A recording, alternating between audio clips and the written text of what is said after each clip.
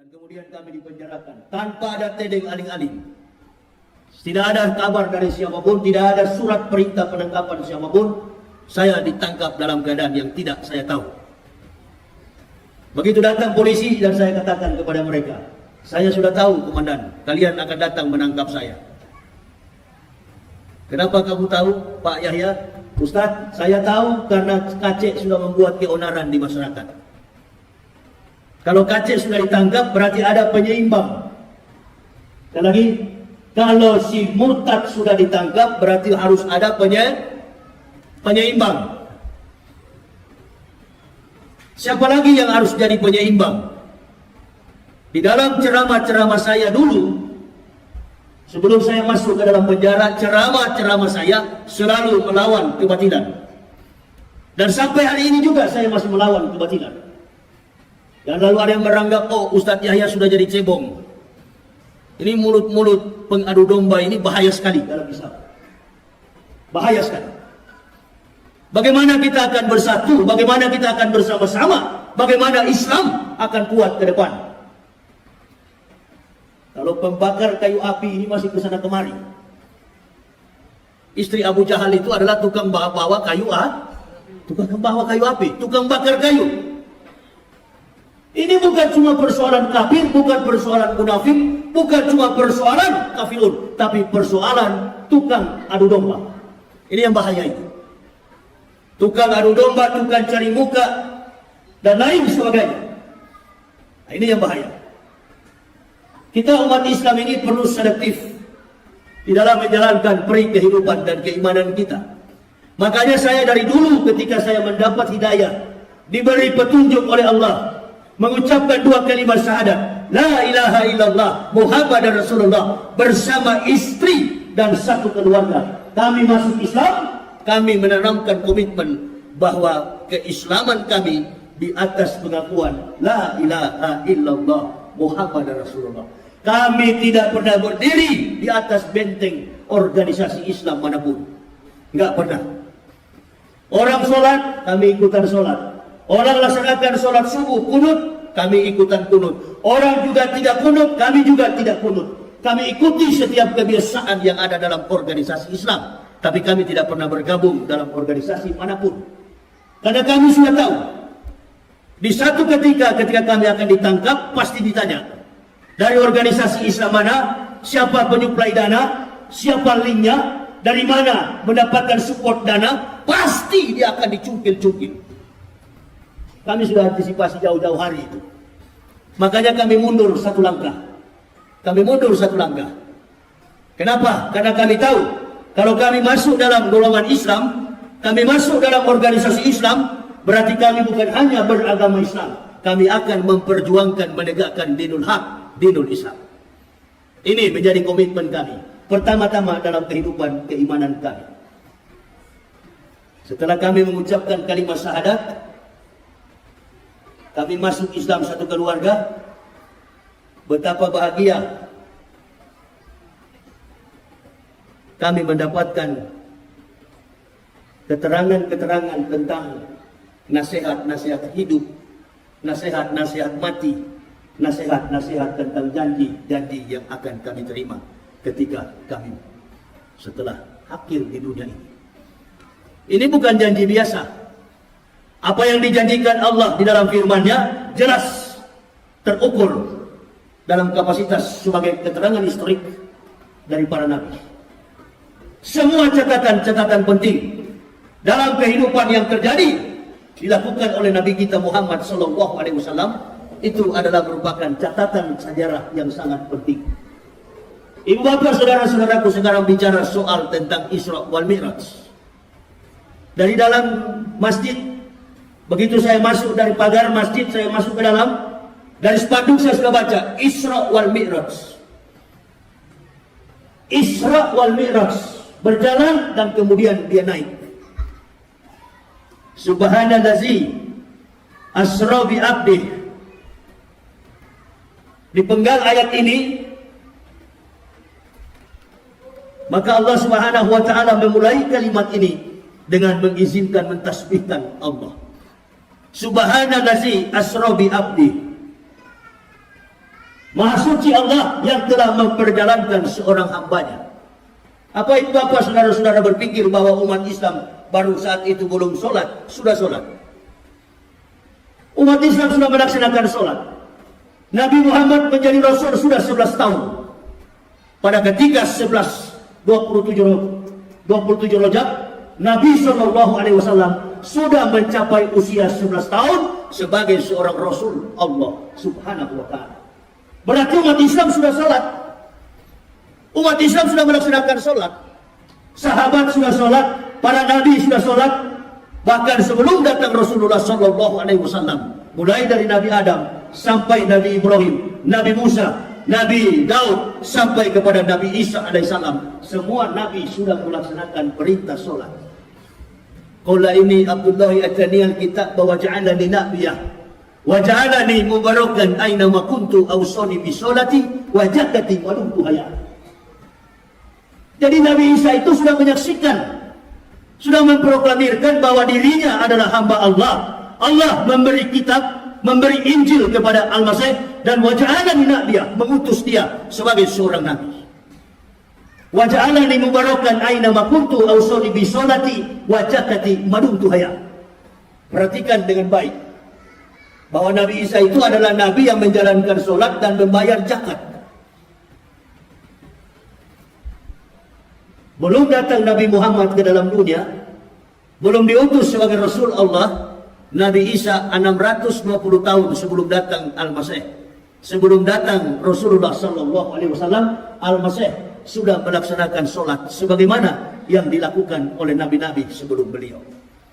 Tapi apa yang dilakukan oleh semua nabi dari Adam sampai dengan Al-Masih, tidak ada yang sempurna sebagaimana yang diperintahkan Allah kepada Nabi kita Muhammad sallallahu alaihi wasallam. Di sini peristiwa yang terjadi dan sangat penting.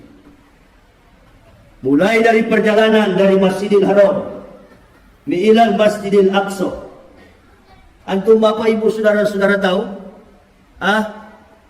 Ada satu tembok panjangnya 585 cm. Panjangnya 585 meter. Sekarang tembok itu tinggal 60 sekian meter. Itu yang disembah oleh Israel, disebut dengan tembok ratapan, the Dome of the Rock. Ibu Bapak tahu, Yahudi mencoret dinding tembok ratapan, dinding daripada Sulaiman bin Daud, yang panjangnya hampir 600 meter, sekarang tinggal 60 meter. Tapi di balik daripada sebelah selatan Masjidil Aqsa, ada telapak kaki orang dewasa berukuran 47. Terjadi satu peristiwa di mana seorang nabi yang terakhir diangkat oleh Allah menembus Sidratul Muntaha. Nama nabi itu adalah Ahmad bin Abdullah, nabi kita Muhammad sallallahu alaihi wasallam.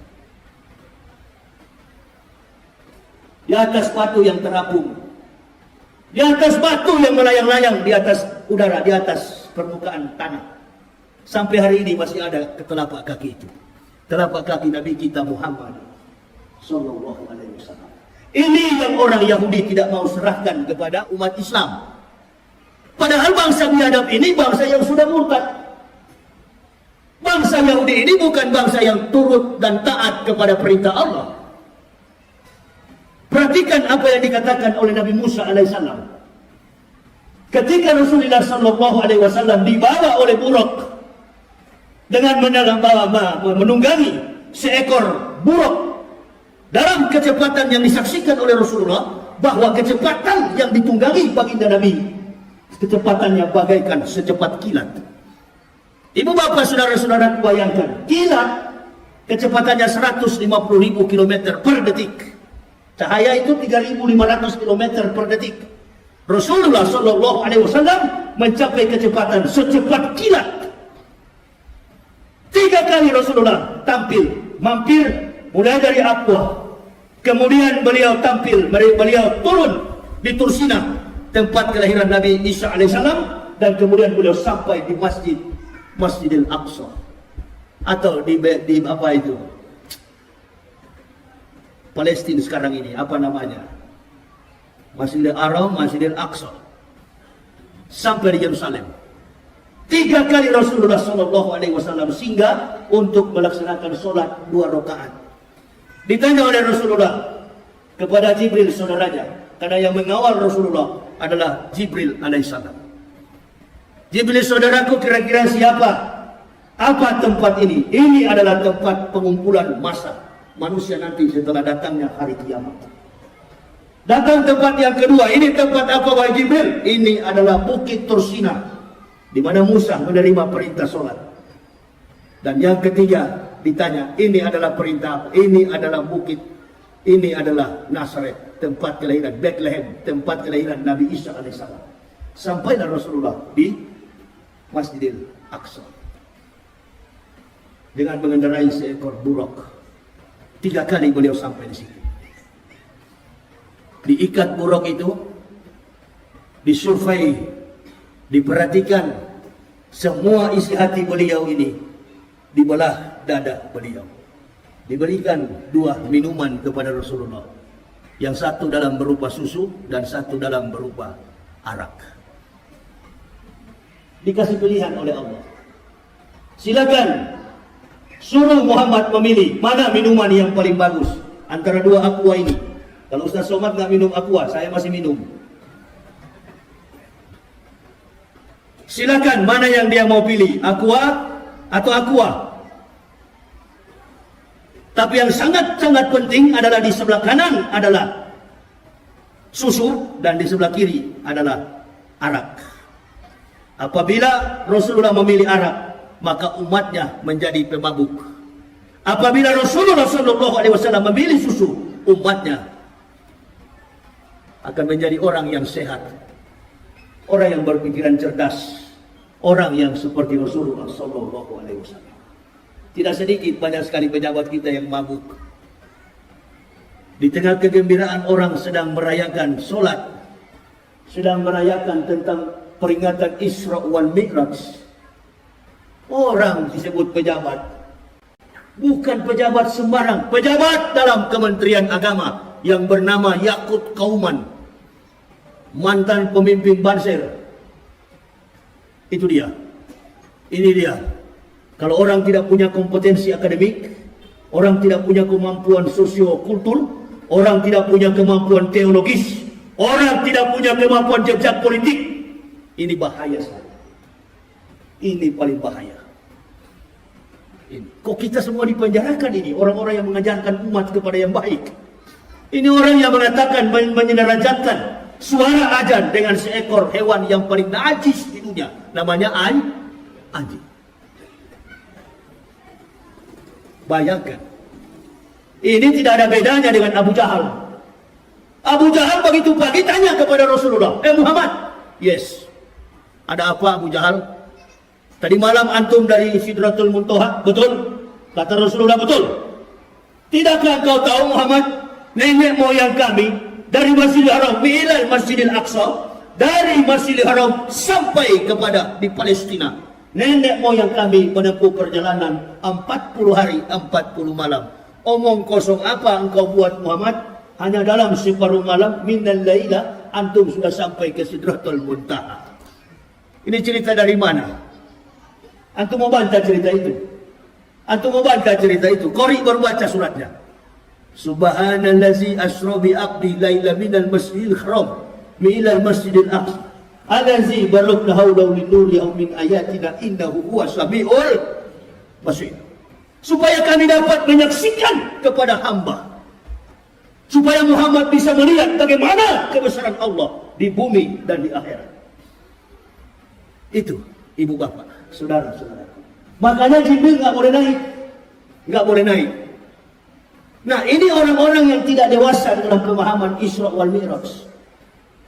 Jadi saya bertanya-tanya, ini orang jadi pejabat Islam apa PKI? Karena PKI dengan Islam di Indonesia ini beda-beda tipis, betul apa betul? Nah, ini dia. Ini sebenarnya saya sudah mau mati suara saya ini, tapi tetap saya ceramah dulu. Kan begitu. Ini manusia betul-betul Islam atau tidak? Ada seorang presenter di televisi namanya Rosi Silalahi.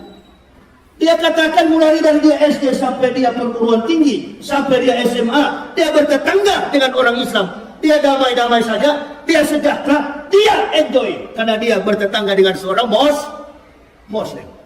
Saya masih kecil dari SD sampai perguruan tinggi. Saya di Manado, tetangga saya orang-orang Islam, 11 kepala keluarga di kampung saya. Mulai dari kecil, dari umur 8 tahun sampai saya dewasa. Setiap kali azan subuh, azan zuhur, azan asar, azan maghrib sampai kepada azan isya. 5 waktu dalam sehari saya hafal mati-matian azan itu.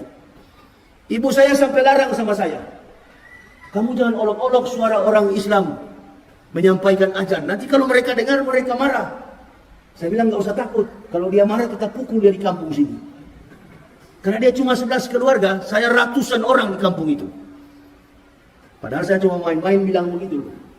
Kebanyakan kawan-kawan saya beragama Islam. Saya tanya teman saya, orang yang beragama Islam, antum hafal nggak suara azan? Dia bilang, saya hafal. Coba kamu lapaskan. Coba kamu eja. Saya mau dengar. Saya bukan lapaskan dulu. Saya mau eja. Kamu eja. Saya mau dengar. Kamu sudah hafal belum azan itu? Ternyata dia agama Islam tidak hafal. Innalillahi. Dia kalau azan zuhur sampai dengan azan maghrib dia hafal. Giliran saya suruh azan subuh. Di sini memang dia terkucat kacil memang. Nggak bisa, dia nggak tahu. Dia bilang, kamu tahu dari mana? Bagaimana saya tidak tahu? Langgar. Itu di tetangga saya itu bukan masjid, namanya langgar. Bukan masjid itu, apa namanya? Musola. Nah, setiap kali datang mengaji maghrib, Allahu Akbar. Setiap kali mengaji pun kami olok. Tapi saya marah kepada kawan-kawan yang lain. Kamu jangan olok, kita dengar. Kayaknya lebih bagus daripada kita belajar agama Kristen daripada itu. Nggak boleh begitu kamu. Lapor kamu, nanti dilapor sama orang tuamu. Dilapor, dihajar sama ayah saya, dipukul sama ayah saya. Nggak peduli saya. Saya tetap bergaul dengan saudara-saudara yang Muslim. Sampai saya besar, saya menjadi Muslim hari ini. Sudah ada benih-benih hidayah yang Allah tanamkan kepada kami. Saya pribadi, dari kecil sampai dewasa, sudah ditanamkan cinta kepada Islam. Saya sampaikan itu dan ibu saya katakan, jangan disampaikan ke orang-orang yang lain. Saya bilang semua sudah tahu, saya sudah hafal. Bila perlu kalau ada orang Islam yang suruh ajan, saya yang ajan nanti.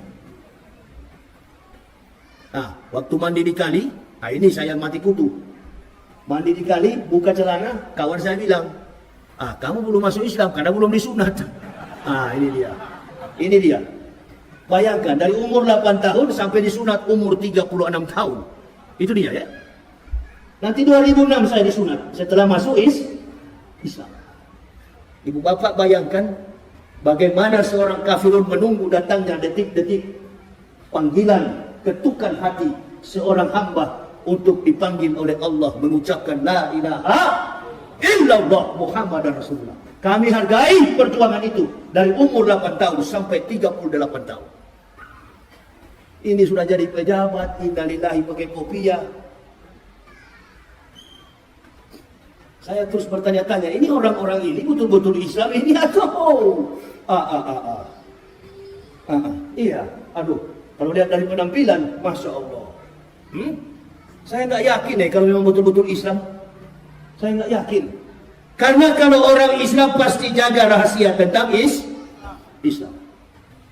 Jaga rahasia tentang Islam. Kalaupun dia lemah dalam ibadah, pasti dia sembunyi. Bukan dia tampilkan, dia gembar-gemborkan ke masyarakat. Waduh, ini bahaya ini. Inilah akibat dari pemerintahan Jokowi. Dari awal Jokowi memimpin sampai mau selesai 2024. Kacau semua pejabat Jokowi ini. Allahu Akbar. Pokoknya mulai dari pertama menjabat sampai mau selesai ribut terus. Saya terus berpikir, oh memang sengaja dibuat-buat begini, dikasih ribut. Karena kalau tidak dikasih ribut, etos kinerja Pak Jokowi nggak tertutupi. Tapi dengan adanya keributan, ketidakmampuan seorang pemimpin leader akan tertutup akibat anak buah yang bikin kasus. Jadi nggak usah marah, nggak usah tersinggung, itu urusan kami sebagai pendakwa. Nanti kami yang kepung dia. Kebetulan juga Pak Yakut ini kan, Menteri Agama ini kan, dia pernah ngomong di publik, dirilis oleh setiap stasiun TV. Siapapun yang menyinggung simbol-simbol agama sekecil apapun, mulai dari agama Islam, agama Kristen, Hindu, Buddha, siapa yang menyinggung simbol-simbol agama, maka dia harus diperkarakan, dipersoalkan, dipidanakan, tergantung dengan persoalan sara. Menghina, apalagi? Menghujat, apalagi? Menista, apalagi? Segala macam. Dan kami menerima itu. Oh iya Yakut, kami terima. Kami masuk penjara. Sekarang ente sudah menista Islam, yaitu ada. Kok nggak dipenjarakan? Nggak dipenjarakan. Roy Suryo yang lapor, mana Roy Suryo yang dilapor? Itu dia. Yang begini-gini ibu bapak, tidak boleh kita berdiam. Sebagai pendakwa kita jangan diam. Ini, kita mesti telanjangi orang seperti ini. Kenapa? Karena umat seluruh masalah yang ada di bangsa ini selalu bergantung kepada ulama. Apapun yang dari wacana di dalam publik, selalu ulama yang dicari.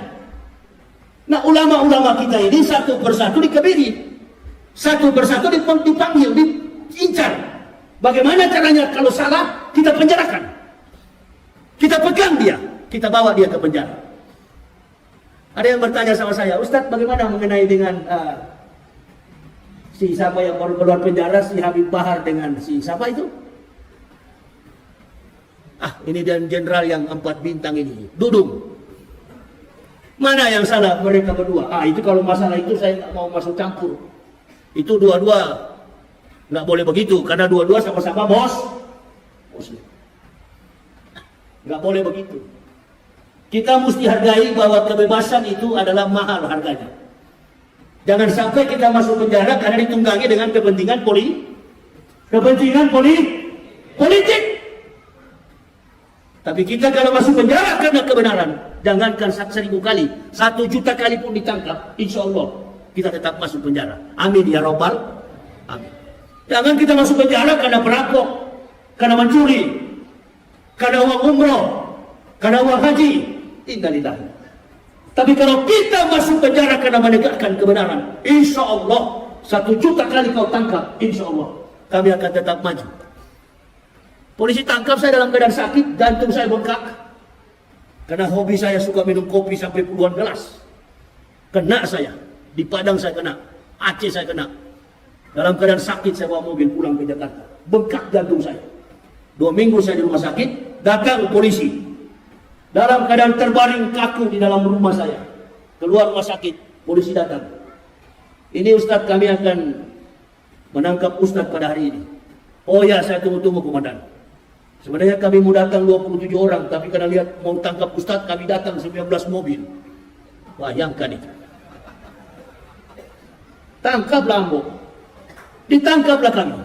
Begitu saya ditangkap, bagaimana Ustaz? Kok kayaknya Ustaz setengah mati bangun dari tempat tidur ini, dari peranjang. Saya bilang memang saya sakit keras komandan, tapi saya berdiri ini, saya laki-laki bukan perempuan. Ayo, bawa saya ke penjara, sekarang saya siap. Tanya polisi-polisi yang di Mabes. Apa saya menyerah dulu atau pakai nangis dulu? Sampai mati kau menangis. Bukan mujahid itu. Atau begitu ditangkap, tunggu lawyers apa? Nggak usah pakai lawyers, nggak usah pakai penasihat hukum. Bukan sedikit yang membela saya. Wallahi banyak yang membela saya. Dari segala macam ormas yang akan bela saya menjadi penasihat hukum. Mulai dari masyarakat biasa, mulai dari pihak kepolisian, sampai jaksa agung menawarkan kepada saya, kami akan menawarkan Ustadz penasihat hukum. Apa jawaban saya?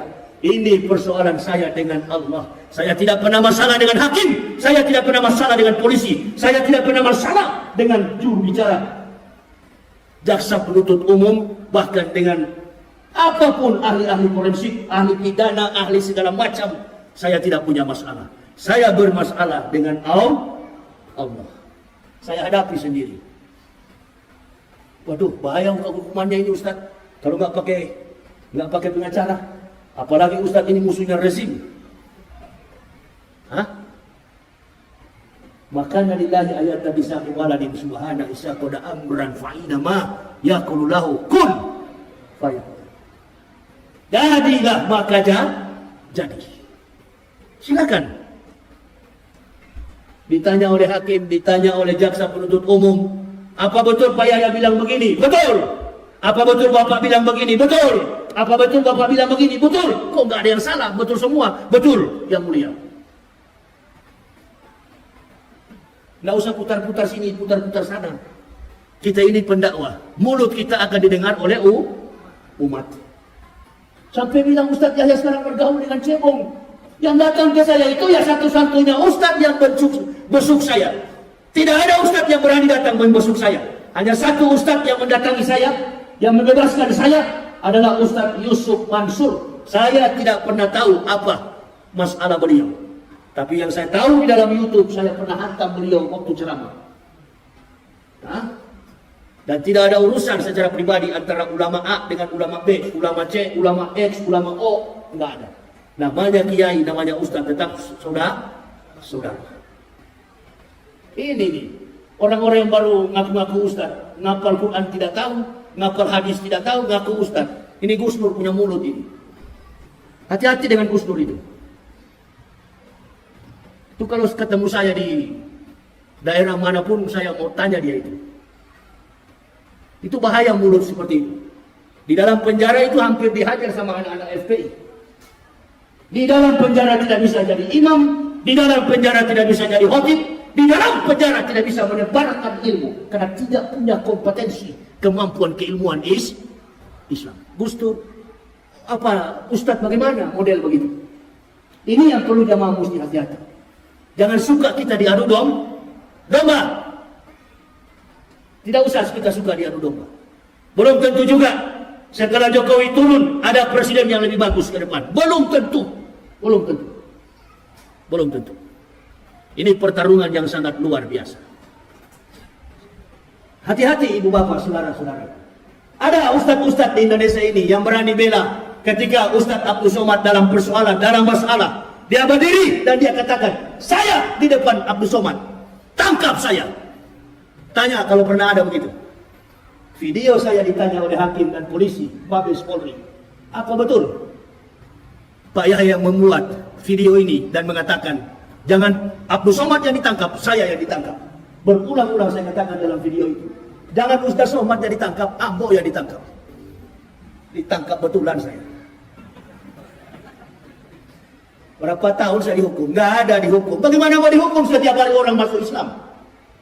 Orang masuk Islam. Sampai kita dengan si siapa itu, musuh bebuyutan saya kemarin itu, Deddy Corbuzier itu. Diundang saya untuk apa itu namanya? Apa? Itu dia punya istilah YouTube itu. Podcast atau apa itu. Deddy Corbuzier tanya. Jadi Ustaz sudah pasrah? Pasrah deh. Masa Ustaz tidak pikirkan dulu berapa tahun dihukum pakai pengacara? Enggak. Setiap ada pengacara saya pecat. Ada lagi saya pecat. Polisi punya, saya pecat. Ditanya oleh Kejaksaan Agung, apakah terdakwa perlu pengacara? Enggak. Kalau datang tetap saya pecat juga. Saya hanya butuh pertolongan dari Allah karena saya sudah terbiasa berjalan ke sana kemari dengan Allah. Ke sana kemari keliling Indonesia. Enggak pernah saya meminta-minta untuk dibela. Enggak pernah. Pertolongan saya hanya dengan istri anak. Enggak pernah saya panggil jamaah suruh bela saya. Menegakkan Islam ini dengan harta kekayaan sendiri. Bukan mencari kesempatan supaya kaya di dalam masjid. Innalillahi. Tegakkan Islam ini dengan kesadaran jiwa yang tinggi di hadapan Allah. Maju saya ditanya kepada hakim, jadi Bapak tidak perlu lagi pengacara? Enggak perlu Pak. Nggak perlu, saya hadapi sendiri. Bapak terima berapapun dihukum, siapa? Saya dengar-dengar di berita katanya 10 tahun saya dihukum. Insya Allah cukuplah. Umur saya 50 tambah 10 tahun 60 jadi imam. Begitu di sidang pertama, sidang jaksa penuntut umum, jaksa penuntut umum menuntut saya hukuman 7 bulan penjara. Alhamdulillah. Kok cuma 7 bulan? Nggak salah dengar saya, Pak. Apakah saudara terdakwa terima? Insya Allah terima, Pak Hakim. Jangankan 7 bulan, 7 tahun saya terima, Pak Hakim. Enggak, ini 7 bulan terdakwa. Ya saya terima, Pak Hakim. Insya Allah dengan ikhlas saya terima. Ya, minggu depan kita sidang terakhir. Sidang apa? Sidang vonis. Sidang vonis jatuh. Dikurangi 2 bulan. Jadi 5 bulan. Allahu Akbar. Kok bisa-bisa jadi 5 bulan? Ini Mabes Polri, ente tahu kan di Mabes Polri? Coba-coba lah masuk penjara sana. Coba-coba aja dulu. Coba-coba aja. Ente mau bebas di situ, Masya Allah, permainannya harus kawan. Hah? Tanya kawan-kawan polisi. Saya yang paling bebas dengan orang-orang cyber. Kok bisa-bisanya kalau kita nonton di YouTube, Masya Allah, sangatnya Ustaz Yahya ini minta ampun. Begitu sudah jadi kawan, Allahu Akbar. Mau Kristen, Hindu, Buddha, Kongfucu, bagaimana saya memusuhi mereka? Di dalam penjara, mereka tamping, mereka datang bawa makanan, kasih makanan. Saya tanya, agamanya? Oh saya Kristen Pak Ustaz. Tapi saya khusus bawa makanannya Pak Ustaz. Dan taruh racunnya? Oh tidak Pak Ustaz. Coba itu. Jadi menyesal, bukan menyesal karena dakwah saya, bukan. Ada kata-kata yang sudah melampaui batasan etika, normalitas dalam kehidupan, konsekuensi dalam kita bernegara. Apa itu? Roh Kudus.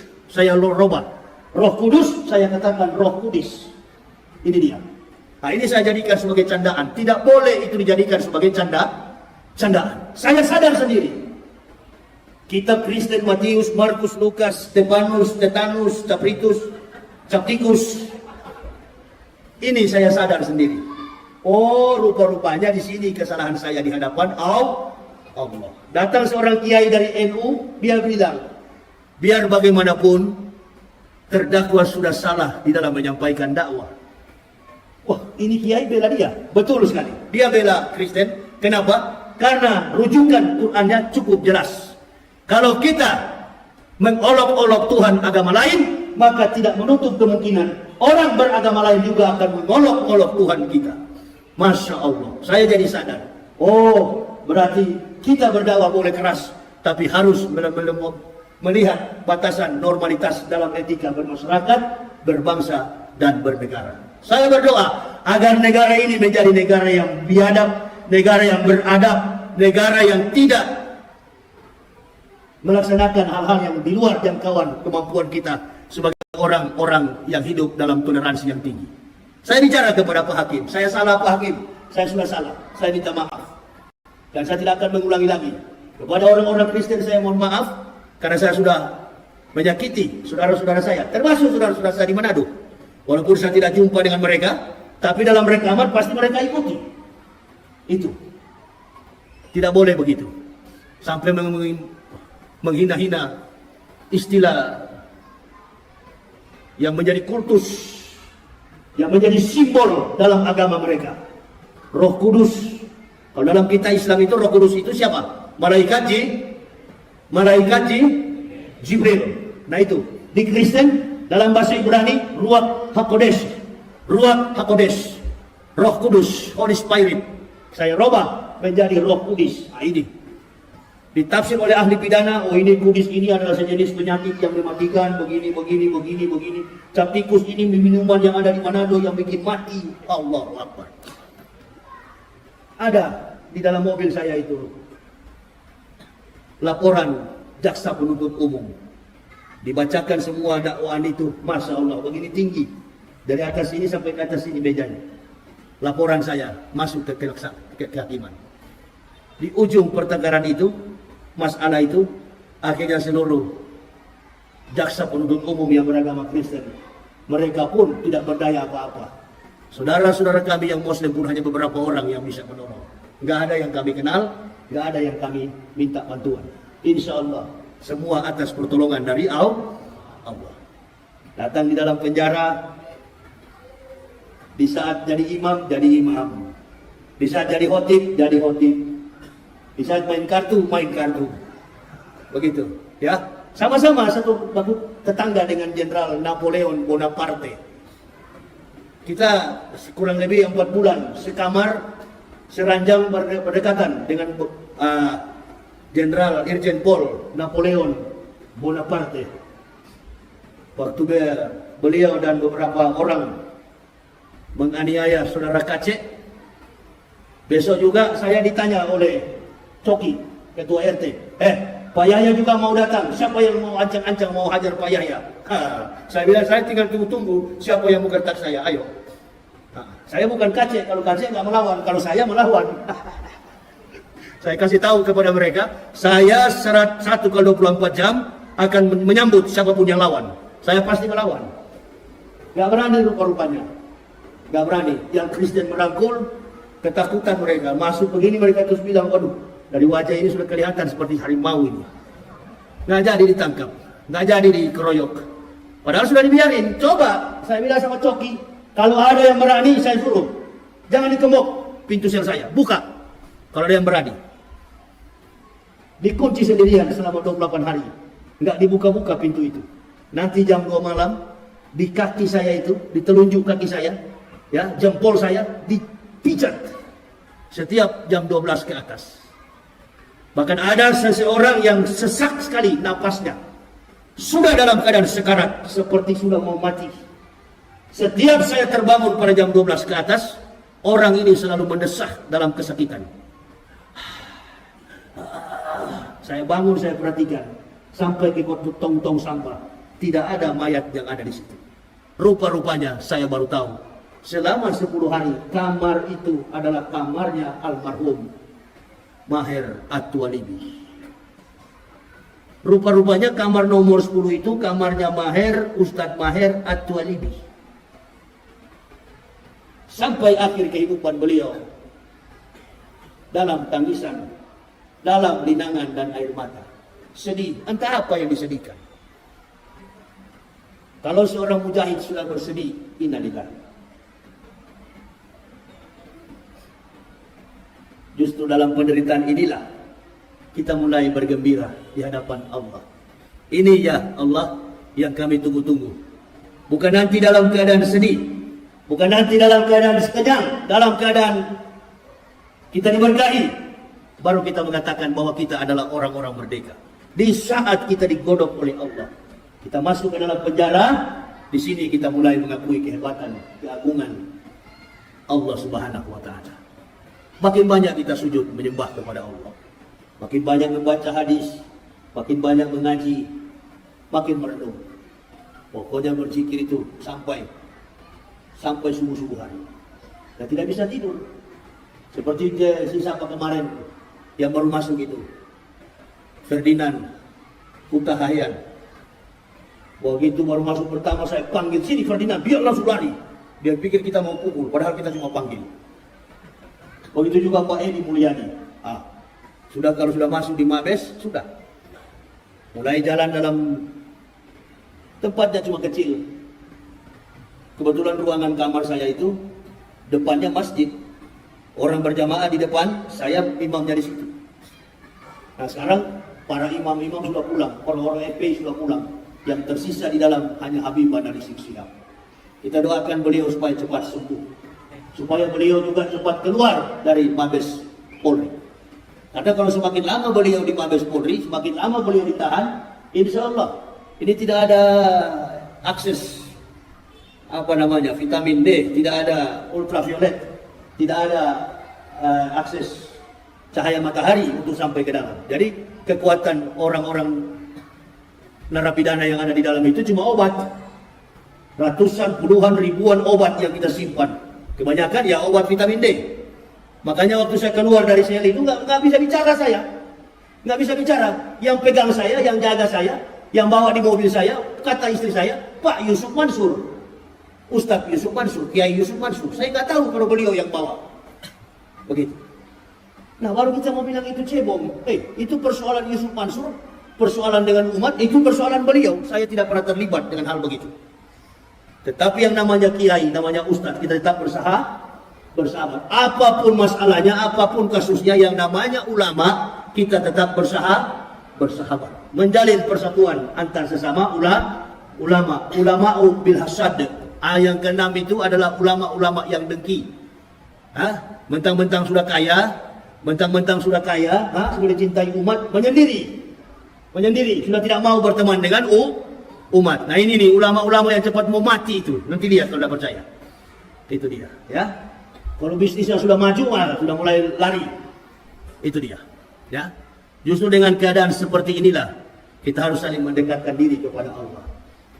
Apa yang dicita-citakan oleh Rasulullah sampai terbitnya matahari di pagi hari, sebelum Rasulullah sampai ke tempat di Masjidil Haram, beliau sudah ditugaskan oleh Allah. Sebenarnya bukan 5 waktu yang harus beliau jalankan.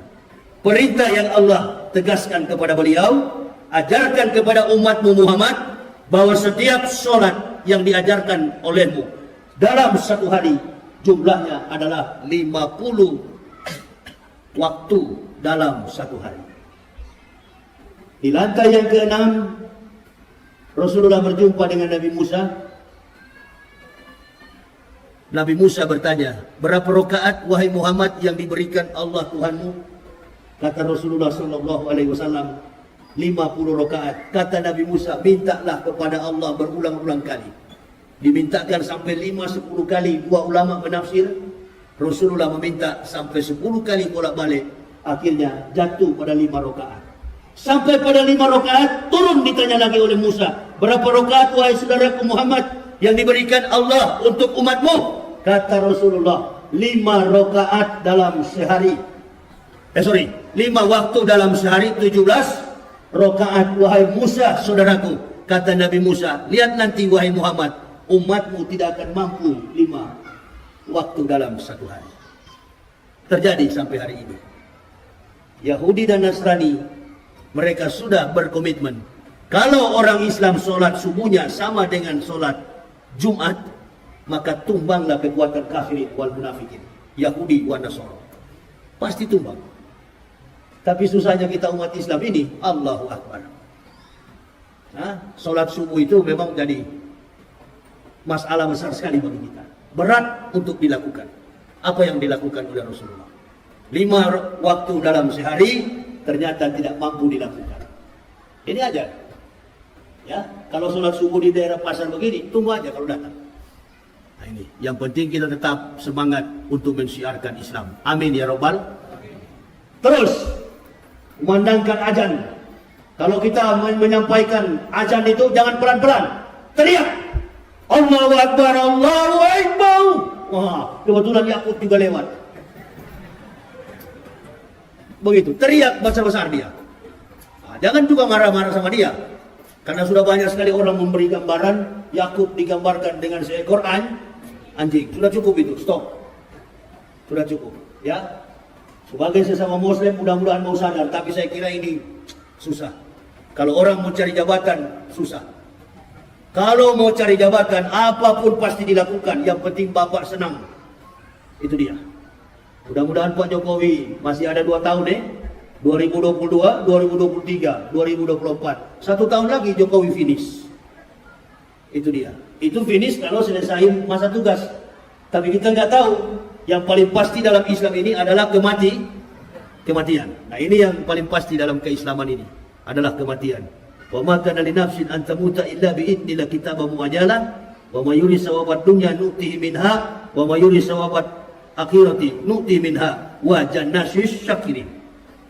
Dan setiap orang-orang yang bersyukur kami balaskan syukur kepada mereka. Tidak ada yang paling bernyawa yang akan mati kecuali dengan izin Allah. Wa ma kana li nafsin an tamuta illa bi idnillah kitaban muajjalan. Tidak ada yang bernyawa yang akan mati kecuali dengan izin Allah. Dia akan mati. Ini. Jadi kita bersyukur. Pak Jokowi satu juga yang suka diam-diam ini, nggak punya. Pokoknya saya masuk penjara sampai keluar penjara, Pak Jokowi dan Pak Maruf ini sama. Sama, apalagi kawan yang sudah tua satu ini, Pak Maruf. Jadi kita tunggu saja, insya Allah. Tadi kata Pak Ketua Masjid, berapa bulan kita nggak bisa lagi, apa namanya, tablik akbar, karena COVID, iya kan? Karena COVID.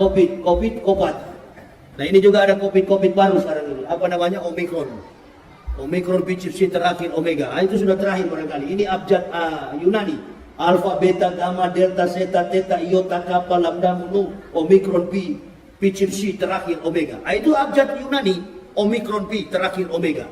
Jadi Omicron ini sudah terakhir daripada percaturan, daripada perpolitikan apa itu, pandemik yang sedang melanda dunia. Atau dia mau pakai abjad Ibrani, boleh juga. Alpha, Alef, Bet, Gimel, Dalet, He, Waw, Sayin, Ket, Tet, Yod, Kaf, Lamet, Memnun, Samek, Ayin, Pesade, Kofresi, Shimtong. Nah itu juga abjad Ibrani.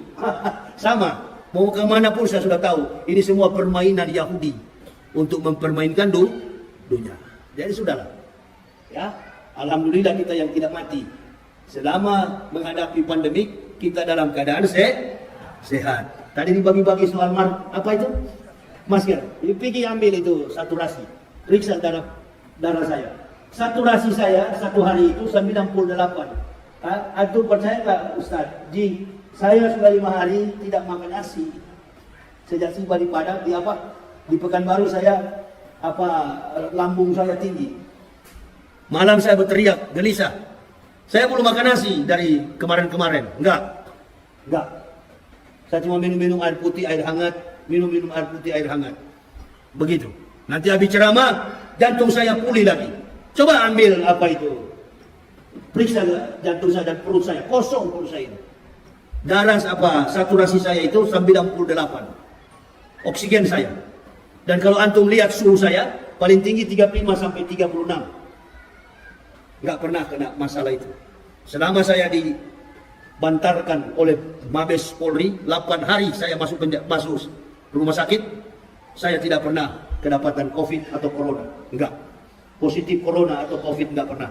Padahal yang periksa polisi. Kok Ustaz tidak kena Corona ya? Enggak tahu, saya bilang Corona takut sama saya.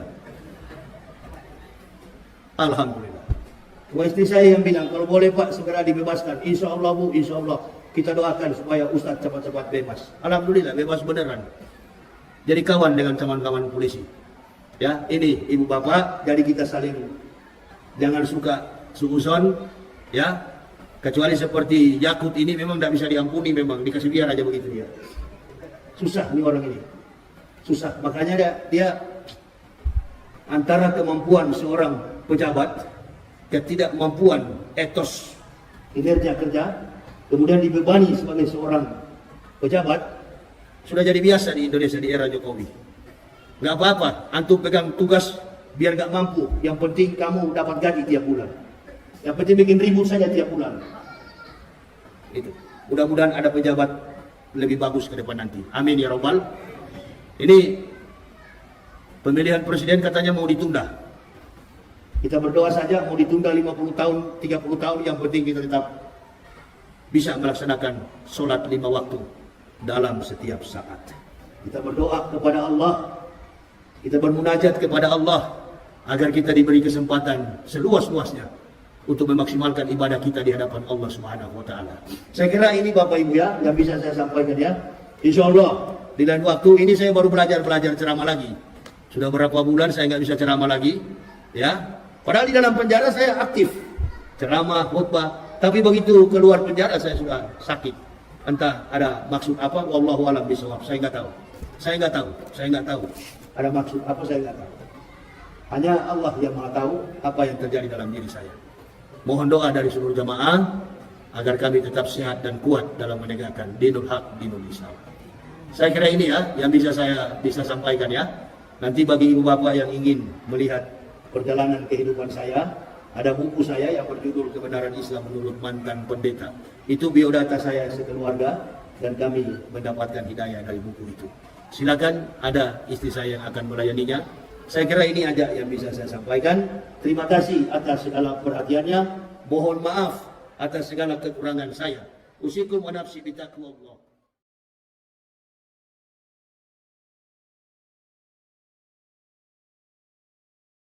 Dan Dan kemudian kami dipenjarakan tanpa ada tedeng aling-aling. Tidak ada kabar dari siapapun, tidak ada surat perintah penangkapan siapapun. Saya ditangkap dalam keadaan yang tidak saya tahu. Begitu datang polisi dan saya katakan kepada mereka, saya sudah tahu komandan, kalian akan datang menangkap saya. Kenapa kamu tahu, Pak Yahya? Ustaz, saya tahu karena Kacek sudah membuat keonaran di masyarakat. Kalau Kacek sudah ditangkap berarti ada penyeimbang. Sekali lagi, kalau si murtad sudah ditangkap berarti harus ada penyeimbang. Siapa lagi yang harus jadi penyeimbang? Di dalam ceramah-ceramah saya dulu, sebelum saya masuk ke dalam penjara, ceramah-ceramah saya selalu melawan kebatilan. Dan sampai hari ini juga saya masih melawan kebatilan. Dan lalu ada yang meranggap, oh Ustadz Yahya sudah jadi cebong. Ini mulut-mulut pengadu domba ini bahaya sekali dalam Islam. Bahaya sekali. Bagaimana kita akan bersatu? Bagaimana kita akan bersama-sama? Bagaimana Islam akan kuat ke depan? Kalau pembakar kayu api ini masih ke sana kemari. Istri Abu Jahal itu adalah tukang bawa kayu api, tukang bakar kayu. Ini bukan cuma persoalan kafir, bukan persoalan munafik, bukan cuma persoalan kafirun, tapi persoalan tukang adu domba. Ini yang bahaya itu. Tukang adu domba, tukang cari muka, dan lain sebagainya. Nah, ini yang bahaya. Kita umat Islam ini perlu selektif di dalam menjalankan peri kehidupan dan keimanan kita. Makanya saya dari dulu ketika saya mendapat hidayah, diberi petunjuk oleh Allah, mengucapkan dua kalimat syahadat, la ilaha illallah Muhammadar Rasulullah, bersama istri dan satu keluarga. Kami masuk Islam, kami menanamkan komitmen bahwa keislaman kami di atas pengakuan la ilaha illallah Muhammadar Rasulullah.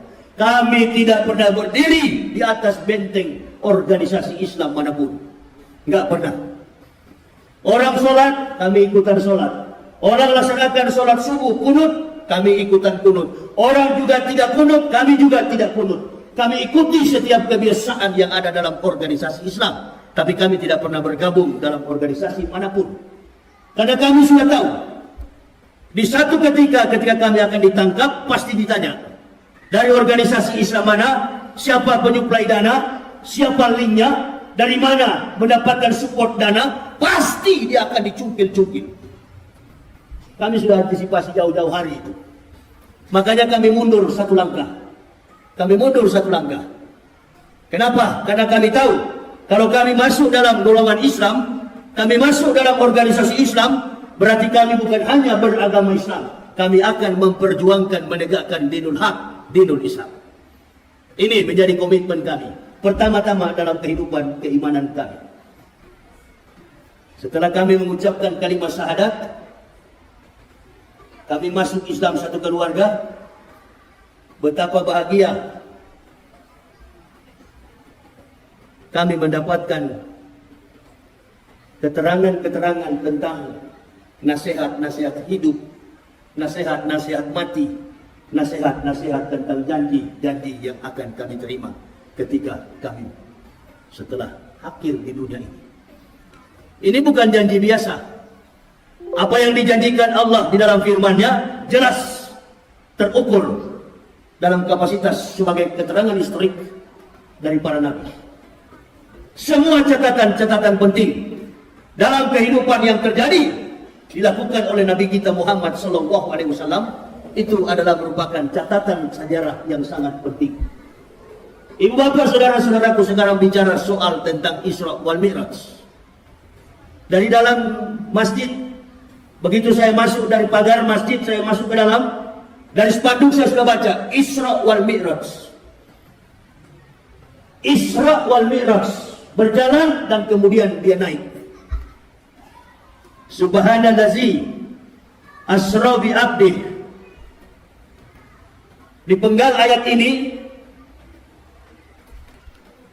maka Allah Subhanahu wa taala memulai kalimat ini dengan mengizinkan mentasbihkan Allah.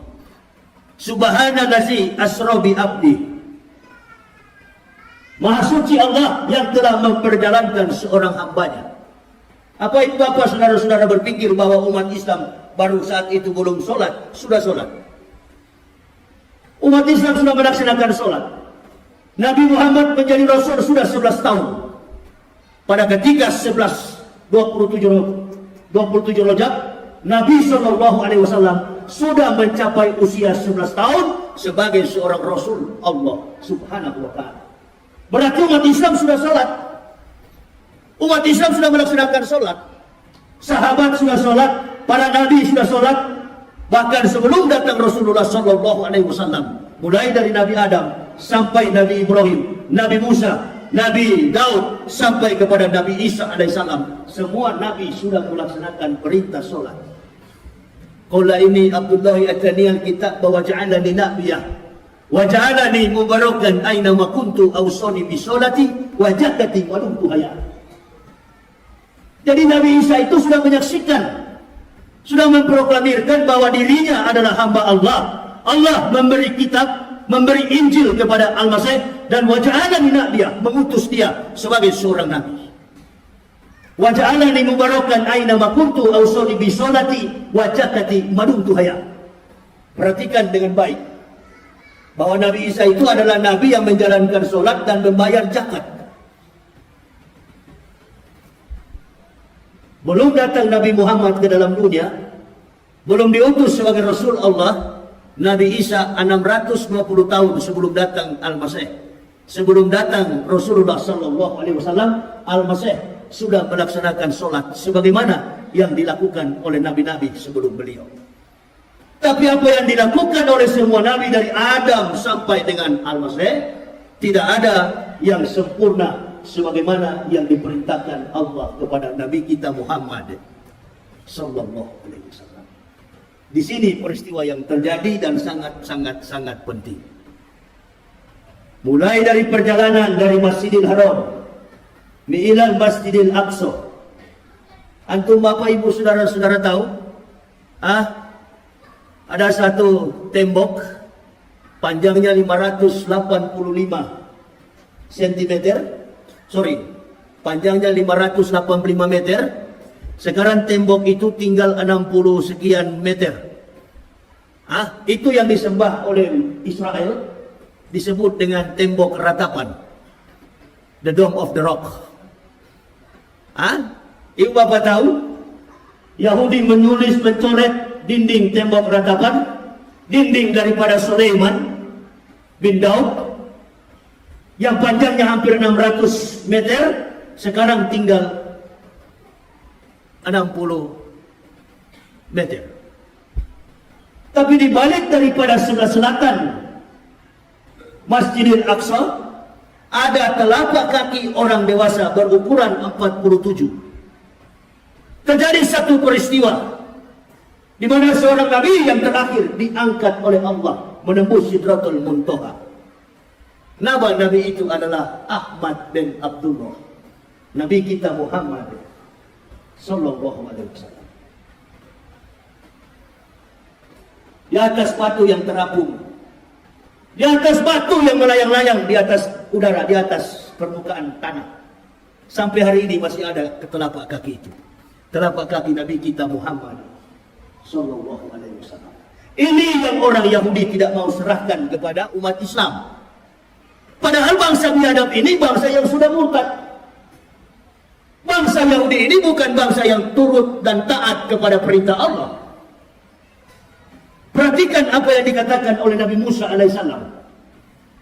Ketika Rasulullah sallallahu alaihi wasallam dibawa oleh buruk dengan menunggangi seekor buruk dalam kecepatan yang disaksikan oleh Rasulullah, bahwa kecepatan yang ditunggangi baginda Nabi, kecepatannya bagaikan secepat kilat.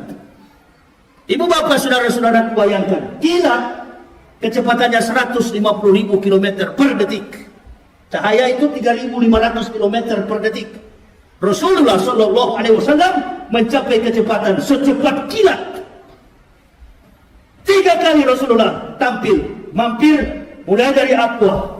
Kemudian beliau tampil, beliau turun di Tursina, tempat kelahiran Nabi Isa alaihissalam. dan kemudian beliau sampai di Masjidil Aqsa atau di apa itu Palestina sekarang ini, apa namanya, Masjidil Haram, Masjidil Aqsa, sampai di Yerusalem.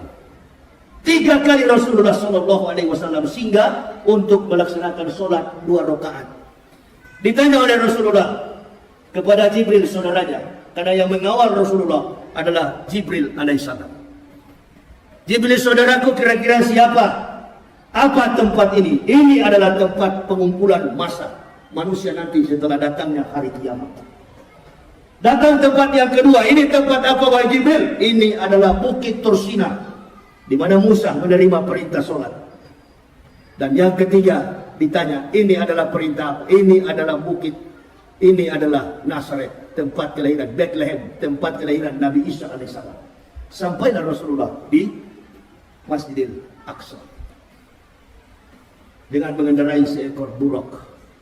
3 kali beliau sampai di situ. Diikat buruk itu, disurvei, diperhatikan semua isi hati beliau ini, dibelah dada beliau. Diberikan 2 minuman kepada Rasulullah, yang satu dalam berupa susu dan satu dalam berupa arak. Dikasih pilihan oleh Allah, silakan suruh Muhammad memilih mana minuman yang paling bagus antara 2 aqua ini. Kalau Ustaz Somad nggak minum aqua, saya masih minum. Silakan mana yang dia mau pilih, aqua atau aqua. Tapi yang sangat-sangat penting adalah di sebelah kanan adalah susu dan di sebelah kiri adalah arak. Apabila Rasulullah memilih arak, maka umatnya menjadi pemabuk. Apabila Rasulullah SAW memilih susu, umatnya akan menjadi orang yang sehat, orang yang berpikiran cerdas, orang yang seperti Rasulullah SAW. Tidak sedikit, banyak sekali pejabat kita yang mabuk. Di tengah kegembiraan orang sedang merayakan solat, sedang merayakan tentang peringatan Isra wal Mi'raj, orang disebut pejabat. Bukan pejabat sembarang, pejabat dalam Kementerian Agama yang bernama Yakut Kauman, mantan pemimpin Banser. Itu dia. Ini dia. Kalau orang tidak punya kompetensi akademik, orang tidak punya kemampuan sosiokultur, orang tidak punya kemampuan teologis, orang tidak punya kemampuan jejak politik, ini bahaya sekali. Ini paling bahaya. Ini. Kok kita semua dipenjarakan ini? Orang-orang yang mengajarkan umat kepada yang baik. Ini orang yang mengatakan, menyedarajatkan suara azan dengan seekor hewan yang paling najis di dunia, namanya anjing. Bayangkan, ini tidak ada bedanya dengan Abu Jahal. Abu Jahal begitu pagi tanya kepada Rasulullah, Muhammad, yes, ada apa Abu Jahal? Tadi malam antum dari Sidratul Muntaha, betul? Kata Rasulullah, betul. Tidakkah kau tahu Muhammad, nenek moyang kami dari Masjidil Haram ilal Masjidil Aqsa, dari Masjidil Haram sampai kepada di Palestina, nenek moyang kami menempuh perjalanan 40 hari 40 malam. Omong kosong apa engkau buat Muhammad? Hanya dalam separuh malam minal laila antum sudah sampai ke Sidratul Muntaha. Ini cerita dari mana? Antum mau bantah cerita itu? Antum mau bantah cerita itu? Qori baru baca suratnya. Subhanallazi asra bi abdi laila minal masjidil haram ilal masjidil aqsa allazi barakna hawlahu linuri min ayatina innahu huwas samiul basir. Supaya kami dapat menyaksikan kepada hamba, supaya Muhammad bisa melihat bagaimana kebesaran Allah di bumi dan di akhirat. Itu ibu bapak, saudara-saudara. Makanya Jibril nggak boleh naik, nggak boleh naik. Nah, ini orang-orang yang tidak dewasa dalam pemahaman Isra wal Mi'raj. Jadi saya bertanya-tanya, ini orang jadi pejabat Islam apa PKI? Karena PKI dengan Islam di Indonesia ini beda-beda tipis, betul apa betul? Nah, ini dia. Ini sebenarnya saya sudah mau mati suara saya ini, tapi tetap saya ceramah dulu. Kan begitu. Ini manusia betul-betul Islam atau tidak? Ada seorang presenter di televisi namanya Rosi Silalahi. Dia katakan mulai dari dia SD sampai dia perguruan tinggi, sampai dia SMA, dia bertetangga dengan orang Islam. Dia damai-damai saja, dia sejahtera, dia enjoy. Karena dia bertetangga dengan seorang Muslim. Saya masih kecil, dari SD sampai perguruan tinggi. Saya di Manado, tetangga saya orang-orang Islam, 11 kepala keluarga di kampung saya. Mulai dari kecil, dari umur 8 tahun, sampai saya dewasa. Setiap kali azan subuh, azan zuhur, azan asar, azan maghrib, sampai kepada azan isya. 5 waktu dalam sehari, saya hafal mati-matian azan itu. Ibu saya sampai larang sama saya. Kamu jangan olok-olok suara orang Islam menyampaikan azan. Nanti kalau mereka dengar, mereka marah. Saya bilang nggak usah takut. Kalau dia marah, kita pukul dia di kampung sini. Karena dia cuma 11 keluarga, saya ratusan orang di kampung itu. Padahal saya cuma main-main bilang begitu. Kebanyakan kawan-kawan saya beragama Islam. Saya tanya teman saya, orang yang beragama Islam, antum hafal nggak suara azan? Dia bilang saya hafal. Coba kamu lapaskan. Coba kamu eja. Saya mau dengar. Saya bukan lapaskan dulu. Saya mau eja. Kamu eja. Saya mau dengar. Kamu sudah hafal belum azan itu? Ternyata dia agama Islam tidak hafal. Innalillahi. Dia kalau azan zuhur sampai dengan azan maghrib dia hafal. Giliran saya suruh azan subuh. Di sini memang dia terpucat kacir memang. Nggak bisa, dia nggak tahu. Dia bilang, kamu tahu dari mana? Bagaimana saya tidak tahu? Langgar. Itu di tetangga saya itu bukan masjid, namanya langgar. Bukan masjid itu, apa namanya? Musola. Nah, setiap kali datang mengaji maghrib, Allahu Akbar. Setiap kali mengaji, setiap mengaji pun kami olok. Tapi saya marah kepada kawan-kawan yang lain. Kamu jangan olok, kita dengar. Kayaknya lebih bagus daripada kita belajar agama Kristen daripada itu. Nggak boleh begitu kamu. Lapor kamu, nanti dilapor sama orang tuamu. Dilapor, dihajar sama ayah saya, dipukul sama ayah saya. Nggak peduli saya. Saya tetap bergaul dengan saudara-saudara yang Muslim. Sampai saya besar, saya menjadi Muslim hari ini. Sudah ada benih-benih hidayah yang Allah tanamkan kepada kami. Saya pribadi, dari kecil sampai dewasa, sudah ditanamkan cinta kepada Islam. Saya sampaikan itu dan ibu saya katakan, jangan disampaikan ke orang-orang yang lain. Saya bilang semua sudah tahu, saya sudah hafal. Bila perlu kalau ada orang Islam yang suruh ajan, saya yang ajan nanti. Nah, waktu mandi di kali, ini saya mati kutu. Mandi di kali, buka celana, kawan saya bilang, kamu belum masuk Islam karena belum disunat. Ini dia. Bayangkan, dari umur 8 tahun sampai disunat umur 36 tahun. Itu dia ya. Nanti 2006 saya disunat, setelah masuk Islam. Ibu bapak bayangkan, bagaimana seorang kafirun menunggu datangnya detik-detik panggilan, ketukan hati seorang hamba untuk dipanggil oleh Allah mengucapkan la ilaha illallah Muhammadar Rasulullah. Kami hargai perjuangan itu dari umur 8 tahun sampai 38 tahun.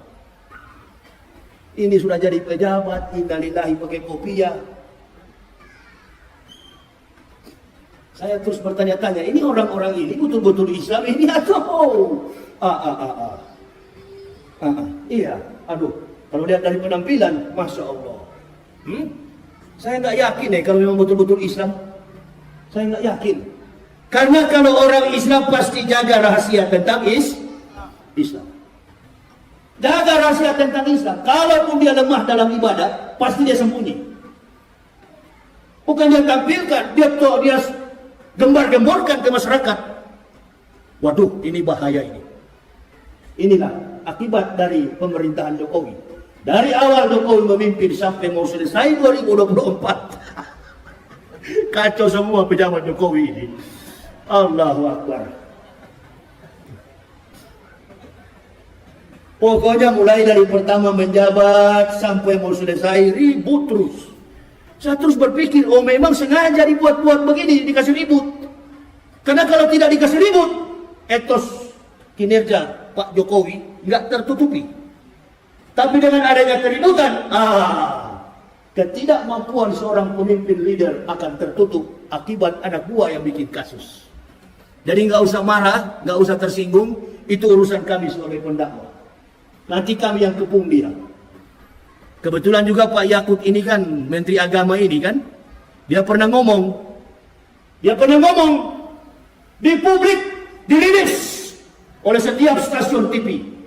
Siapapun yang menyinggung simbol-simbol agama sekecil apapun, mulai dari agama Islam, agama Kristen, Hindu, Buddha, siapa yang menyinggung simbol-simbol agama, maka dia harus diperkarakan, dipersoalkan, dipidanakan, tergantung dengan persoalan sara. Menghina, apalagi? Menghujat, apalagi? Menista, apalagi? Segala macam. Dan kami menerima itu. Oh iya Yakut, kami terima. Kami masuk penjara. Sekarang ente sudah menista Islam, yaitu ada. Kok nggak dipenjarakan? Nggak dipenjarakan. Roy Suryo yang lapor, mana Roy Suryo yang dilapor? Itu dia. Yang begini-gini ibu bapak, tidak boleh kita berdiam. Sebagai pendakwa kita jangan diam. Ini, kita mesti telanjangi orang seperti ini. Kenapa? Karena umat seluruh masalah yang ada di bangsa ini selalu bergantung kepada ulama. Apapun yang dari wacana di dalam publik, selalu ulama yang dicari. Nah, ulama-ulama kita ini satu persatu dikebiri. Satu persatu dipanggil, diincar. Bagaimana caranya kalau salah, kita penjarakan. Kita pegang dia, kita bawa dia ke penjara. Ada yang bertanya sama saya, Ustadz bagaimana mengenai dengan si siapa yang baru keluar penjara, si Habib Bahar dengan si siapa itu? Ini dan jenderal yang 4 bintang ini, Dudung. Mana yang salah mereka berdua? Itu kalau masalah itu saya nggak mau masuk campur.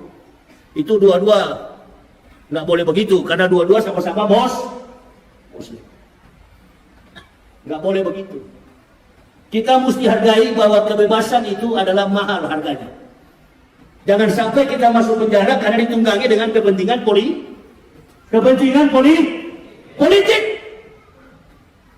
Tapi kita kalau masuk penjara karena kebenaran, jangankan 1000 kali, 1 juta kali pun ditangkap, insya Allah kita tetap masuk penjara. Amin ya Rabbal.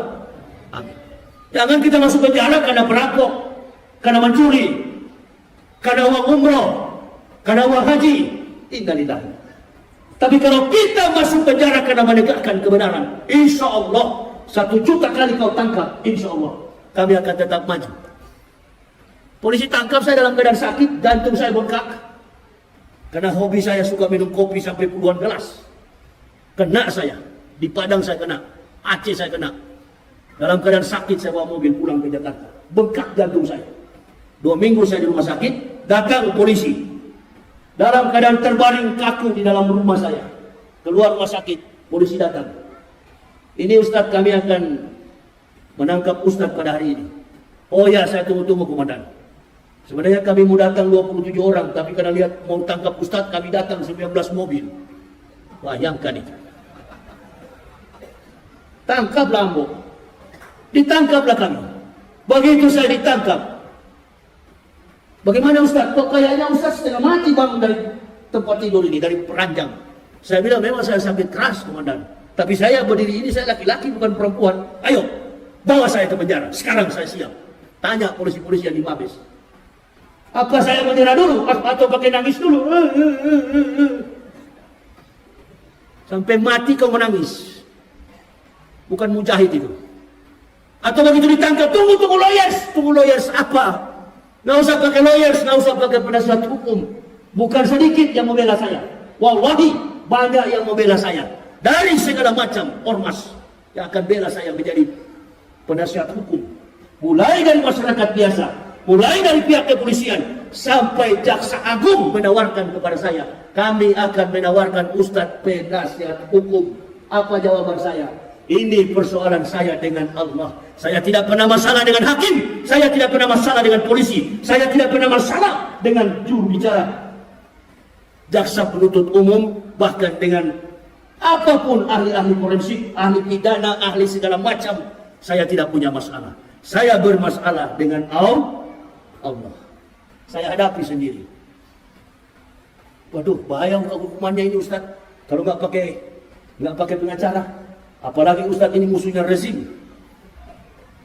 Hah? Makanya lillahi ayat tadi sahih waladim subhana isa qada amran fa'ina ma yaqulu lahu kun fayakun. Jadilah maka jadi. Silakan. Ditanya oleh hakim, ditanya oleh jaksa penuntut umum, apa betul Pak Yahya bilang begini? Betul. Apa betul Bapak bilang begini? Betul. Apa betul Bapak bilang begini? Betul. Kok nggak ada yang salah? Betul semua. Betul, Yang Mulia.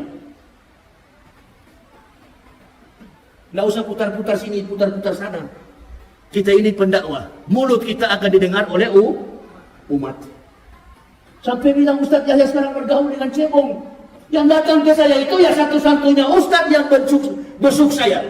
Tidak ada Ustaz yang berani datang membesuk saya. Hanya satu Ustaz yang mendatangi saya, yang membebaskan saya adalah Ustaz Yusuf Mansur. Saya tidak pernah tahu apa masalah beliau. Tapi yang saya tahu di dalam YouTube, saya pernah hantam beliau waktu ceramah. Dan tidak ada urusan secara pribadi antara ulama A dengan ulama B, ulama C, ulama X, ulama O. Enggak ada. Namanya kiai, namanya ustaz, tetap saudara. Ini nih, orang-orang yang baru ngaku-ngaku ustaz, ngapal Quran tidak tahu, ngapal hadis tidak tahu, ngaku ustaz. Ini Gus Nur punya mulut ini. Hati-hati dengan Gus Nur itu. Itu kalau ketemu saya di daerah manapun, saya mau tanya dia itu. Itu bahaya mulut seperti itu. Di dalam penjara itu hampir dihajar sama anak-anak FPI. Di dalam penjara tidak bisa jadi imam, di dalam penjara tidak bisa jadi khatib, di dalam penjara tidak bisa menyebarkan ilmu karena tidak punya kompetensi, kemampuan keilmuan Islam. Gus Dur, apa Ustadz bagaimana model begitu? Ini yang perlu jamaah mesti hati-hati. Jangan suka kita diadu domba. Tidak usah kita suka diadu domba. Belum tentu juga setelah Jokowi turun ada presiden yang lebih bagus ke depan. Belum tentu. Ini pertarungan yang sangat luar biasa. Hati-hati ibu bapak, saudara-saudara. Ada ustadz-ustadz di Indonesia ini yang berani bela ketika Ustadz Abdul Somad dalam persoalan, dalam masalah. Dia berdiri dan dia katakan, saya di depan Abdul Somad. Tangkap saya. Tanya kalau pernah ada begitu. Video saya ditanya oleh hakim dan polisi, Mabes Polri. Apa betul Pak Yahya memuat video ini dan mengatakan, jangan Abdul Somad yang ditangkap, saya yang ditangkap. Berulang-ulang saya katakan dalam video itu. Jangan Ustaz Somad yang ditangkap, Ambo yang ditangkap. Ditangkap betulan saya. Berapa tahun saya dihukum? Nggak ada dihukum. Bagaimana mau dihukum setiap hari orang masuk Islam? Orang masuk Islam. Sampai kita dengan si siapa itu, musuh bebuyutan saya kemarin itu, Deddy Corbuzier itu. Diundang saya untuk apa itu namanya? Apa? Itu dia punya istilah YouTube itu. Podcast atau apa itu. Deddy Corbuzier tanya, jadi Ustaz sudah pasrah? Pasrah deh. Masa Ustaz tidak pikirkan dulu berapa tahun dihukum pakai pengacara? Enggak. Setiap ada pengacara saya pecat. Ada lagi saya pecat. Polisi punya, saya pecat. Ditanya oleh Kejaksaan Agung, apakah terdakwa perlu pengacara? Enggak. Kalaupun datang, tetap saya pecat juga.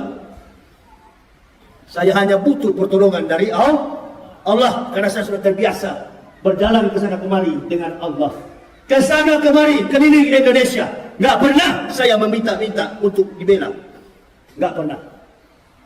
Pertolongan saya hanya dengan istri anak. Enggak pernah saya panggil jamaah suruh bela saya.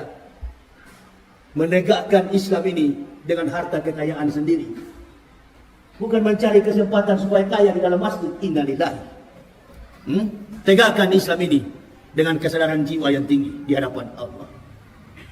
Maju saya, ditanya kepada hakim, jadi Bapak tidak perlu lagi pengacara? Enggak perlu Pak. Nggak perlu, saya hadapi sendiri. Bapak terima berapapun dihukum, siapa? Saya dengar-dengar di berita katanya 10 tahun saya dihukum. Insya Allah cukuplah. Umur saya 50 tambah 10 tahun 60 jadi imam. Begitu di sidang pertama, sidang jaksa penuntut umum, jaksa penuntut umum menuntut saya hukuman 7 bulan penjara. Alhamdulillah. Kok cuma 7 bulan? Nggak salah dengar saya, Pak. Apakah saudara terdakwa terima? Insya Allah terima, Pak Hakim. Jangankan 7 bulan, 7 tahun saya terima, Pak Hakim. Enggak, ini 7 bulan terdakwa. Ya saya terima, Pak Hakim. Insya Allah dengan ikhlas saya terima. Ya, minggu depan kita sidang terakhir. Sidang apa? Sidang vonis. Sidang vonis jatuh. Dikurangi 2 bulan. Jadi 5 bulan. Allahu Akbar. Kok bisa-bisa jadi 5 bulan? Ini Mabes Polri. Ente tahu kan di Mabes Polri? Coba-coba lah masuk penjara sana.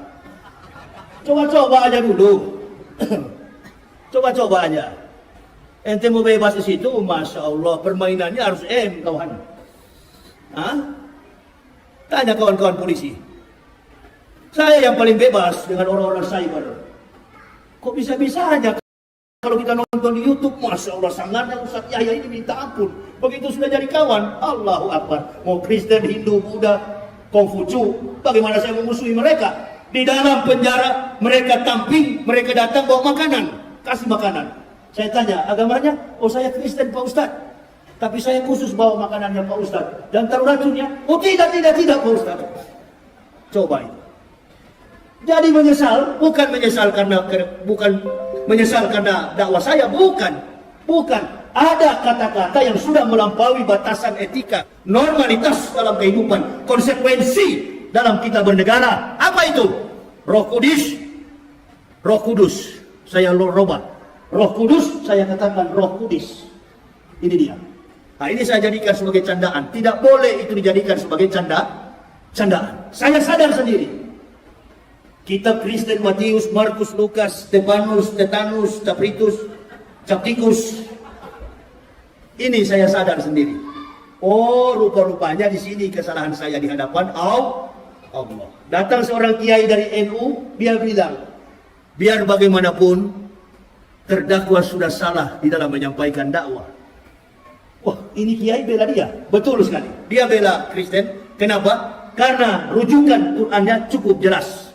Kalau kita mengolok-olok Tuhan agama lain, maka tidak menutup kemungkinan orang beragama lain juga akan mengolok-olok Tuhan kita.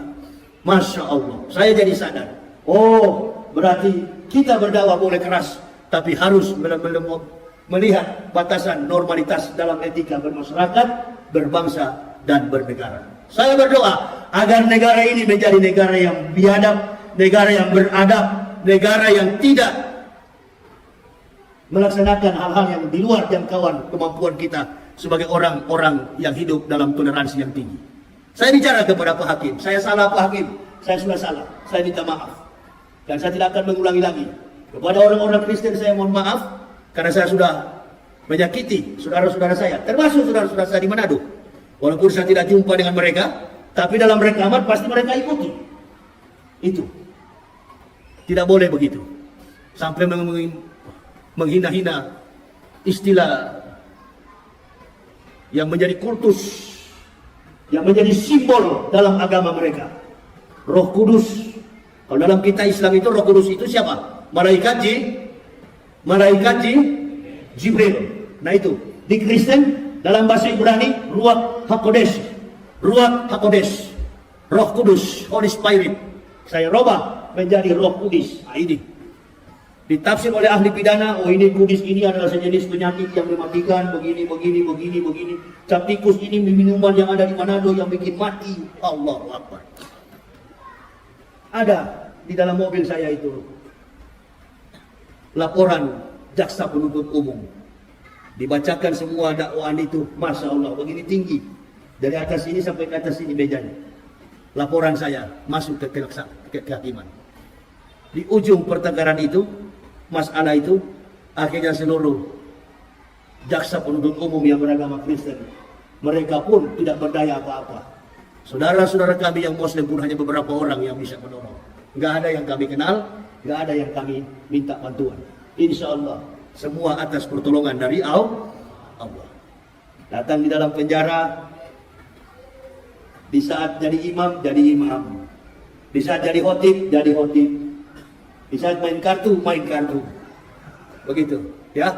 Sama-sama satu baku tetangga dengan Jenderal Napoleon Bonaparte. Kita kurang lebih 4 bulan sekamar, seranjang berdekatan dengan Jenderal Irjen Pol Napoleon Bonaparte. Waktu beliau dan beberapa orang menganiaya saudara Kacek, besok juga saya ditanya oleh Coki, ketua RT, Pak Yahya juga mau datang, siapa yang mau ancang-ancang mau hajar Pak Yahya? Saya bilang saya tinggal tunggu-tunggu siapa yang mau gertak saya, ayo. Saya bukan Kacek, kalau Kacek nggak melawan, kalau saya melawan. Saya kasih tahu kepada mereka, saya 1 kali 24 jam akan menyambut siapapun yang lawan. Saya pasti melawan. Gak berani rupa-rupanya. Gak berani. Yang Kristen merangkul, ketakutan mereka. Masuk begini mereka terus bilang, waduh, dari wajah ini sudah kelihatan seperti harimau ini. Nggak jadi ditangkap. Nggak jadi dikeroyok. Padahal sudah dibiarin. Coba, saya bilang sama Coki, kalau ada yang berani saya suruh. Jangan dikemuk pintu sel saya. Buka. Kalau ada yang berani. Dikunci sendirian selama 28 hari. Nggak dibuka-buka pintu itu. Nanti jam 2 malam, di kaki saya itu, di telunjuk kaki saya, ya, jempol saya dipijat setiap jam 12 ke atas. Bahkan ada seseorang yang sesak sekali napasnya, sudah dalam keadaan sekarat, seperti sudah mau mati. Setiap saya terbangun pada jam 12 ke atas, orang ini selalu mendesah dalam kesakitan. Saya bangun, saya perhatikan, sampai ke tong-tong sampah. Tidak ada mayat yang ada di situ. Rupa-rupanya saya baru tahu. Selama 10 hari, kamar itu adalah kamarnya almarhum Maher At-Twalibi. Rupa-rupanya kamar nomor 10 itu kamarnya Maher, Ustadz Maher At-Twalibi. Sampai akhir kehidupan beliau, dalam tangisan, dalam linangan dan air mata. Sedih, entah apa yang disedihkan. Kalau seorang mujahid sudah bersedih, innalillahi. Justru dalam penderitaan inilah kita mulai bergembira di hadapan Allah. Ini ya Allah yang kami tunggu-tunggu. Bukan nanti dalam keadaan sedih, bukan nanti dalam keadaan sekejam, dalam keadaan kita diberkahi, baru kita mengatakan bahwa kita adalah orang-orang merdeka. Di saat kita digodok oleh Allah, kita masuk ke dalam penjara, di sini kita mulai mengakui kehebatan, keagungan Allah Subhanahu wa Ta'ala. Makin banyak kita sujud menyembah kepada Allah, makin banyak membaca hadis, makin banyak mengaji, makin merenung. Pokoknya berzikir itu sampai subuh-subuhan. Dan tidak bisa tidur. Seperti sisa kemarin yang baru masuk itu, Ferdinand Hutahayan. Begitu baru masuk pertama saya panggil, sini Ferdinand, biar langsung lari. Dia pikir kita mau pukul, padahal kita cuma panggil. Begitu juga Pak Edi Mulyani. Kalau sudah masuk di Mabes, sudah. Mulai jalan dalam tempatnya cuma kecil. Kebetulan ruangan kamar saya itu depannya masjid. Orang berjamaah di depan, saya imamnya di situ. Nah sekarang para imam-imam sudah pulang, orang-orang FPI sudah pulang. Yang tersisa di dalam hanya Habibah dan Rizik Syihab. Kita doakan beliau supaya cepat sembuh, supaya beliau juga cepat keluar dari Mabes Polri. Karena kalau semakin lama beliau di Mabes Polri, semakin lama beliau ditahan, insya Allah ini tidak ada akses vitamin D, tidak ada ultraviolet, tidak ada akses cahaya matahari untuk sampai ke dalam. Jadi kekuatan orang-orang narapidana yang ada di dalam itu cuma obat. Ratusan, puluhan, ribuan obat yang kita simpan. Kebanyakan ya obat vitamin D. Makanya waktu saya keluar dari sel itu nggak bisa bicara saya. Nggak bisa bicara. Yang pegang saya, yang jaga saya, yang bawa di mobil saya, kata istri saya, Pak Yusuf Mansur. Ustadz Yusuf Mansur, Kiai Yusuf Mansur. Saya nggak tahu kalau beliau yang bawa. Begitu. Nah, baru kita mau bilang itu cebong. Itu persoalan Yusuf Mansur, persoalan dengan umat, itu persoalan beliau. Saya tidak pernah terlibat dengan hal begitu. Tetapi yang namanya kiai, namanya ustadz, kita tetap bersahabat. Apapun masalahnya, apapun kasusnya, yang namanya ulama, kita tetap bersahabat. Menjalin persatuan antar sesama ulama. Ulama'u bil hasad. Yang keenam itu adalah ulama-ulama yang dengki. Mentang-mentang sudah kaya, sudah dicintai umat, menyendiri, sudah tidak mau berteman dengan umat. Nah ini nih ulama-ulama yang cepat mau mati itu. Nanti lihat kalau tidak percaya. Itu dia, ya. Kalau bisnisnya sudah maju, sudah mulai lari. Itu dia, ya. Justru dengan keadaan seperti inilah kita harus saling mendekatkan diri kepada Allah. Apa yang dicita-citakan oleh Rasulullah sampai terbitnya matahari di pagi hari, sebelum Rasulullah sampai ke tempat di Masjidil Haram, beliau sudah ditugaskan oleh Allah. Sebenarnya bukan 5 waktu yang harus beliau jalankan. Perintah yang Allah tegaskan kepada beliau, ajarkan kepada umatmu Muhammad, bahwa setiap sholat yang diajarkan olehmu dalam satu hari, jumlahnya adalah 50 waktu dalam satu hari. Di lantai yang ke-6, Rasulullah berjumpa dengan Nabi Musa. Nabi Musa bertanya, berapa rakaat wahai Muhammad yang diberikan Allah Tuhanmu? Kata Rasulullah SAW, 50 rakaat. Kata Nabi Musa, mintalah kepada Allah berulang-ulang kali. Dimintakan sampai 5-10 kali. Dua ulama menafsir, Rasulullah meminta sampai 10 kali bolak-balik. Akhirnya jatuh pada 5 rakaat. Sampai pada 5 rakaat, turun ditanya lagi oleh Musa, berapa rakaat wahai saudaraku Muhammad yang diberikan Allah untuk umatmu? Kata Rasulullah, 5 rakaat dalam sehari. 5 waktu dalam sehari, 17 rakaat wahai Musa saudaraku. Kata Nabi Musa, lihat nanti wahai Muhammad, umatmu tidak akan mampu 5 waktu dalam satu hari. Terjadi sampai hari ini. Yahudi dan Nasrani, mereka sudah berkomitmen, kalau orang Islam sholat subuhnya sama dengan sholat Jumat, maka tumbanglah kekuatan kafirin wal munafikin, Yahudi wal Nasara. Pasti tumbang. Tapi susahnya kita umat Islam ini, Allahu Akbar. Sholat subuh itu memang jadi masalah besar sekali bagi kita. Berat untuk dilakukan. Apa yang dilakukan oleh Rasulullah? 5 waktu dalam sehari ternyata tidak mampu dilakukan. Ini aja. Ya, kalau sholat subuh di daerah pasar begini, tunggu aja kalau datang. Nah ini, yang penting kita tetap semangat untuk mensiarkan Islam. Amin ya Rabbal. Terus kumandangkan azan. Kalau kita menyampaikan azan itu jangan pelan-pelan, teriak Allahu Akbar, Allahu Akbar. Wah, kebetulan Yakut juga lewat. Begitu, teriak besar-besar dia. Jangan juga marah-marah sama dia. Karena sudah banyak sekali orang memberi gambaran Yakut digambarkan dengan seekor anjing. Sudah cukup itu, stop. Sudah cukup, ya. Sebagai sesama Muslim mudah-mudahan mau sadar, tapi saya kira ini susah. Kalau orang mau cari jabatan, susah. Kalau mau cari jabatan, apapun pasti dilakukan. Yang penting Bapak senang. Itu dia. Mudah-mudahan Pak Jokowi masih ada 2 tahun 2022, 2023, 2024. 1 tahun lagi Jokowi finish. Itu dia. Itu finish kalau selesai masa tugas. Tapi kita nggak tahu. Yang paling pasti dalam Islam ini adalah kematian. Nah ini yang paling pasti dalam keislaman ini adalah kematian. Wa ma kana li nafsin an tamuta illa bi idnillah kitaban muajjalan wa may yurid sawabat dunya nu'tihi minha wa may yurid sawabat akhirati nu'ti minha wa jannasis syakirin. Dan setiap orang-orang yang bersyukur kami balaskan syukur kepada mereka. Tidak ada yang paling bernyawa yang akan mati kecuali dengan izin Allah. Wa ma kana li nafsin an tamuta illa bi idnillah kitaban muajjalan.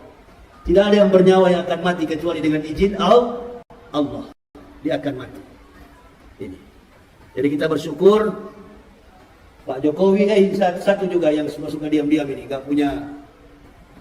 Pokoknya saya masuk penjara sampai keluar penjara, Pak Jokowi dan Pak Maruf ini sama Sama, apalagi kawan yang sudah tua satu ini, Pak Maruf.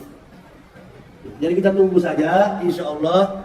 Tadi kata Pak Ketua Masjid, berapa bulan kita nggak bisa lagi, apa namanya, tablik akbar, karena COVID, iya kan?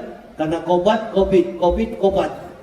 Nah ini juga ada COVID baru sekarang ini, apa namanya, Omicron PCC terakhir Omega. Itu sudah terakhir barangkali. Ini abjad Yunani. Alpha, beta, gamma, delta, zeta, theta, iota, kappa, lambda, nu, Omicron PCC terakhir Omega. Itu abjad Yunani. Omicron P terakhir Omega.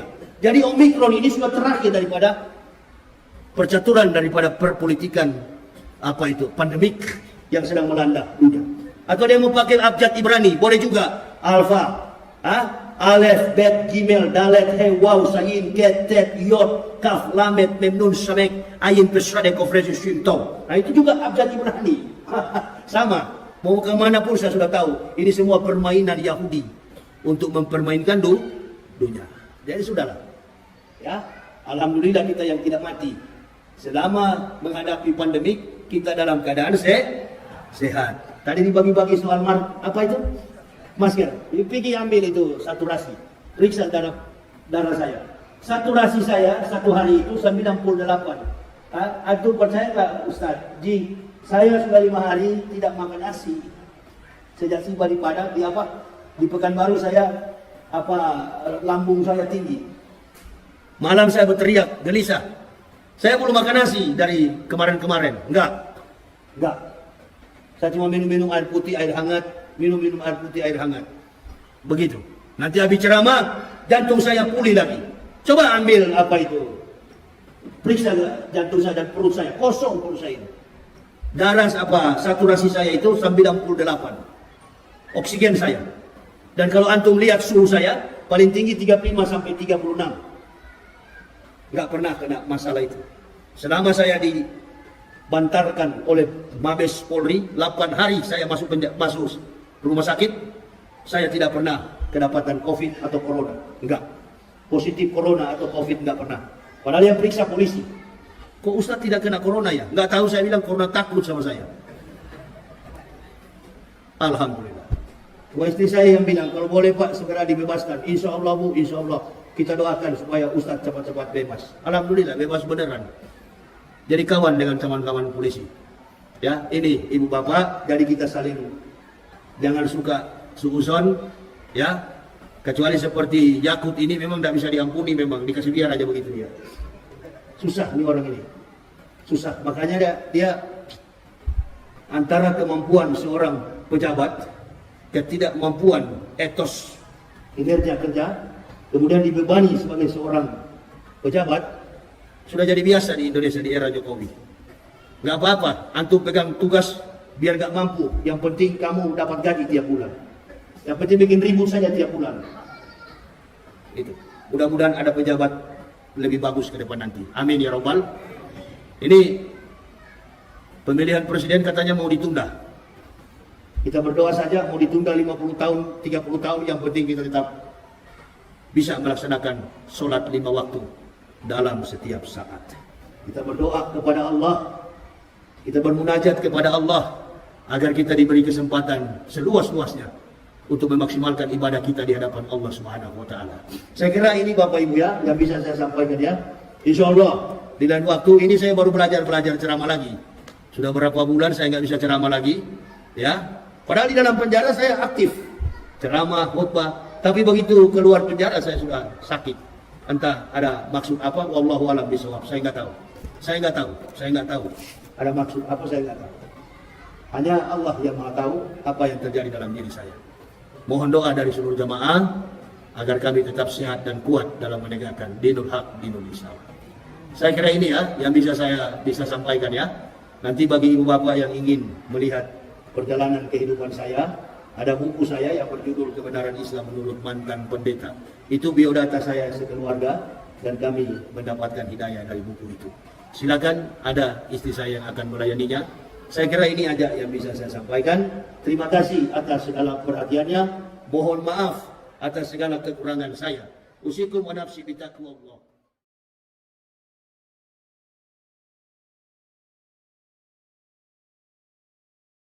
Dan kemudian kami dipenjarakan tanpa ada tedeng aling-aling. Tidak ada kabar dari siapapun, tidak ada surat perintah penangkapan siapapun. Saya ditangkap dalam keadaan yang tidak saya tahu. Begitu datang polisi dan saya katakan kepada mereka, saya sudah tahu komandan, kalian akan datang menangkap saya. Kenapa kamu tahu, Pak Yahya? Ustaz, saya tahu karena Kacek sudah membuat keonaran di masyarakat. Kalau Kacek sudah ditangkap berarti ada penyeimbang. Dan lagi, kalau si murtad sudah ditangkap berarti harus ada penyeimbang. Siapa lagi yang harus jadi penyeimbang? Di dalam ceramah-ceramah saya dulu, sebelum saya masuk ke dalam penjara, ceramah-ceramah saya selalu melawan kebatilan. Dan sampai hari ini juga saya masih melawan kebatilan. Dan lalu ada yang beranggap, oh Ustadz Yahya sudah jadi cebong. Ini mulut-mulut pengadu domba ini bahaya sekali dalam Islam. Bahaya sekali. Bagaimana kita akan bersatu? Bagaimana kita akan bersama-sama? Bagaimana Islam akan kuat ke depan? Kalau pembakar kayu api ini masih kesana kemari. Istri Abu Jahal itu adalah tukang bawa kayu api, tukang bakar kayu. Ini bukan cuma persoalan kafir, bukan persoalan munafik, bukan cuma persoalan kafirun, tapi persoalan tukang adu domba. Ini yang bahaya itu. Tukang adu domba, tukang cari muka, dan lain sebagainya. Nah, ini yang bahaya. Kita umat Islam ini perlu selektif di dalam menjalankan peri kehidupan dan keimanan kita. Makanya saya dari dulu ketika saya mendapat hidayah, diberi petunjuk oleh Allah, mengucapkan dua kalimat syahadat, la ilaha illallah Muhammadar Rasulullah, bersama istri dan satu keluarga. Kami masuk Islam, kami menanamkan komitmen bahwa keislaman kami di atas pengakuan la ilaha illallah Muhammadar Rasulullah. Kami tidak pernah berdiri di atas benteng organisasi Islam manapun. Enggak pernah. Orang sholat, kami ikutan sholat. Orang laksanakan sholat subuh, kunut, kami ikutan kunut. Orang juga tidak kunut, kami juga tidak kunut. Kami ikuti setiap kebiasaan yang ada dalam organisasi Islam. Tapi kami tidak pernah bergabung dalam organisasi manapun. Karena kami sudah tahu, di satu ketika kami akan ditangkap, pasti ditanya, dari organisasi Islam mana, siapa penyuplai dana, siapa linknya, dari mana mendapatkan support dana, pasti dia akan dicungkil-cungkil. Kami sudah antisipasi jauh-jauh hari itu. Makanya kami mundur satu langkah. Kami mundur satu langkah. Kenapa? Karena kami tahu, kalau kami masuk dalam golongan Islam, kami masuk dalam organisasi Islam, berarti kami bukan hanya beragama Islam, kami akan memperjuangkan menegakkan dinul haq, dinul Islam. Ini menjadi komitmen kami. Pertama-tama dalam kehidupan keimanan kami. Setelah kami mengucapkan kalimat syahadat, kami masuk Islam satu keluarga. Betapa bahagia kami mendapatkan keterangan-keterangan tentang nasihat-nasihat hidup, nasihat-nasihat mati, nasihat-nasihat tentang janji-janji yang akan kami terima ketika kami setelah akhir di dunia ini. Ini bukan janji biasa. Apa yang dijanjikan Allah di dalam firman-Nya jelas terukur dalam kapasitas sebagai keterangan historik dari para nabi. Semua catatan-catatan penting dalam kehidupan yang terjadi dilakukan oleh Nabi kita Muhammad SAW, itu adalah merupakan catatan sejarah yang sangat penting. Ibu bapak, saudara-saudaraku, sekarang bicara soal tentang Isra wal Mi'raj. Dari dalam masjid, begitu saya masuk dari pagar masjid, saya masuk ke dalam, dari spanduk saya sudah baca Isra wal Mi'raj. Isra wal Mi'raj, berjalan dan kemudian dia naik. Subhanallazi asra bi abdih. Di penggal ayat ini, maka Allah Subhanahu wa taala memulai kalimat ini dengan mengizinkan mentasbihkan Allah. Subhanallazi asra bi abdih. Maha suci Allah yang telah memperjalankan seorang hambanya. Apa itu Bapak saudara-saudara berpikir bahwa umat Islam baru saat itu belum sholat, sudah sholat? Umat Islam sudah melaksanakan sholat. Nabi Muhammad menjadi Rasul sudah 11 tahun. Pada ketika 27 Rajab, Nabi SAW sudah mencapai usia 11 tahun sebagai seorang Rasul Allah Subhanahu wa Ta'ala. Berarti umat Islam sudah sholat. Umat Islam sudah melaksanakan sholat. Sahabat sudah sholat, para nabi sudah sholat. Bahkan sebelum datang Rasulullah SAW, mulai dari Nabi Adam sampai Nabi Ibrahim, Nabi Musa, Nabi Daud sampai kepada Nabi Isa alaihissalam, semua nabi sudah melaksanakan perintah sholat. Qala ini Abdullah atani al-kitab wa ja'alani nabiyah wa ja'alani mubarakan aina ma kuntu awsani bi sholati wa zakati wa dumtu hayya. Jadi Nabi Isa itu sudah menyaksikan, sudah memproklamirkan bahwa dirinya adalah hamba Allah. Allah memberi kitab, memberi Injil kepada Al-Masih, dan waja'alani nabiyah, mengutus dia sebagai seorang nabi. Waja'alani mubarakan aina ma kuntu awsani bi sholati wa zakati ma dumtu hayya.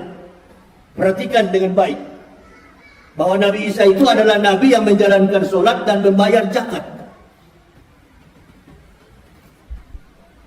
Belum datang Nabi Muhammad ke dalam dunia, belum diutus sebagai Rasul Allah, Nabi Isa 620 tahun sebelum datang Al-Masih. Sebelum datang Rasulullah SAW, Al-Masih sudah melaksanakan sholat sebagaimana yang dilakukan oleh nabi-nabi sebelum beliau.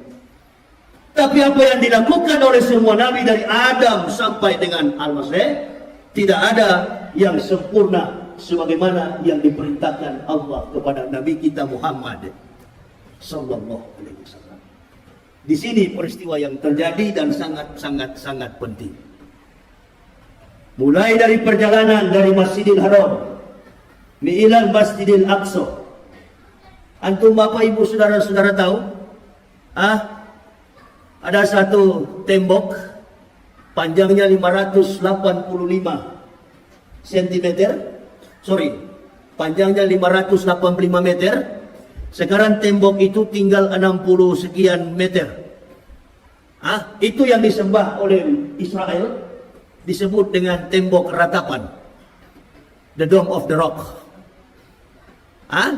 Ibu Bapak tahu, Yahudi mencoret dinding tembok ratapan, dinding daripada Sulaiman bin Daud, yang panjangnya hampir 600 meter, sekarang tinggal 60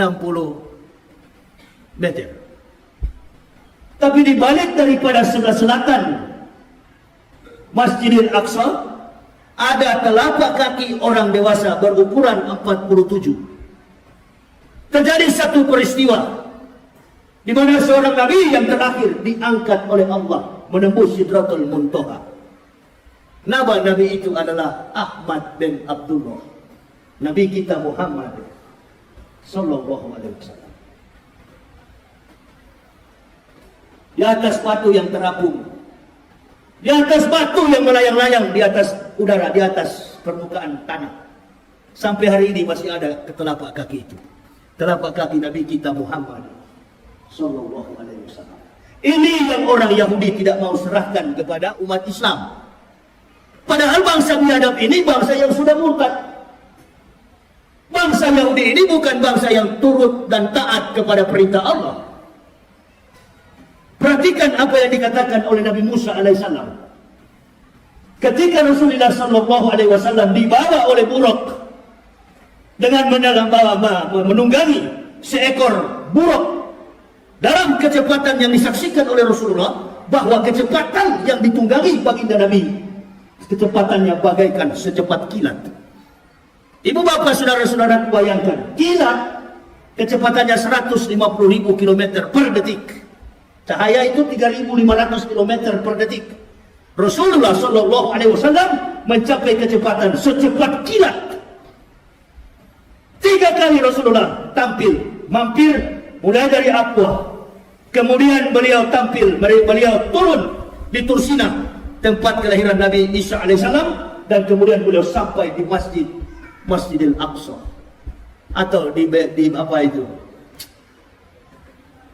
Palestina sekarang ini, apa namanya, Masjidil Haram, Masjidil Aqsa, sampai di Yerusalem.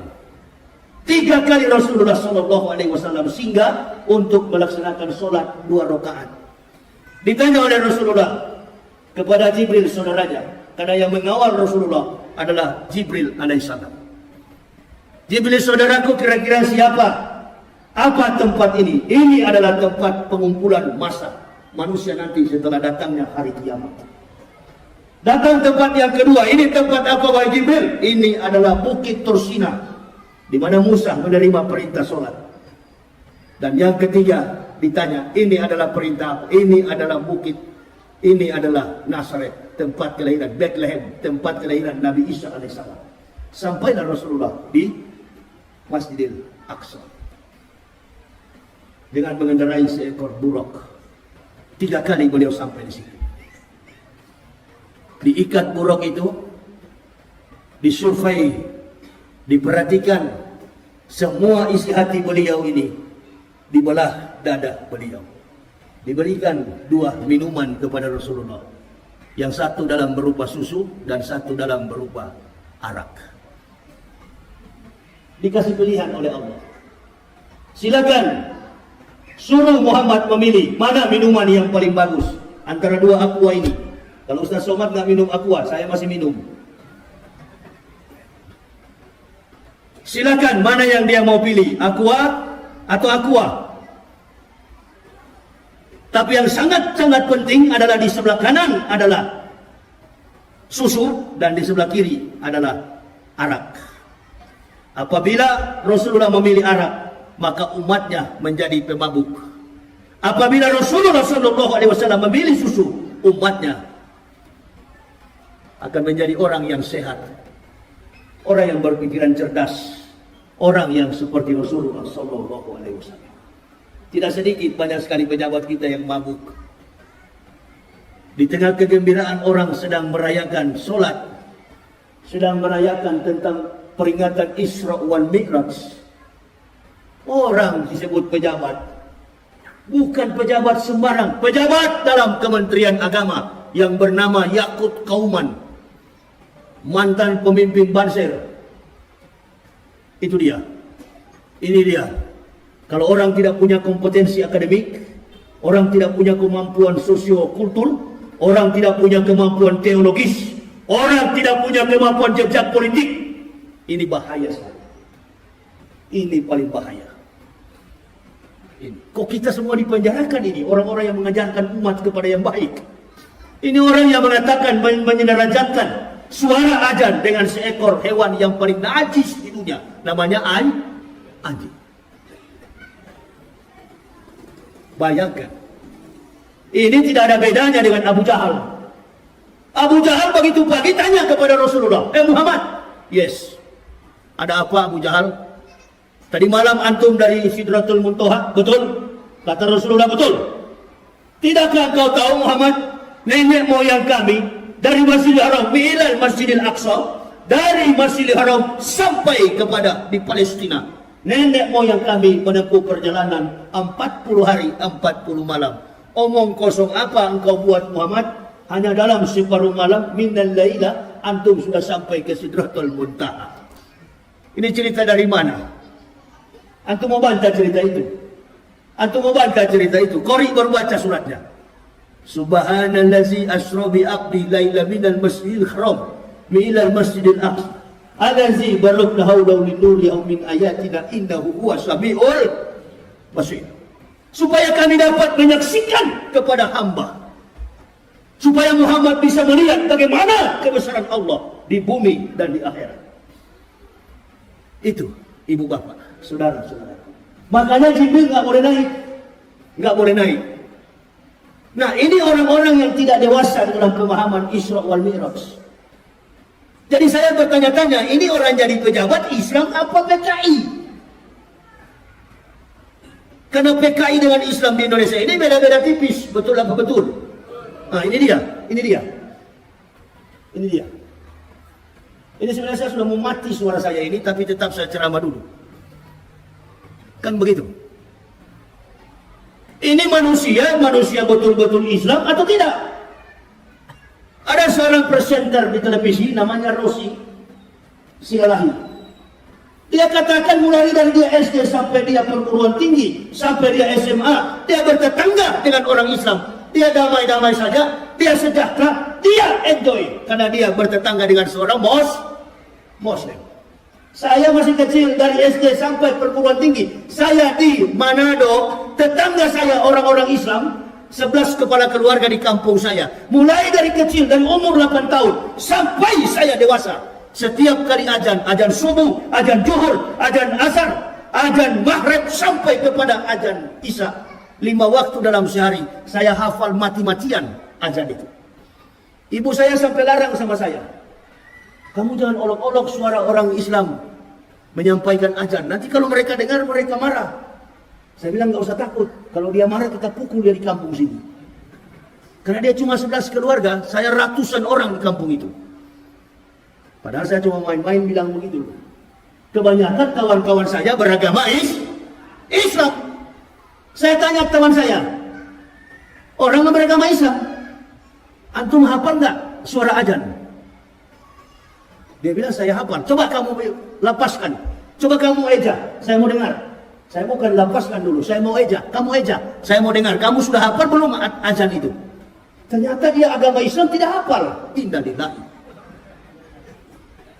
Dia kalau azan zuhur sampai dengan azan maghrib dia hafal.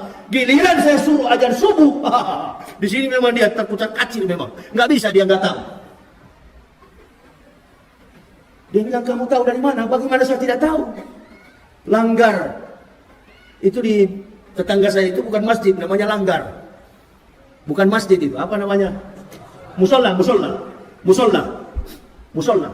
Nah, setiap kali datang mengaji maghrib, Allahu Akbar. Setiap kali mengaji, setiap mengaji pun kami olok. Tapi saya marah kepada kawan-kawan yang lain. Kamu jangan olok, kita dengar. Kayaknya lebih bagus daripada kita belajar agama Kristen daripada itu.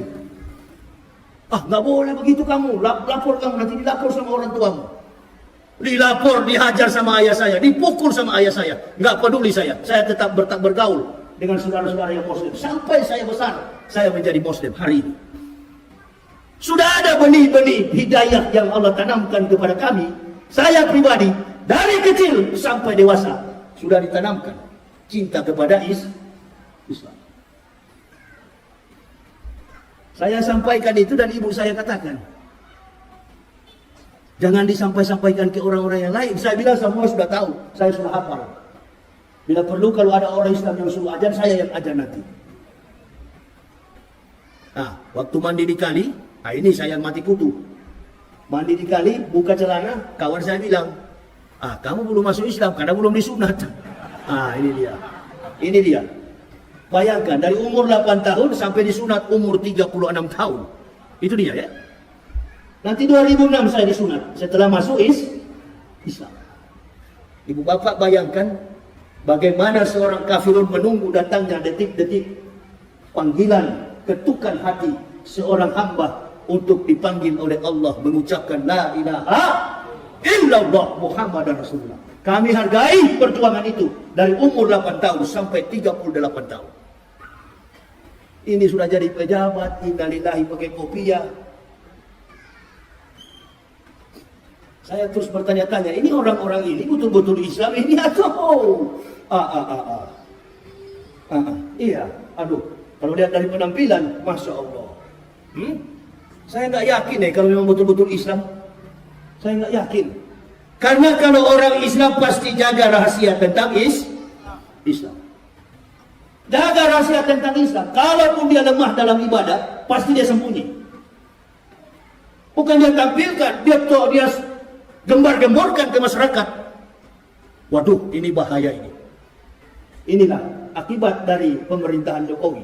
Dari awal Jokowi memimpin sampai mau selesai 2024. Kacau semua pejabat Jokowi ini. Allahu Akbar.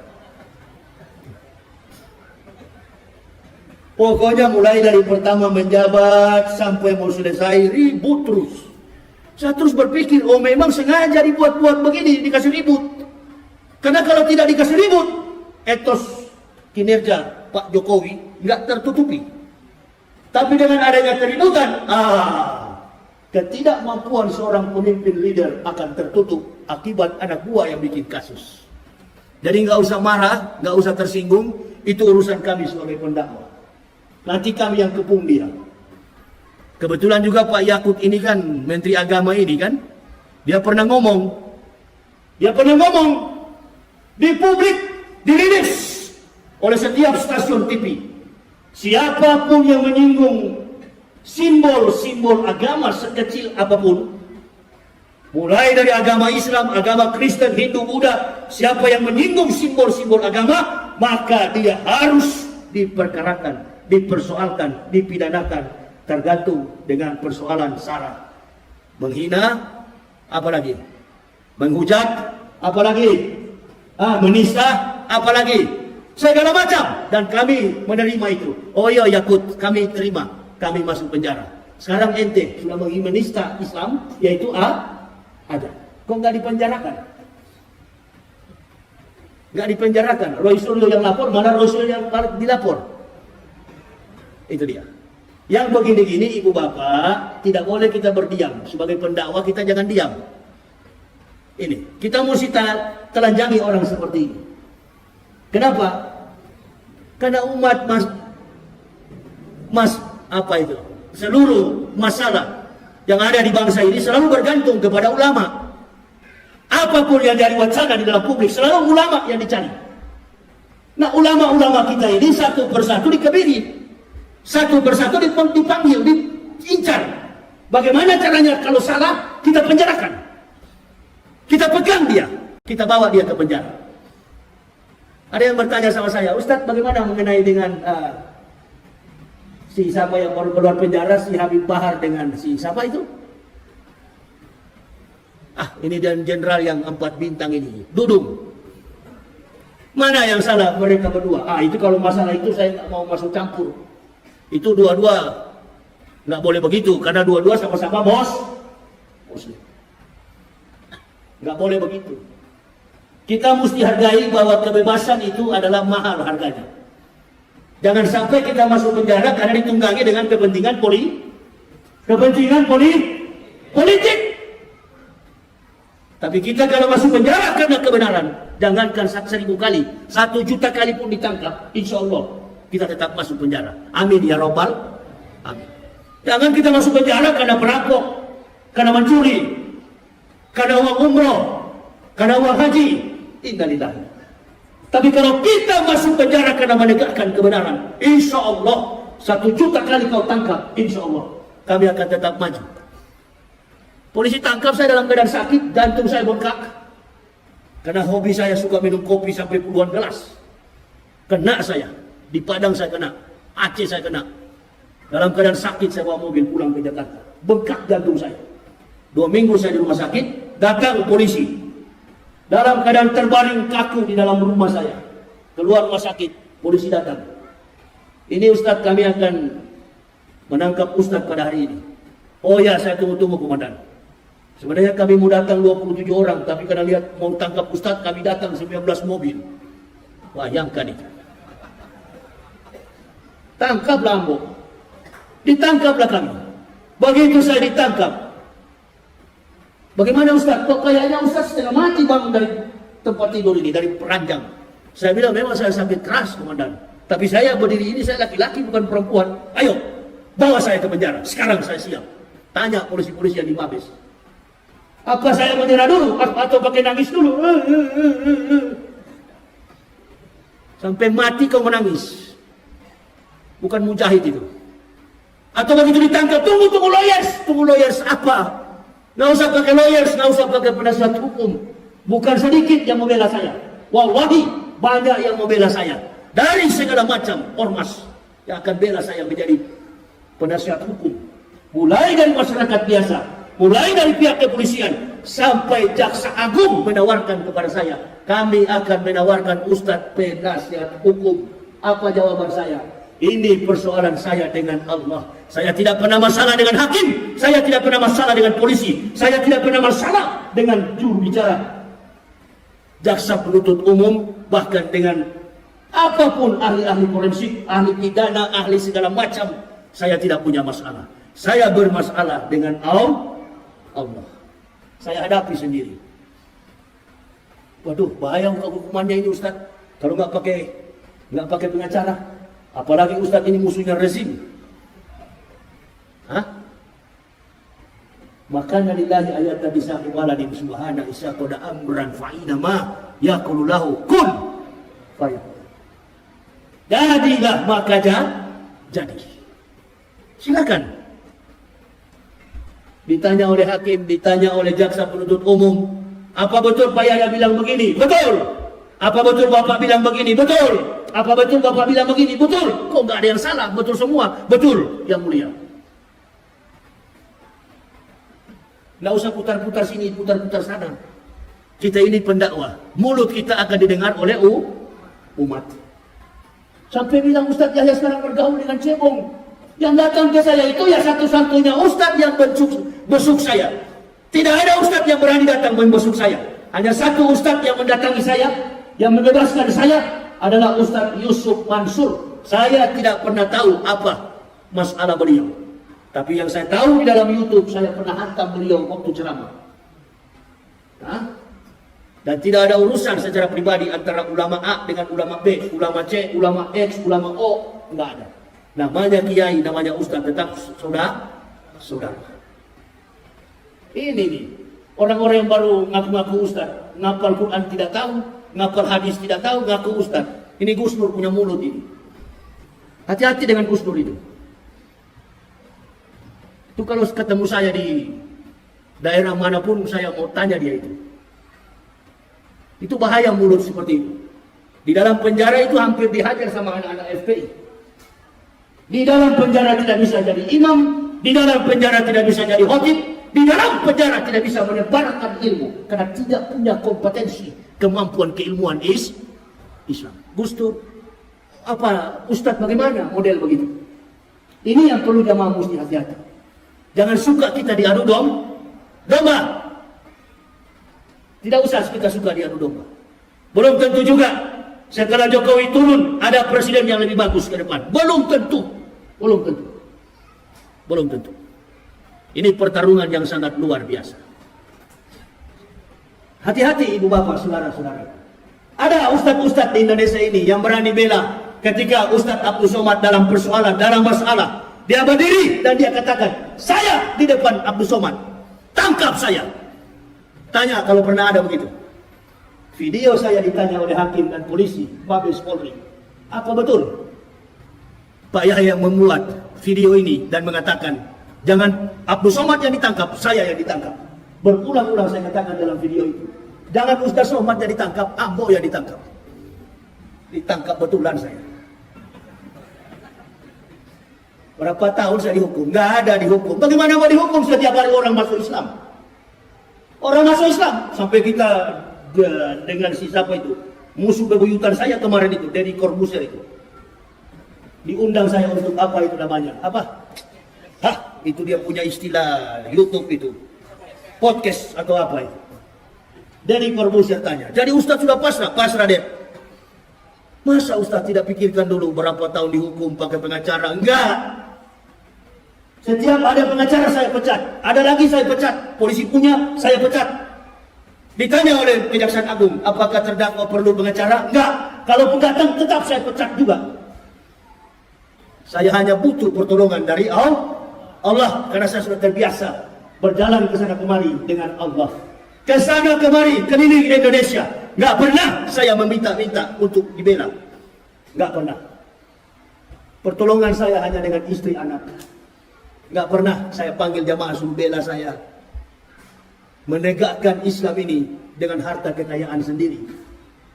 Bukan mencari kesempatan supaya kaya di dalam masjid. Innalillahi. Tegakkan Islam ini dengan kesadaran jiwa yang tinggi di hadapan Allah. Maju saya ditanya kepada hakim, jadi Bapak tidak perlu lagi pengacara? Enggak perlu Pak. Nggak perlu, saya hadapi sendiri. Bapak terima berapapun dihukum, siapa? Saya dengar-dengar di berita katanya 10 tahun saya dihukum. Insya Allah cukuplah. Umur saya 50, tambah 10 tahun, 60 jadi imam. Begitu di sidang pertama, sidang jaksa penuntut umum, jaksa penuntut umum menuntut saya hukuman 7 bulan penjara. Alhamdulillah. Kok cuma 7 bulan? Nggak salah dengar saya, Pak. Apakah saudara terdakwa terima? Insya Allah terima, Pak Hakim. Jangankan 7 bulan, 7 tahun saya terima, Pak Hakim. Enggak, ini 7 bulan terdakwa. Ya saya terima, Pak Hakim. Insya Allah dengan ikhlas saya terima. Ya, minggu depan kita sidang terakhir. Sidang apa? Sidang vonis. Sidang vonis jatuh. Dikurangi 2 bulan. Jadi 5 bulan. Allahu Akbar. Kok bisa-bisa jadi 5 bulan? Ini Mabes Polri, ente tahu kan di Mabes Polri? Coba-coba lah masuk penjara sana. Coba-coba aja dulu. Coba-coba aja. Ente mau bebas di situ, Masya Allah, permainannya harus kawan. Tanya kawan-kawan polisi. Saya yang paling bebas dengan orang-orang cyber. Kok bisa-bisanya kalau kita nonton di YouTube, Masya Allah, sangatnya Ustaz Yahya ini minta ampun. Begitu sudah jadi kawan, Allahu Akbar. Mau Kristen, Hindu, Buddha, Kongfucu, bagaimana saya memusuhi mereka? Di dalam penjara, mereka tamping, mereka datang bawa makanan, kasih makanan. Saya tanya, agamanya? Oh saya Kristen Pak Ustaz. Tapi saya khusus bawa makanannya Pak Ustaz. Dan taruh racunnya? Oh tidak Pak Ustaz. Coba itu. Jadi menyesal, bukan menyesal karena dakwah saya, bukan. Ada kata-kata yang sudah melampaui batasan etika, normalitas dalam kehidupan, konsekuensi dalam kita bernegara. Apa itu? Roh Kudus. Saya robah. Roh Kudus, saya katakan Roh Kudus. Ini dia. Nah, ini saya jadikan sebagai candaan. Tidak boleh itu dijadikan sebagai candaan. Saya sadar sendiri. Kitab Kristen, Matius, Markus, Lukas, Stefanus, Tetanus, Captikus. Ini saya sadar sendiri. Oh, rupa-rupanya di sini kesalahan saya di hadapan Allah. Datang seorang kiai dari NU, dia bilang, biar bagaimana terdakwa sudah salah di dalam menyampaikan dakwah. Wah, ini kiai bela dia. Betul sekali. Dia bela Kristen. Kenapa? Karena rujukan Qur'annya cukup jelas. Kalau kita mengolok-olok Tuhan agama lain, maka tidak menutup kemungkinan orang beragama lain juga akan mengolok-olok Tuhan kita. Masya Allah, saya jadi sadar. Oh, berarti kita berdakwah boleh keras, tapi harus melihat batasan normalitas dalam etika bermasyarakat, berbangsa, dan bernegara. Saya berdoa agar negara ini menjadi negara yang biadab, negara yang beradab, negara yang tidak melaksanakan hal-hal yang di luar jangkauan kemampuan kita sebagai orang-orang yang hidup dalam toleransi yang tinggi. Saya bicara kepada Pak Hakim, saya salah Pak Hakim, saya sudah salah, saya minta maaf. Dan saya tidak akan mengulangi lagi. Kepada orang-orang Kristen saya mohon maaf, karena saya sudah menyakiti saudara-saudara saya, termasuk saudara-saudara saya di Manado. Walaupun saya tidak jumpa dengan mereka, tapi dalam rekaman pasti mereka ikuti. Itu. Tidak boleh begitu. Sampai menghina-hina istilah yang menjadi kultus, yang menjadi simbol dalam agama mereka. Roh Kudus. Kalau dalam kita Islam itu Roh Kudus itu siapa? Malaikat Jibril. Nah itu. Di Kristen dalam bahasa Ibrani Ruach HaKodesh. Roh Kudus, Holy Spirit. Saya robah menjadi Roh Kudus. Nah ini. Ditafsir oleh ahli pidana, oh ini kudis ini adalah sejenis penyakit yang mematikan, begini. Captikus ini minuman yang ada di Manado yang bikin mati. Allahu Akbar. Ada di dalam mobil saya itu laporan jaksa penuntut umum. Dibacakan semua dakwaan itu, Masya Allah, begini tinggi. Dari atas ini sampai ke atas ini mejanya. Laporan saya masuk ke kehakiman. Di ujung pertengkaran itu, masalah itu, akhirnya seluruh jaksa penuntut umum yang beragama Kristen, mereka pun tidak berdaya apa-apa. Saudara-saudara kami yang Muslim pun hanya beberapa orang yang bisa menolong. Nggak ada yang kami kenal, nggak ada yang kami minta bantuan. Insya Allah semua atas pertolongan dari Allah. Datang di dalam penjara, di saat jadi imam, jadi imam. Di saat jadi khotib, jadi khotib. Di saat main kartu, main kartu. Begitu, ya. Sama-sama satu bangku tetangga dengan Jenderal Napoleon Bonaparte. Kita kurang lebih 4 bulan sekamar, seranjang berdekatan dengan Jenderal Irjen Pol Napoleon Bonaparte. Waktu beliau dan beberapa orang menganiaya saudara Kacek, besok juga saya ditanya oleh Coki, ketua RT, Pak Yahya juga mau datang, siapa yang mau ancang-ancang mau hajar Pak Yahya? Saya bilang saya tinggal tunggu-tunggu siapa yang mau gertak saya, ayo. Saya bukan Kacek, kalau Kacek nggak melawan, kalau saya melawan. Saya kasih tahu kepada mereka, saya 1x24 jam akan menyambut siapapun yang lawan. Saya pasti melawan. Gak berani rupa-rupanya. Gak berani. Yang Kristen merangkul, ketakutan mereka. Masuk begini mereka terus bilang, waduh, dari wajah ini sudah kelihatan seperti harimau ini. Gak jadi ditangkap. Gak jadi dikeroyok. Padahal sudah dibiarin. Coba, saya bilang sama Coki, kalau ada yang berani saya suruh. Jangan dikemuk pintu sel saya. Buka. Kalau ada yang berani. Dikunci sendirian selama 28 hari. Nggak dibuka-buka pintu itu. Nanti jam 2 malam, di kaki saya itu, di telunjuk kaki saya, ya, jempol saya dipijat. Setiap jam 12 ke atas. Bahkan ada seseorang yang sesak sekali napasnya. Sudah dalam keadaan sekarat, seperti sudah mau mati. Setiap saya terbangun pada jam 12 ke atas, orang ini selalu mendesah dalam kesakitan. Saya bangun, saya perhatikan. Sampai ke tong-tong sampah. Tidak ada mayat yang ada di situ. Rupa-rupanya saya baru tahu. Selama 10 hari, kamar itu adalah kamarnya almarhum Maher At-Twalibi. Rupa-rupanya kamar nomor 10 itu kamarnya Maher, Ustadz Maher At-Twalibi. Sampai akhir kehidupan beliau. Dalam tangisan, dalam linangan dan air mata. Sedih, entah apa yang disedihkan. Kalau seorang mujahid sudah bersedih, innalillah. Justru dalam penderitaan inilah kita mulai bergembira di hadapan Allah. Ini ya Allah yang kami tunggu-tunggu. Bukan nanti dalam keadaan sedih, bukan nanti dalam keadaan sekejam, dalam keadaan kita diberkahi, baru kita mengatakan bahwa kita adalah orang-orang merdeka.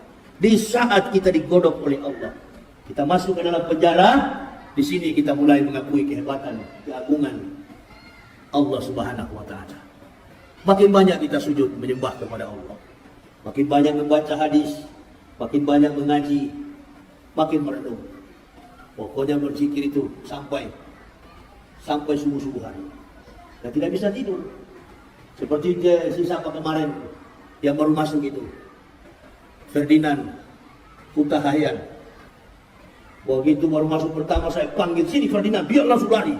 Dia pikir kita mau pukul, padahal kita cuma panggil. Begitu juga Pak Edi Mulyani. Kalau sudah masuk di Mabes, sudah. Mulai jalan dalam tempatnya cuma kecil. Kebetulan ruangan kamar saya itu depannya masjid. Orang berjamaah di depan, saya imamnya di situ. Nah sekarang para imam-imam sudah pulang, orang-orang FPI sudah pulang. Yang tersisa di dalam hanya Habibah dan Rizik Syihab. Kita doakan beliau supaya cepat sembuh, supaya beliau juga cepat keluar dari Mabes Polri. Karena kalau semakin lama beliau di Mabes Polri, semakin lama beliau ditahan, insya Allah ini tidak ada akses vitamin D, tidak ada ultraviolet, tidak ada akses cahaya matahari untuk sampai ke dalam. Jadi kekuatan orang-orang narapidana yang ada di dalam itu cuma obat. Ratusan, puluhan, ribuan obat yang kita simpan. Kebanyakan ya obat vitamin D. Makanya waktu saya keluar dari sel itu nggak bisa bicara saya. Nggak bisa bicara. Yang pegang saya, yang jaga saya, yang bawa di mobil saya, kata istri saya, Pak Yusuf Mansur. Ustadz Yusuf Mansur, Kiai Yusuf Mansur. Saya nggak tahu kalau beliau yang bawa. Begitu. Nah, baru kita mau bilang itu cebong. Itu persoalan Yusuf Mansur, persoalan dengan umat, itu persoalan beliau. Saya tidak pernah terlibat dengan hal begitu.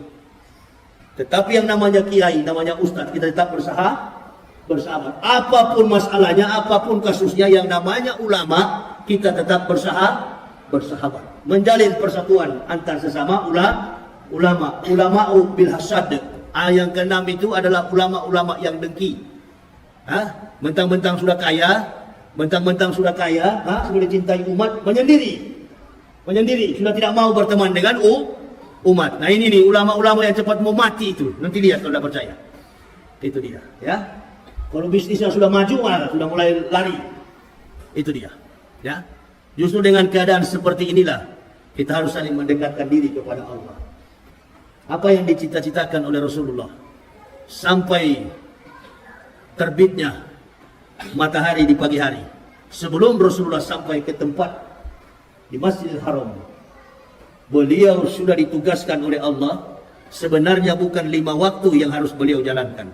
Perintah yang Allah tegaskan kepada beliau, ajarkan kepada umatmu Muhammad, bahwa setiap sholat yang diajarkan olehmu dalam satu hari, jumlahnya adalah 50 waktu dalam satu hari. Di lantai yang ke-6, Rasulullah berjumpa dengan Nabi Musa. Nabi Musa bertanya, berapa rakaat wahai Muhammad yang diberikan Allah Tuhanmu? Kata Rasulullah SAW, 50 rakaat. Kata Nabi Musa, mintalah kepada Allah berulang-ulang kali. Dimintakan sampai 5-10 kali. Dua ulama menafsir, Rasulullah meminta sampai 10 kali bolak-balik. Akhirnya jatuh pada 5 rakaat. Sampai pada 5 rakaat, turun ditanya lagi oleh Musa, berapa rakaat wahai saudaraku Muhammad yang diberikan Allah untuk umatmu? Kata Rasulullah, 5 rakaat dalam sehari. 5 waktu dalam sehari, 17 rakaat wahai Musa saudaraku. Kata Nabi Musa, lihat nanti wahai Muhammad, umatmu tidak akan mampu 5 waktu dalam satu hari. Terjadi sampai hari ini. Yahudi dan Nasrani, mereka sudah berkomitmen, kalau orang Islam sholat subuhnya sama dengan sholat Jumat, maka tumbanglah kekuatan kafirin wal munafikin, Yahudi wa Nasara. Pasti tumbang. Tapi susahnya kita umat Islam ini, Allahu Akbar. Sholat subuh itu memang jadi masalah besar sekali bagi kita. Berat untuk dilakukan. Apa yang dilakukan oleh Rasulullah? 5 waktu dalam sehari, ternyata tidak mampu dilakukan. Ini aja. Ya, kalau sholat subuh di daerah pasar begini, tunggu aja kalau datang. Nah ini, yang penting kita tetap semangat untuk mensiarkan Islam. Amin ya Rabbal. Terus, memandangkan azan. Kalau kita menyampaikan azan itu jangan pelan-pelan. Teriak. Allahu Akbar, Allahu Akbar. Wah, kebetulan Yakub juga lewat. Begitu, teriak besar-besar dia. Jangan juga marah-marah sama dia. Karena sudah banyak sekali orang memberi gambaran Yakub digambarkan dengan seekor anjing. Sudah cukup itu, stop. Sudah cukup, ya. Sebagai sesama muslim mudah-mudahan mau sadar, tapi saya kira ini susah. Kalau orang mau cari jabatan, susah. Kalau mau cari jabatan, apapun pasti dilakukan. Yang penting Bapak senang. Itu dia. Mudah-mudahan Pak Jokowi masih ada 2 tahun 2022, 2023, 2024. 1 tahun lagi Jokowi finish. Itu dia. Itu finish kalau selesai masa tugas. Tapi kita nggak tahu. Yang paling pasti dalam Islam ini adalah kematian. Nah ini yang paling pasti dalam keislaman ini adalah kematian. Wa ma kana li nafsin an tamuta illa bi idnillah kitaban muajjalan wa may yurid sawabat dunya nu'tihi minha wa may yurid sawabat akhirati nu'ti minha wa jannasis syakirin. Dan setiap orang-orang yang bersyukur kami balaskan syukur kepada mereka. Tidak ada yang paling bernyawa yang akan mati kecuali dengan izin Allah. Wa ma kana li nafsin an tamuta illa bi idnillah kitaban muajjalan. Tidak ada yang bernyawa yang akan mati kecuali dengan izin Allah. Dia akan mati. Ini. Jadi kita bersyukur. Pak Jokowi satu juga yang suka diam-diam ini, nggak punya. Pokoknya saya masuk penjara sampai keluar penjara, Pak Jokowi dan Pak Maruf ini sama. Sama, apalagi kawan yang sudah tua satu ini, Pak Maruf. Jadi kita tunggu saja, insya Allah.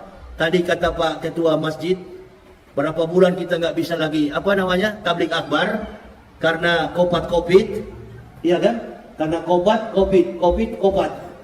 Nah ini juga ada COVID baru sekarang ini, apa namanya, Omicron BCC terakhir Omega. Itu sudah terakhir barangkali. Ini abjad Yunani. Alpha, beta, gamma, delta, zeta, theta, iota, kappa, lambda, mu, Omicron P, BCC terakhir Omega. Itu abjad Yunani, Omicron P terakhir Omega. Jadi Omicron ini sudah terakhir daripada percaturan, daripada perpolitikan apa itu, pandemik yang sedang melanda dunia.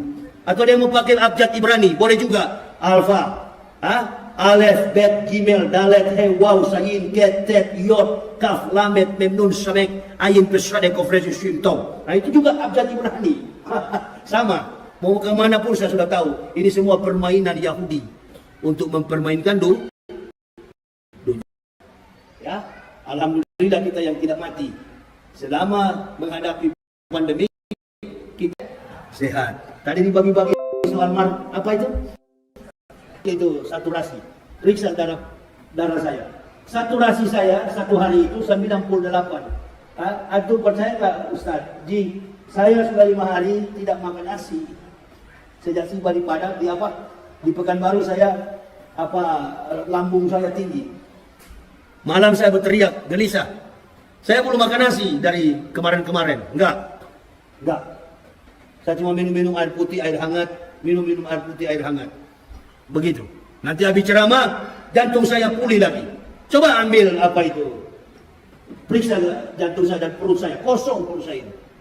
Darah saturasi saya itu 98. Oksigen saya. Dan kalau antum lihat suhu saya, paling tinggi 35 sampai 36. Nggak pernah kena masalah itu. Selama saya dibantarkan oleh Mabes Polri, 8 hari saya masuk rumah sakit, saya tidak pernah kedapatan COVID atau Corona. Enggak. Positif Corona atau COVID enggak pernah. Padahal yang periksa polisi. Kok Ustaz tidak kena Corona ya? Enggak tahu, saya bilang Corona takut sama saya. Alhamdulillah. Pak segera dibebaskan. Insya Allah Bu, insya Allah. Kita doakan supaya Ustaz cepat-cepat bebas. Alhamdulillah bebas beneran. Jadi kawan dengan kawan-kawan polisi. Ya, ini ibu bapak, jadi kita saling jangan suka suuzon, ya. Kecuali seperti Yakut ini memang tidak bisa diampuni, memang dikasih biar aja begitu ya. Susah nih orang ini. Susah. Makanya dia antara kemampuan seorang pejabat, ketidakmampuan etos kinerja kerja, kemudian dibebani sebagai seorang pejabat, sudah jadi biasa di Indonesia di era Jokowi. Nggak apa-apa, antum pegang tugas biar nggak mampu. Yang penting kamu dapat gaji tiap bulan. Yang penting bikin ribut saja tiap bulan. Itu. Mudah-mudahan ada pejabat lebih bagus ke depan nanti. Amin ya robbal. Ini pemilihan presiden katanya mau ditunda. Kita berdoa saja mau ditunda 50 tahun, 30 tahun. Yang penting kita tetap bisa melaksanakan sholat 5 waktu dalam setiap saat. Kita berdoa kepada Allah. Kita bermunajat kepada Allah agar kita diberi kesempatan seluas-luasnya untuk memaksimalkan ibadah kita di hadapan Allah Subhanahu wa taala. Saya kira ini Bapak Ibu ya yang bisa saya sampaikan ya. Insyaallah di lain waktu ini saya baru belajar ceramah lagi. Sudah berapa bulan saya nggak bisa ceramah lagi ya. Padahal di dalam penjara saya aktif ceramah, khutbah, tapi begitu keluar penjara saya sudah sakit. Entah ada maksud apa, wallahu alam bisawab. Saya nggak tahu. Ada maksud apa saya nggak tahu. Hanya Allah yang Maha tahu apa yang terjadi dalam diri saya. Mohon doa dari seluruh jamaah agar kami tetap sehat dan kuat dalam menegakkan dinul haq, dinul Islam. Saya kira ini ya yang saya bisa sampaikan ya. Nanti bagi ibu bapak yang ingin melihat perjalanan kehidupan saya, ada buku saya yang berjudul Kebenaran Islam Menurut Mantan Pendeta. Itu biodata saya sekeluarga dan kami mendapatkan hidayah dari buku itu. Silakan, ada istri saya yang akan melayaninya. Saya kira ini aja yang bisa saya sampaikan. Terima kasih atas segala perhatiannya. Mohon maaf atas segala kekurangan saya. Usikum wa nafsi bitaqwallah.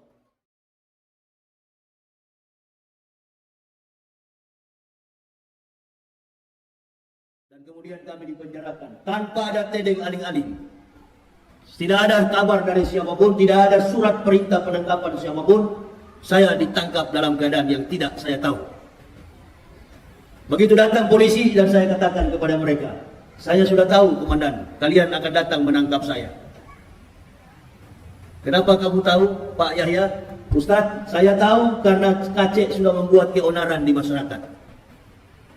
Kalau KC sudah ditangkap berarti ada penyeimbang. Dan lagi, kalau si murtad sudah ditangkap berarti harus ada penyeimbang. Siapa lagi yang harus jadi penyeimbang? Di dalam ceramah-ceramah saya dulu, sebelum saya masuk ke dalam penjara, ceramah-ceramah saya selalu melawan kebatilan. Dan sampai hari ini juga saya masih melawan kebatilan. Dan lalu ada yang beranggap, oh Ustadz Yahya sudah jadi cebong. Ini mulut-mulut pengadu domba ini bahaya sekali dalam Islam. Bahaya sekali. Bagaimana kita akan bersatu? Bagaimana kita akan bersama-sama? Bagaimana Islam akan kuat ke depan? Kalau pembakar kayu api ini masih kesana kemari. Istri Abu Jahal itu adalah tukang bawa kayu tukang bawa kayu api, tukang bakar kayu. Ini bukan cuma persoalan kafir, bukan persoalan munafik, bukan cuma persoalan kafirun, tapi persoalan tukang adu domba. Ini yang bahaya ini. Tukang adu domba, tukang cari muka, dan lain sebagainya. Nah, ini yang bahaya. Kita umat Islam ini perlu selektif di dalam menjalankan peri kehidupan dan keimanan kita. Makanya saya dari dulu ketika saya mendapat hidayah, diberi petunjuk oleh Allah, mengucapkan dua kalimat syahadat, La ilaha illallah Muhammadar Rasulullah, bersama istri dan satu keluarga. Kami masuk Islam. Kami menanamkan komitmen bahwa keislaman kami di atas pengakuan La ilaha illallah Muhammad Rasulullah. Kami tidak pernah berdiri di atas benteng organisasi Islam manapun. Enggak pernah. Orang sholat, kami ikutan sholat. Orang laksanakan sholat subuh, kunut, kami ikutan kunut. Orang juga tidak kunut, kami juga tidak kunut. Kami ikuti setiap kebiasaan yang ada dalam organisasi Islam. Tapi kami tidak pernah bergabung dalam organisasi manapun. Karena kami sudah tahu, di satu ketika kami akan ditangkap, pasti ditanya, dari organisasi Islam mana, siapa penyuplai dana, siapa linknya, dari mana mendapatkan support dana, pasti dia akan dicungkil-cungkil. Kami sudah antisipasi jauh-jauh hari itu. Makanya kami mundur satu langkah. Kami mundur satu langkah. Kenapa? Karena kami tahu, kalau kami masuk dalam golongan Islam, kami masuk dalam organisasi Islam, berarti kami bukan hanya beragama Islam, kami akan memperjuangkan menegakkan dinul haq, dinul Islam. Ini menjadi komitmen kami, pertama-tama dalam kehidupan keimanan kami. Setelah kami mengucapkan kalimat syahadat, kami masuk Islam satu keluarga. Betapa bahagia kami mendapatkan keterangan-keterangan tentang nasihat-nasihat hidup, nasihat-nasihat mati, nasihat-nasihat tentang janji-janji yang akan kami terima ketika kami setelah akhir di dunia ini. Ini bukan janji biasa. Apa yang dijanjikan Allah di dalam firman-Nya jelas terukur dalam kapasitas sebagai keterangan historik dari para nabi. Semua catatan-catatan penting dalam kehidupan yang terjadi dilakukan oleh Nabi kita Muhammad SAW, itu adalah merupakan catatan sejarah yang sangat penting.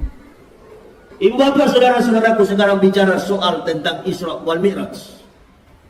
Dari dalam masjid, begitu saya masuk dari pagar masjid, saya masuk ke dalam, dari spanduk saya sudah baca Isra wal Mi'raj. Isra wal Mi'raj, berjalan dan kemudian dia naik. Subhanallazi asra bi abdih. Di penggal ayat ini, maka Allah Subhanahu wa taala memulai kalimat ini dengan mengizinkan mentasbihkan Allah. Subhanallazi asra bi abdih. Maha suci Allah yang telah memperjalankan seorang hambanya. Apa itu Bapak saudara-saudara berpikir bahwa umat Islam baru saat itu belum sholat, sudah sholat? Umat Islam sudah melaksanakan sholat. Nabi Muhammad menjadi Rasul sudah 11 tahun. Pada ketika 27 Rajab, Nabi SAW sudah mencapai usia 11 tahun sebagai seorang Rasul Allah Subhanahu wa Ta'ala. Berarti umat Islam sudah sholat. Umat Islam sudah melaksanakan sholat. Sahabat sudah sholat, para nabi sudah sholat.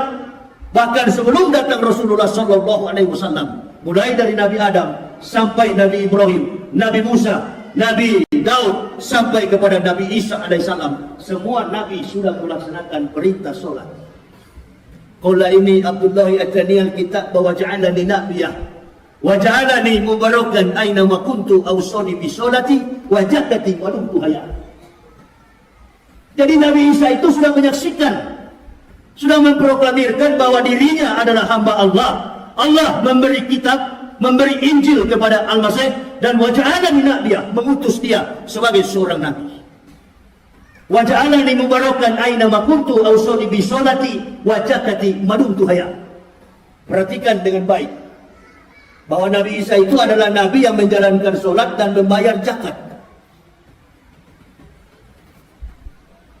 Belum datang Nabi Muhammad ke dalam dunia, belum diutus sebagai Rasul Allah, Nabi Isa tahun sebelum datang Al-Masih, sebelum datang Rasulullah SAW, Al-Masih sudah melaksanakan sholat sebagaimana yang dilakukan oleh nabi-nabi sebelum beliau. Tapi apa yang dilakukan oleh semua nabi dari Adam sampai dengan Al-Masih, tidak ada yang sempurna sebagaimana yang diperintahkan Allah kepada Nabi kita Muhammad sallallahu alaihi wasallam. Di sini peristiwa yang terjadi dan sangat penting. Mulai dari perjalanan dari Masjidil Haram ilal Masjidil Aqsa. Antum Bapak Ibu saudara-saudara tahu? Ada satu tembok panjangnya 585 cm. Panjangnya 585 meter. Sekarang tembok itu tinggal 60 sekian meter. Itu yang disembah oleh Israel, disebut dengan tembok ratapan, the Dome of the Rock. Iblis mencoret dinding tembok ratapan, dinding daripada Sulaiman bin Daud, yang panjangnya hampir 600 meter, sekarang tinggal 60 meter. Tapi di balik daripada sebelah selatan Masjidil Aqsa ada telapak kaki orang dewasa berukuran 47. Terjadi satu peristiwa di mana seorang nabi yang terakhir diangkat oleh Allah menembus Sidratul Muntaha. Nama nabi itu adalah Ahmad bin Abdullah, nabi kita Muhammad sallallahu alaihi wasallam. Di atas batu yang terapung, di atas batu yang melayang-layang di atas udara, di atas permukaan tanah, sampai hari ini masih ada telapak kaki itu, telapak kaki nabi kita Muhammad sallallahu alaihi wasallam. Ini yang orang Yahudi tidak mau serahkan kepada umat Islam. Padahal bangsa biadab ini bangsa yang sudah murtad. Bangsa Yahudi ini bukan bangsa yang turut dan taat kepada perintah Allah. Perhatikan apa yang dikatakan oleh Nabi Musa alaihissalam. Ketika Rasulullah sallallahu alaihi wasallam dibawa oleh buruk dengan menunggangi seekor buruk dalam kecepatan yang disaksikan oleh Rasulullah, bahwa kecepatan yang ditunggangi baginda Nabi, kecepatannya bagaikan secepat kilat. Ibu bapak saudara-saudara bayangkan, kilat kecepatannya 150.000 km per detik. Cahaya itu 3.500 km per detik. Rasulullah sallallahu alaihi wasallam mencapai kecepatan secepat kilat. 3 kali Rasulullah tampil, mampir mulai dari Aqwa. Kemudian beliau tampil, beliau turun di Tursina, tempat kelahiran Nabi Isa alaihissalam, dan kemudian beliau sampai di Masjidil Aqsa atau di apa itu Palestina sekarang ini, apa namanya, Masjidil Haram, Masjidil Aqsa, sampai di Yerusalem.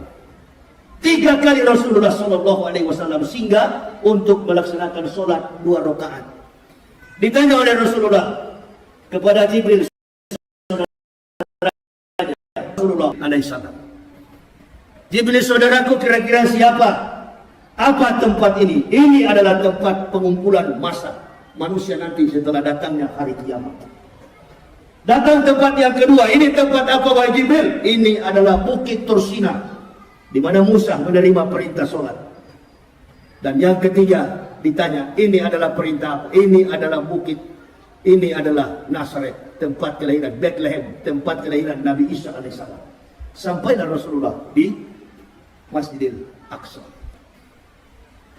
dengan mengendarai seekor buruk. 3 kali beliau sampai di situ. Diikat buruk itu, disurvei, diperhatikan semua isi hati beliau ini, dibelah dada beliau. Diberikan 2 minuman kepada Rasulullah. Yang satu dalam berupa susu dan satu dalam berupa arak. Dikasih pilihan oleh Allah. Silakan suruh Muhammad memilih mana minuman yang paling bagus antara 2 aqua ini. Kalau Ustaz Somad nggak minum aqua, saya masih minum. Silakan mana yang dia mau pilih, aqua atau aqua. Tapi yang sangat-sangat penting adalah di sebelah kanan adalah susu dan di sebelah kiri adalah arak. Apabila Rasulullah memilih arak, maka umatnya menjadi pemabuk. Apabila Rasulullah SAW memilih susu, umatnya akan menjadi orang yang sehat, orang yang berpikiran cerdas, orang yang seperti Rasulullah SAW. Tidak sedikit, banyak sekali pejabat kita yang mabuk. Di tengah kegembiraan orang sedang merayakan solat, sedang merayakan tentang peringatan Isra wal Mi'raj, orang disebut pejabat. Bukan pejabat sembarang, pejabat dalam Kementerian Agama yang bernama Yakut Kauman, mantan pemimpin Banser. Itu dia. Ini dia. Kalau orang tidak punya kompetensi akademik, orang tidak punya kemampuan sosio-kultur, orang tidak punya kemampuan teologis, orang tidak punya kemampuan jejak politik, ini bahaya sekali. Ini paling bahaya. Ini. Kok kita semua dipenjarakan ini? Orang-orang yang mengajarkan umat kepada yang baik. Ini orang yang mengatakan, menyedarajatkan suara azan dengan seekor hewan yang paling najis di dunia. Namanya anjing. Bayangkan. Ini tidak ada bedanya dengan Abu Jahal. Abu Jahal begitu pagi tanya kepada Rasulullah, Muhammad, yes, ada apa Abu Jahal? Tadi malam antum dari Sidratul Muntaha, betul? Kata Rasulullah, betul. Tidakkah kau tahu Muhammad, nenek moyang kami dari Masjidil Haram ilal Masjidil Aqsa, dari Masjidil Haram sampai kepada di Palestina, nenek moyang kami menempuh perjalanan 40 hari 40 malam. Omong kosong apa engkau buat Muhammad? Hanya dalam separuh malam minal laila antum sudah sampai ke Sidratul Muntaha. Ini cerita dari mana? Antum mau bantah cerita itu? Antum mau bantah cerita itu? Qori baru baca suratnya. Subhanallazi asra bi abdi laila minal masjidil haram ilal masjidil aqsa allazi barakna hawlahu linuriyahu min ayatina innahu huwas samiul basir. Supaya kami dapat menyaksikan kepada hamba, supaya Muhammad bisa melihat bagaimana kebesaran Allah di bumi dan di akhirat. Itu ibu bapak, saudara-saudara. Makanya Jibril nggak boleh naik, nggak boleh naik. Nah, ini orang-orang yang tidak dewasa dalam pemahaman Isra wal Mi'raj. Jadi saya bertanya-tanya, ini orang jadi pejabat Islam apa PKI? Karena PKI dengan Islam di Indonesia ini beda-beda tipis, betul apa betul? Nah, ini dia. Ini sebenarnya saya sudah mau mati suara saya ini, tapi tetap saya ceramah dulu. Kan begitu. Ini manusia betul-betul Islam atau tidak? Ada seorang presenter di televisi namanya Rosi Silalahi. Dia katakan mulai dari dia SD sampai dia perguruan tinggi, sampai dia SMA, dia bertetangga dengan orang Islam. Dia damai-damai saja, dia sejahtera, dia enjoy. Karena dia bertetangga dengan seorang Muslim. Saya masih kecil, dari SD sampai perguruan tinggi. Saya di Manado, tetangga saya orang-orang Islam, 11 kepala keluarga di kampung saya. Mulai dari kecil, dari umur 8 tahun, sampai saya dewasa. Setiap kali azan subuh, azan zuhur, azan asar, azan maghrib sampai kepada azan isya, 5 waktu dalam sehari, saya hafal mati-matian azan itu. Ibu saya sampai larang sama saya, kamu jangan olok-olok suara orang Islam menyampaikan azan. Nanti kalau mereka dengar, mereka marah. Saya bilang nggak usah takut, kalau dia marah kita pukul dia di kampung sini. Karena dia cuma 11 keluarga, saya ratusan orang di kampung itu. Padahal saya cuma main-main bilang begitu. Kebanyakan kawan-kawan saya beragama Islam. Saya tanya teman saya, orang yang beragama Islam, antum hafal nggak suara azan?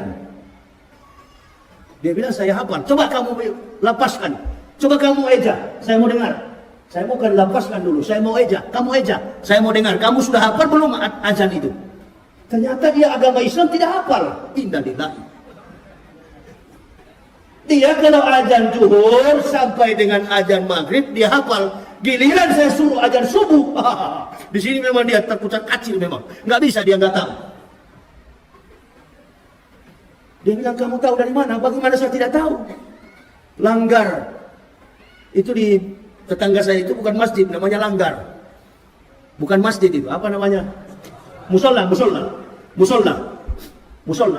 Nah setiap kali datang mengaji maghrib, Allahu Akbar. Setiap kali mengaji, setiap mengaji pun kami olok.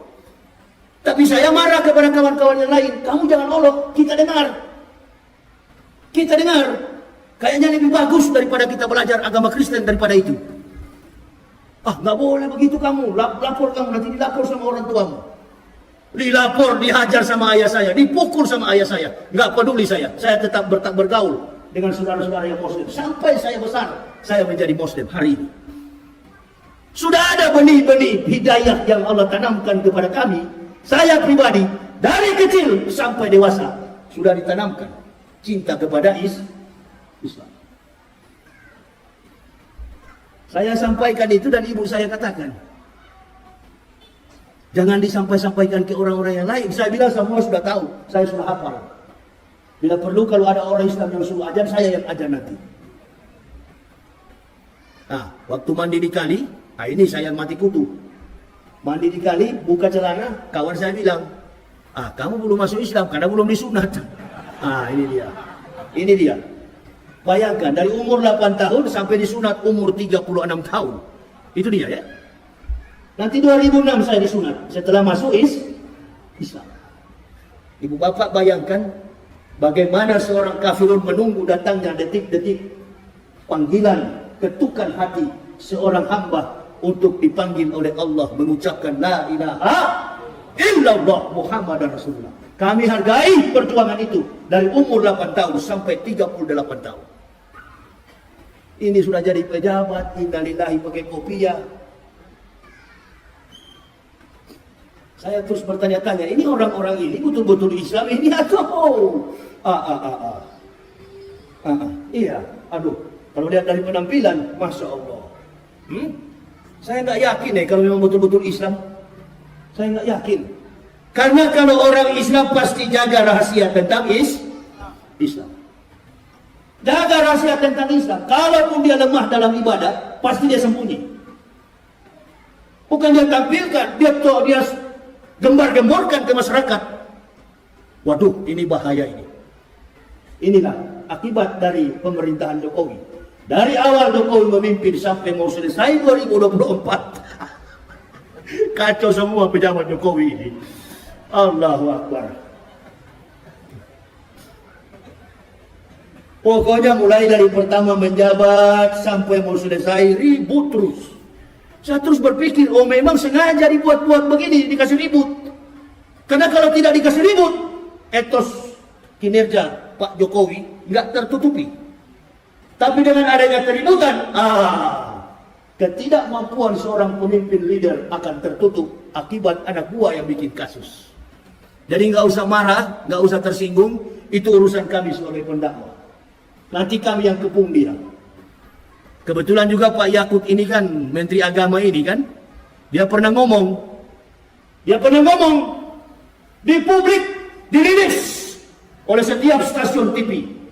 Siapapun yang menyinggung simbol-simbol agama sekecil apapun, mulai dari agama Islam, agama Kristen, Hindu, Buddha, siapa yang menyinggung simbol-simbol agama, maka dia harus diperkarakan, dipersoalkan, dipidanakan, tergantung dengan persoalan sara. Menghina, apalagi? Menghujat, apalagi? Menista, apalagi? Segala macam. Dan kami menerima itu. Oh iya Yakut, kami terima. Kami masuk penjara. Sekarang ente sudah menista Islam, yaitu ada. Kok nggak dipenjarakan? Nggak dipenjarakan. Roy Suryo yang lapor, mana Roy Suryo yang dilapor? Itu dia. Yang begini-gini ibu bapak, tidak boleh kita berdiam. Sebagai pendakwa kita jangan diam. Ini, kita mesti telanjangi orang seperti ini. Kenapa? Karena umat seluruh masalah yang ada di bangsa ini selalu bergantung kepada ulama. Apapun yang dari wacana di dalam publik, selalu ulama yang dicari. Nah, ulama-ulama kita ini satu persatu dikebiri.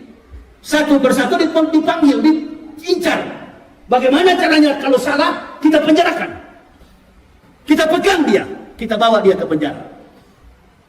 Ada yang bertanya sama saya, Ustadz bagaimana mengenai dengan si siapa yang baru keluar penjara, si Habib Bahar dengan si siapa itu?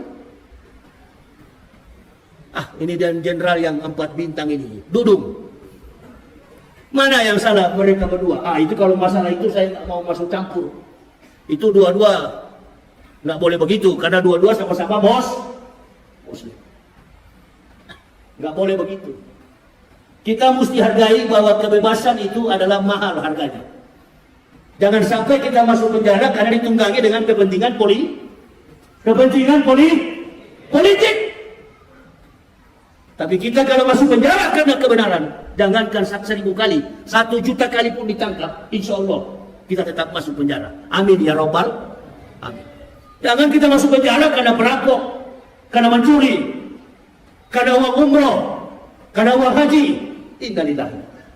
Tapi kalau kita masuk penjara karena menegakkan kebenaran, insya Allah 1 juta kali kau tangkap, insya Allah kami akan tetap maju. Polisi tangkap saya dalam keadaan sakit, jantung saya bengkak. Karena hobi saya suka minum kopi sampai puluhan gelas. Kena saya, di Padang saya kena, Aceh saya kena. Dalam keadaan sakit saya bawa mobil pulang ke Jakarta. Bengkak jantung saya. 2 minggu saya di rumah sakit, datang polisi. Dalam keadaan terbaring kaku di dalam rumah saya. Keluar rumah sakit, polisi datang. Ini Ustadz, kami akan menangkap Ustadz pada hari ini. Oh ya, saya tunggu-tunggu komandan.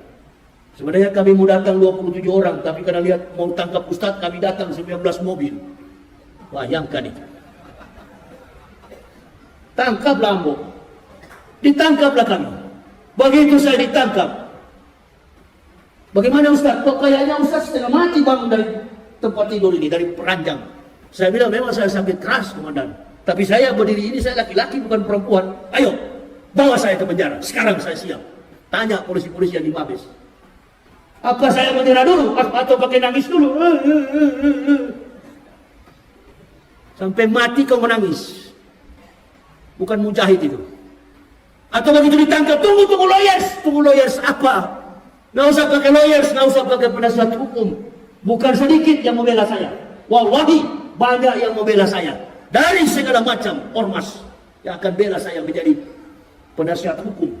Mulai dari masyarakat biasa, mulai dari pihak kepolisian, sampai Jaksa Agung menawarkan kepada saya, kami akan menawarkan Ustadz penasihat hukum. Apa jawaban saya? Ini persoalan saya dengan Allah. Saya tidak pernah masalah dengan hakim. Saya tidak pernah masalah dengan polisi. Saya tidak pernah masalah dengan juru bicara, jaksa penuntut umum, bahkan dengan apapun ahli-ahli forensik, ahli pidana, ahli segala macam. Saya tidak punya masalah. Saya bermasalah dengan Allah. Saya hadapi sendiri. Waduh, bahaya hukumannya ini Ustaz. Kalau nggak pakai pengacara. Apalagi Ustaz ini musuhnya rezim. Hah? Makanya lillahi ayat tadi saqi waladin subhana isa qada amran fa'ina ma yaqulu lahu kun fayakun. Jadilah maka jadi. Silakan.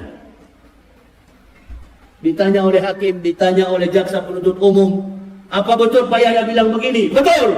Apa betul Bapak bilang begini? Betul. Apa betul Bapak bilang begini? Betul. Kok nggak ada yang salah? Betul semua. Betul, Yang Mulia. Nggak usah putar-putar sini, putar-putar sana. Kita ini pendakwah. Mulut kita akan didengar oleh umat. Sampai bilang Ustaz Yahya sekarang bergaul dengan cebong. Yang datang ke saya itu ya satu-satunya Ustaz yang besuk saya. Tidak ada Ustaz yang berani datang membesuk saya. Hanya satu Ustaz yang mendatangi saya, yang membebaskan saya adalah Ustaz Yusuf Mansur. Saya tidak pernah tahu apa masalah beliau.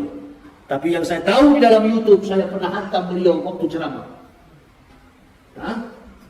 Dan tidak ada urusan secara pribadi antara ulama A dengan ulama B, ulama C, ulama X, ulama O. Enggak ada.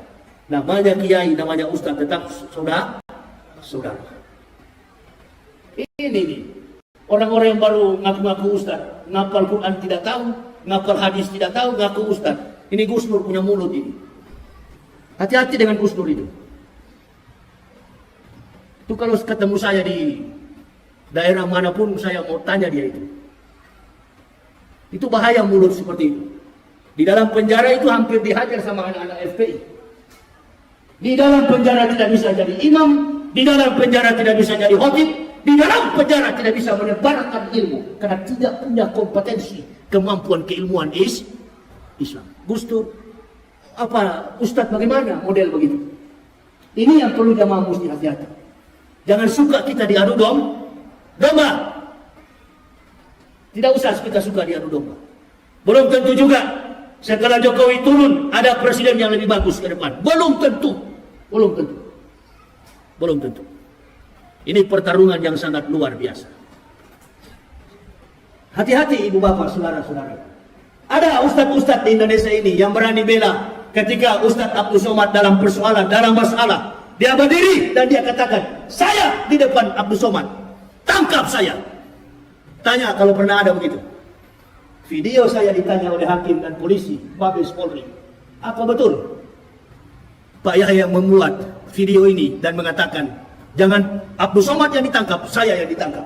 Berulang-ulang saya katakan dalam video itu. Jangan Ustaz Somad yang ditangkap, Ambo yang ditangkap. Ditangkap betulan saya. Berapa tahun saya dihukum? Nggak ada dihukum. Bagaimana mau dihukum setiap hari orang masuk Islam? Orang masuk Islam. Sampai kita dengan si siapa itu, musuh bebuyutan saya kemarin itu, Deddy Corbuzier itu. Diundang saya untuk apa itu namanya? Apa? Itu dia punya istilah YouTube itu. Podcast atau apa itu. Deddy Corbuzier tanya, jadi Ustadz sudah pasrah? Pasrah dia. Masa Ustadz tidak pikirkan dulu berapa tahun dihukum pakai pengacara? Enggak. Setiap ada pengacara saya pecat. Ada lagi saya pecat. Polisi punya, saya pecat. Ditanya oleh Kejaksaan Agung, apakah terdakwa perlu pengacara? Enggak. Kalaupun datang tetap saya pecat juga. Saya hanya butuh pertolongan dari Allah karena saya sudah terbiasa berjalan ke sana kemari dengan Allah. Ke sana kemari keliling Indonesia. Enggak pernah saya meminta-minta untuk dibela. Enggak pernah. Pertolongan saya hanya dengan istri anak. Enggak pernah saya panggil jamaah suruh bela saya. Menegakkan Islam ini dengan harta kekayaan sendiri. Bukan mencari kesempatan supaya kaya di dalam masjid. Innalillahi.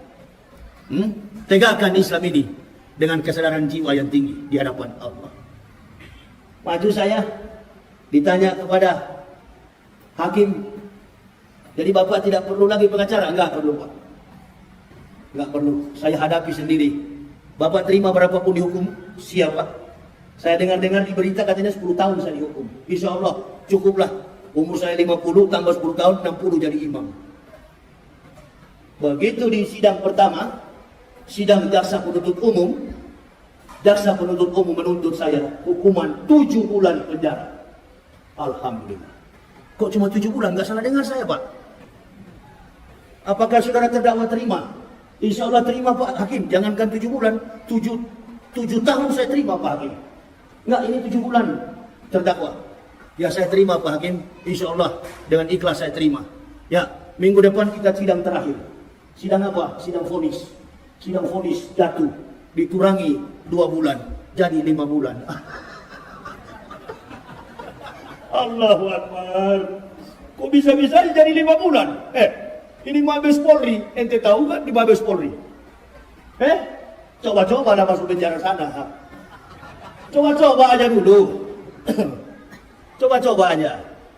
Ente mau bebas di situ, Masya Allah, permainannya harus kawan. Hah? Tanya kawan-kawan polisi. Saya yang paling bebas dengan orang-orang cyber. Kok bisa-bisanya kalau kita nonton di YouTube, Masya Allah, sangatnya Ustaz Yahya ini minta ampun. Begitu sudah jadi kawan, Allahu Akbar. Mau Kristen, Hindu, Buddha, Kongfucu, bagaimana saya memusuhi mereka? Di dalam penjara, mereka tamping, mereka datang bawa makanan, kasih makanan. Saya tanya, agamanya? Oh saya Kristen Pak Ustaz. Tapi saya khusus bawa makanannya Pak Ustaz. Dan taruh racunnya? Oh tidak Pak Ustaz. Coba itu. Jadi menyesal, bukan menyesal karena dakwah saya, bukan. Ada kata-kata yang sudah melampaui batasan etika, normalitas dalam kehidupan, konsekuensi dalam kita bernegara. Apa itu? Roh Kudus. Saya robah. Roh Kudus, saya katakan Roh Kudus. Ini dia. Nah, ini saya jadikan sebagai candaan. Tidak boleh itu dijadikan sebagai candaan. Saya sadar sendiri. Kitab Kristen, Matius, Markus, Lukas, Stefanus, Tetanus, Captikus. Ini saya sadar sendiri. Oh, rupa-rupanya di sini kesalahan saya di hadapan Allah. Datang seorang kiai dari NU, dia bilang, biar bagaimanapun terdakwa sudah salah di dalam menyampaikan dakwah. Wah, ini kiai bela dia. Betul sekali. Dia bela Kristen. Kenapa? Karena rujukan Qur'annya cukup jelas. Kalau kita mengolok-olok Tuhan agama lain, maka tidak menutup kemungkinan orang beragama lain juga akan mengolok-olok Tuhan kita. Masya Allah, saya jadi sadar.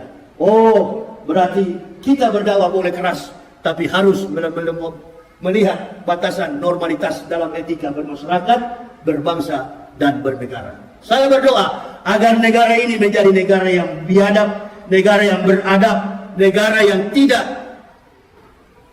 melaksanakan hal-hal yang di luar jangkauan kemampuan kita sebagai orang-orang yang hidup dalam toleransi yang tinggi. Saya bicara kepada Pak Hakim, saya salah Pak Hakim, saya sudah salah, saya minta maaf. Dan saya tidak akan mengulangi lagi.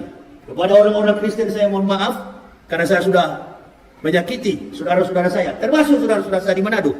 Walaupun saya tidak jumpa dengan mereka, tapi dalam rekaman pasti mereka ikuti. Itu. Tidak boleh begitu. Sampai menghina-hina istilah yang menjadi kultus, yang menjadi simbol dalam agama mereka. Roh Kudus. Kalau dalam kita Islam itu Roh Kudus itu siapa? Malaikat Jibril. Nah itu di Kristen dalam bahasa Ibrani Ruach HaKodesh. Roh Kudus, Holy Spirit. Saya robah menjadi Roh Kudus. Nah, ini ditafsir oleh ahli pidana, oh ini kudis ini adalah sejenis penyakit yang mematikan, begini. Captikus ini minuman yang ada di Manado yang bikin mati. Allahu Akbar. Ada di dalam mobil saya itu laporan jaksa penuntut umum. Dibacakan semua dakwaan itu, Masya Allah, begini tinggi. Dari atas ini sampai ke atas ini mejanya. Laporan saya masuk ke kehakiman. Di ujung pertengkaran itu, masalah itu, akhirnya seluruh jaksa penuntut umum yang beragama Kristen, mereka pun tidak berdaya apa-apa. Jadi komiki mangolo langsung tanpa yang bisa menolong. Nggak ada yang kami kenal, nggak ada yang kami minta bantuan. Insya Allah semua atas pertolongan dari Allah. Datang di dalam penjara, di saat jadi imam, jadi imam. Di saat jadi khotib, jadi khotib. Di saat main kartu, main kartu. Begitu, ya. Sama-sama satu baku tetangga dengan Jenderal Napoleon Bonaparte. Kita kurang lebih 4 bulan sekamar, seranjang berdekatan dengan Jenderal Irjen Pol Napoleon Bonaparte. Waktu beliau dan beberapa orang menganiaya saudara Kacek, besok juga saya ditanya oleh Coki, ketua RT, Pak Yahya juga mau datang, siapa yang mau ancang-ancang mau hajar Pak Yahya? Saya bilang saya tinggal tunggu-tunggu siapa yang mau gertak saya, ayo. Saya bukan Kacek, kalau Kacek nggak melawan, kalau saya melawan. Saya kasih tahu kepada mereka, saya 1 kali 24 jam akan menyambut siapapun yang lawan. Saya pasti melawan. Gak berani rupa-rupanya. Gak berani. Yang Kristen merangkul, ketakutan mereka. Masuk begini mereka terus bilang, waduh, dari wajah ini sudah kelihatan seperti harimau ini. Nggak jadi ditangkap. Nggak jadi dikeroyok. Padahal sudah dibiarin. Coba, saya bilang sama Coki, kalau ada yang berani, saya suruh. Jangan dikemuk pintu sel saya. Buka. Kalau ada yang berani. Dikunci sendirian selama 28 hari. Nggak dibuka-buka pintu itu. Nanti jam 2 malam, di kaki saya itu, di telunjuk kaki saya, ya, jempol saya dipijat setiap jam 12 ke atas. Bahkan ada seseorang yang sesak sekali napasnya, sudah dalam keadaan sekarat, seperti sudah mau mati. Setiap saya terbangun pada jam 12 ke atas, orang ini kesakitan. Saya bangun, saya perhatikan sampai ke tong-tong sampah. Tidak ada mayat yang ada di situ. Rupa-rupanya saya baru tahu. Selama 10 hari kamar itu adalah Maher At-Twalibi. Rupa-rupanya kamar nomor 10 itu kamarnya Maher, Ustadz Maher At-Twalibi. Sampai akhir kehidupan beliau dalam tangisan, dalam linangan dan air mata. Sedih, entah apa yang disedihkan. Kalau seorang mujahid sudah bersedih, innalillahi. Justru dalam penderitaan inilah kita mulai bergembira di hadapan Allah. Ini ya Allah yang kami tunggu-tunggu. Bukan nanti dalam keadaan sedih, bukan nanti dalam keadaan sekejang, dalam keadaan kita diberkahi, baru kita mengatakan bahwa kita adalah orang-orang merdeka. Di saat kita digodok oleh Allah, kita masuk ke dalam penjara, di sini kita mulai mengakui kehebatan, keagungan Allah Subhanahu wa Ta'ala. Makin banyak kita sujud menyembah kepada Allah, makin banyak membaca hadis, makin banyak mengaji, makin merenung. Pokoknya berzikir itu sampai subuh-subuh hari. Dan tidak bisa tidur. Seperti sisa apa kemarin yang baru masuk itu, Ferdinand Hutahayan. Begitu baru masuk pertama saya panggil, sini Ferdinand, biar langsung lari. Dia pikir kita mau pukul, padahal kita cuma panggil. Begitu juga Pak Edi Mulyadi. Kalau sudah masuk di Mabes, sudah. Mulai jalan dalam tempatnya cuma kecil. Kebetulan ruangan kamar saya itu depannya masjid. Orang berjamaah di depan, saya imamnya di situ. Nah sekarang para imam-imam sudah pulang, orang-orang FPI sudah pulang. Yang tersisa di dalam hanya Habibah dari Sihab. Kita doakan beliau supaya cepat sembuh, supaya beliau juga cepat keluar dari Mabes Polri.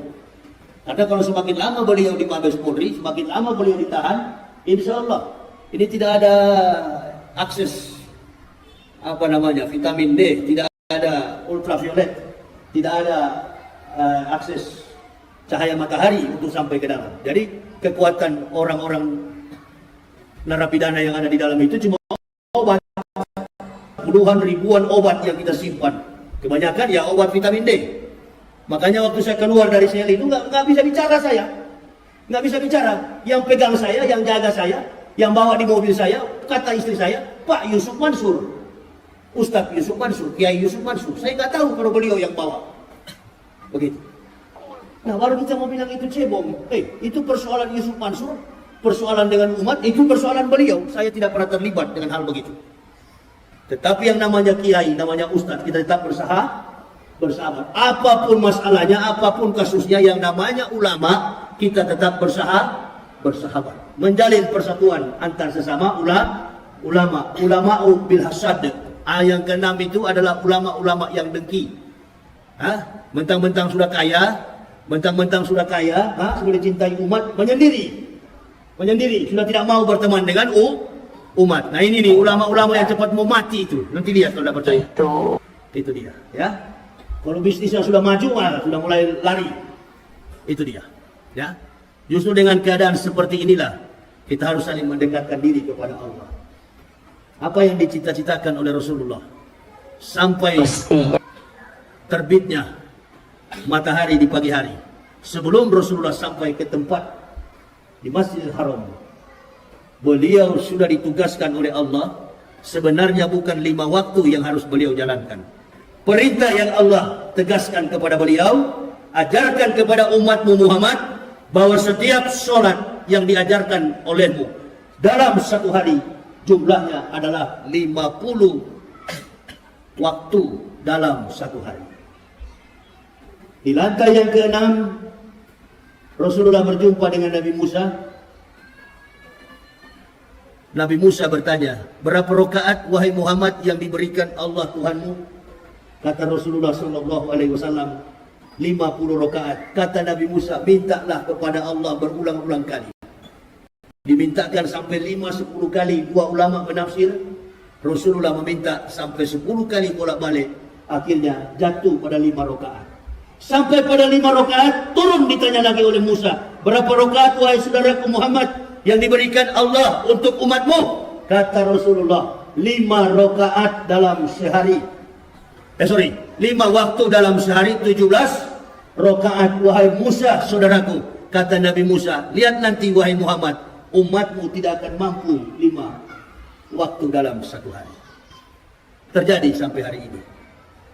Yahudi dan Nasrani, mereka sudah berkomitmen, kalau orang Islam sholat subuhnya sama dengan sholat Jumat, maka tumbanglah kekuatan kafirin wal munafikin, Yahudi wal Nasara.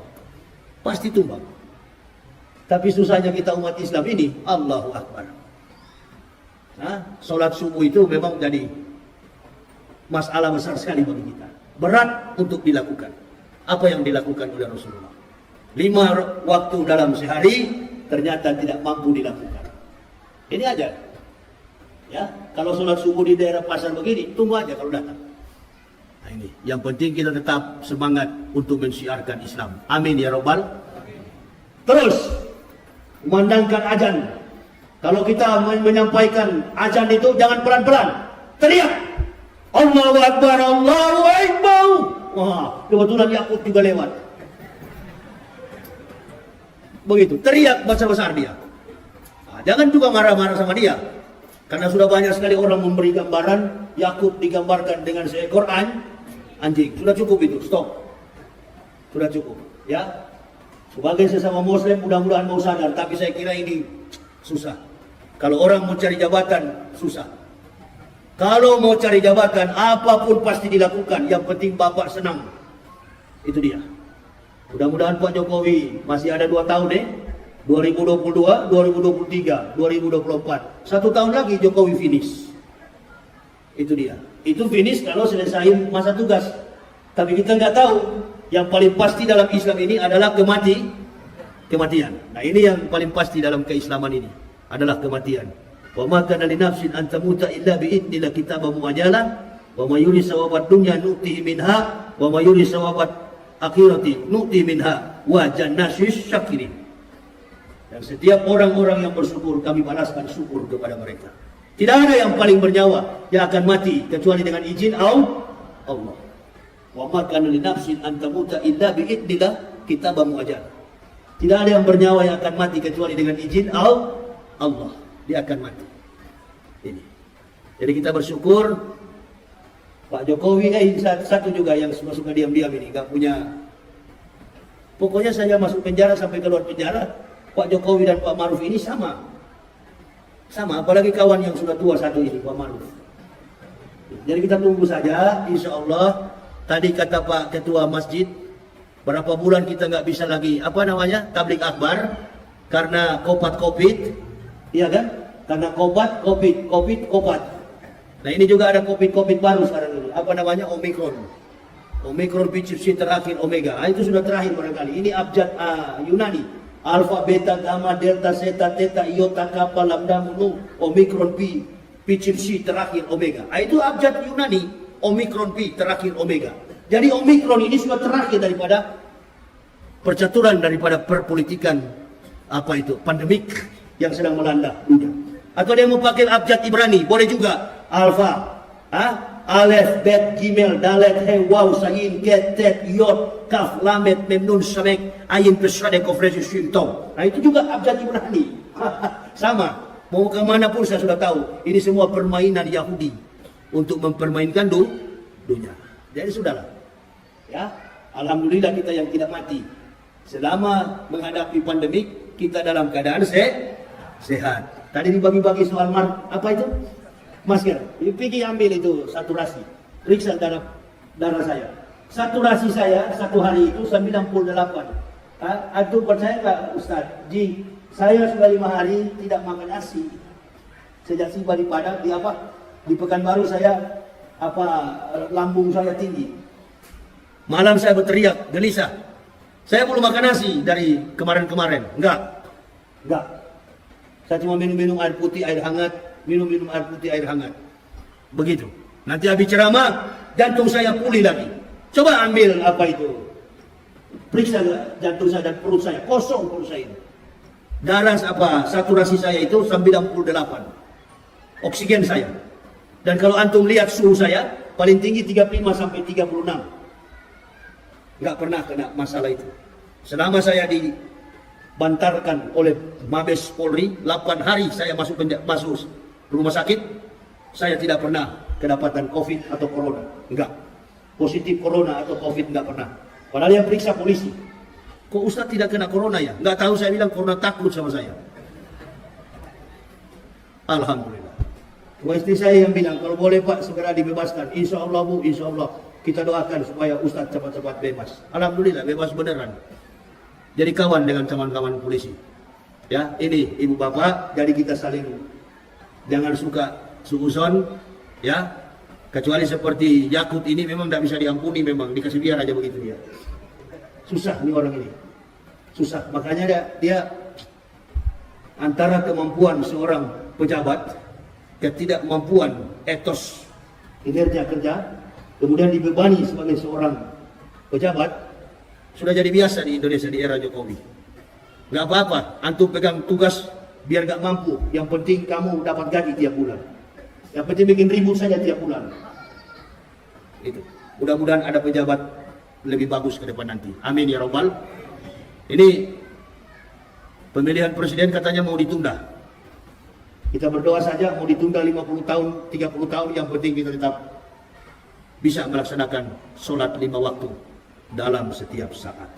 Kita berdoa kepada Allah, kita bermunajat kepada Allah agar kita diberi kesempatan seluas-luasnya untuk memaksimalkan ibadah kita di hadapan Allah Subhanahu wa taala. Saya kira ini Bapak Ibu ya yang bisa saya sampaikan ya. Insyaallah di lain waktu ini saya baru belajar ceramah lagi. Sudah berapa bulan saya nggak bisa ceramah lagi, ya. Padahal di dalam penjara saya aktif ceramah, khutbah, tapi begitu keluar penjara saya sudah sakit. Entah ada maksud apa, wallahu a'lam bishawab. Saya nggak tahu. Ada maksud apa, saya nggak tahu. Hanya Allah yang Maha tahu apa yang terjadi dalam diri saya. Mohon doa dari seluruh jamaah agar kami tetap sehat dan kuat dalam menegakkan dinul haq, dinul Islam. Saya kira ini ya yang saya bisa sampaikan ya. Nanti bagi ibu bapak yang ingin melihat perjalanan kehidupan saya, ada buku saya yang berjudul Kebenaran Islam Menurut Mantan Pendeta. Itu biodata saya sekeluarga dan kami mendapatkan hidayah dari buku itu. Silakan, ada istri saya yang akan melayaninya. Saya kira ini aja yang bisa saya sampaikan. Terima kasih atas segala perhatiannya. Mohon maaf atas segala kekurangan saya. Usikum wa nafsi bitaqwallah.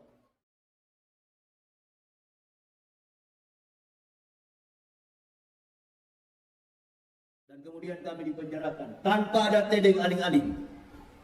Tidak ada kabar dari siapapun, tidak ada surat perintah penangkapan siapapun. Saya ditangkap dalam keadaan yang tidak saya tahu. Begitu datang polisi dan saya katakan kepada mereka, saya sudah tahu komandan, kalian akan datang menangkap saya. Kenapa kamu tahu, Pak Yahya? Ustaz, saya tahu karena KC sudah membuat keonaran di masyarakat. Kalau KC sudah ditangkap berarti ada penyeimbang. Dan lagi, kalau si murtad sudah ditangkap berarti harus ada penyeimbang. Siapa lagi yang harus jadi penyeimbang? Di dalam ceramah-ceramah saya dulu, sebelum saya masuk ke dalam penjara, ceramah-ceramah saya selalu melawan kebatilan. Dan sampai hari ini juga saya masih melawan kebatilan. Dan lalu ada yang beranggap, oh Ustadz Yahya sudah jadi cebong. Ini mulut-mulut pengadu domba ini bahaya sekali dalam Islam. Bahaya sekali. Bagaimana kita akan bersatu? Bagaimana kita akan bersama-sama? Bagaimana Islam akan kuat ke depan? Kalau pembakar kayu api ini masih kesana kemari. Istri Abu Jahal itu adalah tukang bawa kayu tukang bawa kayu api, tukang bakar kayu. Ini bukan cuma persoalan kafir, bukan persoalan munafik, bukan cuma persoalan kafirun, tapi persoalan tukang adu domba. Ini yang bahaya itu. Tukang adu domba, tukang cari muka, dan lain sebagainya. Nah, ini yang bahaya. Kita umat Islam ini perlu selektif di dalam menjalankan peri kehidupan dan keimanan kita. Makanya saya dari dulu ketika saya mendapat hidayah, diberi petunjuk oleh Allah, mengucapkan dua kalimat syahadat, la ilaha illallah Muhammadar Rasulullah, bersama istri dan satu keluarga. Kami masuk Islam, kami menanamkan komitmen bahwa keislaman kami di atas pengakuan la ilaha illallah Muhammadar Rasulullah. Kami tidak pernah berdiri di atas benteng organisasi Islam manapun. Enggak pernah. Orang sholat, kami ikutan sholat. Orang laksanakan sholat subuh, kunut, kami ikutan kunut. Orang juga tidak kunut, kami juga tidak kunut. Kami ikuti setiap kebiasaan yang ada dalam organisasi Islam. Tapi kami tidak pernah bergabung dalam organisasi manapun. Karena kami sudah tahu, di satu ketika kami akan ditangkap, pasti ditanya, dari organisasi Islam mana, siapa penyuplai dana, siapa linknya, dari mana mendapatkan support dana, pasti dia akan dicungkil-cungkil. Kami sudah antisipasi jauh-jauh hari itu. Makanya kami mundur satu langkah. Kami mundur satu langkah. Kenapa? Karena kami tahu, kalau kami masuk dalam golongan Islam, kami masuk dalam organisasi Islam, berarti kami bukan hanya beragama Islam, kami akan memperjuangkan menegakkan dinul haq, dinul Islam. Ini menjadi komitmen kami pertama-tama dalam kehidupan keimanan kami. Setelah kami mengucapkan kalimat syahadat, kami masuk Islam satu keluarga. Betapa bahagia kami mendapatkan keterangan-keterangan tentang nasihat-nasihat hidup, nasihat-nasihat mati, nasihat-nasihat tentang janji-janji yang akan kami terima ketika kami setelah akhir di dunia ini. Ini bukan janji biasa. Apa yang dijanjikan Allah di dalam firman-Nya jelas terukur dalam kapasitas sebagai keterangan historik dari para nabi. Semua catatan-catatan penting dalam kehidupan yang terjadi dilakukan oleh Nabi kita Muhammad SAW, itu adalah merupakan catatan sejarah yang sangat penting. Ibu bapak saudara-saudaraku, sekarang bicara soal tentang Isra wal Mi'raj. Dari dalam masjid, begitu saya masuk dari pagar masjid, saya masuk ke dalam, dari spanduk saya sudah baca Isra wal Mi'raj. Isra wal Mi'raj, berjalan dan kemudian dia naik. Subhanallazi asra bi abdih. Di penggal ayat ini, maka Allah Subhanahu wa taala memulai kalimat ini dengan mengizinkan mentasbihkan Allah. Subhanallazi asra bi abdih. Maha suci Allah yang telah memperjalankan seorang hambanya. Apa itu Bapak saudara-saudara berpikir bahwa umat Islam baru saat itu belum sholat, sudah sholat? Umat Islam sudah melaksanakan sholat. Nabi Muhammad menjadi Rasul sudah 11 tahun. Pada ketika 27 Rajab, Nabi SAW sudah mencapai usia 11 tahun sebagai seorang Rasul Allah Subhanahu wa Ta'ala. Berarti umat Islam sudah sholat. Umat Islam sudah melaksanakan sholat. Sahabat sudah sholat, para nabi sudah sholat. Bahkan sebelum datang Rasulullah SAW, mulai dari Nabi Adam sampai Nabi Ibrahim, Nabi Musa, Nabi Daud sampai kepada Nabi Isa alaihissalam, semua nabi sudah melaksanakan perintah sholat. Qala ini Abdullah atani al-kitab wa ja'alani nabiyah wa ja'alani mubarakan aina ma kuntu awsani bi sholati wa zakati wa dumtu hayya. Jadi Nabi Isa itu sudah menyaksikan, sudah memproklamirkan bahwa dirinya adalah hamba Allah. Allah memberi kitab, memberi Injil kepada Al-Masih, dan wa ja'alani nabiyah, mengutus dia sebagai seorang nabi. Wa ja'alani mubarakan aina ma kuntu awsani bi sholati wa zakati ma dumtu hayya. Perhatikan dengan baik bahwa Nabi Isa itu adalah nabi yang menjalankan sholat dan membayar zakat.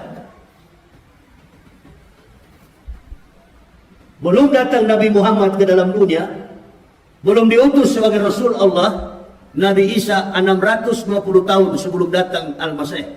Sebelum datang Rasulullah SAW, Al-Masih sudah melaksanakan sholat sebagaimana yang dilakukan oleh nabi-nabi sebelum beliau. Tapi apa yang dilakukan oleh semua nabi dari Adam sampai dengan Al-Masih, tidak ada yang sempurna sebagaimana yang diperintahkan Allah kepada Nabi kita Muhammad sallallahu alaihi wasallam. Di sini peristiwa yang terjadi dan sangat penting. Mulai dari perjalanan dari Masjidil Haram ilal Masjidil Aqsa. Antum Bapak Ibu saudara-saudara tahu? Ada satu tembok panjangnya 585 cm. Panjangnya 585 meter. Sekarang tembok itu tinggal 60 sekian meter. Itu yang disembah oleh Israel, disebut dengan tembok ratapan, the Dome of the Rock. Ibu Bapak tahu, Yahudi mencoret dinding tembok ratapan, dinding daripada Sulaiman bin Daud, yang panjangnya hampir 600 meter, sekarang tinggal 60 meter. Tapi di balik daripada sebelah selatan Masjidil Aqsa, ada telapak kaki orang dewasa berukuran 47. Terjadi satu peristiwa di mana seorang nabi yang terakhir diangkat oleh Allah menembus Sidratul Muntaha.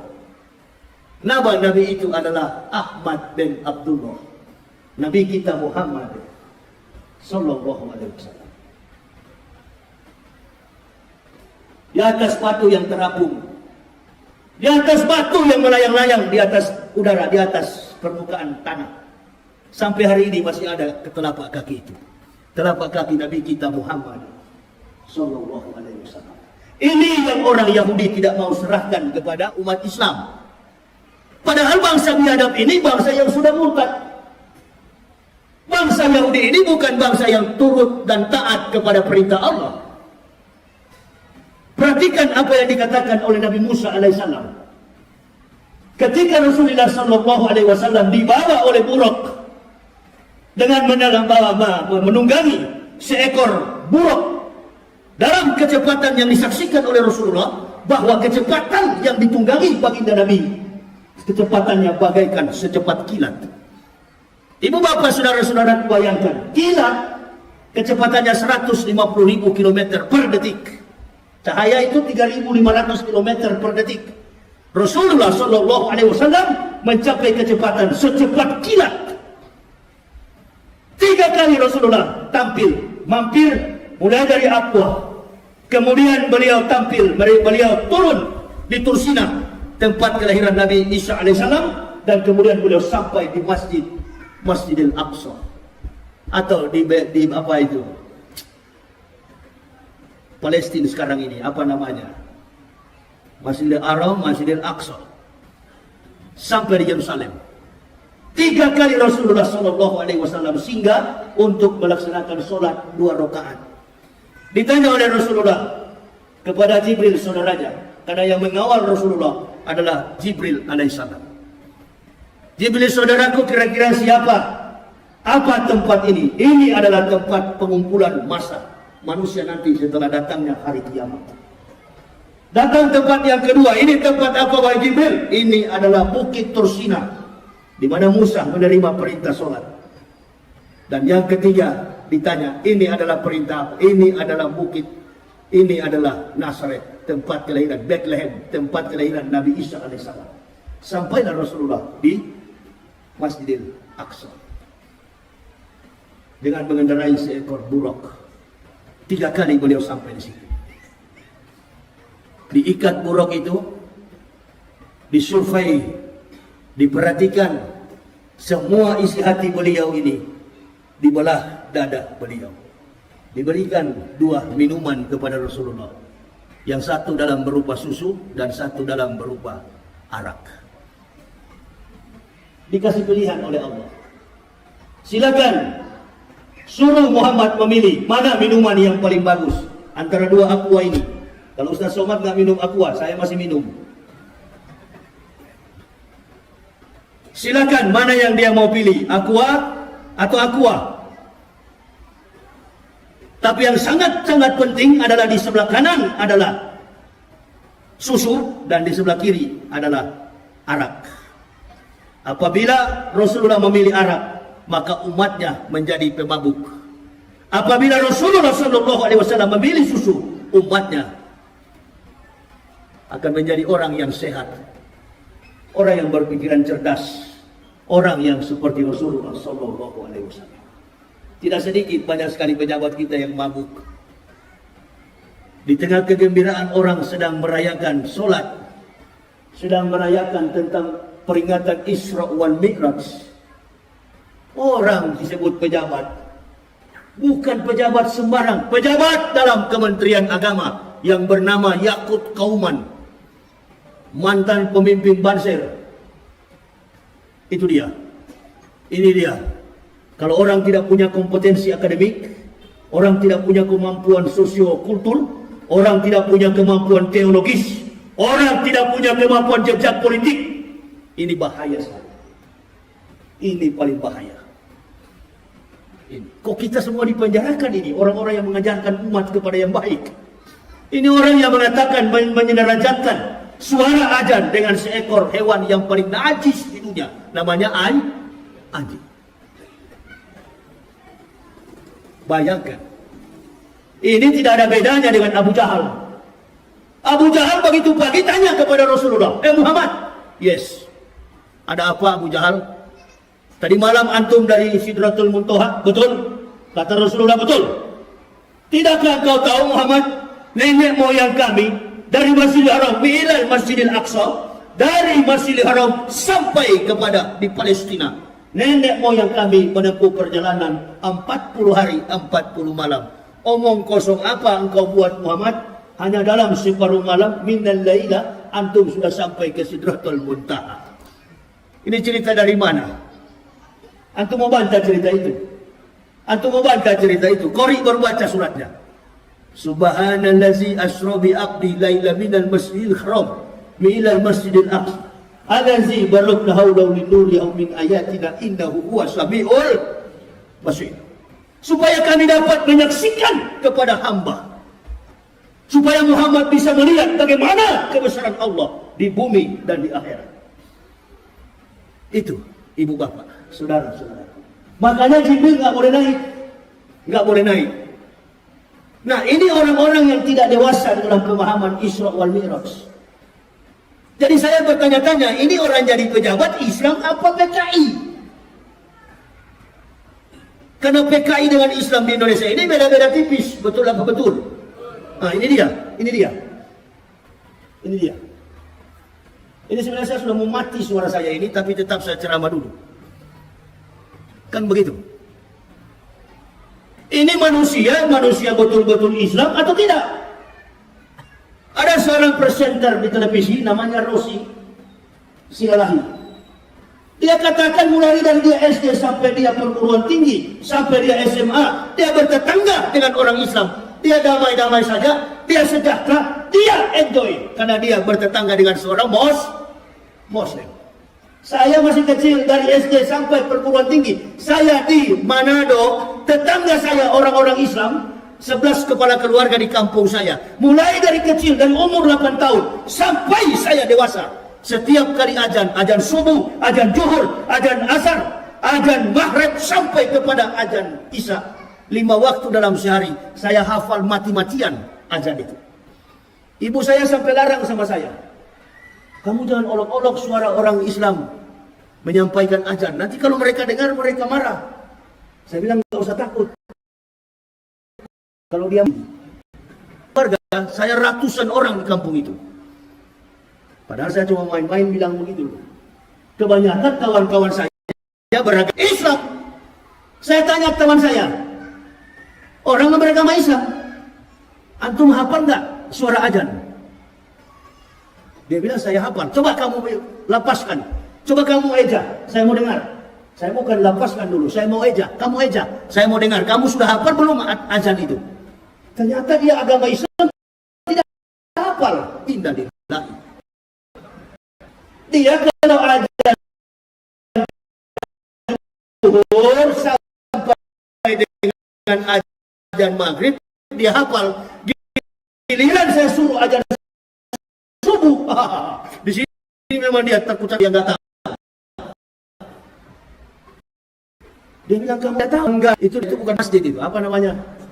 Musola. Nah, setiap kali datang mengaji maghrib, Allahu Akbar. Setiap kali mengaji, setiap mengaji pun kami olok. Tapi saya marah kepada kawan-kawan yang lain. Kamu jangan olok, kita dengar. Kayaknya lebih bagus daripada kita belajar agama Kristen daripada itu. Nggak boleh begitu kamu. Lapor kamu, nanti dilapor sama orang tuamu. Dilapor, dihajar sama ayah saya, dipukul sama ayah saya. Nggak peduli saya. Saya tetap bergaul dengan saudara-saudara yang Muslim. Sampai saya besar, saya menjadi Muslim hari ini. Sudah ada benih-benih hidayah yang Allah tanamkan kepada kami. Saya pribadi, dari kecil sampai dewasa, Islam. Saya sampaikan itu dan ibu saya katakan, jangan disampaikan ke orang-orang yang lain. Saya bilang semua sudah tahu, saya sudah hafal. Bila perlu kalau ada orang Islam yang suruh ajar, saya yang ajar nanti. Nah, waktu mandi di kali, ini saya mati kutu. Mandi di kali, buka celana, kawan saya bilang, kamu belum masuk Islam karena belum disunat. Ini dia. Bayangkan, dari umur 8 tahun sampai disunat umur 36 tahun. Itu dia ya. Nanti 2006 saya disunat, setelah masuk Islam. Ibu bapak bayangkan, bagaimana seorang kafirun menunggu datangnya detik-detik panggilan, ketukan hati seorang hamba untuk dipanggil oleh Allah mengucapkan la ilaha Muhammadar Rasulullah. Kami hargai perjuangan itu dari umur 8 tahun sampai 38 tahun. Ini sudah jadi pejabat, innalillahi pakai kopiah. Saya terus bertanya-tanya, ini orang ini, iya, kalau lihat dari penampilan, Masya Allah. Saya nggak yakin kalau memang betul-betul Islam. Saya nggak yakin. Karena kalau orang Islam pasti jaga rahasia tentang Islam. Jaga rahasia tentang Islam. Kalaupun dia lemah dalam ibadah, pasti dia sembunyi. Bukan dia tampilkan, dia gembar-gemborkan ke masyarakat. Waduh, ini bahaya ini. Inilah akibat dari pemerintahan Jokowi. Dari awal Jokowi memimpin sampai mau selesai 2024. Kacau semua pejabat Jokowi ini. Allahu Akbar. Pokoknya mulai dari pertama menjabat sampai mau selesai ribut terus. Saya terus berpikir, oh memang sengaja dibuat-buat begini, dikasih ribut. Karena kalau tidak dikasih ribut, etos kinerja Pak Jokowi nggak tertutupi. Tapi dengan adanya keributan, ketidakmampuan seorang pemimpin leader akan tertutup akibat anak buah yang bikin kasus. Jadi nggak usah marah, nggak usah tersinggung, itu urusan kami sebagai pendakwa. Nanti kami yang kepung dia. Kebetulan juga Pak Yakut ini kan, Menteri Agama ini kan, dia pernah ngomong di publik, dirilis oleh setiap stasiun TV. Siapapun yang menyinggung simbol-simbol agama sekecil apapun, mulai dari agama Islam, agama Kristen, Hindu, Buddha, siapa yang menyinggung simbol-simbol agama, maka dia harus diperkarakan, dipersoalkan, dipidanakan, tergantung dengan persoalan sara. Menghina, apalagi? Menghujat, apalagi? Menista, apalagi? Segala macam. Dan kami menerima itu. Oh iya Yakut, kami terima. Kami masuk penjara. Sekarang ente sudah menista Islam, yaitu ada. Kok nggak dipenjarakan? Nggak dipenjarakan. Roy Suryo yang lapor, mana Roy Suryo yang dilapor? Itu dia. Yang begini-gini ibu bapak, tidak boleh kita berdiam. Sebagai pendakwa kita jangan diam. Ini, kita mesti telanjangi orang seperti ini. Kenapa? Karena umat seluruh masalah yang ada di bangsa ini selalu bergantung kepada ulama. Apapun yang dari wacana di dalam publik, selalu ulama yang dicari. Nah, ulama-ulama kita ini satu persatu dikebiri, satu persatu dipanggil, disincar. Bagaimana caranya? Kalau salah, kita penjarakan, kita pegang dia, kita bawa dia ke penjara. Ada yang bertanya sama saya, Ustadz bagaimana mengenai dengan si siapa yang baru keluar penjara, si Habib Bahar dengan si siapa itu? Ini dan jenderal yang 4 bintang ini, Dudung. Mana yang salah mereka berdua? Itu kalau masalah itu saya nggak mau masuk campur. Itu dua-dua nggak boleh begitu, karena dua-dua sama-sama Muslim. Nggak boleh begitu. Kita mesti hargai bahwa kebebasan itu adalah mahal harganya. Jangan sampai kita masuk penjara karena ditunggangi dengan kepentingan politik. Tapi kita kalau masuk penjara karena kebenaran, jangankan 1000 kali, 1 juta kali pun ditangkap, insya Allah kita tetap masuk penjara. Amin ya Rabbal. Amin. Jangan kita masuk penjara karena perampok, karena mencuri, karena uang umroh, karena uang haji. Innalillahi. Tapi kalau kita masuk penjara karena menegakkan kebenaran, insya Allah 1 juta kali kau tangkap, insya Allah kami akan tetap maju. Polisi tangkap saya dalam keadaan sakit, jantung saya bengkak. Karena hobi saya suka minum kopi sampai puluhan gelas. Kena saya, di Padang saya kena, Aceh saya kena. Dalam keadaan sakit saya bawa mobil pulang ke Jakarta. Bengkak jantung saya. 2 minggu saya di rumah sakit, datang polisi. Dalam keadaan terbaring kaku di dalam rumah saya. Keluar rumah sakit, polisi datang. Ini Ustadz, kami akan menangkap Ustadz pada hari ini. Oh ya, saya tunggu-tunggu komandan. Sebenarnya kami mau datang 27 orang, tapi karena lihat mau tangkap Ustadz, kami datang 19 mobil. Bayangkan itu. Tangkap Lambo. Ditangkaplah kami. Begitu saya ditangkap, bagaimana Ustaz? Kok kayaknya Ustaz setengah mati bangun dari tempat tidur ini, dari peranjang. Saya bilang memang saya sakit keras komandan. Tapi saya berdiri ini, saya laki-laki bukan perempuan. Ayo, bawa saya ke penjara. Sekarang saya siap. Tanya polisi-polisi yang di Mabes. Apa saya menyerah dulu? Atau pakai nangis dulu? Sampai mati kau menangis. Bukan mujahid itu. Atau begitu ditangkap, tunggu lawyers. Tunggu lawyers apa? Nggak usah pakai lawyers, nggak usah pakai penasihat hukum. Bukan sedikit yang membela saya. Wallahi, banyak yang membela saya. Dari segala macam ormas yang akan bela saya menjadi penasihat hukum. Mulai dari masyarakat biasa, mulai dari pihak kepolisian, sampai Jaksa Agung menawarkan kepada saya, kami akan menawarkan Ustadz penasihat hukum. Apa jawaban saya? Ini persoalan saya dengan Allah. Saya tidak pernah masalah dengan hakim. Saya tidak pernah masalah dengan polisi. Saya tidak pernah masalah dengan juru bicara, jaksa penuntut umum, bahkan dengan apapun ahli-ahli forensik, ahli pidana, ahli segala macam. Saya tidak punya masalah. Saya bermasalah dengan Allah. Saya hadapi sendiri. Waduh, bahaya hukumannya ini Ustaz. Kalau nggak pakai pengacara. Apalagi Ustaz ini musuhnya rezim. Hah? Makanya lillahi ayat tadi sahih waladin subhana isa qada amran fa'ina ma yaqulu lahu kun fayakun. Jadilah maka jadi. Silakan. Ditanya oleh hakim, ditanya oleh jaksa penuntut umum, apa betul Pak Yahya bilang begini? Betul. Apa betul Bapak bilang begini? Betul. Apa betul Bapak bilang begini? Betul. Kok nggak ada yang salah? Betul semua. Betul, Yang Mulia. Nggak usah putar-putar sini, putar-putar sana. Kita ini pendakwah. Mulut kita akan didengar oleh umat. Sampai bilang Ustaz Yahya sekarang bergaul dengan cebong. Yang datang ke saya itu ya satu-satunya Ustaz yang besuk saya. Tidak ada Ustaz yang berani datang membesuk saya. Hanya satu Ustaz yang mendatangi saya, yang membebaskan saya adalah Ustaz Yusuf Mansur. Saya tidak pernah tahu apa masalah beliau. Tapi yang saya tahu di dalam YouTube, saya pernah hantam beliau waktu ceramah. Dan tidak ada urusan secara pribadi antara ulama A dengan ulama B, ulama C, ulama X, ulama O. Tidak ada. Namanya kiai, namanya ustaz, tetap saudara.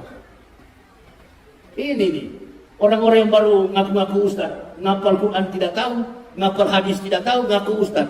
Ini Gus Nur punya mulut ini. Hati-hati dengan Gus Nur itu.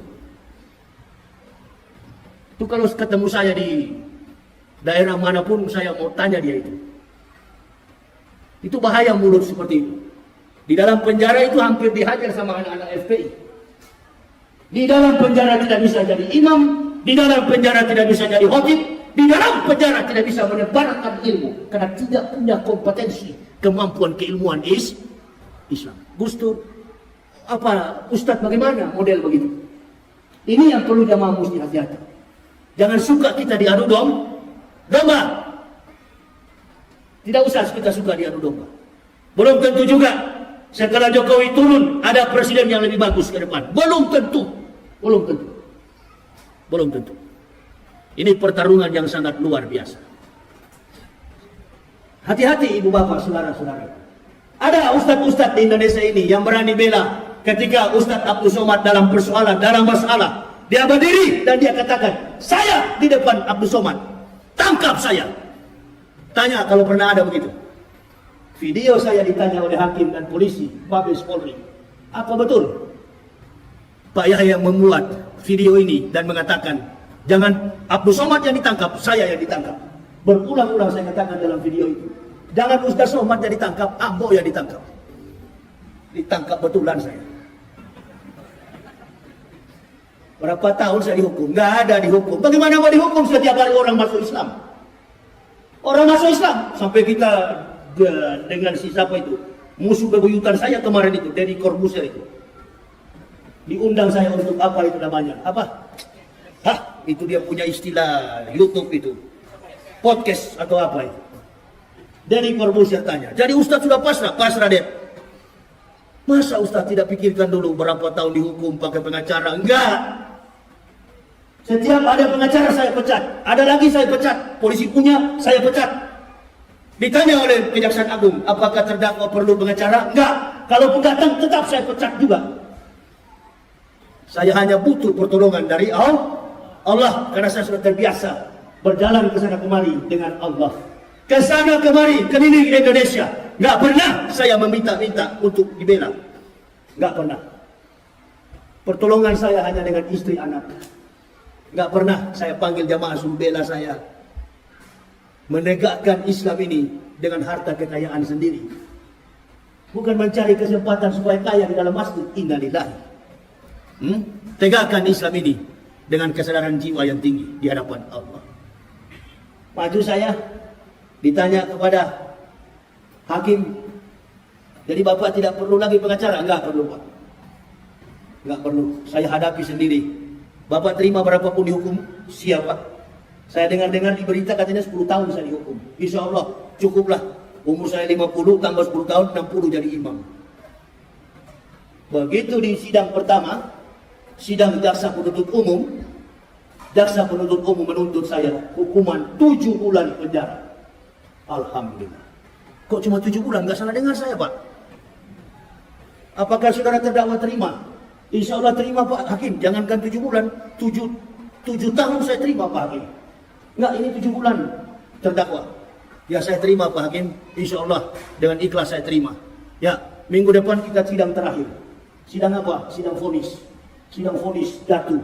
Dikurangi 2 bulan. Jadi 5 bulan. Allahu Akbar. Kok bisa-bisa jadi 5 bulan? Ini Mabes Polri. Ente tahu kan di Mabes Polri? Coba-coba lah masuk penjara sana. Coba-coba aja dulu. Coba-coba aja. Ente mau bebas di situ, Masya Allah, permainannya harus kawan. Tanya kawan-kawan polisi. Saya yang paling bebas dengan orang-orang cyber. Kok bisa-bisanya kalau kita nonton di YouTube, Masya Allah, sangatnya Ustaz Yahya ini minta ampun. Begitu sudah jadi kawan, Allahu Akbar. Mau Kristen, Hindu, Buddha, Kongfucu, bagaimana saya memusuhi mereka? Di dalam penjara, mereka tamping, mereka datang bawa makanan, kasih makanan. Saya tanya, agamanya? Oh saya Kristen Pak Ustaz. Tapi saya khusus bawa makanannya Pak Ustaz. Dan taruh racunnya? Oh tidak Pak Ustaz. Coba itu. Jadi menyesal, bukan menyesal karena dakwah saya, bukan. Ada kata-kata yang sudah melampaui batasan etika, normalitas dalam kehidupan, konsekuensi dalam kita bernegara. Apa itu? Roh Kudus. Saya robah. Roh Kudus, saya katakan Roh Kudus. Ini dia. Nah, ini saya jadikan sebagai candaan. Tidak boleh itu dijadikan sebagai candaan. Saya sadar sendiri. Kitab Kristen, Matius, Markus, Lukas, Stefanus, Stetanus, Captikus. Ini saya sadar sendiri. Oh, rupa-rupanya di sini kesalahan saya di hadapan Allah. Datang seorang kiai dari NU, dia bilang, biar bagaimanapun terdakwa sudah salah di dalam menyampaikan dakwah. Wah, ini kiai bela dia. Betul sekali. Dia bela Kristen. Kenapa? Karena rujukan Qur'annya cukup jelas. Kalau kita mengolok-olok Tuhan agama lain, maka tidak menutup kemungkinan orang beragama lain juga akan mengolok-olok Tuhan kita. Masya Allah. Saya jadi sadar.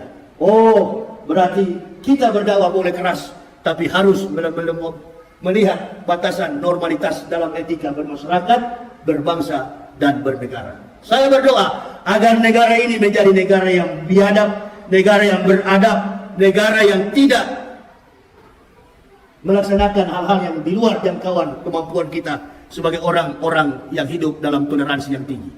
Saya bicara kepada Pak Hakim, saya salah Pak Hakim, saya sudah salah, saya minta maaf. Dan saya tidak akan mengulangi lagi. Kepada orang-orang Kristen saya mohon maaf, karena saya sudah menyakiti saudara-saudara saya, termasuk saudara-saudara saya di Manado. Walaupun saya tidak jumpa dengan mereka, tapi dalam rekaman pasti mereka ikuti. Itu. Tidak boleh begitu.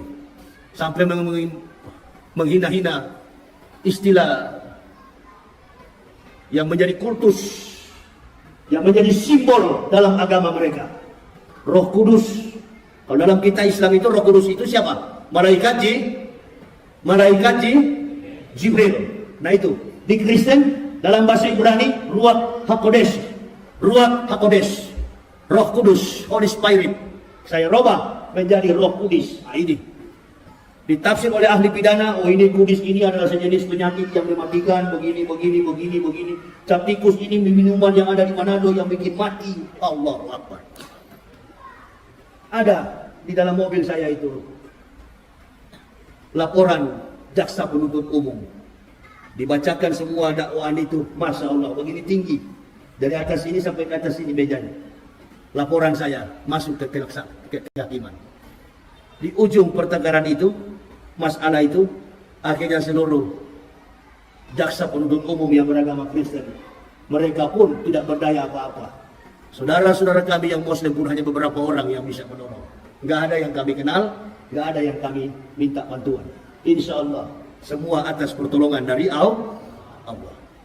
Datang di dalam penjara, di saat jadi imam, di saat jadi khotib, di saat main kartu, begitu, ya. Sama-sama satu bangku tetangga dengan Jenderal Napoleon Bonaparte. Kita kurang lebih 4 bulan sekamar, seranjang berdekatan dengan Jenderal Irjen Pol Napoleon Bonaparte. Waktu beliau dan beberapa orang menganiaya saudara Kacek, besok juga saya ditanya oleh Coki, ketua RT, Pak Yahya juga mau datang, siapa yang mau ancang-ancang mau hajar Pak Yahya? Saya bilang saya tinggal tunggu-tunggu siapa yang mau gertak saya, ayo. Saya bukan Kacek, kalau Kacek nggak melawan, kalau saya melawan. Saya kasih tahu kepada mereka, saya 1 kali 24 jam akan menyambut siapapun yang lawan. Saya pasti melawan. Gak berani rupa-rupanya. Gak berani. Yang Kristen merangkul, ketakutan mereka. Masuk begini mereka terus bilang, waduh, dari wajah ini sudah kelihatan seperti harimau ini. Gak jadi ditangkap. Gak jadi dikeroyok. Padahal sudah dibiarin. Coba, saya bilang sama Coki, kalau ada yang berani saya suruh. Jangan dikemuk pintu sel saya. Buka. Kalau ada yang berani. Dikunci sendirian selama 28 hari. Nggak dibuka-buka pintu itu. Nanti jam 2 malam, di kaki saya itu, di telunjuk kaki saya, ya, jempol saya dipijat. Setiap jam 12 ke atas. Bahkan ada seseorang yang sesak sekali napasnya. Sudah seperti sudah mau mati. Setiap saya terbangun pada jam 12 ke atas, orang ini selalu mendesah dalam kesakitan. Saya bangun, saya perhatikan. Sampai ke tong-tong sampah. Tidak ada mayat yang ada di situ. Rupa-rupanya saya baru tahu. Selama 10 hari, kamar itu adalah kamarnya almarhum Maher At-Twalibi. Rupa-rupanya kamar nomor 10 itu kamarnya Maher, Ustadz Maher At-Twalibi. Sampai akhir kehidupan beliau. Dalam tangisan, dalam linangan dan air mata. Sedih, entah apa yang disedihkan. Kalau seorang mujahid sudah bersedih, innalillahi. Justru dalam penderitaan inilah kita mulai bergembira di hadapan Allah. Ini ya Allah yang kami tunggu-tunggu. Bukan nanti dalam keadaan sedih, bukan nanti dalam keadaan sekejam, dalam keadaan kita diberkahi, baru kita mengatakan bahwa kita adalah orang-orang merdeka. Di saat kita digodok oleh Allah, kita masuk ke dalam penjara, di sini kita mulai mengakui kehebatan, keagungan Allah Subhanahu wa Ta'ala. Makin banyak kita sujud menyembah kepada Allah, makin banyak membaca hadis, makin banyak mengaji, makin merenung. Pokoknya berzikir itu sampai subuh-subuh hari. Dan tidak bisa tidur. Seperti sisa apa kemarin yang baru masuk itu, Ferdinand Hutahayan. Begitu baru masuk pertama saya panggil, sini Ferdinand, biar langsung lari. Dia pikir kita mau pukul, padahal kita cuma panggil. Begitu juga Pak Edi Mulyadi. Kalau sudah masuk di Mabes, sudah. Mulai jalan dalam tempatnya cuma kecil. Kebetulan ruangan kamar saya itu depannya masjid. Orang berjamaah di depan, saya imamnya di situ. Nah sekarang para imam-imam sudah pulang, orang-orang FPI sudah pulang. Yang tersisa di dalam hanya Habibah dari Sihab. Kita doakan beliau supaya cepat sembuh, supaya beliau juga cepat keluar dari Mabes Polri. Karena kalau semakin lama beliau di Mabes Polri, semakin lama beliau ditahan, insya Allah ini tidak ada akses vitamin D, tidak ada ultraviolet, tidak ada akses cahaya matahari untuk sampai ke dalam. Jadi kekuatan orang-orang narapidana yang ada di dalam itu cuma obat. Ratusan, puluhan, ribuan obat yang kita simpan. Kebanyakan ya obat vitamin D. Makanya waktu saya keluar dari sel itu nggak bisa bicara saya. Nggak bisa bicara. Yang pegang saya, yang jaga saya, yang bawa di mobil saya, kata istri saya, Pak Yusuf Mansur. Ustadz Yusuf Mansur, Kiai Yusuf Mansur. Saya nggak tahu kalau beliau yang bawa. Begitu. Nah, baru kita mau bilang itu cebong. Itu persoalan Yusuf Mansur, persoalan dengan umat, itu persoalan beliau. Saya tidak pernah terlibat dengan hal begitu. Tetapi yang namanya kiai, namanya ustadz, kita tetap bersahabat. Apapun masalahnya, apapun kasusnya, yang namanya ulama, kita tetap bersahabat. Menjalin persatuan antar sesama ulama. Ulama'u bil hasad. Yang keenam itu adalah ulama-ulama yang dengki. Mentang-mentang sudah kaya, sudah cintai umat, menyendiri, sudah tidak mau berteman dengan umat. Nah ini nih ulama-ulama yang cepat mau mati itu. Nanti lihat kalau tidak percaya. Itu dia, ya. Kalau bisnisnya sudah maju, sudah mulai lari. Itu dia, ya. Justru dengan keadaan seperti inilah kita harus saling mendekatkan diri kepada Allah. Apa yang dicita-citakan oleh Rasulullah sampai terbitnya matahari di pagi hari, sebelum Rasulullah sampai ke tempat di Masjidil Haram, beliau sudah ditugaskan oleh Allah. Sebenarnya bukan 5 waktu yang harus beliau jalankan.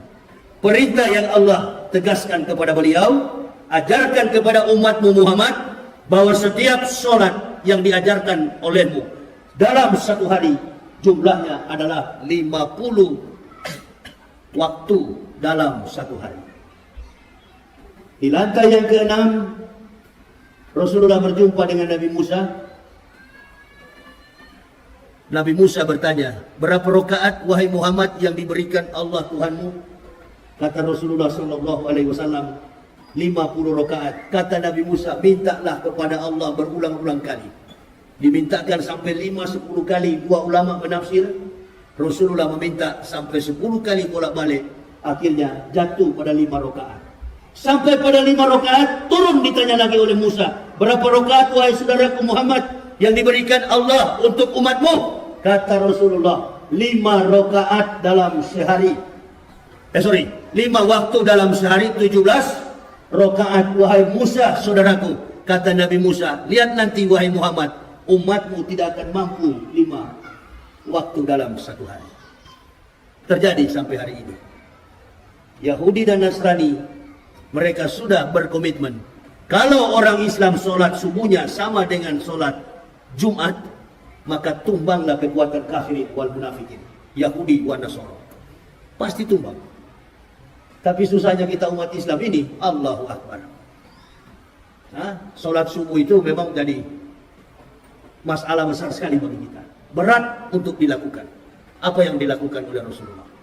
5 waktu dalam sehari ternyata tidak mampu dilakukan. Ini aja. Ya, kalau sholat subuh di daerah pasar begini, tunggu aja kalau datang. Nah ini, yang penting kita tetap semangat untuk mensiarkan Islam. Amin ya Rabbal. Terus memandangkan azan. Kalau kita menyampaikan azan itu jangan pelan-pelan, teriak Allahu Akbar, Allahu Akbar. Wah, kebetulan Yakub juga lewat. Begitu, teriak besar-besar dia. Jangan juga marah-marah sama dia. Karena sudah banyak sekali orang memberi gambaran Yakub digambarkan dengan seekor anjing. Sudah cukup itu, stop. Sudah cukup, ya. Sebagai sesama Muslim mudah-mudahan mau sadar, tapi saya kira ini susah. Kalau orang mau cari jabatan, susah. Kalau mau cari jabatan, apapun pasti dilakukan. Yang penting Bapak senang. Itu dia. Mudah-mudahan Pak Jokowi masih ada 2 tahun 2022, 2023, 2024. 1 tahun lagi Jokowi finish. Itu dia. Itu finish kalau selesai masa tugas. Tapi kita nggak tahu. Yang paling pasti dalam Islam ini adalah kematian. Nah ini yang paling pasti dalam keislaman ini adalah kematian. Wa ma kana li nafsin an tamuta illa bi wa ma yuri sawabat dunya nu'tihi minha wa ma yuri sawabat akhirati nu'tihi minha wa jannasis syakirin. Dan setiap orang-orang yang bersyukur kami balaskan syukur kepada mereka. Tidak ada yang paling bernyawa yang akan mati kecuali dengan izin Allah.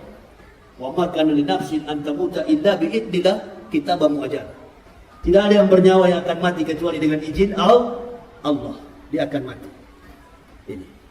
Jadi kita bersyukur Pak Jokowi satu juga yang suka diam-diam ini, enggak punya.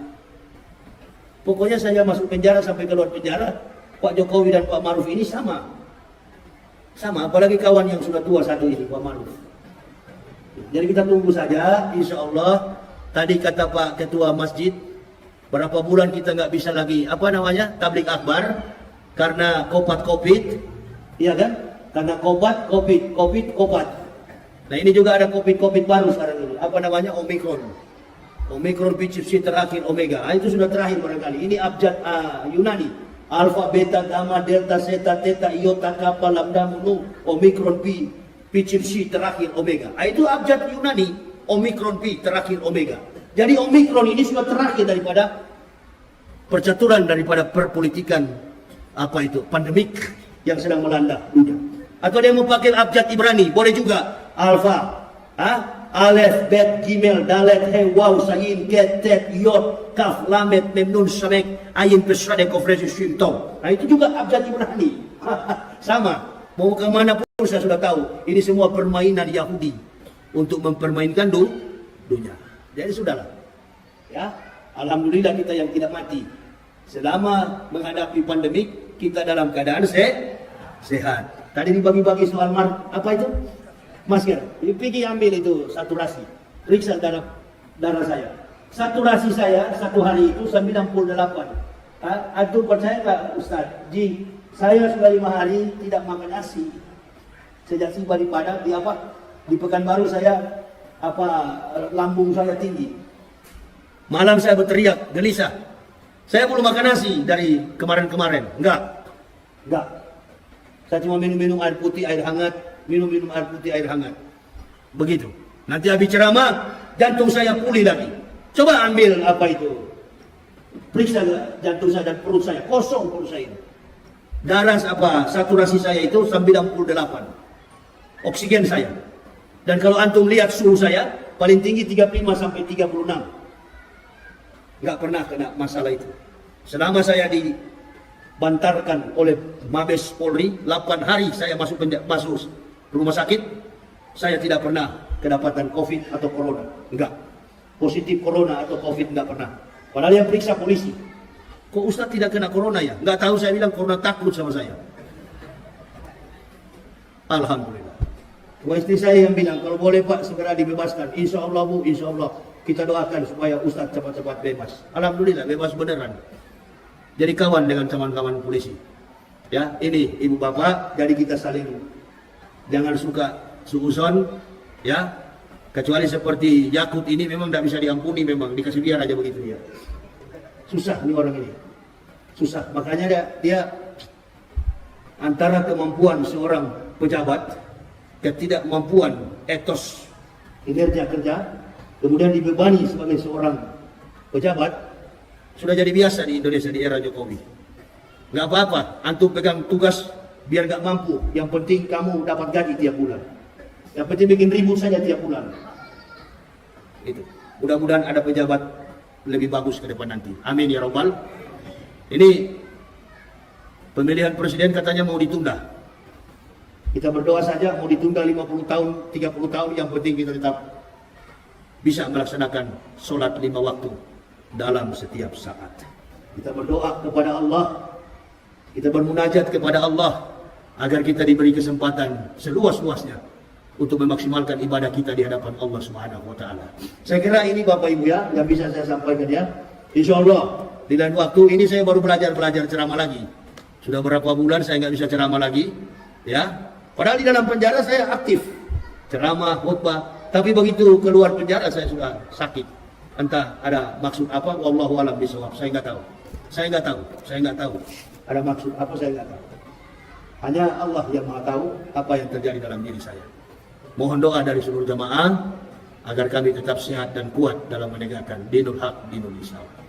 Saya kira ini ya yang saya bisa sampaikan ya. Nanti bagi ibu bapak yang ingin melihat perjalanan kehidupan saya, ada buku saya yang berjudul Kebenaran Islam Menurut Mantan Pendeta. Itu biodata saya sekeluarga dan kami mendapatkan hidayah dari buku itu. Silakan, ada istri saya yang akan melayaninya. Saya kira ini aja yang bisa saya sampaikan. Terima kasih atas segala perhatiannya.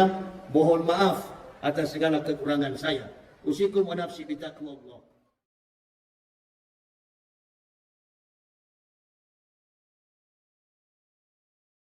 Dan kemudian kami dipenjarakan tanpa ada tedeng aling-aling. Tidak ada kabar dari siapapun, tidak ada surat perintah penangkapan siapapun. Saya ditangkap dalam keadaan yang tidak saya tahu.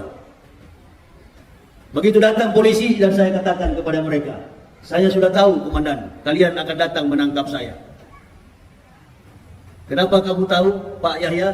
Ustaz, saya tahu karena Kacek sudah membuat keonaran di masyarakat.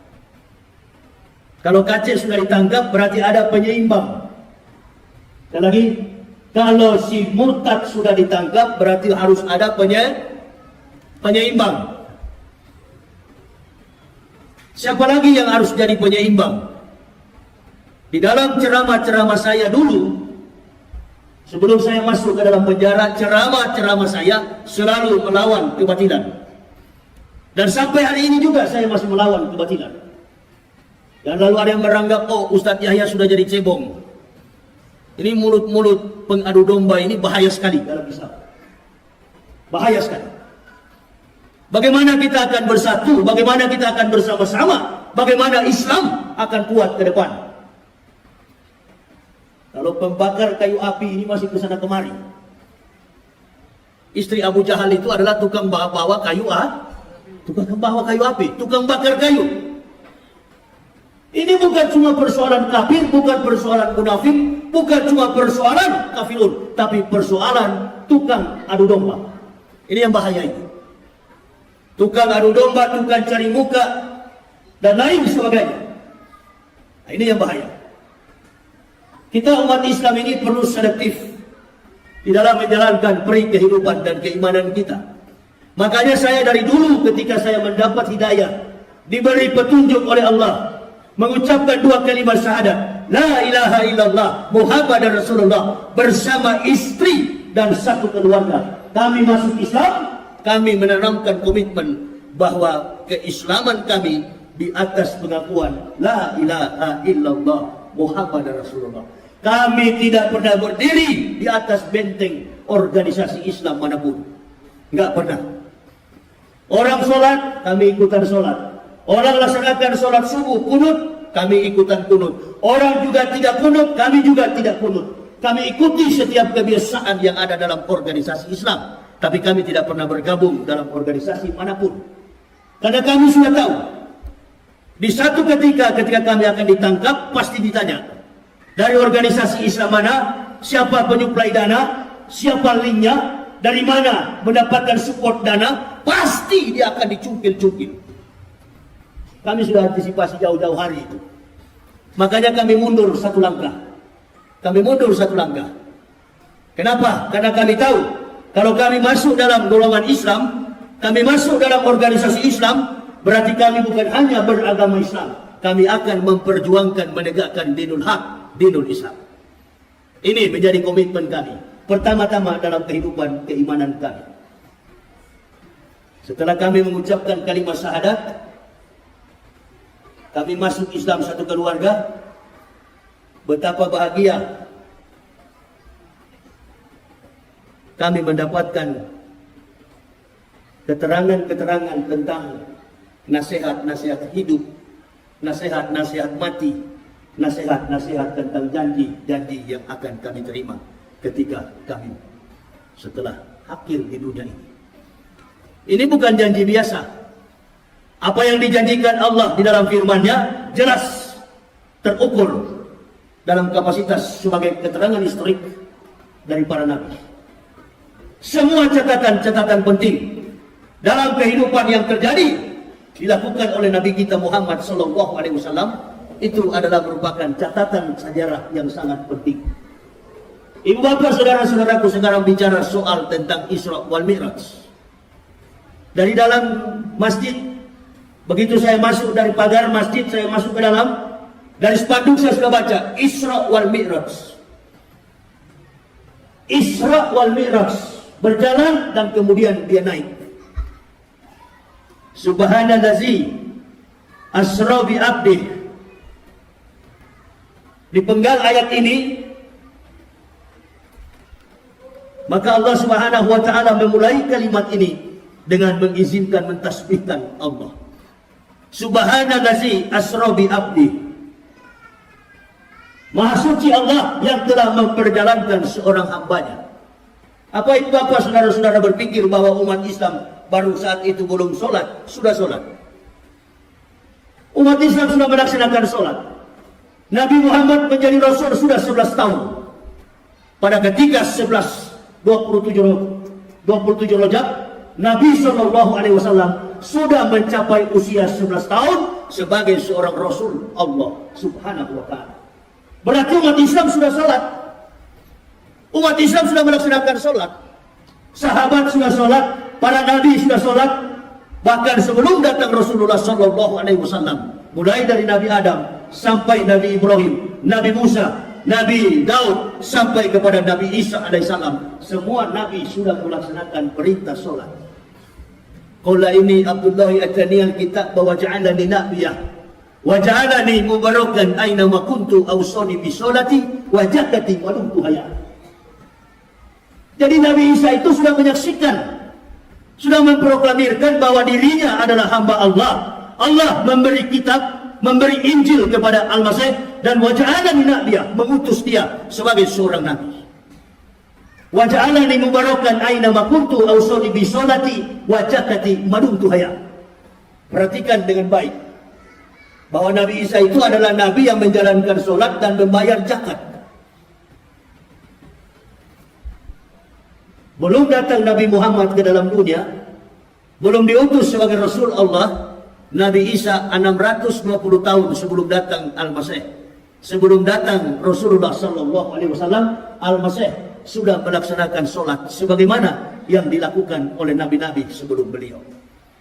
Tapi apa yang dilakukan oleh semua nabi dari Adam sampai dengan Al-Masih, tidak ada yang sempurna sebagaimana yang diperintahkan Allah kepada Nabi kita Muhammad sallallahu alaihi wasallam.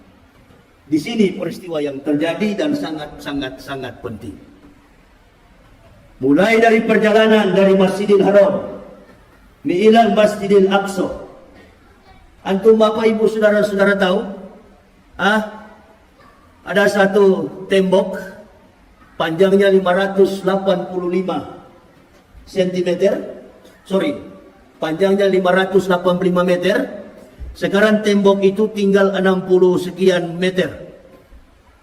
Itu yang disembah oleh Israel, disebut dengan tembok ratapan, the Dome of the Rock. Ibu Bapak tahu, Yahudi mencoret dinding tembok ratapan, dinding daripada Sulaiman bin Daud, yang panjangnya hampir 600 meter, sekarang tinggal 60 meter. Tapi di balik daripada sebelah selatan Masjidil Aqsa ada telapak kaki orang dewasa berukuran 47. Terjadi satu peristiwa di mana seorang nabi yang terakhir diangkat oleh Allah menembus Sidratul Muntaha. Nama nabi itu adalah Ahmad bin Abdullah, nabi kita Muhammad sallallahu alaihi wasallam. Di atas batu yang terapung, di atas batu yang melayang-layang di atas udara, di atas permukaan tanah, sampai hari ini masih ada telapak kaki itu, telapak kaki nabi kita Muhammad sallallahu alaihi wasallam. Ini yang orang Yahudi tidak mau serahkan kepada umat Islam. Padahal bangsa biadab ini bangsa yang sudah murtad. Bangsa Yahudi ini bukan bangsa yang turut dan taat kepada perintah Allah. Perhatikan apa yang dikatakan oleh Nabi Musa alaihissalam. Ketika Rasulullah sallallahu alaihi wasallam dibawa oleh buruk dengan menunggangi seekor buruk dalam kecepatan yang disaksikan oleh Rasulullah, bahwa kecepatan yang ditunggangi baginda Nabi, kecepatannya bagaikan secepat kilat. Ibu bapak saudara-saudara bayangkan, kilat kecepatannya 150.000 km per detik. Cahaya itu 3.500 km per detik. Rasulullah SAW mencapai kecepatan secepat kilat. 3 kali Rasulullah mampir mulai dari Aqwa. Kemudian beliau beliau turun di Tursina, tempat kelahiran Nabi Isa alaihissalam. dan kemudian beliau sampai di Masjidil Aqsa, atau di apa itu, Palestina sekarang ini, apa namanya, Masjidil Haram, Masjidil Aqsa, sampai di Yerusalem. 3 kali Rasulullah SAW singgah untuk melaksanakan sholat 2 rakaat. Ditanya oleh Rasulullah kepada Jibril saudaranya, karena yang mengawal Rasulullah adalah Jibril alaihissalam. Jibril, saudaraku, kira-kira siapa? Apa tempat ini? Ini adalah tempat pengumpulan massa manusia nanti setelah datangnya hari kiamat. Datang tempat yang kedua, ini tempat apa wahai Jibril? Ini adalah Bukit Tursina, di mana Musa menerima perintah sholat. Dan yang ketiga ditanya, ini adalah perintah apa? Ini adalah bukit, ini adalah Nazaret, tempat kelahiran, Bethlehem, tempat kelahiran Nabi Isa alaihissalam. Sampailah Rasulullah di Masjidil Aqsa dengan mengendarai seekor buruk. 3 kali beliau sampai di situ. Diikat buruk itu, disurvei, diperhatikan semua isi hati beliau ini, dibelah dada beliau. Diberikan 2 minuman kepada Rasulullah, yang satu dalam berupa susu dan satu dalam berupa arak.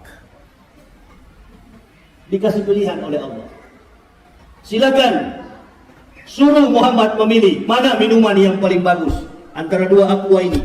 Kalau Ustaz Somad nggak minum aqua, saya masih minum. Silakan mana yang dia mau pilih, aqua atau aqua. Tapi yang sangat-sangat penting adalah di sebelah kanan adalah susu dan di sebelah kiri adalah arak. Apabila Rasulullah memilih arak, maka umatnya menjadi pemabuk. Apabila Rasulullah SAW memilih susu, umatnya akan menjadi orang yang sehat, orang yang berpikiran cerdas, orang yang seperti Rasulullah SAW. Tidak sedikit, banyak sekali pejabat kita yang mabuk. Di tengah kegembiraan orang sedang merayakan sholat, sedang merayakan tentang peringatan Isra wal Mi'raj, orang disebut pejabat. Bukan pejabat sembarang, pejabat dalam Kementerian Agama yang bernama Yakut Kauman, mantan pemimpin Banser. Itu dia. Ini dia. Kalau orang tidak punya kompetensi akademik, orang tidak punya kemampuan sosiokultur, orang tidak punya kemampuan teologis, orang tidak punya kemampuan jejak politik, ini bahaya sekali. Ini paling bahaya. Ini. Kok kita semua dipenjarakan ini? Orang-orang yang mengajarkan umat kepada yang baik. Ini orang yang mengatakan, menyedarajatkan suara azan dengan seekor hewan yang paling najis di dunia, namanya anjing. Bayangkan, ini tidak ada bedanya dengan Abu Jahal. Abu Jahal begitu pagi tanya kepada Rasulullah, Muhammad, yes, ada apa Abu Jahal? Tadi malam antum dari Sidratul Muntaha, betul? Kata Rasulullah, betul. Tidakkah kau tahu Muhammad, nenek moyang kami dari Masjidil Haram ilal Masjidil Aqsa, dari Masjidil Haram sampai kepada di Palestina, nenek moyang kami menempuh perjalanan 40 hari 40 malam. Omong kosong apa engkau buat Muhammad? Hanya dalam separuh malam minal laila antum sudah sampai ke Sidratul Muntaha. Ini cerita dari mana? Antum mau bantah cerita itu? Antum mau bantah cerita itu? Qori baru baca suratnya. Subhanallazi asra bi abdi laila minal masjidil haram ilal masjidil aqsa allazi barakna hawlahu linuriyahu min ayatina innahu huwas samiul basir. Supaya kami dapat menyaksikan kepada hamba, supaya Muhammad bisa melihat bagaimana kebesaran Allah di bumi dan di akhirat. Itu ibu bapak, saudara-saudara. Makanya Jibril nggak boleh naik, nggak boleh naik. Nah, ini orang-orang yang tidak dewasa dalam pemahaman Isra wal Mi'raj. Jadi saya bertanya-tanya, ini orang jadi pejabat Islam apa PKI? Karena PKI dengan Islam di Indonesia ini beda-beda tipis, betul apa betul? Nah, ini dia. Ini sebenarnya saya sudah mau mati suara saya ini, tapi tetap saya ceramah dulu. Kan begitu. Ini manusia betul-betul Islam atau tidak? Ada seorang presenter di televisi namanya Rosi Silalahi. Dia katakan mulai dari dia SD sampai dia perguruan tinggi, sampai dia SMA, dia bertetangga dengan orang Islam. Dia damai-damai saja, dia sejahtera, dia enjoy. Karena dia bertetangga dengan seorang Muslim. Saya masih kecil, dari SD sampai perguruan tinggi. Saya di Manado, tetangga saya orang-orang Islam, 11 kepala keluarga di kampung saya. Mulai dari kecil, dari umur 8 tahun, sampai saya dewasa. Setiap kali azan subuh, azan zuhur, azan asar, azan maghrib, sampai kepada azan isya. 5 waktu dalam sehari, saya hafal mati-matian azan itu. Ibu saya sampai larang sama saya.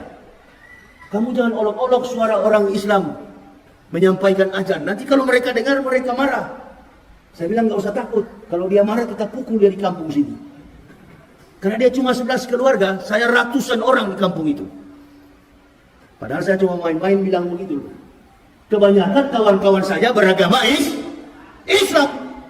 Saya tanya teman saya, orang yang beragama Islam, antum hafal nggak suara azan? Dia bilang saya hafal. Coba kamu lapaskan. Coba kamu eja. Saya mau dengar. Saya bukan lapaskan dulu. Saya mau eja. Kamu eja. Saya mau dengar. Kamu sudah hafal belum azan itu? Ternyata dia agama Islam tidak hafal. Innalillahi. Dia kalau azan zuhur sampai dengan azan maghrib dia hafal. Giliran saya suruh azan subuh. Di sini memang dia terputar kacil memang. Nggak bisa, dia nggak tahu. Dia bilang, kamu tahu dari mana? Bagaimana saya tidak tahu? Langgar. Itu di tetangga saya itu bukan masjid, namanya langgar. Bukan masjid itu, apa namanya? Musola. Nah, setiap kali datang mengaji maghrib, Allahu Akbar. Setiap kali mengaji, setiap mengaji pun kami olok. Tapi saya marah kepada kawan-kawan yang lain. Kamu jangan olok, kita dengar. Kayaknya lebih bagus daripada kita belajar agama Kristen daripada itu. Nggak boleh begitu kamu. Lapor kamu, nanti dilapor sama orang tuamu. Dilapor, dihajar sama ayah saya, dipukul sama ayah saya. Nggak peduli saya. Saya tetap bergaul dengan saudara-saudara yang Muslim. Sampai saya besar, saya menjadi Muslim hari ini. Sudah ada benih-benih hidayah yang Allah tanamkan kepada kami. Saya pribadi, dari kecil sampai dewasa, sudah ditanamkan cinta kepada Islam. Saya sampaikan itu dan ibu saya katakan, jangan disampaikan ke orang-orang yang lain. Saya bilang semua sudah tahu, saya sudah hafal. Bila perlu kalau ada orang Islam yang suruh ajan, saya yang ajan nanti. Nah, waktu mandi di kali, ini saya mati kutu. Mandi di kali, buka celana, kawan saya bilang, kamu belum masuk Islam karena belum disunat. Ini dia. Bayangkan, dari umur 8 tahun sampai disunat umur 36 tahun. Itu dia ya. Nanti 2006 saya disunat, setelah masuk Islam. Ibu bapak bayangkan, bagaimana seorang kafirun menunggu datangnya detik-detik panggilan, ketukan hati seorang hamba untuk dipanggil oleh Allah mengucapkan la ilaha illallah Muhammadar Rasulullah. Kami hargai perjuangan itu dari umur 8 tahun sampai 38 tahun. Ini sudah jadi pejabat, innalillahi pakai kopiah. Saya terus bertanya-tanya, ini orang-orang ini betul-betul Islam ini atau iya, kalau lihat dari penampilan, Masya Allah. Saya nggak yakin kalau memang betul-betul Islam. Saya nggak yakin. Karena kalau orang Islam pasti jaga rahasia tentang Islam. Jaga rahasia tentang Islam. Kalaupun dia lemah dalam ibadah, pasti dia sembunyi. Bukan dia tampilkan, dia gembar-gemborkan ke masyarakat. Waduh, ini bahaya ini. Inilah akibat dari pemerintahan Jokowi. Dari awal Jokowi memimpin sampai mau selesai 2024. Kacau semua pejabat Jokowi ini. Allahu Akbar. Pokoknya mulai dari pertama menjabat sampai mau selesai ribut terus. Saya terus berpikir, oh memang sengaja dibuat-buat begini, dikasih ribut. Karena kalau tidak dikasih ribut, etos kinerja Pak Jokowi nggak tertutupi. Tapi dengan adanya keributan, ketidakmampuan seorang pemimpin leader akan tertutup akibat anak buah yang bikin kasus. Jadi nggak usah marah, nggak usah tersinggung, itu urusan kami sebagai pendakwa. Nanti kami yang kepung dia. Kebetulan juga Pak Yakut ini kan, Menteri Agama ini kan, dia pernah ngomong di publik, dirilis oleh setiap stasiun TV. Siapapun yang menyinggung simbol-simbol agama sekecil apapun, mulai dari agama Islam, agama Kristen, Hindu, Buddha, siapa yang menyinggung simbol-simbol agama, maka dia harus diperkarakan, dipersoalkan, dipidanakan, tergantung dengan persoalan sara. Menghina, apalagi? Menghujat, apalagi? Menista, apalagi? Segala macam, dan kami menerima itu. Oh iya Yakut, kami terima, kami masuk penjara. Sekarang ente sudah menista Islam, yaitu ada. Kok nggak dipenjarakan? Nggak dipenjarakan. Roy Suryo yang lapor, mana Roy Suryo yang dilapor? Itu dia. Yang begini-gini ibu bapak, tidak boleh kita berdiam. Sebagai pendakwa kita jangan diam.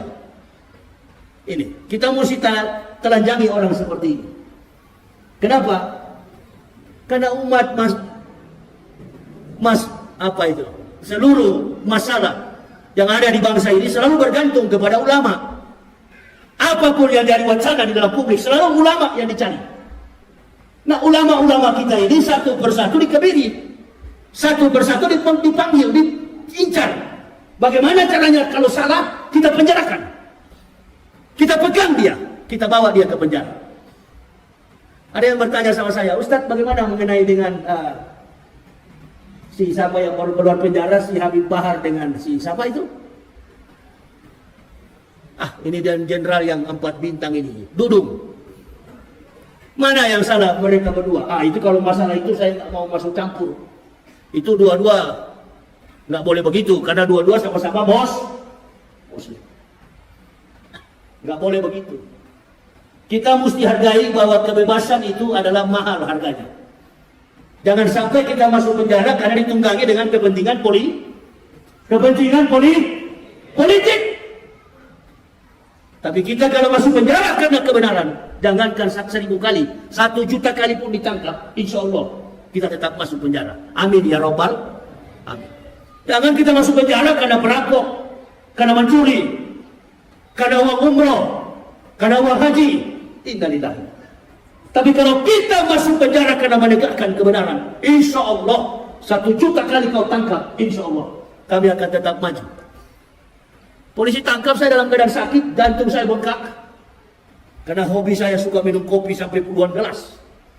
Kena saya, di Padang saya kena, Aceh saya kena. Dalam keadaan sakit saya bawa mobil pulang ke Jakarta, bengkak jantung saya. 2 minggu saya di rumah sakit, datang polisi. Dalam keadaan terbaring kaku di dalam rumah saya. Keluar rumah sakit, polisi datang. Ini Ustadz, kami akan menangkap Ustadz pada hari ini. Oh ya, saya tunggu-tunggu komandan. Sebenarnya kami mau datang 27 orang, tapi karena lihat mau tangkap Ustadz, kami datang 19 mobil. Bayangkan itu. Tangkaplah Ambo. Ditangkaplah kami. Begitu saya ditangkap, bagaimana Ustaz? Kok kayaknya Ustaz setengah mati bangun dari tempat tidur ini, dari peranjang. Saya bilang memang saya sakit keras komandan, tapi saya berdiri ini, saya laki-laki bukan perempuan. Ayo, bawa saya ke penjara, sekarang saya siap. Tanya polisi-polisi yang di Mabes. Apa saya menyerah dulu atau pakai nangis dulu? Sampai mati kau menangis. Bukan mujahid itu. Atau begitu ditangkap, tunggu lawyers apa? Nggak usah pakai lawyers, nggak usah pakai penasihat hukum. Bukan sedikit yang membela saya. Wallahi, banyak yang membela saya. Dari segala macam ormas yang akan bela saya menjadi penasihat hukum. Mulai dari masyarakat biasa, mulai dari pihak kepolisian, sampai jaksa agung menawarkan kepada saya, kami akan menawarkan Ustadz penasihat hukum. Apa jawaban saya?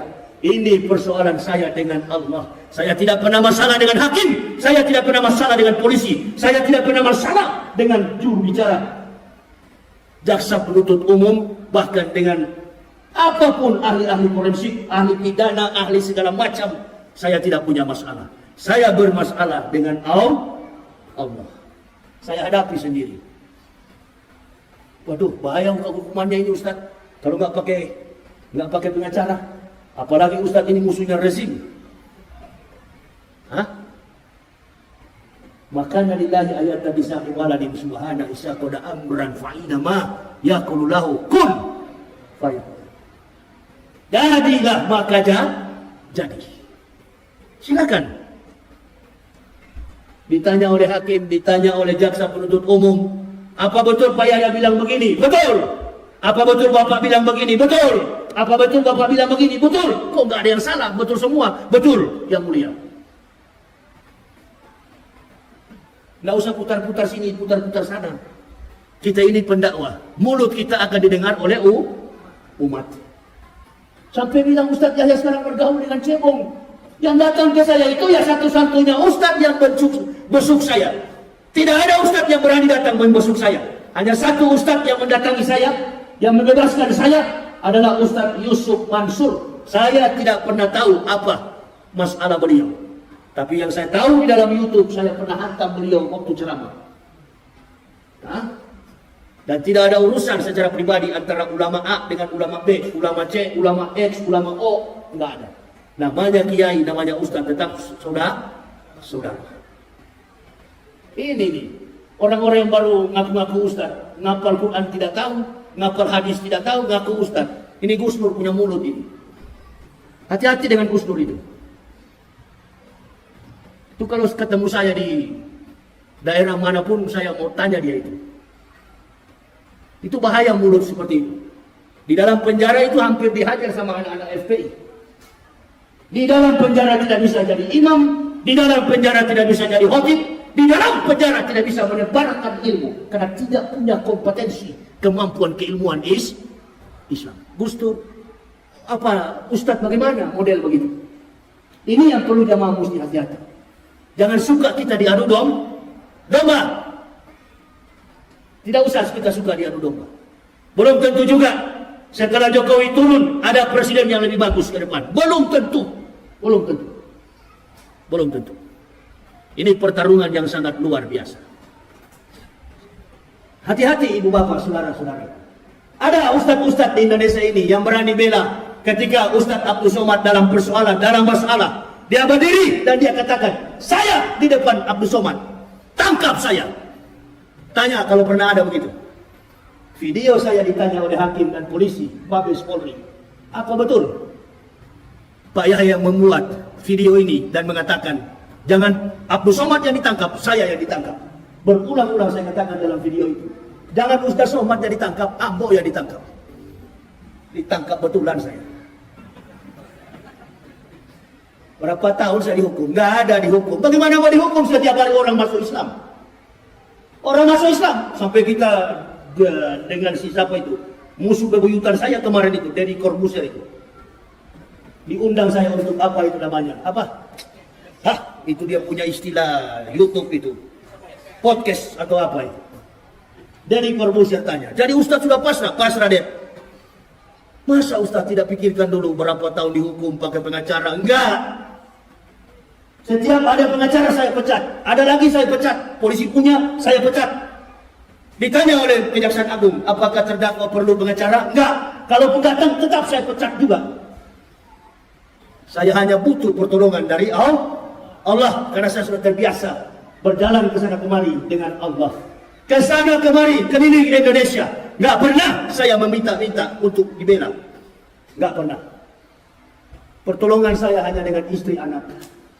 Enggak pernah saya panggil jamaah suruh bela saya. Menegakkan Islam ini dengan harta kekayaan sendiri. Bukan mencari kesempatan supaya kaya di dalam masjid. Innalillahi. Tegakkan Islam ini dengan kesadaran jiwa yang tinggi di hadapan Allah. Maju saya, ditanya kepada hakim, jadi Bapak tidak perlu lagi pengacara? Enggak perlu Pak. Nggak perlu, saya hadapi sendiri. Bapak terima berapapun dihukum, siapa? Saya dengar-dengar di berita katanya 10 tahun saya dihukum. Insya Allah cukuplah. Umur saya 50 tambah 10 tahun 60 jadi imam. Begitu di sidang pertama, sidang jaksa penuntut umum, jaksa penuntut umum menuntut saya hukuman 7 bulan penjara. Alhamdulillah. Kok cuma 7 bulan? Nggak salah dengar saya, Pak.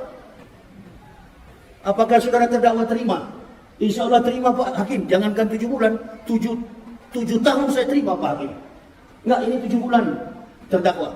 Ya saya terima, Pak Hakim. Insya Allah dengan ikhlas saya terima. Ya, minggu depan kita sidang terakhir. Sidang apa? Sidang vonis. Sidang vonis jatuh. Dikurangi 2 bulan.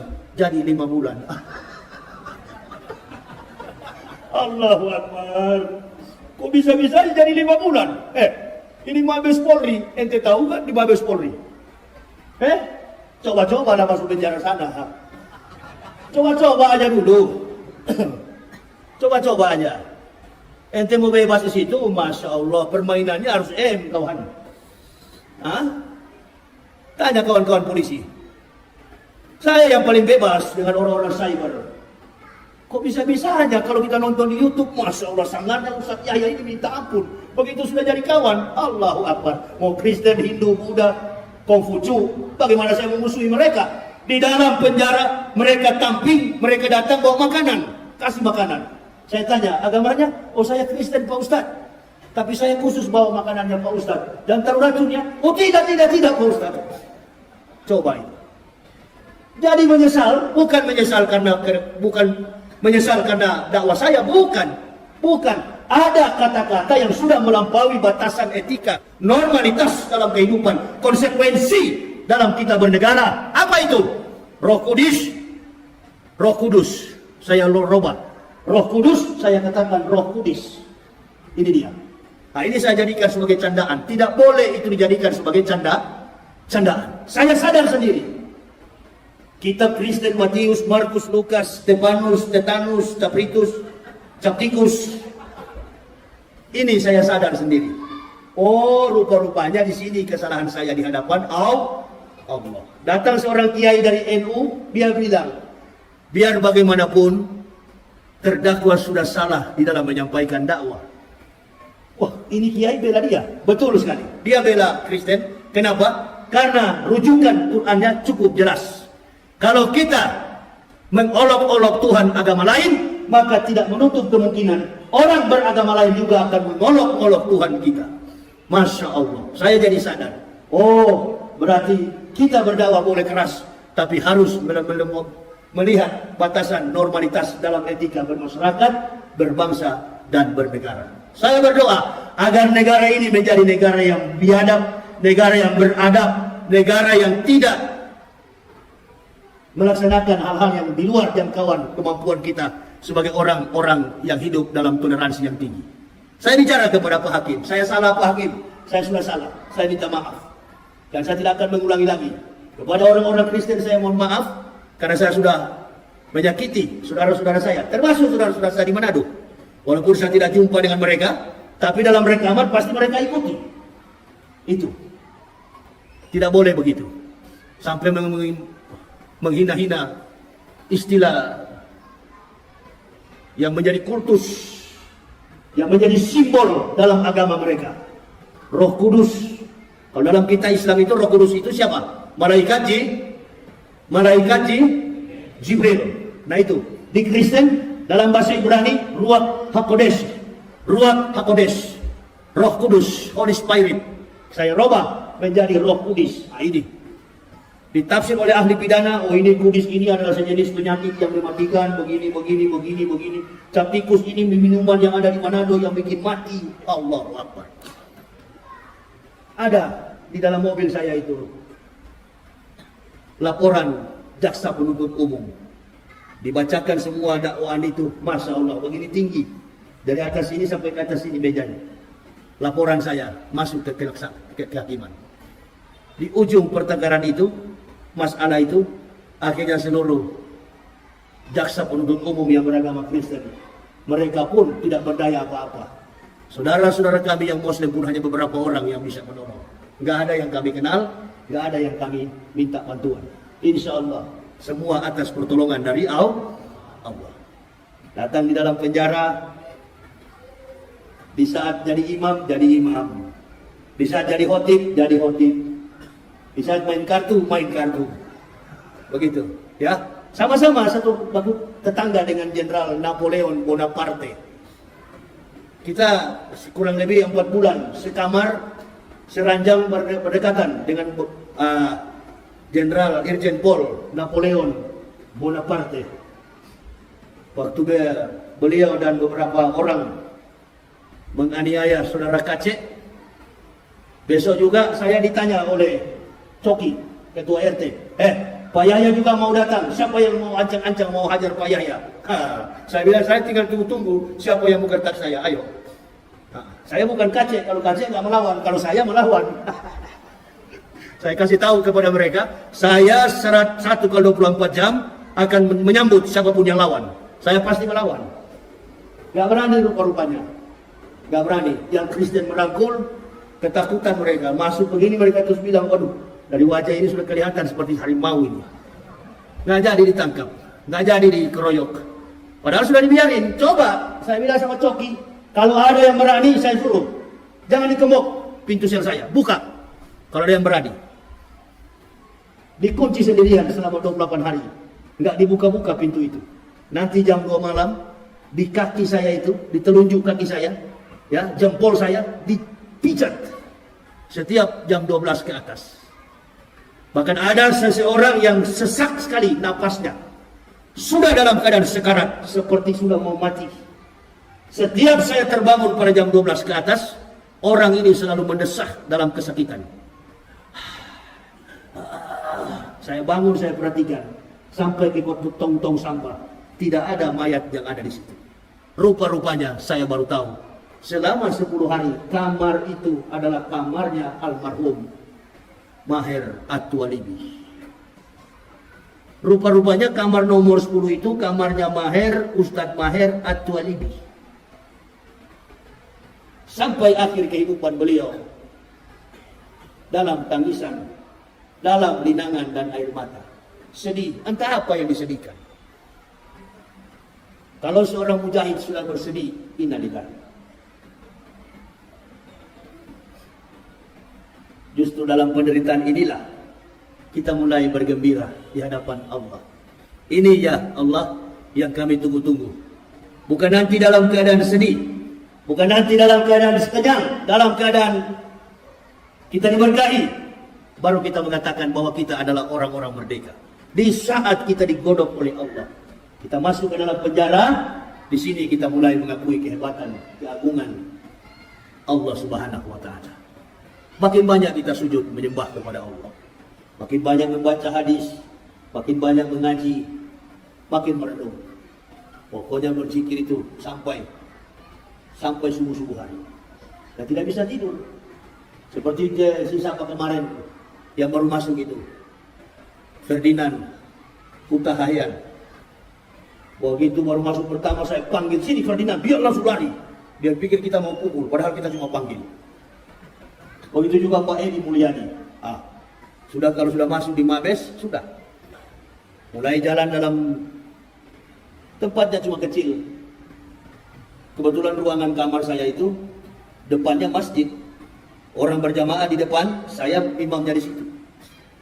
Nah sekarang para imam-imam sudah pulang, orang-orang FPI sudah pulang. Yang tersisa di dalam hanya Habibah dan Rizik Syihab. Kita doakan beliau supaya cepat sembuh. Supaya beliau juga cepat keluar dari Mabes Polri. Karena kalau semakin lama beliau di Mabes Polri, semakin lama beliau ditahan, insya Allah ini tidak ada akses vitamin D, tidak ada ultraviolet, tidak ada akses cahaya matahari untuk sampai ke dalam. Jadi kekuatan orang-orang narapidana yang ada di dalam itu cuma obat. Ratusan, puluhan, ribuan obat yang kita simpan. Kebanyakan ya obat vitamin D. Makanya waktu saya keluar dari sel itu nggak bisa bicara saya. Nggak bisa bicara. Yang pegang saya, yang jaga saya, yang bawa di mobil saya, kata istri saya, Pak Yusuf Mansur. Ustadz Yusuf Mansur, Kiai Yusuf Mansur. Saya nggak tahu kalau beliau yang bawa. Begitu. Nah, baru kita mau bilang itu cebong. Itu persoalan Yusuf Mansur, persoalan dengan umat, itu persoalan beliau. Saya tidak pernah terlibat dengan hal begitu. Tetapi yang namanya kiai, namanya ustadz, kita tetap bersahabat. Apapun masalahnya, apapun kasusnya, yang namanya ulama, kita tetap bersahabat. Menjalin persatuan antar sesama ulama. Ulama'u bil hasad. Yang keenam itu adalah ulama-ulama yang dengki. Mentang-mentang sudah kaya, sudah dicintai umat, menyendiri, sudah tidak mau berteman dengan umat. Nah ini nih ulama-ulama yang cepat mau mati itu. Nanti lihat kalau tidak percaya. Itu dia, ya. Kalau bisnisnya sudah maju, sudah mulai lari. Itu dia, ya. Justru dengan keadaan seperti inilah kita harus saling mendekatkan diri kepada Allah. Apa yang dicita-citakan oleh Rasulullah sampai terbitnya matahari di pagi hari, sebelum Rasulullah sampai ke tempat di Masjidil Haram, beliau sudah ditugaskan oleh Allah. Sebenarnya bukan 5 waktu yang harus beliau jalankan. Perintah yang Allah tegaskan kepada beliau, ajarkan kepada umatmu Muhammad, bahwa setiap sholat yang diajarkan olehmu dalam satu hari, jumlahnya adalah 50 waktu dalam satu hari. Di lantai yang ke-6, Rasulullah berjumpa dengan Nabi Musa. Nabi Musa bertanya, berapa rakaat wahai Muhammad yang diberikan Allah Tuhanmu? Kata Rasulullah SAW, 50 rakaat. Kata Nabi Musa, mintalah kepada Allah berulang-ulang kali. Dimintakan sampai 5-10 kali. Dua ulama menafsir, Rasulullah meminta sampai 10 kali bolak-balik. Akhirnya jatuh pada 5 rakaat. Sampai pada 5 rakaat, turun ditanya lagi oleh Musa, berapa rakaat wahai saudaraku Muhammad yang diberikan Allah untuk umatmu? Kata Rasulullah, 5 rakaat dalam sehari. 5 waktu dalam sehari, 17 rakaat wahai Musa saudaraku. Kata Nabi Musa, lihat nanti wahai Muhammad, umatmu tidak akan mampu 5 waktu dalam satu hari. Terjadi sampai hari ini. Yahudi dan Nasrani, mereka sudah berkomitmen, kalau orang Islam sholat subuhnya sama dengan sholat Jumat, maka tumbanglah kekuatan kafirin wal munafikin, Yahudi wal Nasara. Pasti tumbang. Tapi susahnya kita umat Islam ini, Allahu Akbar. Sholat subuh itu memang jadi masalah besar sekali bagi kita. Berat untuk dilakukan. Apa yang dilakukan oleh Rasulullah? 5 waktu dalam sehari ternyata tidak mampu dilakukan. Ini aja. Ya, kalau sholat subuh di daerah pasar begini, tunggu aja kalau datang. Nah ini, yang penting kita tetap semangat untuk mensiarkan Islam. Amin ya Rabbal. Terus memandangkan azan. Kalau kita menyampaikan azan itu jangan pelan-pelan. Teriak. Wah, kebetulan dia juga lewat. Begitu. Nah, jangan juga marah-marah sama dia. Karena sudah banyak sekali orang memberi gambaran Yakub digambarkan dengan seekor anjing. Sudah cukup itu, stop. Sudah cukup, ya. Sebagai sesama muslim mudah-mudahan mau sadar, tapi saya kira ini susah. Kalau orang mau cari jabatan, susah. Kalau mau cari jabatan, apapun pasti dilakukan. Yang penting bapak senang. Itu dia. Mudah-mudahan Pak Jokowi masih ada 2 tahun 2022, 2023, 2024. 1 tahun lagi Jokowi finish. Itu dia. Itu finish kalau selesai masa tugas. Tapi kita nggak tahu. Yang paling pasti dalam Islam ini adalah kematian. Nah ini yang paling pasti dalam keislaman ini adalah kematian. Wa ma kana li nafsin an tamuta illa bi idnillah kitaban muajjalan wa may yuri sawabat dunya nu'tihi minha wa may yuri sawabat akhirati nu'tihi minha wa jannasis syakirin. Dan setiap orang-orang yang bersyukur kami balaskan syukur kepada mereka. Tidak ada yang paling bernyawa yang akan mati kecuali dengan izin Allah. Wa ma kana li nafsin an tamuta illa bi idnillah kitaban muajjalan. Tidak ada yang bernyawa yang akan mati kecuali dengan izin Allah. Dia akan mati. Ini. Jadi kita bersyukur Pak Jokowi satu juga yang suka diam-diam ini, nggak punya. Pokoknya saya masuk penjara sampai keluar penjara, Pak Jokowi dan Pak Maruf ini sama. Sama, apalagi kawan yang sudah tua satu ini, Pak Maruf. Jadi kita tunggu saja, insya Allah. Tadi kata Pak Ketua Masjid, berapa bulan kita nggak bisa lagi, apa namanya, tablik akbar, karena COVID, iya kan? Karena COVID. Nah ini juga ada COVID baru sekarang ini, apa namanya, Omicron BCC terakhir Omega. Itu sudah terakhir barangkali. Ini abjad Yunani. Alpha, Beta, Gamma, Delta, Zeta, Theta, Iota, Kappa, Lambda, Mu, Omicron P, BCC terakhir Omega. Itu abjad Yunani. Omicron P terakhir Omega. Jadi Omicron ini sudah terakhir daripada percaturan, daripada perpolitikan apa itu, pandemik yang sedang melanda dunia.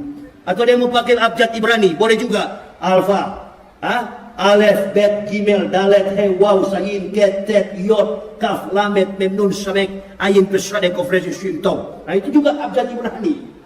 Sama, mau kemana pun saya sudah tahu. Ini semua permainan Yahudi untuk mempermainkan dunia. Jadi sudahlah. Ya, alhamdulillah kita yang tidak mati. Selama menghadapi pandemik, kita dalam keadaan sehat. Tadi dibagi-bagi soal apa itu? Masker. Pergi ambil itu saturasi. Periksa darah saya. Saturasi saya satu hari itu 98. Aduh, percaya nggak Ustaz? Saya sudah 5 hari tidak makan nasi. Sejak tiba di Padang, di Pekanbaru saya lambung saya tinggi. Malam saya berteriak, gelisah. Saya belum makan nasi dari kemarin-kemarin. Enggak. Saya cuma minum air putih, air hangat. Minum air putih, air hangat. Begitu. Nanti habis ceramah, jantung saya pulih lagi. Coba ambil periksa jantung saya dan perut saya. Kosong perut saya. Darah saturasi saya itu 98. Oksigen saya. Dan kalau antum lihat suhu saya, paling tinggi 35 sampai 36. Nggak pernah kena masalah itu. Selama saya dibantarkan oleh Mabes Polri, 8 hari saya masuk rumah sakit, saya tidak pernah kedapatan COVID atau Corona. Enggak. Positif Corona atau COVID enggak pernah. Padahal yang periksa polisi. Kok Ustaz tidak kena Corona ya? Enggak tahu, saya bilang Corona takut sama saya. Alhamdulillah. Istri saya yang bilang, kalau boleh Pak segera dibebaskan. Insya Allah Bu, insya Allah. Kita doakan supaya Ustaz cepat-cepat bebas. Alhamdulillah, bebas beneran. Jadi kawan dengan kawan-kawan polisi. Ya, ini Ibu Bapak, jadi kita saling jangan suka suuzon, ya. Kecuali seperti Yakut ini memang tidak bisa diampuni, memang dikasih biar aja begitu dia. Susah nih orang ini, susah. Makanya dia antara kemampuan seorang pejabat, ketidakmampuan etos kinerja kerja, kemudian dibebani sebagai seorang pejabat, sudah jadi biasa di Indonesia di era Jokowi. Nggak apa-apa, antum pegang tugas biar gak mampu, yang penting kamu dapat gaji tiap bulan. Yang penting bikin ribut saja tiap bulan. Itu. Mudah-mudahan ada pejabat lebih bagus ke depan nanti. Amin ya Rabbal. Ini pemilihan presiden katanya mau ditunda. Kita berdoa saja mau ditunda 50 tahun, 30 tahun, yang penting kita tetap bisa melaksanakan sholat 5 waktu dalam setiap saat. Kita berdoa kepada Allah, kita bermunajat kepada Allah, agar kita diberi kesempatan seluas-luasnya untuk memaksimalkan ibadah kita di hadapan Allah Subhanahu wa taala. Saya kira ini Bapak Ibu ya yang bisa saya sampaikan ya. Insya Allah di lain waktu, ini saya baru belajar ceramah lagi. Sudah berapa bulan saya nggak bisa ceramah lagi, ya. Padahal di dalam penjara saya aktif ceramah, khutbah, tapi begitu keluar penjara saya sudah sakit. Entah ada maksud apa, wallahu a'lam bishawab. Saya nggak tahu. Ada maksud apa, saya nggak tahu. Hanya Allah yang Maha tahu apa yang terjadi dalam diri saya. Mohon doa dari seluruh jamaah agar kami tetap sehat dan kuat dalam menegakkan dinul haq, dinul Islam. Saya kira ini ya yang saya bisa sampaikan ya. Nanti bagi ibu bapak yang ingin melihat perjalanan kehidupan saya, ada buku saya yang berjudul Kebenaran Islam Menurut Mantan Pendeta. Itu biodata saya sekeluarga dan kami mendapatkan hidayah dari buku itu. Silakan, ada istri saya yang akan melayaninya. Saya kira ini aja yang bisa saya sampaikan. Terima kasih atas segala perhatiannya. Mohon maaf atas segala kekurangan saya. Usikum wa nafsi bitaqwallah.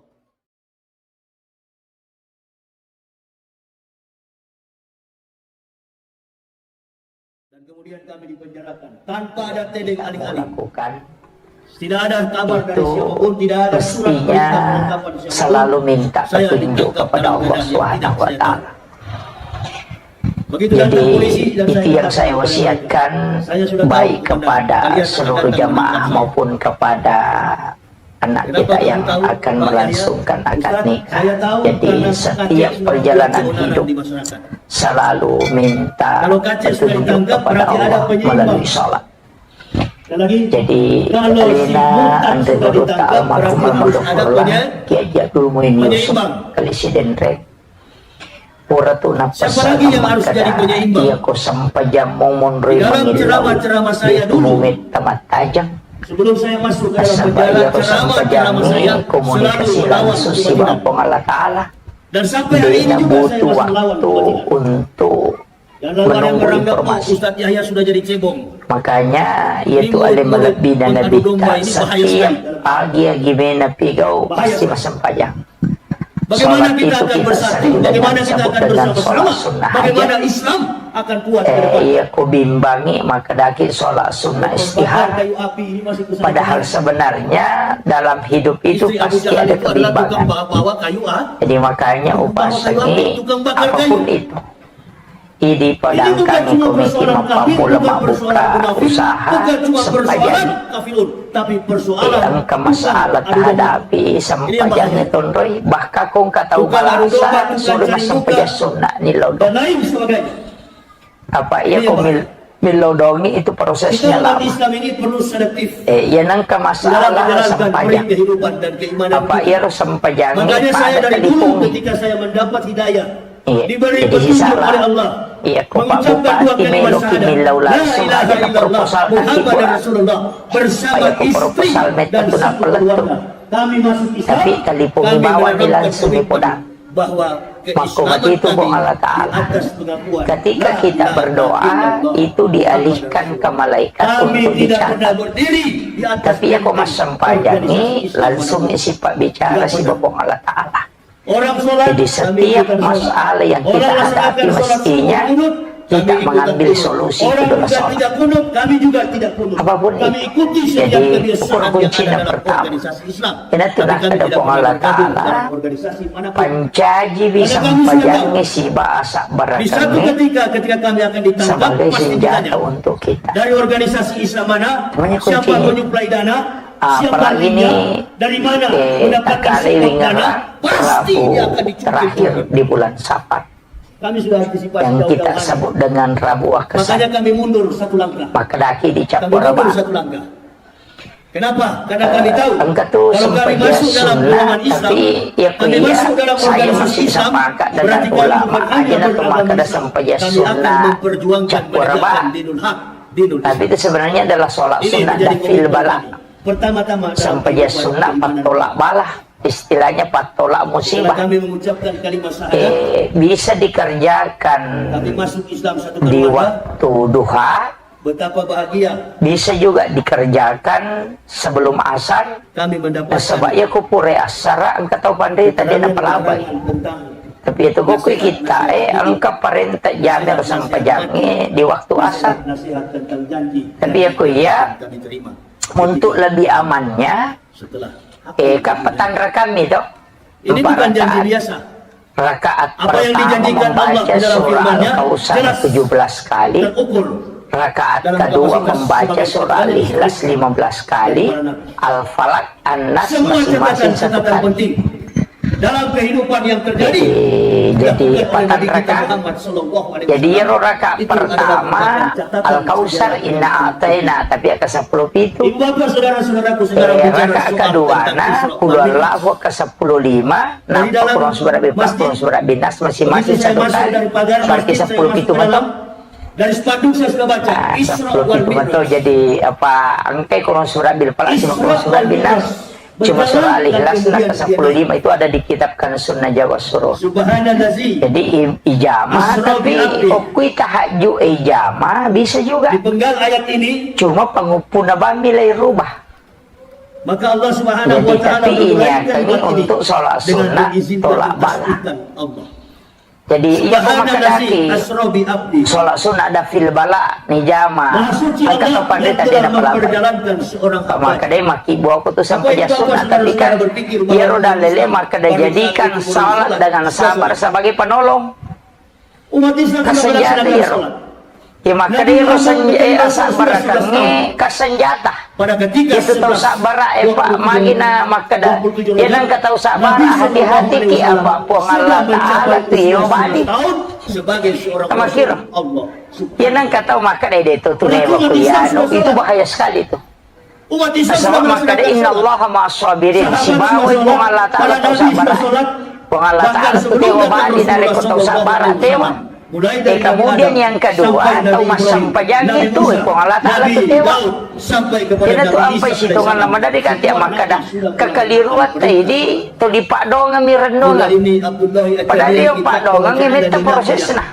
Banyak prosesnya. Nampak ni dia tu sifat bicara langsung puang Allah Taala ko pak dong tu. Gitu. Jadi Nabi Isa itu Makanya sebenarnya itu sampajangnya sudah gak menasado. memproklamirkan bahwa dirinya Tapi adalah ia hamba naruh Allah. sampajangnya Allah alat memberi kita, langsung hukum memberi Allah Injil Ta'ala. kepada Al-Masih. Jadi kumiki Dan mengolo dia langsung tanpa mengutus dia perantara sebagai sampajang seorang. dipakai. Jadi apapun Wajah Allah masalahnya yang akan membarokan nanti aina rasa makutu au sampajangnya. solati Angkat wa tipu manutu. kia sampajangnya. Perhatikan dengan Ukur baik. sampajangnya aja na pura Bahwa pima Nabi Isa sampajang itu na adalah pamilaw Nabi yang menjalankan Ukilala sholat dan sampajang membayar tilaw. zakat. Nang kamu tu ya kana budua ya kana stain lepan yo Belum ukur na datang paki Nabi mangilaw. Muhammad ke dalam dunia. Yo ko suyo pacapurangnya ya dalam pangkang inilah tilaw yo ko. Nabi Isa Itu pinta 650 petunjuk na tahun sabah sebelum datang tempat Nabi. hamba paling dekat Sebelum dengan datang Tuhannya Rasulullah pada saat dia sujud. Maka dia Nabi sudah unronna atai paminam macawe lauripuna ya ko sujud. Tapi apa yang dilakukan Na oleh ya ko semua nabi sujud dari isa Adam diwas sampai sampajang Muhammad, mak gare-gare mo pa tapi tidak ya ada ko nilala yang sampajang sempurna mana saya tu. mana yang diberitakan Makanya kepada sampajang kita Muhammad. yan tu ampai Nabi takong kaga tapalomala way jenne Di sini na sampajang. yang terjadi dan sangat Oke itu penting. mega hagaga ronilaw Mulai dari termasuk itu perjalanan sebenarnya dari soalan Masjidil Haram. saya sering sampaikan Diilang iro ko Masjidil mas Aqsa. sampajangi tapi tepite Antum iro Bapak Ibu surat kalay saudara-saudara pagutu tahu? aja na sambarang. Hah? Ada satu tembok Istilahnya iro yala panjangnya pagutu 580 isapa inarekomeki sentimeter. milau dalle iro talay Panjangnya pagutu 585 ayat-ayat meter. tentang resi Sekarang dan tembok itu rahmat tinggal 60 sekian meter. aja na tabaca Hah? Itu yang disebut tabat ya dah. disebut dengan tembok ratapan. Iya, The Dome of the Rock. iya ko dalle sampai Hah? ayat-ayat Lupa nggak rahmat. tahu? Iya ko Yahudi meloki menulis joka tertulis sampai dinding ayat-ayat tembok keselamatan. Iya na tu Dinding ampai daripada ang kataw Sulaiman. panrita makada. Iya ko Dinding. sampai ya sunnah musafir Yang panjangnya ayat hampir kursi. 600 meter sekarang Nasaba iro ayat kursi dafil bala, patolak bala. meter. Makiro. Tapi dibalik daripada Itu sebelah apa selatan, doa iftitah ini penting saya Masjidil sampaikan bu, Aqsa. karena jarang kita ada mendengar. telapak Iro kaki doa orang iftitah dewasa bukan berukuran 10 47. 14. Terjadi satu Iri di peristiwa senjata atau tuh licik di ini. mana seorang nabi yang Allahumma ba'id baini. Kutanya Allahu Akbar kabira. Itu. Padahal itu Rasulullah memasang doa iftitah itu kenapa 14? Lengi ibaca kutumas sampaja sunnah haja. Lengi ibaca kutumas sampaja sunnah duha. Lengi ibaca kutumas sampaja sunnah tahajud. Lengi ibaca kutumas sampaja sunnah kutumas sampaja perlu. Magai nasaba iro doa iftitah mukaddimah. Pada mu ikut cara, maya ko cara mabuti wa min ayati. Kaya begitu. Ya ko amat jangan tabaraka. Kan begitu. Bangsa Yahudi ini bukan bangsa Makanya yang itu tunduk doa dan kita taat muka kepada di perintah masalah. Makanya Nabi itu ada 14 Perhatikan muka apa yang dimanya. dikatakan oleh Nabi Nah sama SAW. iya maka doyo ko sampajang perlu ya nama Ketika aja. Rasulullah Ini SAW wajah tuh. dibawa oleh Iya ko Allah sampajang ano sa Dalam menunggangi iya ini wajah tuh. seekor Kemudian buah. dia ko sampajang Dalam sunnah kesempatan duha yang iya nama disaksikan aja. oleh Rasulullah, Makanya itu bahwa muka di mah. kecepatan yang Ya ko ditunggangi dili rule bagi ma Nabi. pala idi rasa pulapay aja no ko muka di metama o ko ki aya eh. Ibu bapak saudara-saudara bayangkan kita Iya. Misalnya inna atayna 150.000 kilometer ibaca. per detik. Cahaya itu 3.500 Inna kilometer per arsalnahu. detik. Rasulullah Iza SAW waqa'atil waqi'ah. mencapai kecepatan Iya ko tuli kilat. masumpay papinat dingi tuli Tiga de kali gaganya Rasulullah mengukur rumah tampil, tangga mampir, ala ni mulai dari ar-Rahman. Aqwa Kemudian beliau Aku tampil, melambela ada beliau ustaz nama gampang. di Tursina. Ia tapalah Tempat ia Nabi bagi Isa ia alaihissalam. ala irat Dan bibumatu kemudian beliau kasiman sampai di taplaknya masjid. tu 32 ayat. Ika begitu. Palestina, Iya. apa namanya?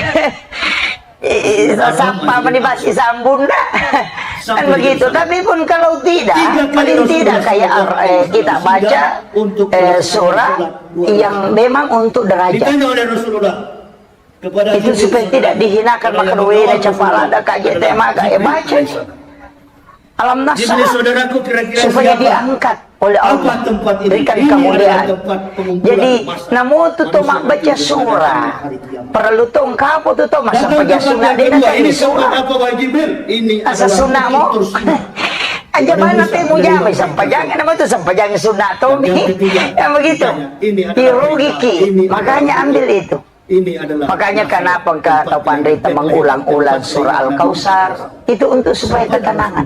di Masjidil. Jadi ini penting saya sampaikan supaya itu amalan. Seekor burung.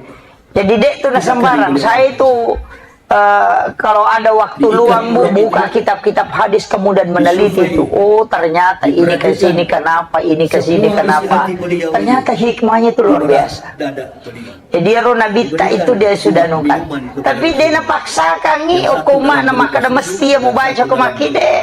Yang penting kata apa lah tau. Jadi aja.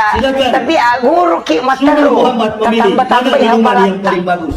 Maga menatu ko si minggu dia tu lema pala itu kaci dia na jori ni ada foto melomo aguru ki aguru ki apalagi ini muslimat luar biasa kemudian ada ibu-ibu menjadi taklim masjid raya ya Tapi yang sangat ini sudah penting luar adalah di biasa. sebelah kanan Saya adalah lanjutkan terus itu pengajian susu. selalu dan di sebelah ada kiri ilmu adalah Piko dia ni rule lolo ngamak dawai apabila maragini ya ustaz Rasulullah kota memilih matawana anak, ya maka umatnya menjadi banyaklah pemabuk. bersilaturahmi. Apabila Rasulullah Shallallahu Alaihi Wasallam memilih PDC runtuk-runtuk umatnya, iya kong ka anggota tan keluarga tak maju cale kanja na natapau tapi aja tapau ijana tau orang yang seperti Rasulullah SAW. mangkoro aja ka maka iya tu situngan na cale ka melo mi PDC yang pay maju melo PDC ni kampung ni melo bantu tau ka makanja niya tapi aja ka mero tau makanja niya na laysoro na hindi si salah Orang disebut pejabat, ka makiro bukan pejabat Itu sembarang, yang saya tidak pejabat inginkan. dalam Kementerian Agama yang aja ka bernama makadawal melo iano melo mapedeceng napay bantu niya ro napay paumana jana tau Itu dia. betul nga na Ini dia. melo ki Kalau orang mapedeceng tidak kita punya itu kompetensi makasola akademik, orang tidak punya begitu kemampuan jadi sosial makanya tertentu, aja orang tidak punya kalau kemampuan saya teologis, silakan orang tidak silakan punya tapi kemampuan jangan jejak politik. mempernyerang anak sebab Ini bahaya. itu ko mapatui hubungan silaturahmi itu nabita tu masakarang ilaya kilulil muslimin an yahjur ahahu pa pasalah-salayan. Ini Yang orang yang musisara mengatakan naliwat talunga menyerandakan soe nasakara suara pala. ajan dengan seekor hewan Ito yang nabita paling najis. masakarang itasi dia to namubong na suruga dito ni mo palagi na taman. Nah itu yang paling aku ya aja Pak Bu. Jangan Ini tidak ada silakan bedanya memilih yang dengan mau Abu Jahal. memilih silakan ini silakan Abu Jahal begitu ditanya ajaklah kepada kasih Rasulullah, salah Muhammad, yes. Pak Mandari itu makun Ada raya apa, Abu sesa Jahal? deto nako makun Tadi raya malam antum dari Sidratul Muntaha, betul? Kata Rasulullah, betul? nagampangan na pau agak Tidakkah kau tahu Muhammad? tadi Nenek saya moyang wasiatkan kami makada dari Masjidil Haram ilal Masjidil Aqsa, dari Masjidil Haram angkat tu sampai kepada ukilalan na Palestina. agamata Nenek o isa moyang selesaikan kami dulu ini yang menempuh dafil balain 40 hari, 40 yang Rabu malam. Akasan. Omong Diyoki, kosong apa engkau buat Muhammad? mandi. Hanya dalam separuh malam Mandi. minal laila antum sudah sampai ke Sidratul Muntaha. Ini cerita dari mana? mandiki ko diyoki ko rabai pagi Antum mau baca cerita itu? Kori baru baca surat. kemudian Yarona yang ketiga katu makan jalan dan tapi ialah pasar tapi makanya saya lakukan itu setiap tahun ada malaki spidol yang supaya bisa kami dapat terbuka menyaksikan kepada hamba, napa supaya Muhammad o bisa melihat kumangko bagaimana kebesaran Allah layoki di bumi dan di akhirat. yang ucapan yang di dalam Al-Quran itu yang salamun. Makanya Jibril nggak boleh Itu kan ada salamun ala Nuhin, salamun Nah, ala ini orang-orang Ibrahim, yang tidak salamun dewasa kaulan. dalam Itu 7 pemahaman kali. Isra wal Mi'raj. Kapi itu tuh kilala Jadi saya Qurannya itu bertanya-tanya, ini salamun. orang jadi Yung pejabat gimana Islam niya apa rup itu ya. PKI? Napay tariwe, napaigaru nih Karena baca PKI salawat dengan Islam di napaigaru. Indonesia ini beda-beda tipis, betul apa betul? Nah itu, Nah, jadi itu ini dia. saya lakukan setiap Ini sebenarnya saya sudah mau Rabu mati itu. suara saya ini, tapi Cuma tetap saya ya dia cenamati. bisa ngimatu ya nasabah saya dalam begitu. perjalanan pesawat di hari Rabu. Ini manusia Jadi itu makanya betul-betul Islam atau untuk tidak? terhindar dari penyakit Ada seorang dan presiden musibah televisi selama namanya 1 tahun. Silalah. Anak-anak tetap Dia minum katakan cica mulai moya dari kibu SD tapi sampai yoki. dia ke perguruan tinggi, Yoki, sampai dia SMA, yoki. dia bertetangga Namun spidol dengan orang beliau Islam. fireng. Dia damai-damai saja, dia sejahtera, dia enjoy karena dia bertetangga dengan seorang bos. Kalau yang ditulis itu tapi dia tidak Saya rendam. masih kecil dari Dia SD narang sampai ya. perguruan tinggi. Narang Saya di Manado. Oh, napa tetangga dia? saya Oh orang-orang iya. Islam. Kan di sebelah situ kepala kan ya, keluarga di kampung Yoki saya. Mulai dari napa kecil, lagi umur dia 8 na tahun, saya inung saya. sampai saya dewasa. Iya, memang. Setiap kali ajar, Itu ajar jadi subuh, ajar ulama duhur, dulu kan ajar begitu. asar, Itu sebenarnya ajar dia maghrib, mengambil dari sampai kitab kepada kan ajar Sunnah isya. Jawa Surur 5 waktu karangannya dalam Sayyid sehari. Abdul Saya Hamid hafal Al-Qudsi. mati-matian.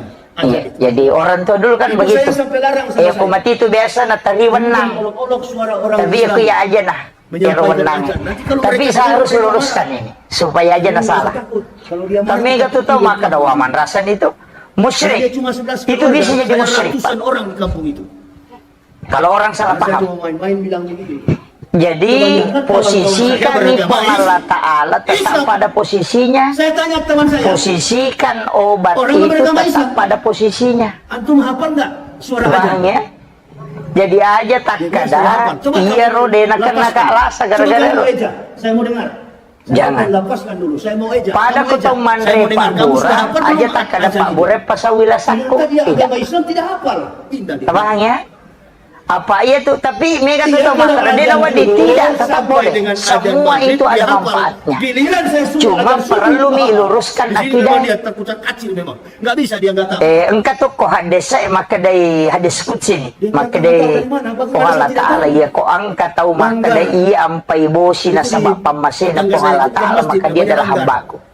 Tapi ya kok Bukan engkau tahu masjid, maka apa dari namanya? ampai bosi na sabab Musola, posisi musola. na ulangnya Musola. ke rumonro bosi Musola. maka dia Nah, adalah setiap kali datang orang yang mengaji musyrik. maghrib, Allahu Akbar. Pada dia rona maka Setiap gara-gara kali iya mengaji, dia dah setiap malasa mengaji itu pun salah. kami olok. Pada saya kau tuh marah mandre kepada Pak Bura kawan-kawan aja lain. tak ada Kita gara-gara dengar, panadol kita napa aja mau pendiulu tidak. Kita dengar. Yang menyembuhkan Kayaknya lebih penyakit bagus itu daripada adalah kita belajar Allah. agama Kristen daripada itu. Tapi obat itu posisinya tetap sebagai obat. Jadi ya Pak Yeti di tahu Dilapor, gini dua diajar tugas sama ayah saya, dipukul sama ayah saya. berusaha Nggak peduli si saya, Bami saya Lodoto. tetap bergaul dengan Kesimpulan saudara-saudara terakhir saya. Allah, Sampai saya makanya besar, dokter saya dokter, menjadi dia itu nang kanoki mah kada sudah ada menyembuhkan benih-benih penyakit, hidayah yang Allah tanamkan kepada kami. Menyembuhkan Saya pribadi, sakit deh, dari maka kecil kami itu sampai dewasa, mengobati. sudah ditanamkan cinta kepada Islam. Tabangnya angka ga parate dokter taruntuk Saya maka dia sampaikan menyembuhkan itu tadi, saya kanker. Dia juga maka kami mengobati penyakit Jangan kanker. disampai-sampaikan Ya kok dia ke nak orang sembuh lain. Saya sabaraki. tahu. Saya Pana tahu. burai ini mamito. Mika apa tu to mano kok nasa puli nama buro koro ahli tapi dia penasau. Dia itu nak kena menyembuhkan. Maka kami mengobati. Begitu. Jadi segala sesuatu itu kita hanya berusaha. Mengobati. Allah yang menentukan. Kini maka dapat bura na napa aja malasan tadi dia naga atau malasan. Itu dia ya. Pak kemana Pak Burana lah Nanti sana. 2006 saya di Ya sini. begitu. Setelah masuk Doktoro na de na malasa kini na makai ka doktoro malasa itu doktor di masa SBY itu yang dokter kesehatan itu kan kena kanker itu yang stadium 4. untuk Iya. dipanggil oleh Allah. Jadi makanya upasangi itu penting. Jadi akidah tetap terjaga. Jadi ya gagal asbab yang memang Allah berikan keistimewaan. Nah itu makanya tadi maka daki capur raba maka dete rabu kesan ko Jawa. Sebenarnya itu satu kali dalam 1 tahun. Cuma ini tomato dulu nalamanang ya raba pacapura gena semanang baja. Nah kadena capur raba setiap bulan baja pada cicam di situ hanya di bulan Safar. Hanya itu sampai Kamis pertama di bulan Safar ya. Karena kalau orang Kamis Islam ini. pasti jaga rahasia tentang Karena Islam. itu Kamis pertama kelahiran Nabi. Jaga rahasia tentang Islam. Kalaupun dia lemah dalam ibadah, Kan pasti kilo dia sebenarnya itu bukan hitung-hitungannya. dia tampilkan. Kan so Rabiul Awal. Masyarakat. Jadi Kamis terakhirnya itu ini tuh nak kada mampungi Kamis makanya itu kalau menyeberang nale itu Rabiul Awal Kamis pertama. Makanya Rabu terakhir, kemudian Kamis terakhir. Jadi ya ko Rabayo kun itu Monro, jadi komeki masjid sidak kaki komelo. Sebenarnya kalau sudah asal itu baca Yasin. Saya terus berpikir, memang pura sengaja baca Yasin yang kata lu dikasih ribut. 3 kali. Karena kalau tidak dikasih Bisa ribut, juga 1 kali. Setiap sampai pada kalimat mobil kita singgah kemudian berdoa. Tapi dengan adanya keributan, Tapi itu tuh ya tuh kelala surah Yasin. ketidakmampuan seorang pemimpin leader. Tidalalim mobil. Kemudian kita singgah berdoa. Jadi Kemudian nggak usah marah, diulang lagi nggak usah ayat itu tersinggung. baru terus. Itu urusan kami sebagai Jadi itu ulama. diulangi kedua itu ya. Itu madang ya tuh tipe yang Kebetulan juga Pak Yakut ini kan atau Menteri madang Agama ini kan membaca Yasin ya dia maka pernah yang ngomong. berlepak megapo tuh di Dia komisalamu pernah ngomong. kaulah birrohim Di padahal publik, tidak. dirilis Itu pada kalimat oleh mobil. setiap stasiun TV. Angka Siapapun gagah yang tadi memiliki ya betul dipakai. Banyak gunanya itu. simbol agama Tapi itu sekecil dalam apapun. kitab-kitab hikmah. Kalau kitab Mulai hadis dari kita agama tidak Islam, temukan. agama Kristen, Hindu, Jadi Buddha, siapa yang iya menghitung atau pandrita simbol-simbol angka memang maka tobat dia tubuh harus tembus. diperkarakan, Ada beberapa ulama kita itu yang memang makamnya tembus, istilahnya tembus. Lai bukarangi pintu rahasia ku pengalatan. Apalagi Narampi oleh pengurus Ahmad bin Hanbal. segala macam bukan, dan Abu kami Hanifah. menerima itu. Oh iya, Yakut, Maka kami Allah terima. pernah Kami membukakan masuk Islam. tabir tentang Sekarang air ente wudhu. bagi menista Islam, Biasa dia kak telah nabuka repong Allah Ta'ala tentang iya we bekas we jene. dipenjarakan. Roy Suryo yang lapor, mana Roy Suryo Maka ada yang bikin lapor? muita iya tu dosa talaga itu cari pana ya tu bekas air wudhu. Pura demo melok karawe. Makanya air mustakmal yang sudah dipakai bersuci itu tidak boleh dipakai bersuci. Kenapa? Nasabah hakikinnya ya tu angkai dosa ya oko tulak gamana. Seluruh masalah Demi yang ada di bangsa nabita ini Pak selalu Iri bergantung di kepada ite ulama. lahiran nami. Apapun yang dari wacana di dalam publik selalu Tapi ulama yang bicara. hakikinna itu bercampur ulama-ulama dengan kita ini kotoran. satu persatu Pada dikelilingi. muidi tuh kok Satu persatu kagak ada misalnya makan dipakai, mempacin nih. diincar. Ya kok pakai di Bagaimana mikroskop caranya kalau tahu salah, ini tamana kita nih penjarakan. ulai kadang kaje pelik Kita pegang dia, bakterina. kita bawa dia ke penjara. Iya ro tau tembus Ada yang bertanya pakitan sama saya, "Ustaz, na bagaimana ita. mengenai dengan, Nasabah pakai ala, yo pui di dena maka mempacin ya ro pura ni waga tapi tidak akan hilang tetap ada. Iya naro tau pandrite nasabah ipa betul pakitan nah dia bisa melihat. Mana yang salah? Jadi pamula itu peristiwa-peristiwa keadaannya di semana karena dibukakan oleh Allah. Iya na tu iya nu makero marah dia tepari ko datau dena makanya katanya kan apa madari ko akal manipakai ni dena ni tarima. Itu kuncinya. Makanya istilah-istilah di ilmu hikmah itu banyak. Nah, ada yang beberapa yang protes tapi aku ya silakan. Saya itu jalan saja sesuai dengan yang ulama-ulama ajarkan. Melo ko demo sapata, melo ko sapai ka iko menibawa. Yang penting puro palurongan karena itu ilmu. Karena mencuri. Yang saya khawatirkan kotak dengi matu Karena ini uang haji. Innalillah. hilang. Tapi kalau kita Kemudian masuk disalahkan penjara karena orang, mendapatkan padahal duit, ada dasarnya. Insya Allah 1 juta kali Makir jadi agurumo ki mata rubu angkalinga ki pengajian. polisi tangkap Belajar orang fikih, sakit dan belajar pencari tasawuf, belajar sikir, belajar Al-Quran, belajar tafsir, aguri menemui. kena saya. Ya kung kamuti ya kapoy tace dede na marigagah. Kan begitu. Sikiri mako itu mengisi kalbu. Sikir itu bagus. Datang polisi. Cuma zikir itu penting diri sebetungan nah. Apa ya ko aya ibaca namo deni risa betungan na malulungan toki.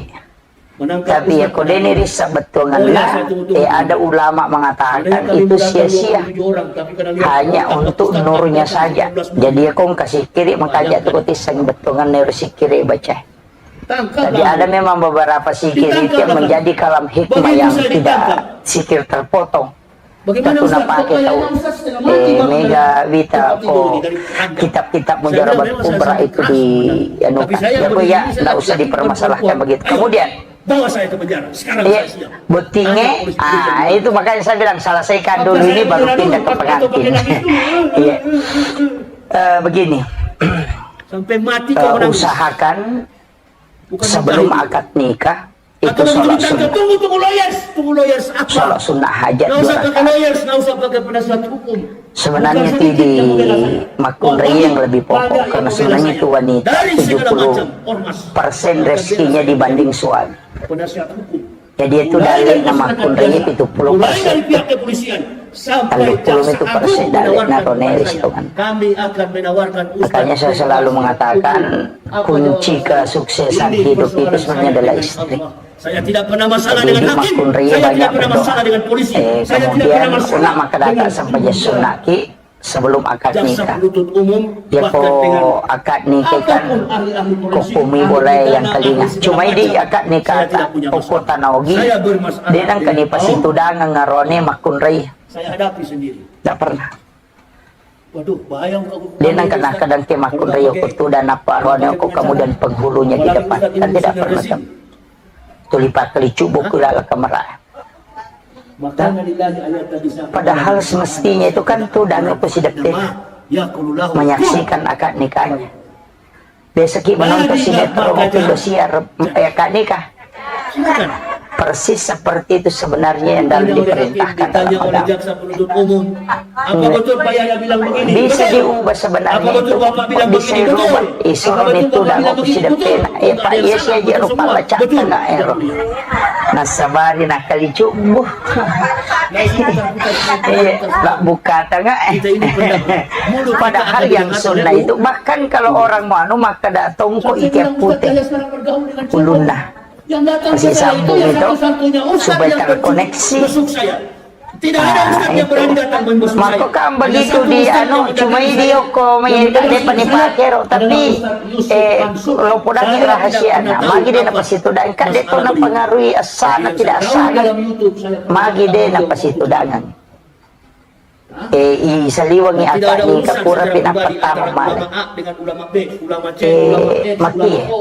Enggak. iya kota me arone malay bainena na bunga ni tay mata na panabaca itu bismillahi ala nafsi wa mali wa ahli bismillahi masya Allah la quwata illa billah Ini Gus Nur. baraka lupa itu Hati-hati dengan Gus dia Nur. nang kena masih sepak kalinon na to makanya sebenarnya itu yang dianukan Daerah mana jadi pun ri saya dito tanya pan dia. tau matota ugi orang ulama dulu Bahaya natungkat mulut taruh lalang Di dalam penjara itu supaya hampir pas dihadapkan melihat kepada istrinya dia baca itu apa ya Di dalam kumpulnya penjara kali tidak bisa kakak jadi imam, di dalam penjara langsung tidak bisa jadi khotib, itu di dalam penjara tidak ya na bisa tu mengumpat. ampa yogi rata-rata kalau sompak berhasil Kemampuan keilmuan is situ kuncinya jadi kan kami mato tapi si salah tuh kalau orang Jawa apa situ dagang makoro itu biasa tidak bisa menikah tidak usah kita suka diadu domba. dia Belum nule tentu buting juga.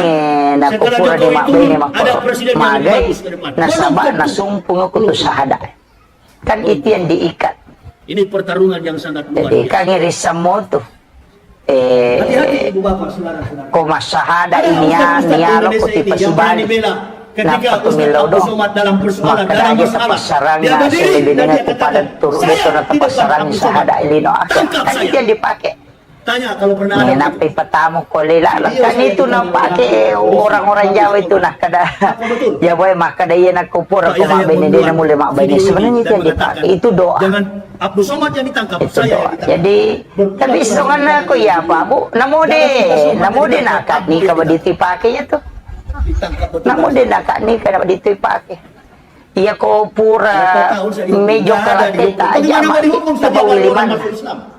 atau cepat akas sa cipiki-cipiki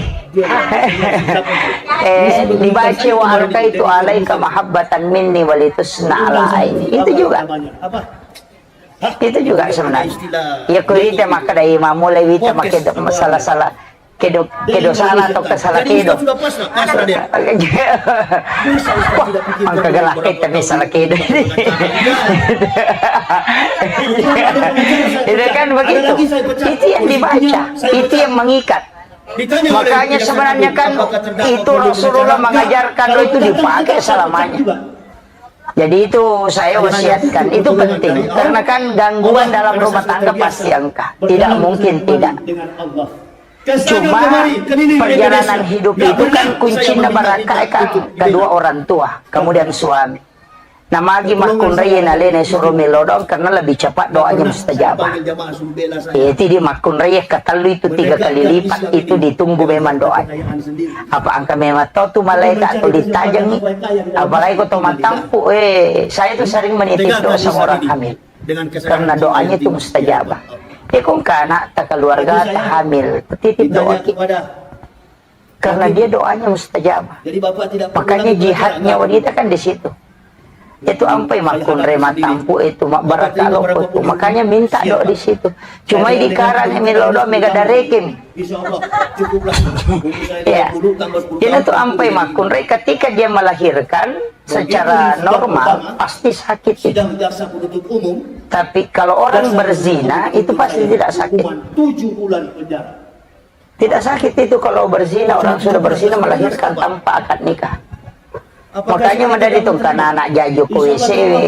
Jangankan 7 Pada dinang kalingi tahu. 7 tahun saya terima Pak. Iya kok normal buah, nama beli bola, nama linga tuh. Saya terima Pak. Tagora-gora. Insya Allah Kenapa? saya terima. Itu kan hadis. Rasulullah mengatakan orang yang berzina kemudian melahirkan penyakitnya dicabut oleh Allah karena tidak ada ampunan dosa bagi. Tapi orang yang menikah secara resmi kemudian secara halal dia melahirkan pasti sakit karena Allah membersihkan dia sebagaimana bayi yang baru lahir dari perut ibu. Coba-coba nama Kan begitu. Lima aja tapi tahu ini makun remi mana? Coba-coba aja. Ente mau bebas Magai, nah itu kupura siki ini mana manci dia nak lolos siki. Karena dosa itu kan bersih. Makanya orang yang mati karena melahirkan itu mati syahid. Kok bisa-bisa aja kalau kita Karena di situ kuncinya. Ajak teman sela. Aki bohong. Kalau jadi demi kodena melo jangan. Jadi jangan takut dengan itu karena di situ rahmat Allah. Mereka datang bawa makanan. Itu penting saya wasiatkan. Kemudian minta berkah kepada kedua orang tua. Selama dia masih hidup, iloki barakah. Nasabah dia itu yang kalau saya itu orang biasa minta maka tilo doa saya kasih tahu okuindo mumilau karena doa ibu itu kan membuka 7 petala langit degagal lawai pak dongan dan tutomotoy tembus itu sama aja dengan reski apa itu? ya komelo ki malomo dale tas sedekah itu motor itu yang kuncinya sedekahi orang tua Modena mega, agi-agi menita bawangi. Kenapa? Karena 700 pintu rezeki itu terbuka ketika orang tua disedekahi. Kita Kristen Matius Aja tak kada, nasugi mo indo kutannya ya tuh. Idi melo malala dalle. Kan makiro. Dia minta masogo dikasih, kemudian minta didoakan. Oh itu luar biasa Pak. Dia bilang Orang bisa melakukan itu luar biasa. Kung ka tahu marat kita sa di pakalino na marat di suroy sidake tomaton. Itu luar biasa. Betul sekali. Dia bela Mertua bisa. Kenapa? Karena rujukan Kepada padamu itu. jelas. Kalau Dua-duanya. Nah, ini yang saya wasiatkan kepada calon mempelai pengantin wanita. Itu yang paling pokok. Kemudian dalam alur kehidupan rumah tangga 5 agak-agak terperhatikan. Yang pertama, perhatikan sekali ini. Kalau mau masuk kamar, ucapkan salam. Saya berdoa agar negara ini Itu menjadi jangan negara dilupa. yang biadab, Jadi negara yang sampai makanya beradab, kung kataw mo negara kiyo yang ko tidak stiker na padaki ko tiulo na pinto na assalamualaikum. Ya ko ya ako kamara yang padaki. Bunti pintu na kamara. Kenapa? Karena di situ hati-hati sekali. Nasa baang katujing asa na dasin si bawa dasima. Pendamping laki-laki itu dasin, dasin. Ya ko perempuan dasima. Iya na tu pasaran kita sa lebih dengan. Ya betul itu gimana soalnya? Tapi dalam rekaman Magi sa ilakay na makalila na sa di ay mama ko mana tumakro. tidak boleh begitu. Napataan ang lima na liwa tanak na nasa di karena itu jin. Makanya Rasulullah mengatakan ucapkan salam ketika masuk ke dalam kamarmu supaya 2 jin ini akan keluar karena dia tidak bisa tinggal di dalam. Kalau dalam kita Islam itu Roh Kudus Itu ampai suruh kima beresalang ko tama bolay suruh kima beresalang ko tama kamar. Itu beresalang itu itu belo-belo maka nakarabanya assalamualaikum deh. Iya rojinge macio ko di na tama. Saya robah. Maka dahil natin nakada, iya ros beresalangnya menutup pintu jing. Yang kedua, iya ko toman beresalang na to tama bola, iya tu jing ilalangnya masuk. Tikus ini minuman yang ada di Manado yang bikin mati. Jadi aja tak kada dito ka, katustas. Natanya tau, iberesalangi. Macio mi kong katau. Jaksa penuntut umum. Makanya tau monro cadi di tentang beresalang. Masya Allah. Begini. Assalamualaikum warahmatullahi wabarakatuh. Assalamualaikum ayuhan nabi warahmatullahi wabarakatuh. Assalamualaikum wa ala ibadillahi sholihin.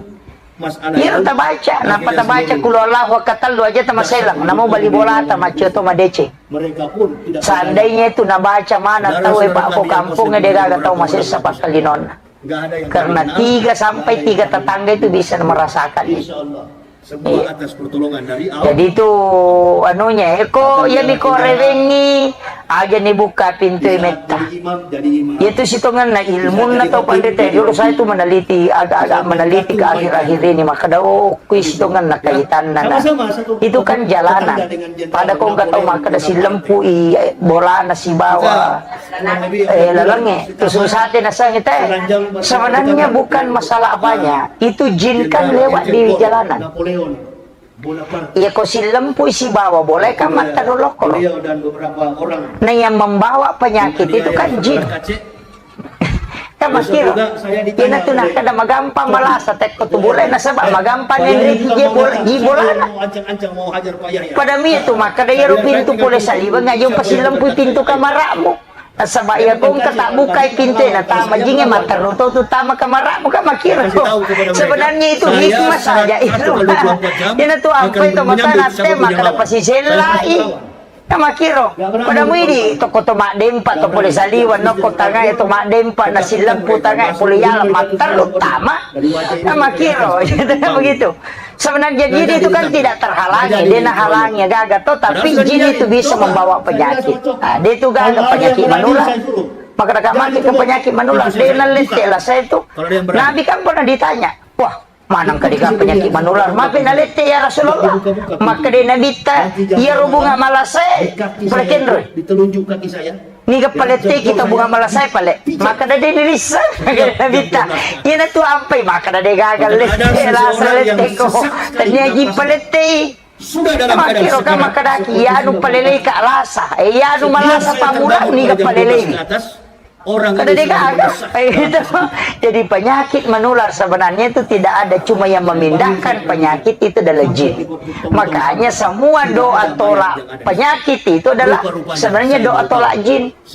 Nama kiro ayat kursi kan tolak jin itu. Surah Al-Ikhlas, aung kulung surat bil falaq kulung surat binas, 2 ayat terakhir itu kan tolak jin semua. 2 ayat terakhir Suratul Baqarah kan tolak jin mana ngiro bismillahirrahmanirrahim.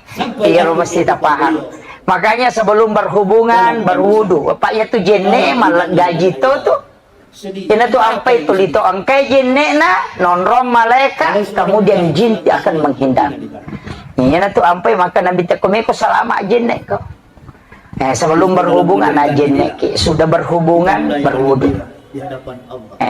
Ya komeki mandre ko puraki berhubungan jenne ki jolo na pemandre. Dalam keadaan sedih. Bukan Jalalo talal sumandre itu membela baraka itu. Kita diberkahi. Itu tidak haram. Tapi yang dikomiki masampajan na haram.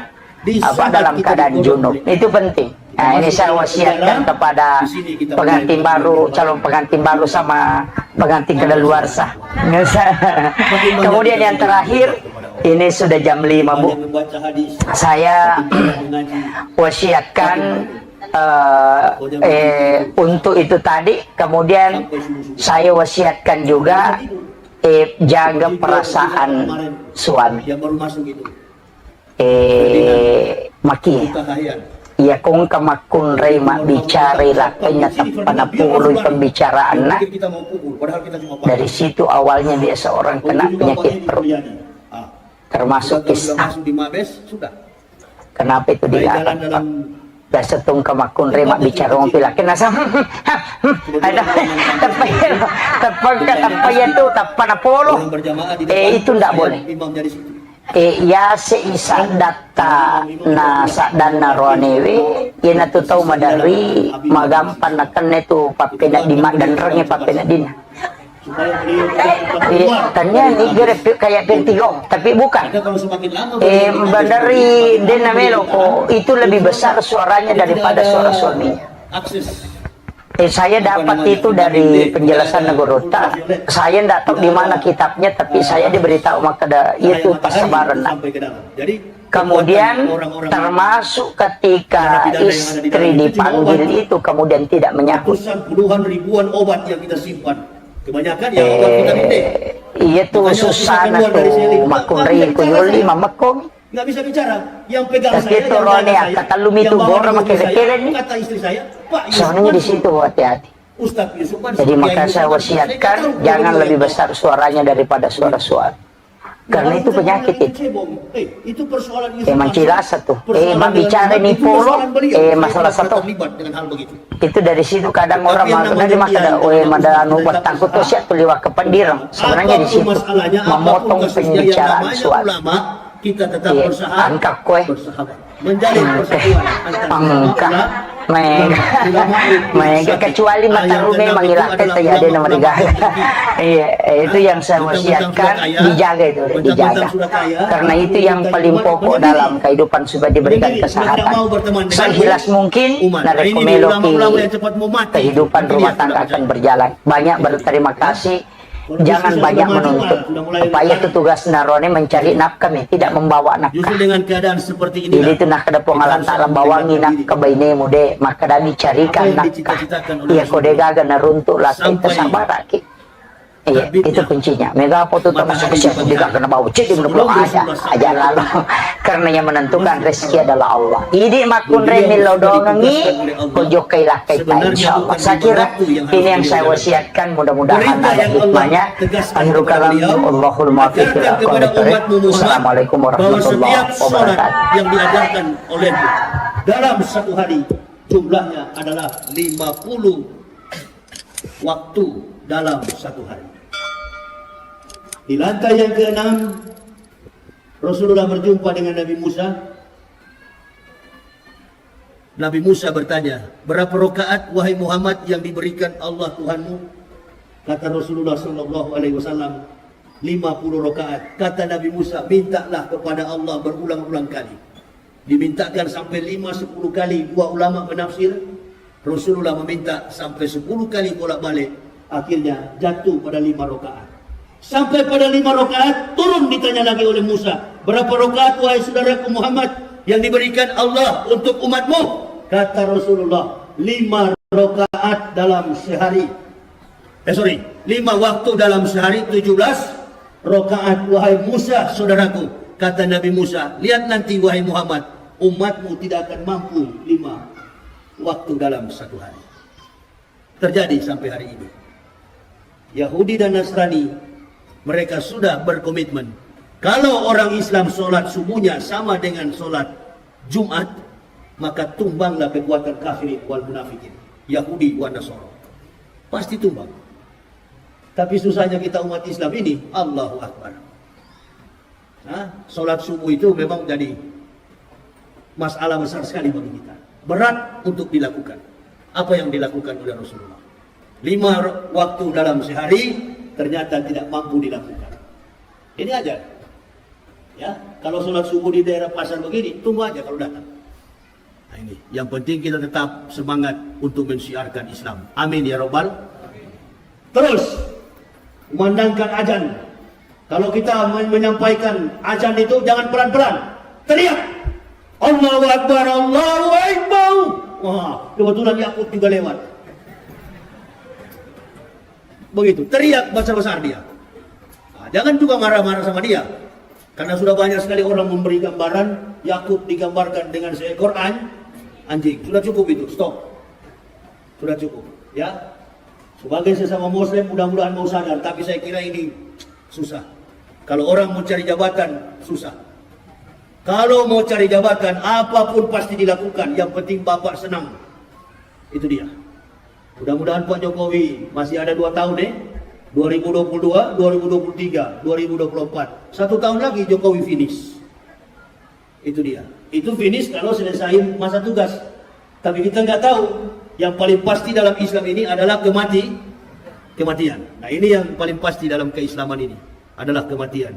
Wa ma kana li nafsin an tamuta illa bi idnillah kitaban muajjalan wa may yuri sawabat dunya nu'tihi minha wa may yuri sawabat akhirati nu'ti minha wa jannasis syakirin.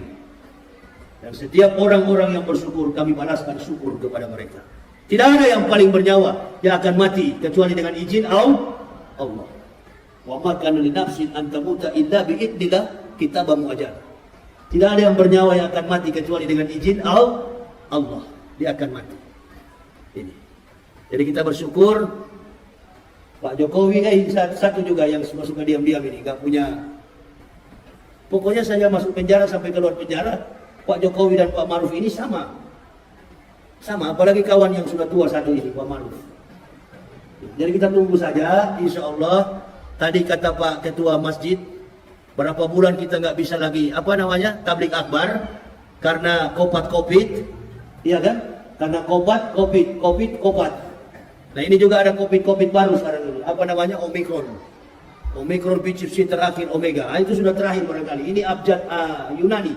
Alpha, beta, gamma, delta, zeta, theta, iota, kappa, lambda, nu, Omicron P, PCC terakhir Omega. Itu abjad Yunani. Omicron P terakhir Omega. Jadi Omicron ini sudah terakhir daripada percaturan, daripada perpolitikan pandemik yang sedang melanda dunia. Atau dia mau pakai abjad Ibrani, boleh juga. Alpha, Alef, Bet, Gimel, Dalet, He, Waw, Sayin, Ket, Tet, Yod, Kaf, Lamet, Mem, Nun, Samek, Ayin, Pesradek, Kofresi, Shim, Tom. Nah itu juga abjad Ibrani. Sama. Mau kemana pun saya sudah tahu. Ini semua permainan Yahudi untuk mempermainkan dunia. Jadi sudahlah. Ya, alhamdulillah kita yang tidak mati. Selama menghadapi pandemik, kita dalam keadaan sehat. Tadi dibagi-bagi soal apa itu? Masker. Pergi ambil itu saturasi. Periksa darah saya. Saturasi saya satu hari itu 98. Antum percaya nggak Ustaz? Saya sudah 5 hari tidak makan nasi. Sejak tiba di Padang, di Pekanbaru saya lambung saya tinggi. Malam saya berteriak, gelisah. Saya belum makan nasi dari kemarin-kemarin. Enggak. Saya cuma minum air putih, air hangat. Minum air putih, air hangat. Begitu. Nanti habis ceramah, jantung saya pulih lagi. Coba ambil periksa jantung saya dan perut saya. Kosong perut saya. Darah saturasi saya itu 98. Oksigen saya. Dan kalau antum lihat suhu saya, paling tinggi 35 sampai 36. Nggak pernah kena masalah itu. Selama saya dibantarkan oleh Mabes Polri, 8 hari saya masuk rumah sakit, saya tidak pernah kedapatan COVID atau Corona. Enggak. Positif Corona atau COVID enggak pernah. Padahal yang periksa polisi. Kok Ustaz tidak kena Corona ya? Enggak tahu, saya bilang Corona takut sama saya. Alhamdulillah. Istri saya yang bilang, kalau boleh Pak segera dibebaskan. Insya Allah Bu, insya Allah. Kita doakan supaya Ustaz cepat-cepat bebas. Alhamdulillah, bebas beneran. Jadi kawan dengan kawan-kawan polisi. Ya, ini ibu bapak, jadi kita saling jangan suka suuzon, ya. Kecuali seperti Yakut ini memang tidak bisa diampuni, memang dikasih biar aja begitu dia. Susah nih orang ini, susah. Makanya dia antara kemampuan seorang pejabat, ketidakmampuan etos kinerja kerja, kemudian dibebani sebagai seorang pejabat, sudah jadi biasa di Indonesia di era Jokowi. Nggak apa-apa, antum pegang tugas biar nggak mampu. Yang penting kamu dapat gaji tiap bulan. Yang penting bikin ribut saja tiap bulan. Itu. Mudah-mudahan ada pejabat lebih bagus ke depan nanti. Amin ya robbal. Ini pemilihan presiden katanya mau ditunda. Kita berdoa saja mau ditunda 50 tahun, 30 tahun. Yang penting kita tetap bisa melaksanakan sholat 5 waktu dalam setiap saat. Kita berdoa kepada Allah. Kita bermunajat kepada Allah agar kita diberi kesempatan seluas-luasnya untuk memaksimalkan ibadah kita di hadapan Allah Subhanahu wa taala. Saya kira ini Bapak Ibu ya yang bisa saya sampaikan ya. Insyaallah di lain waktu ini saya baru belajar ceramah lagi. Sudah berapa bulan saya nggak bisa ceramah lagi ya. Padahal di dalam penjara saya aktif ceramah, khutbah, tapi begitu keluar penjara saya sudah sakit. Entah ada maksud apa, wallahu a'lam bishawab. Saya nggak tahu. Ada maksud apa saya nggak tahu. Hanya Allah yang Maha tahu apa yang terjadi dalam diri saya. Mohon doa dari seluruh jamaah agar kami tetap sehat dan kuat dalam menegakkan dinul haq, dinul Islam. Saya kira ini ya yang saya bisa sampaikan ya. Nanti bagi ibu bapak yang ingin melihat perjalanan kehidupan saya, ada buku saya yang berjudul Kebenaran Islam Menurut Mantan Pendeta. Itu biodata saya sekeluarga dan kami mendapatkan hidayah dari buku itu. Silakan, ada istri saya yang akan melayaninya. Saya kira ini aja yang bisa saya sampaikan. Terima kasih atas segala perhatiannya. Mohon maaf atas segala kekurangan saya. Usikum wa nafsi bitaqwallah.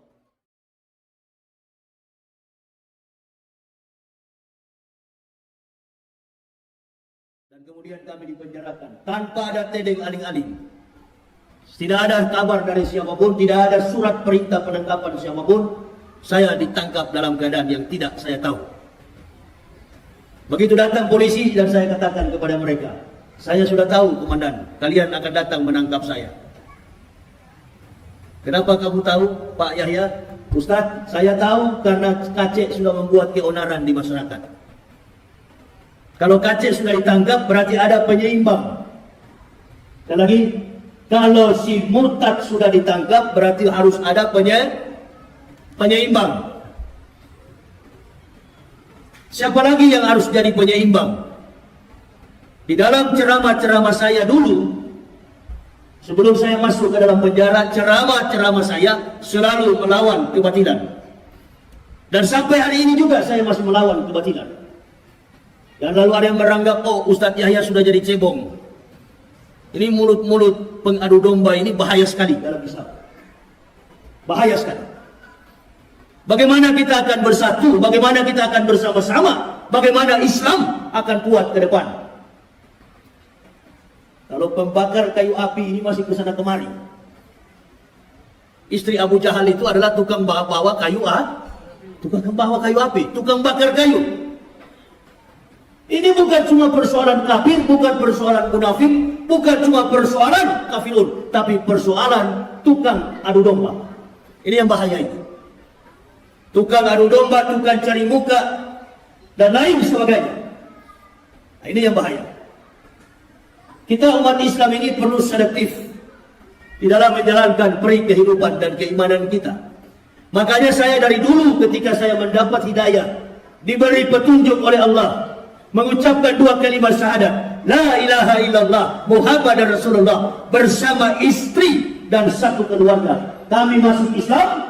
Kami menanamkan komitmen bahwa keislaman kami di atas pengakuan La ilaha illallah Muhammad Rasulullah. Kami tidak pernah berdiri di atas benteng organisasi Islam manapun. Enggak pernah. Orang sholat, kami ikutan sholat. Orang laksanakan sholat subuh, kunut, kami ikutan kunut. Orang juga tidak kunut, kami juga tidak kunut. Kami ikuti setiap kebiasaan yang ada dalam organisasi Islam. Tapi kami tidak pernah bergabung dalam organisasi manapun. Karena kami sudah tahu, di satu ketika kami akan ditangkap, pasti ditanya, dari organisasi Islam mana, siapa penyuplai dana, siapa linknya, dari mana mendapatkan support dana, pasti dia akan dicungkil-cungkil. Kami sudah antisipasi jauh-jauh hari itu. Makanya kami mundur satu langkah. Kami mundur satu langkah. Kenapa? Karena kami tahu, kalau kami masuk dalam golongan Islam, kami masuk dalam organisasi Islam, berarti kami bukan hanya beragama Islam, kami akan memperjuangkan menegakkan dinul haq, dinul Islam. Ini menjadi komitmen kami, pertama-tama dalam kehidupan keimanan kami. Setelah kami mengucapkan kalimat syahadat, kami masuk Islam satu keluarga. Betapa bahagia kami mendapatkan keterangan-keterangan tentang nasihat-nasihat hidup, nasihat-nasihat mati, nasihat-nasihat tentang janji-janji yang akan kami terima ketika kami setelah akhir di dunia ini. Ini bukan janji biasa. Apa yang dijanjikan Allah di dalam firman-Nya jelas terukur dalam kapasitas sebagai keterangan historik dari para nabi. Semua catatan-catatan penting dalam kehidupan yang terjadi dilakukan oleh Nabi kita Muhammad SAW, itu adalah merupakan catatan sejarah yang sangat penting. Ibu bapak saudara-saudaraku, sekarang bicara soal tentang Isra wal Mi'raj. Dari dalam masjid, begitu saya masuk dari pagar masjid, saya masuk ke dalam, dari spanduk saya sudah baca Isra wal Mi'raj. Isra wal Mi'raj, berjalan dan kemudian dia naik. Subhanallazi asra bi abdih. Di penggal ayat ini Maka Allah Subhanahu wa taala memulai kalimat ini dengan mengizinkan mentasbihkan Allah. Subhanallazi asra bi abdi. Maha suci Allah yang telah memperjalankan seorang hambanya. Apa itu Bapak saudara-saudara berpikir bahwa umat Islam baru saat itu belum sholat, sudah sholat? Umat Islam sudah melaksanakan sholat. Nabi Muhammad menjadi Rasul sudah 11 tahun. Pada ketika 27 Rajab, Nabi SAW sudah mencapai usia 11 tahun sebagai seorang Rasul Allah Subhanahu wa ta'ala. Berarti umat Islam sudah sholat. Umat Islam sudah melaksanakan sholat. Sahabat sudah sholat, para nabi sudah sholat. Bahkan sebelum datang Rasulullah SAW, mulai dari Nabi Adam sampai Nabi Ibrahim, Nabi Musa, Nabi Daud sampai kepada Nabi Isa alaihissalam, semua nabi sudah melaksanakan perintah sholat. Qala ini Abdullah atani al-kitab wa ja'alani nabiyah wa ja'alani mubarakan aina ma kuntu awsani bi sholati wa zakati wa dumtu hayya. Jadi Nabi Isa itu sudah menyaksikan, sudah memproklamirkan bahwa dirinya adalah hamba Allah. Allah memberi kitab, memberi Injil kepada Al-Masih, dan wa ja'alani nabiyah, mengutus dia sebagai seorang nabi. Wa ja'alani mubarakan aina ma kuntu awsani bi sholati wa zakati ma dumtu hayya. Perhatikan dengan baik bahwa Nabi Isa itu adalah nabi yang menjalankan sholat dan membayar zakat. Belum datang Nabi Muhammad ke dalam dunia, belum diutus sebagai Rasul Allah, Nabi Isa 620 tahun sebelum datang Al-Masih. Sebelum datang Rasulullah SAW, Al-Masih sudah melaksanakan sholat sebagaimana yang dilakukan oleh nabi-nabi sebelum beliau. Tapi apa yang dilakukan oleh semua nabi dari Adam sampai dengan Al-Masih, tidak ada yang sempurna sebagaimana yang diperintahkan Allah kepada Nabi kita Muhammad sallallahu alaihi wasallam. Di sini peristiwa yang terjadi dan sangat penting. Mulai dari perjalanan dari Masjidil Haram ilal Masjidil Aqsa. Antum Bapak Ibu saudara-saudara tahu? Ada satu tembok panjangnya 585 cm. Panjangnya 585 meter. Sekarang tembok itu tinggal 60 sekian meter. Itu yang disembah oleh Israel, disebut dengan tembok ratapan, the Dome of the Rock. Ibu Bapak tahu, Yahudi menulis, mencoret dinding tembok ratapan, dinding daripada Sulaiman bin Daud, yang panjangnya hampir 600 meter, sekarang tinggal 60 meter. Tapi di balik daripada sebelah selatan Masjidil Aqsa ada telapak kaki orang dewasa berukuran 47. Terjadi satu peristiwa di mana seorang nabi yang terakhir diangkat oleh Allah menembus Sidratul Muntaha. Nama nabi itu adalah Ahmad bin Abdullah, nabi kita Muhammad sallallahu alaihi wasallam.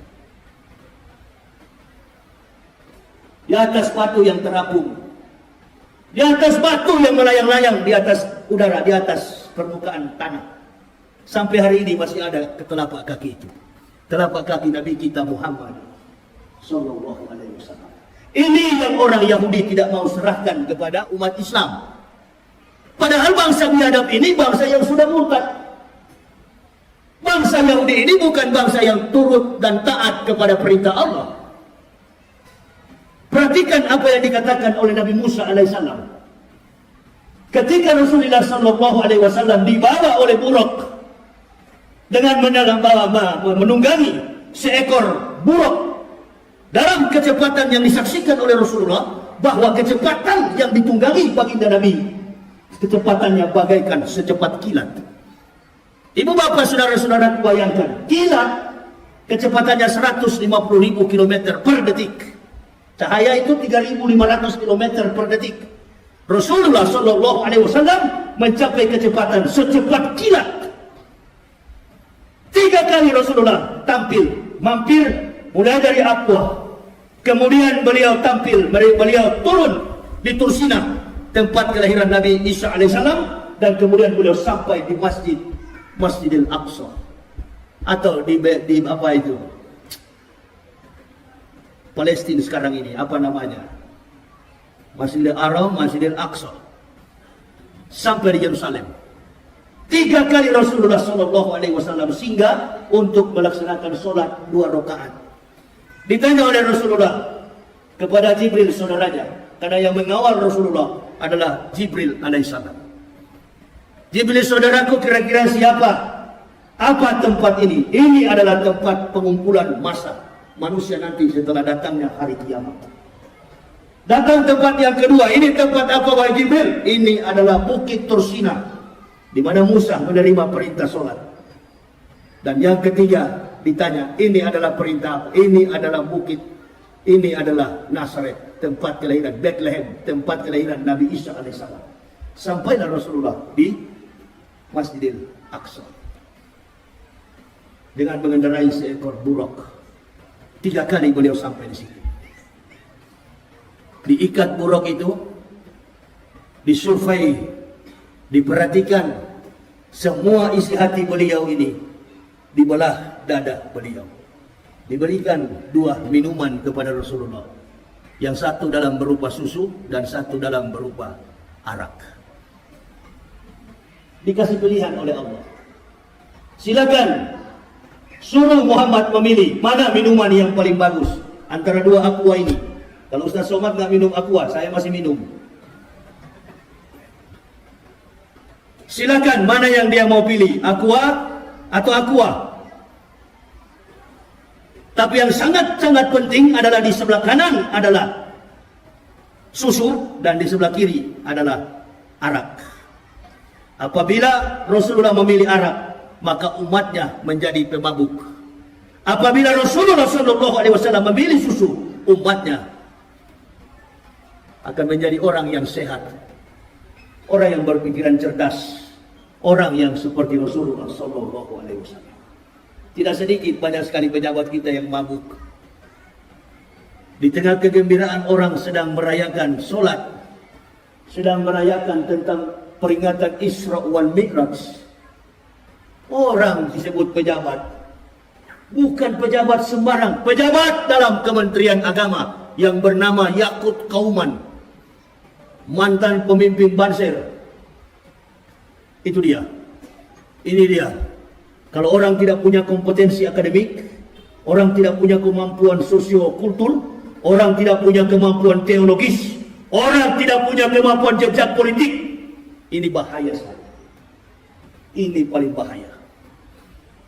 Ini. Kok kita semua dipenjarakan ini? Orang-orang yang mengajarkan umat kepada yang baik. Ini orang yang mengatakan, menyedarajatkan suara azan dengan seekor hewan yang paling najis di dunia, namanya anjing. Bayangkan, ini tidak ada bedanya dengan Abu Jahal. Abu Jahal begitu pagi tanya kepada Rasulullah, Muhammad, yes, ada apa Abu Jahal? Tadi malam antum dari Sidratul Muntaha, betul? Kata Rasulullah, betul. Tidakkah kau tahu Muhammad, nenek moyang kami dari Masjidil Haram ilal Masjidil Aqsa, dari Masjidil Haram sampai kepada di Palestina, nenek moyang kami menempuh perjalanan 40 hari 40 malam. Omong kosong apa engkau buat Muhammad? Hanya dalam separuh malam minal laila antum sudah sampai ke Sidratul Muntaha. Ini cerita dari mana? Antum mau bantah cerita itu? Antum mau bantah cerita itu? Qori baru baca suratnya. Subhanallazi asra bi abdi laila minal masjidil haram ilal masjidil aqsa allazi barakna hawlahu linuri aw min ayatina innahu huwas samiul basir. Supaya kami dapat menyaksikan kepada hamba, supaya Muhammad bisa melihat bagaimana kebesaran Allah di bumi dan di akhirat. Itu ibu bapak, saudara-saudara. Makanya Jibril nggak boleh naik, nggak boleh naik. Nah, ini orang-orang yang tidak dewasa dalam pemahaman Isra wal Mi'raj. Jadi saya bertanya-tanya, ini orang jadi pejabat Islam apa PKI? Karena PKI dengan Islam di Indonesia ini beda-beda tipis, betul apa betul? Nah, ini dia. Ini sebenarnya saya sudah mau mati suara saya ini, tapi tetap saya ceramah dulu. Kan begitu. Ini manusia betul-betul Islam atau tidak? Ada seorang presenter di televisi namanya Rosi Silalahi. Dia katakan mulai dari dia SD sampai dia perguruan tinggi, sampai dia SMA, dia bertetangga dengan orang Islam. Dia damai-damai saja, dia sejahtera, dia enjoy. Karena dia bertetangga dengan seorang Muslim. Saya masih kecil dari SD sampai perguruan tinggi. Saya di Manado, tetangga saya orang-orang Islam, 11 kepala keluarga di kampung saya. Mulai dari kecil, dari umur 8 tahun, sampai saya dewasa. Setiap kali azan subuh, azan zuhur, azan asar, azan maghrib, sampai kepada azan isya. 5 waktu dalam sehari, saya hafal mati-matian azan itu. Ibu saya sampai larang sama saya. Kamu jangan olok-olok suara orang Islam menyampaikan azan. Nanti kalau mereka dengar, mereka marah. Saya bilang gak usah takut. Kalau dia marah, kita pukul dia di kampung sini. Karena dia cuma 11 keluarga, saya ratusan orang di kampung itu. Padahal saya cuma main-main bilang begitu. Kebanyakan kawan-kawan saya beragama Islam. Saya tanya teman saya, orang yang beragama Islam, antum hafal nggak suara azan? Dia bilang saya hafal. Coba kamu lepaskan. Coba kamu eja. Saya mau dengar. Saya bukan lepaskan dulu. Saya mau eja. Kamu eja. Saya mau dengar. Kamu sudah hafal belum azan itu? Ternyata dia agama Islam tidak hafal. Innalillahi. Dia kalau azan zuhur sampai dengan azan maghrib dia hafal. Giliran saya suruh azan subuh, di sini memang dia terputar kacil memang. Nggak bisa, dia nggak tahu. Dia bilang kamu tahu dari mana? Bagaimana saya tidak tahu? Langgar. Itu di tetangga saya itu bukan masjid, namanya Langgar. Bukan masjid itu, apa namanya? Musola. Nah, setiap kali datang mengaji maghrib, Allahu Akbar. Setiap kali mengaji, setiap mengaji pun kami olok. Tapi saya marah kepada kawan-kawan yang lain. Kamu jangan olok, kita dengar. Kayaknya lebih bagus daripada kita belajar agama Kristen daripada itu. Nggak boleh begitu kamu. Lapor kamu, nanti dilapor sama orang tuamu. Dilapor, dihajar sama ayah saya, dipukul sama ayah saya. Nggak peduli saya. Saya tetap bergaul dengan saudara-saudara yang Muslim. Sampai saya besar, saya menjadi Muslim hari ini. Sudah ada benih-benih hidayah yang Allah tanamkan kepada kami. Saya pribadi, dari kecil sampai dewasa, sudah ditanamkan cinta kepada Islam. Saya sampaikan itu dan ibu saya katakan, jangan disampaikan ke orang-orang yang lain. Saya bilang semua sudah tahu, saya sudah hafal.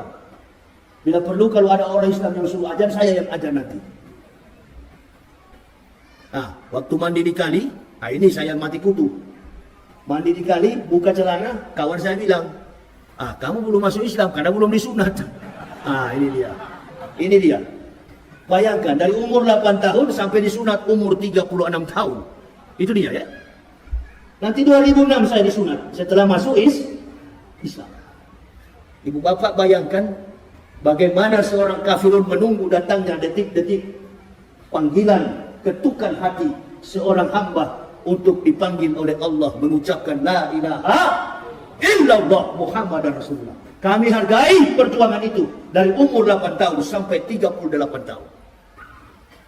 Ini sudah jadi pejabat, innalillahi pakai kopiah. Saya terus bertanya-tanya, ini orang-orang ini betul-betul Islam ini atau iya, kalau lihat dari penampilan, Masya Allah. Saya nggak yakin kalau memang betul-betul Islam. Saya nggak yakin. Karena kalau orang Islam pasti jaga rahasia tentang Islam. Jaga rahasia tentang Islam. Kalaupun dia lemah dalam ibadah, pasti dia sembunyi. Bukan dia tampilkan, dia gembar-gemborkan ke masyarakat. Waduh, ini bahaya ini. Inilah akibat dari pemerintahan Jokowi. Dari awal Jokowi memimpin sampai mau selesai 2024. Kacau semua pejabat Jokowi ini. Allahu Akbar. Pokoknya mulai dari pertama menjabat sampai mau selesai ribut terus. Saya terus berpikir, oh memang sengaja dibuat-buat begini, dikasih ribut. Karena kalau tidak dikasih ribut, etos kinerja Pak Jokowi nggak tertutupi. Tapi dengan adanya keributan, ketidakmampuan seorang pemimpin leader akan tertutup akibat anak buah yang bikin kasus. Jadi nggak usah marah, nggak usah tersinggung, itu urusan kami sebagai pendakwa. Nanti kami yang kepung dia. Kebetulan juga Pak Yakut ini kan, Menteri Agama ini kan, dia pernah ngomong di publik, dirilis oleh setiap stasiun TV. Siapapun yang menyinggung simbol-simbol agama sekecil apapun, mulai dari agama Islam, agama Kristen, Hindu, Buddha, siapa yang menyinggung simbol-simbol agama, maka dia harus diperkarakan, dipersoalkan, dipidanakan, tergantung dengan persoalan sara. Menghina, apalagi? Menghujat, apalagi? Menista, apalagi? Segala macam. Dan kami menerima itu. Oh iya Yakut, kami terima. Kami masuk penjara. Sekarang ente sudah menista Islam, yaitu ada. Kok nggak dipenjarakan? Nggak dipenjarakan. Roy Suryo yang lapor, mana Roy Suryo yang dilapor? Itu dia. Yang begini-gini ibu bapak, tidak boleh kita berdiam. Sebagai pendakwa kita jangan diam. Ini, kita mesti telanjangi orang seperti ini. Kenapa? Karena umat seluruh masalah yang ada di bangsa ini selalu bergantung kepada ulama. Apapun yang jadi wacana di dalam publik, selalu ulama yang dicari. Nah, ulama-ulama kita ini satu persatu dikebiri. Satu persatu dipanggil, diincar. Bagaimana caranya kalau salah, kita penjarakan. Kita pegang dia, kita bawa dia ke penjara. Ada yang bertanya sama saya, Ustadz bagaimana mengenai dengan si siapa yang baru keluar penjara, si Habib Bahar dengan si siapa itu? Ini dan jenderal yang 4 bintang ini, Dudung. Mana yang salah mereka berdua? Itu kalau masalah itu saya nggak mau masuk campur. Itu dua-dua nggak boleh begitu, karena dua-dua sama-sama Muslim. Nggak boleh begitu. Kita mesti hargai bahwa kebebasan itu adalah mahal harganya. Jangan sampai kita masuk penjara karena ditunggangi dengan kepentingan politik. Tapi kita kalau masuk penjara karena kebenaran, jangankan 1.000 kali, 1 juta kali pun ditangkap, insya Allah kita tetap masuk penjara. Amin ya Rabbal. Amin. Jangan kita masuk penjara karena perampok, karena mencuri, karena uang umroh, karena uang haji. Innalillahi. Tapi kalau kita masuk penjara karena menegakkan kebenaran, insya Allah 1 juta kali kau tangkap, insya Allah kami akan tetap maju. Polisi tangkap saya dalam keadaan sakit, jantung saya bengkak. Karena hobi saya suka minum kopi sampai puluhan gelas. Kena saya. Di Padang saya kena, Aceh saya kena. Dalam keadaan sakit saya bawa mobil pulang ke Jakarta. Bengkak jantung saya. 2 minggu saya di rumah sakit, datang polisi. Dalam keadaan terbaring kaku di dalam rumah saya. Keluar rumah sakit, polisi datang. Ini Ustadz, kami akan menangkap Ustadz pada hari ini. Oh ya, saya tunggu-tunggu komandan. Sebenarnya kami mau datang 27 orang, tapi karena lihat mau tangkap Ustadz, kami datang 19 mobil. Bayangkan itu. Tangkaplah Ambo. Ditangkaplah kami. Begitu saya ditangkap. Bagaimana Ustaz? Kok kayaknya Ustaz setengah mati bangun dari tempat tidur ini, dari peranjang. Saya bilang memang saya sakit keras komandan. Tapi saya berdiri ini, saya laki-laki bukan perempuan. Ayo, bawa saya ke penjara. Sekarang saya siap. Tanya polisi-polisi yang di Mabes. Apa saya menyerah dulu? Atau pakai nangis dulu? Sampai mati kau menangis. Bukan mujahid itu. Atau begitu ditangkap, tunggu lawyers apa? Nggak usah pakai lawyers, nggak usah pakai penasihat hukum. Bukan sedikit yang membela saya. Wallahi banyak yang membela saya. Dari segala macam ormas yang akan bela saya menjadi penasihat hukum. Mulai dari masyarakat biasa, mulai dari pihak kepolisian, sampai Jaksa Agung menawarkan kepada saya, kami akan menawarkan Ustadz penasihat hukum. Apa jawaban saya? Ini persoalan saya dengan Allah. Saya tidak pernah masalah dengan hakim, saya tidak pernah masalah dengan polisi, saya tidak pernah masalah dengan juru bicara, jaksa penuntut umum, bahkan dengan apapun ahli-ahli forensik, ahli pidana, ahli segala macam. Saya tidak punya masalah. Saya bermasalah dengan Allah. Saya hadapi sendiri. Waduh, bahaya hukumannya ini Ustaz. Kalau nggak pakai pengacara. Apalagi Ustaz ini musuhnya rezim. Hah? Makanya lillahi ayat bisa waladin subhana isa qada amran fa'ina ma yaqulu lahu kun fayakun. Jadilah maka jadi. Silakan. Ditanya oleh hakim, ditanya oleh jaksa penuntut umum, apa betul Pak Yahya bilang begini? Betul.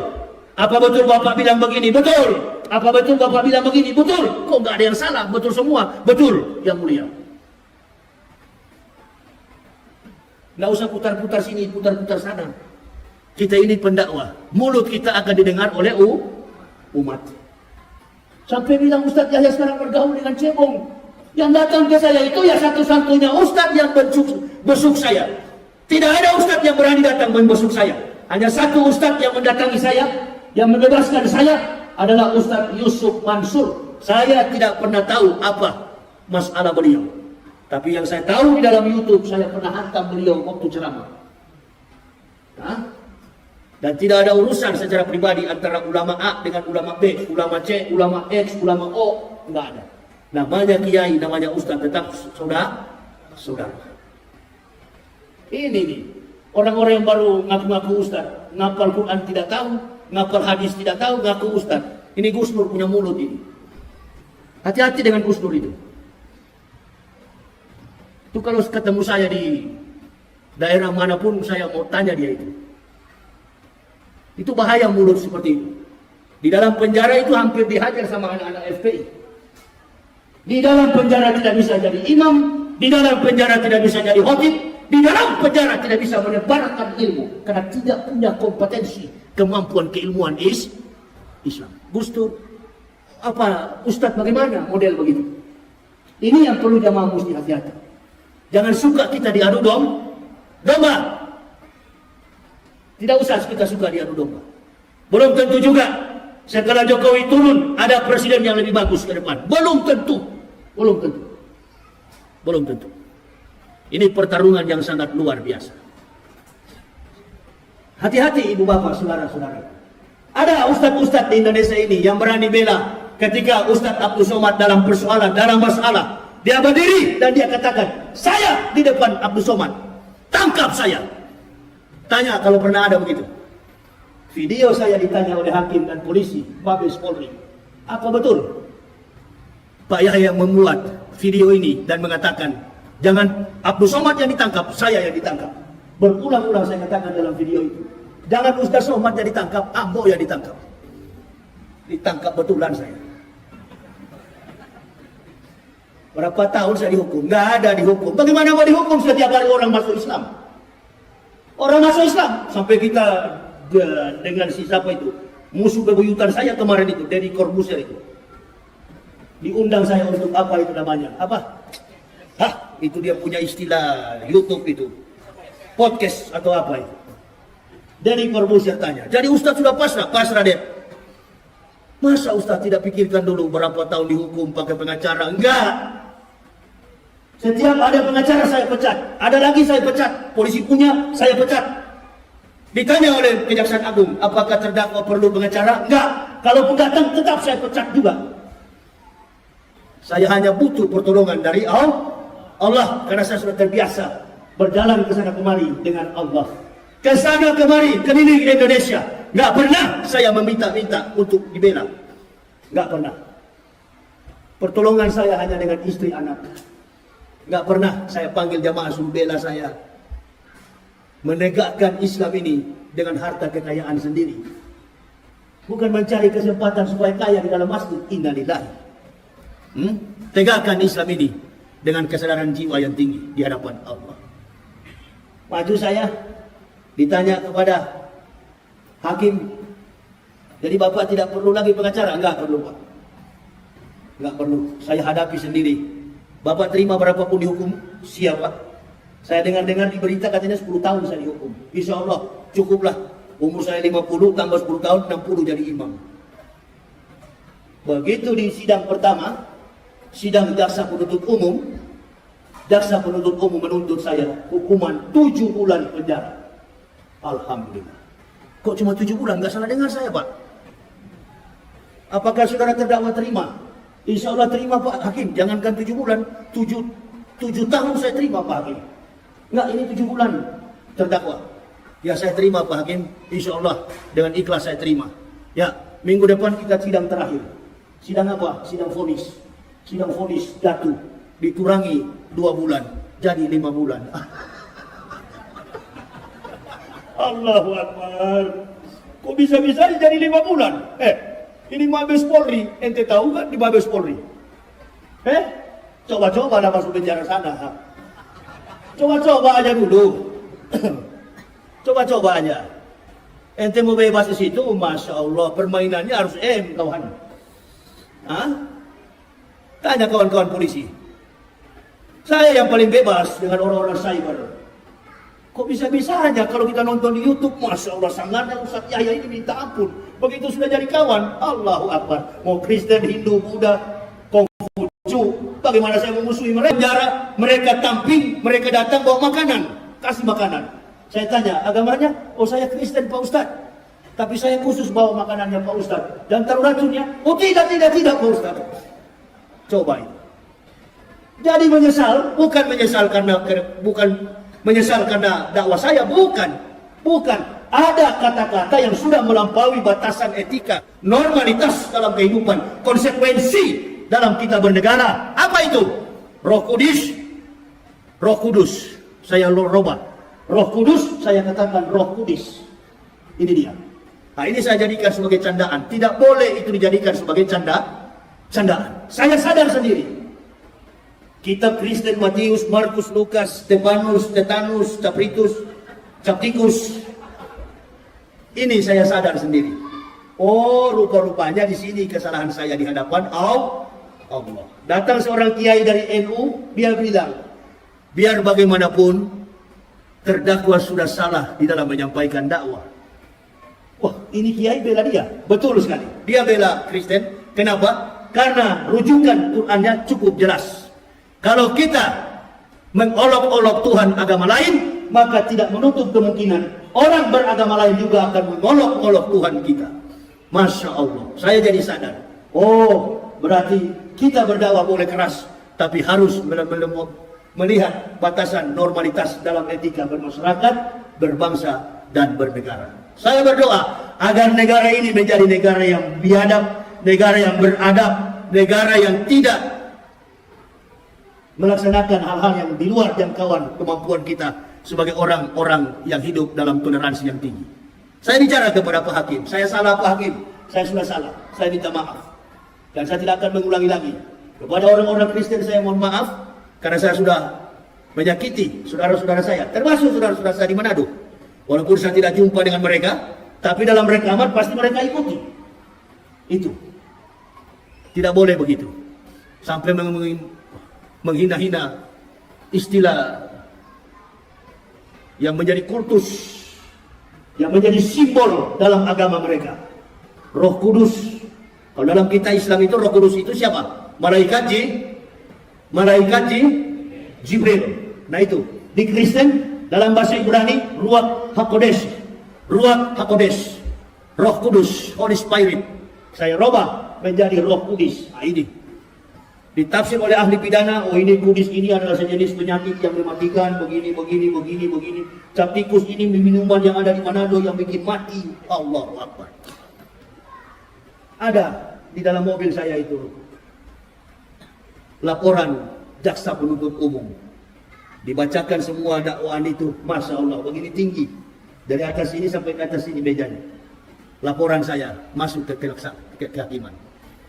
Di ujung pertengkaran itu, masalah itu, akhirnya seluruh jaksa penuntut umum yang beragama Kristen Mereka pun tidak berdaya apa-apa. Saudara-saudara kami yang Muslim pun hanya beberapa orang yang bisa menolong. Nggak ada yang kami kenal, nggak ada yang kami minta bantuan. Insya Allah semua atas pertolongan dari Allah. Datang di dalam penjara, di saat jadi imam, jadi imam. Di saat jadi khotib, jadi khotib. Di saat main kartu, main kartu. Begitu, ya. Sama-sama satu baku tetangga dengan Jenderal Napoleon Bonaparte. Kita kurang lebih 4 bulan sekamar, seranjang berdekatan dengan Jenderal Irjen Pol Napoleon Bonaparte. Waktu beliau dan beberapa orang menganiaya saudara Kacek, besok juga saya ditanya oleh Coki, ketua RT, Pak Yahya juga mau datang, siapa yang mau ancang-ancang mau hajar Pak Yahya? Saya bilang saya tinggal tunggu-tunggu siapa yang mau gertak saya, ayo. Saya bukan Kacek, kalau Kacek nggak melawan, kalau saya melawan. Saya kasih tahu kepada mereka, saya 1 kali 24 jam akan menyambut siapapun yang lawan. Saya pasti melawan. Gak berani rupa-rupanya. Gak berani. Yang Kristen merangkul, ketakutan mereka. Masuk begini mereka terus bilang, waduh, dari wajah ini sudah kelihatan seperti harimau ini. Nggak jadi ditangkap. Nggak jadi dikeroyok. Padahal sudah dibiarin. Coba, saya bilang sama Coki, kalau ada yang berani, saya suruh. Jangan dikemuk pintu sel saya. Buka. Kalau ada yang berani. Dikunci sendirian selama 28 hari. Nggak dibuka-buka pintu itu. Nanti jam 2 malam, di kaki saya itu, di telunjuk kaki saya, ya, jempol saya dipijat. Setiap jam 12 ke atas. Bahkan ada seseorang yang sesak sekali napasnya. Sudah dalam keadaan sekarat, seperti sudah mau mati. Setiap saya terbangun pada jam 12 ke atas, orang ini selalu mendesah dalam kesakitan. Saya bangun, saya perhatikan. Sampai ke tong-tong sampah. Tidak ada mayat yang ada di situ. Rupa-rupanya saya baru tahu. Selama 10 hari, kamar itu adalah kamarnya almarhum Maher At-Twalibi. Rupa-rupanya kamar nomor 10 itu kamarnya Maher, Ustadz Maher At-Twalibi. Sampai akhir kehidupan beliau, dalam tangisan, dalam linangan dan air mata. Sedih, entah apa yang disedihkan. Kalau seorang mujahid sudah bersedih, innalillah.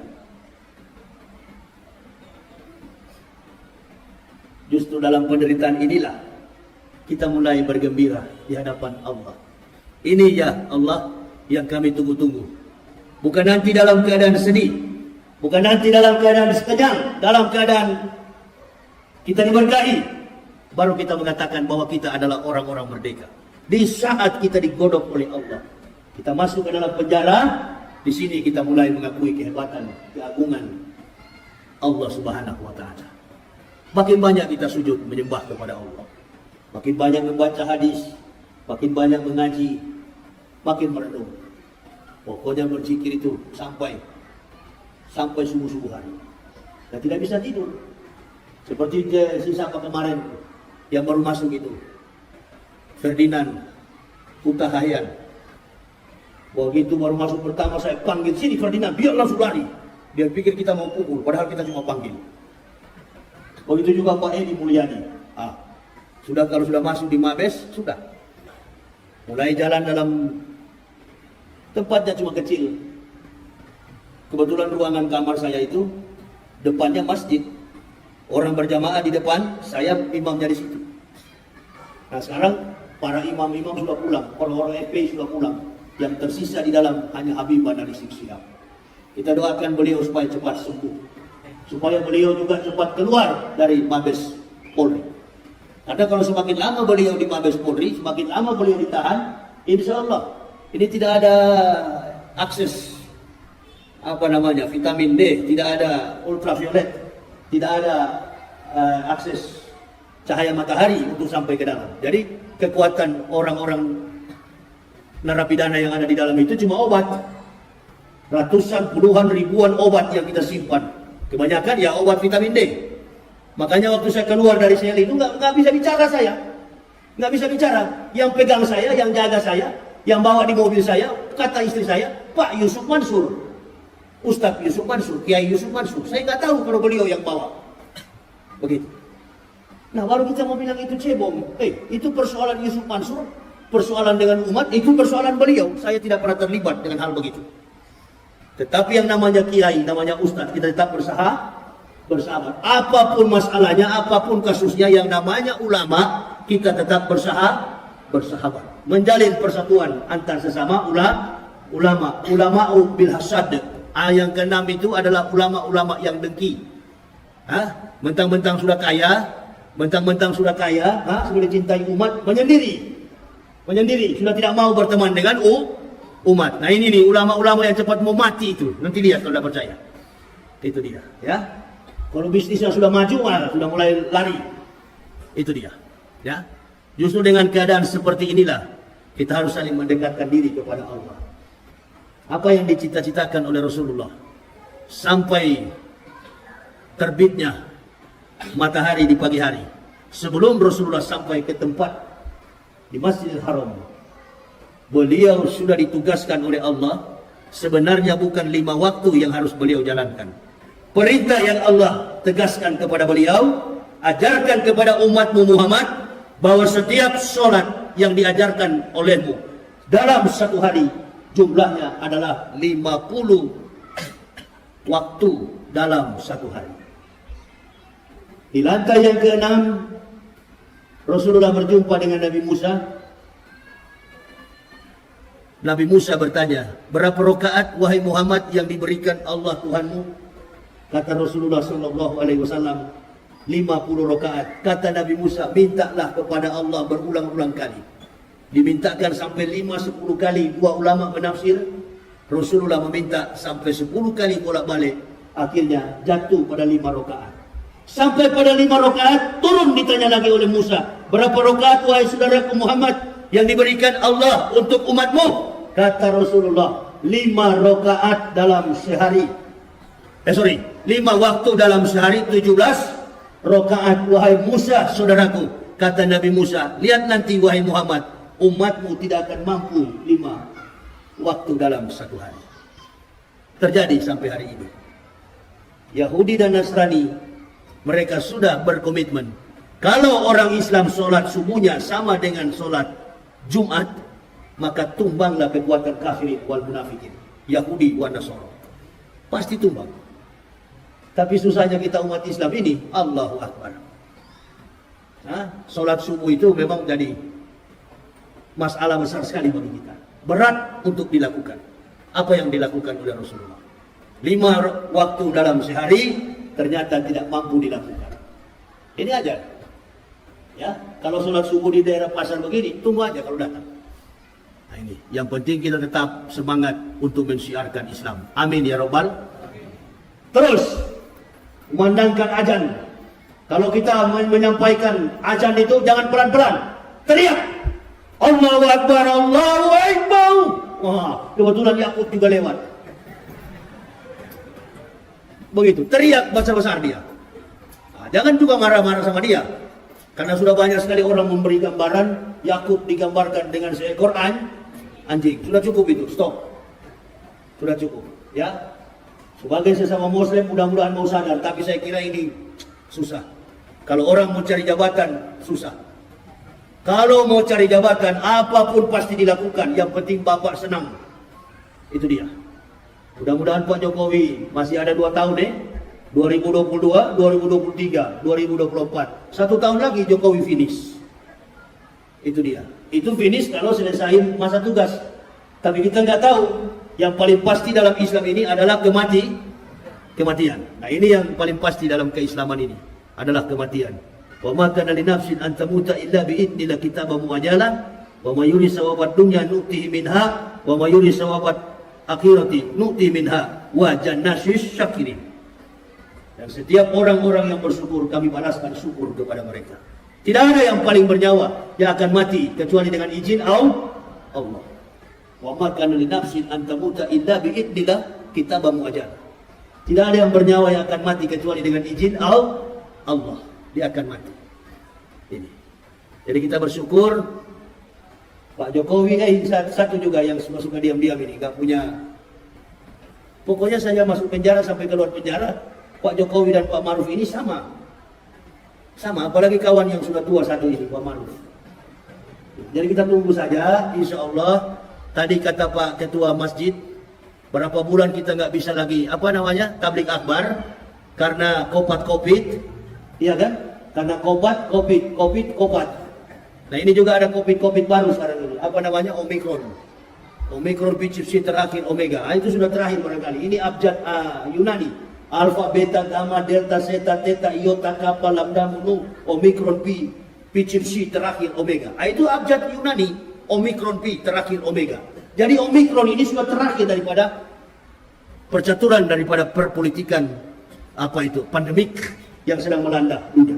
Atau dia mau pakai abjad Ibrani, boleh juga. Alpha, Alef, Bet, Gimel, Dalet, He, Waw, Sayin, Ket, Tet, Yod, Kaf, Lamet, Memnun, Samek, Ayin, Pesade, Kofresi, Shimtong. Nah itu juga abjad Ibrani.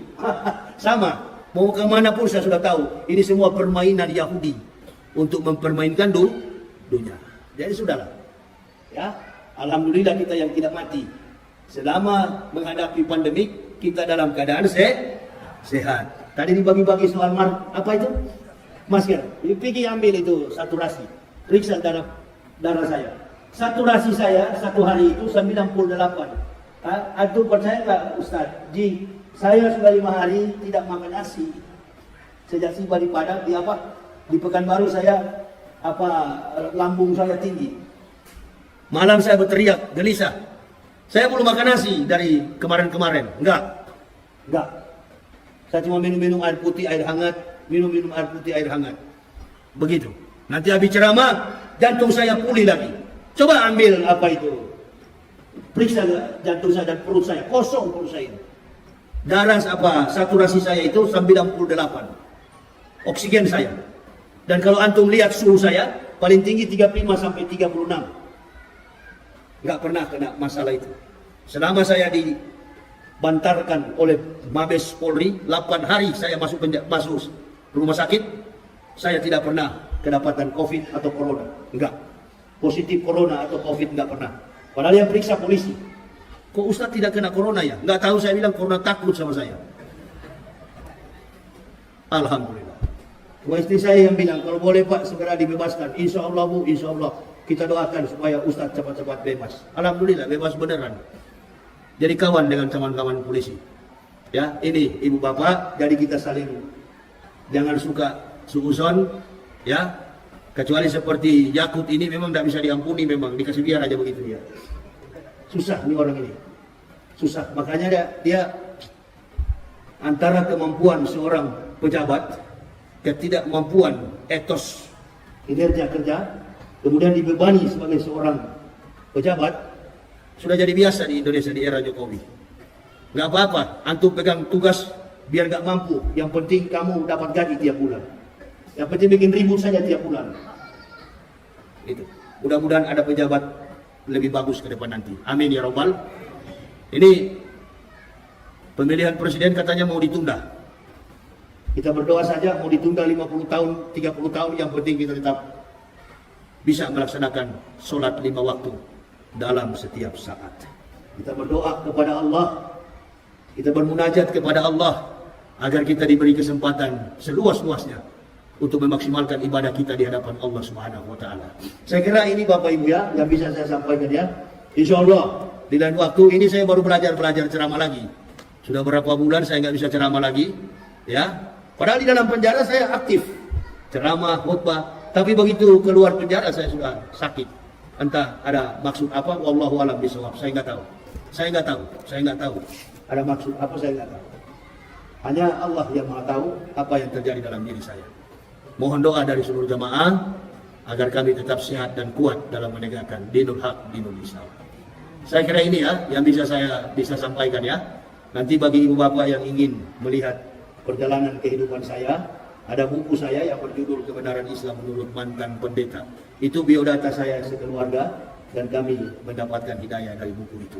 Silakan, ada istri saya yang akan melayaninya. Saya kira ini aja yang bisa saya sampaikan. Terima kasih atas segala perhatiannya. Mohon maaf atas segala kekurangan saya. Usikum wa nafsi bitaqwallah.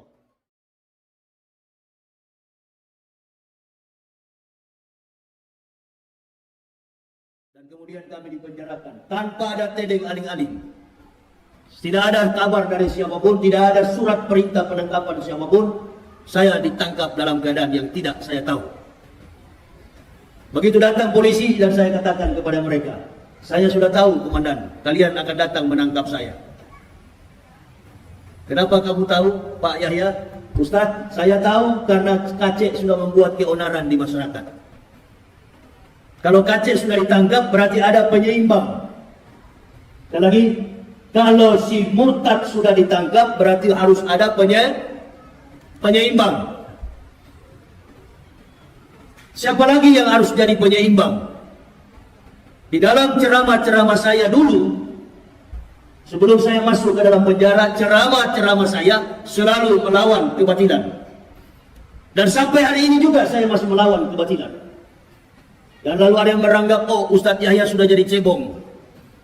Ini mulut-mulut pengadu domba ini bahaya sekali dalam Islam. Bahaya sekali. Bagaimana kita akan bersatu? Bagaimana kita akan bersama-sama?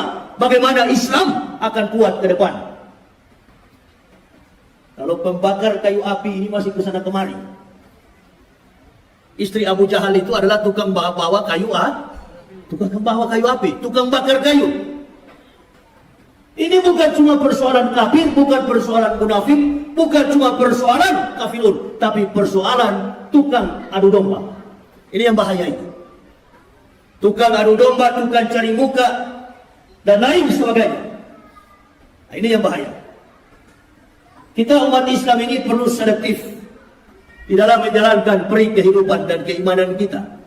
Makanya saya dari dulu ketika saya mendapat hidayah, diberi petunjuk oleh Allah, mengucapkan dua kalimat syahadat, la ilaha illallah Muhammadar Rasulullah, bersama istri dan satu keluarga. Kami masuk Islam, kami menanamkan komitmen bahwa keislaman kami di atas pengakuan la ilaha illallah Muhammadar Rasulullah. Kami tidak pernah berdiri di atas benteng organisasi Islam manapun. Enggak pernah. Orang sholat, kami ikutan sholat. Orang laksanakan sholat subuh, kunut, kami ikutan kunut. Orang juga tidak kunut, kami juga tidak kunut.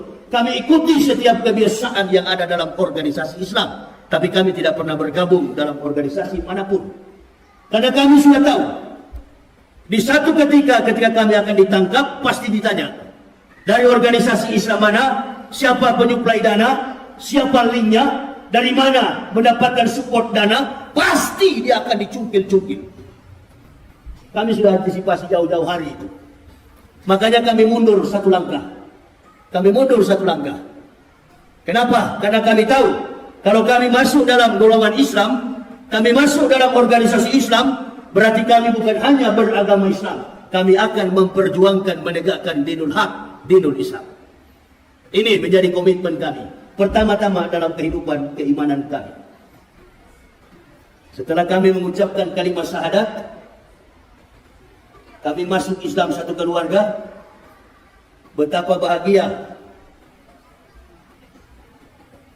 kami mendapatkan keterangan-keterangan tentang nasihat-nasihat hidup, nasihat-nasihat mati, nasihat-nasihat tentang janji-janji yang akan kami terima ketika kami setelah akhir di dunia ini.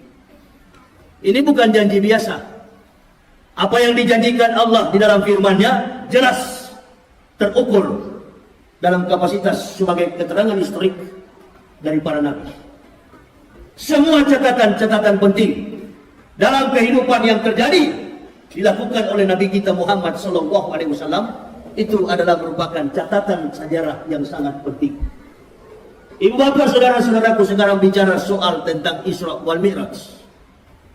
Dari dalam masjid, begitu saya masuk dari pagar masjid, saya masuk ke dalam, dari spanduk saya sudah baca Isra wal Mi'raj. Isra wal Mi'raj, berjalan dan kemudian dia naik. Subhanallazi asra bi abdih. Di penggal ayat ini, maka Allah Subhanahu wa taala memulai kalimat ini dengan mengizinkan mentasbihkan Allah. Subhanallazi asra bi abdi.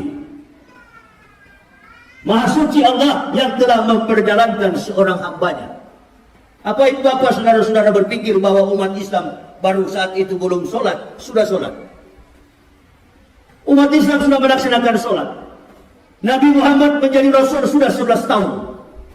Pada ketika 27 Rajab, Nabi SAW sudah mencapai usia 11 tahun sebagai seorang Rasul Allah Subhanahu wa Ta'ala. Berarti umat Islam sudah sholat. Umat Islam sudah melaksanakan sholat. Sahabat sudah sholat, para nabi sudah sholat. Bahkan sebelum datang Rasulullah SAW, mulai dari Nabi Adam sampai Nabi Ibrahim, Nabi Musa, Nabi Daud sampai kepada Nabi Isa alaihissalam, semua nabi sudah melaksanakan perintah sholat. Qala ini Abdullah atani al-kitab wa ja'alani nabiyah wa ja'alani mubarakan aina ma kuntu awsani bi sholati wa zakati wa dumtu hayat. Jadi Nabi Isa itu sudah menyaksikan, sudah memproklamirkan bahwa dirinya adalah hamba Allah. Allah memberi kitab, memberi Injil kepada Al-Masih, dan waja'alani nabiyah, mengutus dia sebagai seorang nabi. Waja'alani mubarakan aina ma kuntu awsani bi sholati wa zakati ma dumtu hayat. Perhatikan dengan baik bahwa Nabi Isa itu adalah nabi yang menjalankan sholat dan membayar zakat. Belum datang Nabi Muhammad ke dalam dunia, belum diutus sebagai Rasul Allah, Nabi Isa 620 tahun sebelum datang Al-Masih. Sebelum datang Rasulullah SAW, Al-Masih sudah melaksanakan sholat sebagaimana yang dilakukan oleh nabi-nabi sebelum beliau. Tapi apa yang dilakukan oleh semua nabi dari Adam sampai dengan Al-Masih, tidak ada yang sempurna sebagaimana yang diperintahkan Allah kepada Nabi kita Muhammad sallallahu alaihi wasallam. Di sini peristiwa yang terjadi dan sangat penting. Mulai dari perjalanan dari Masjidil Haram ilal Masjidil Aqsa. Antum Bapak Ibu saudara-saudara tahu? Ada satu tembok panjangnya 585 cm. Panjangnya 585 meter. Sekarang tembok itu tinggal 60 sekian meter. Itu yang disembah oleh Israel, disebut dengan tembok ratapan, the Dome of the Rock. Ibu Bapak tahu, Yahudi mencoret dinding tembok ratapan, dinding daripada Sulaiman bin Daud, yang panjangnya hampir 600 meter, sekarang tinggal 60 meter. Tapi di balik daripada sebelah selatan Masjidil Aqsa ada telapak kaki orang dewasa berukuran 47. Terjadi satu peristiwa di mana seorang nabi yang terakhir diangkat oleh Allah menembus Sidratul Muntaha. Nama nabi itu adalah Ahmad bin Abdullah, nabi kita Muhammad sallallahu alaihi wasallam. Di atas batu yang terapung, di atas batu yang melayang-layang di atas udara, di atas permukaan tanah, sampai hari ini masih ada telapak kaki itu, telapak kaki nabi kita Muhammad sallallahu alaihi wasallam. Ini yang orang Yahudi tidak mau serahkan kepada umat Islam. Padahal bangsa biadab ini bangsa yang sudah murtad. Bangsa Yahudi ini bukan bangsa yang turut dan taat kepada perintah Allah. Perhatikan apa yang dikatakan oleh Nabi Musa alaihissalam. Ketika Rasulullah sallallahu alaihi wasallam dibawa oleh buruk dengan menunggangi seekor buruk dalam kecepatan yang disaksikan oleh Rasulullah, bahwa kecepatan yang ditunggangi baginda Nabi, kecepatannya bagaikan secepat kilat. Ibu bapak saudara-saudara bayangkan, kilat kecepatannya 150.000 km per detik. Cahaya itu 3.500 km per detik. Rasulullah Shallallahu Alaihi Wasallam mencapai kecepatan secepat kilat. 3 kali Rasulullah tampil, mampir mulai dari Aqwa. Kemudian beliau tampil, beliau turun di Tursina, tempat kelahiran Nabi Isa alaihissalam. dan kemudian beliau sampai di Masjidil Aqsa atau di apa itu Palestina sekarang ini, apa namanya, Masjidil Haram, Masjidil Aqsa, sampai di Yerusalem. 3 kali Rasulullah SAW singgah untuk melaksanakan sholat 2 rakaat. Ditanya oleh Rasulullah kepada Jibril saudaranya, karena yang mengawal Rasulullah adalah Jibril alaihissalam. Jibril, saudaraku, kira-kira siapa? Apa tempat ini? Ini adalah tempat pengumpulan massa manusia nanti setelah datangnya hari kiamat. Datang tempat yang kedua, ini tempat apa wahai Jibril? Ini adalah Bukit Tursina, di mana Musa menerima perintah sholat. Dan yang ketiga ditanya, ini adalah perintah, ini adalah bukit, ini adalah Nazaret, tempat kelahiran, Bethlehem, tempat kelahiran Nabi Isa alaihissalam. Sampailah Rasulullah di Masjidil Aqsa dengan mengendarai seekor buruk. 3 kali beliau sampai di situ. Diikat buruk itu, disurvei, diperhatikan semua isi hati beliau ini, dibelah dada beliau. Diberikan 2 minuman kepada Rasulullah. Yang satu dalam berupa susu dan satu dalam berupa arak. Dikasih pilihan oleh Allah. Silakan suruh Muhammad memilih mana minuman yang paling bagus antara 2 aqua ini. Kalau Ustaz Somad nggak minum aqua, saya masih minum. Silakan mana yang dia mau pilih, aqua atau aqua. Tapi yang sangat-sangat penting adalah di sebelah kanan adalah susu dan di sebelah kiri adalah arak. Apabila Rasulullah memilih arak, maka umatnya menjadi pemabuk. Apabila Rasulullah SAW memilih susu, umatnya akan menjadi orang yang sehat, orang yang berpikiran cerdas, orang yang seperti Rasulullah SAW. Tidak sedikit, banyak sekali pejabat kita yang mabuk. Di tengah kegembiraan orang sedang merayakan solat, sedang merayakan tentang peringatan Isra wal Mi'raj, orang disebut pejabat. Bukan pejabat sembarang, pejabat dalam Kementerian Agama yang bernama Yakut Kauman, mantan pemimpin Banser. Itu dia. Ini dia. Kalau orang tidak punya kompetensi akademik, orang tidak punya kemampuan sosiokultur, orang tidak punya kemampuan teologis, orang tidak punya kemampuan jejak politik, ini bahaya sekali. Ini paling bahaya. Ini. Kok kita semua dipenjarakan ini? Orang-orang yang mengajarkan umat kepada yang baik. Ini orang yang mengatakan, menyedarajatkan suara azan dengan seekor hewan yang paling najis di dunia. Namanya anjing. Bayangkan. Ini tidak ada bedanya dengan Abu Jahal.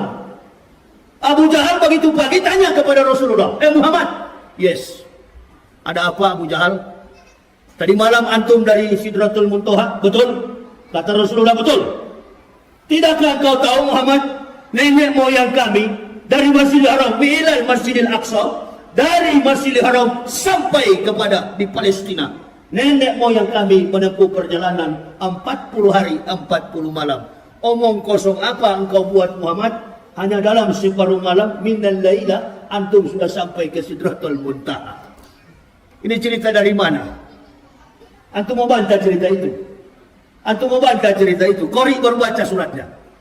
Subhanallazi asra bi abdi laila minal masjidil haram ilal masjidil aqsa allazi barakna hawlahu linuri min ayatina innahu huwas samiul basir. Supaya kami dapat menyaksikan kepada hamba, supaya Muhammad bisa melihat bagaimana kebesaran Allah di bumi dan di akhirat. Itu ibu bapak, saudara-saudara.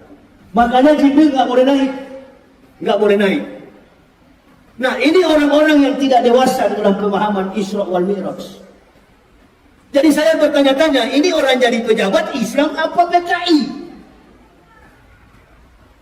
Karena PKI dengan Islam di Indonesia ini beda-beda tipis, betul apa betul? Nah, ini dia.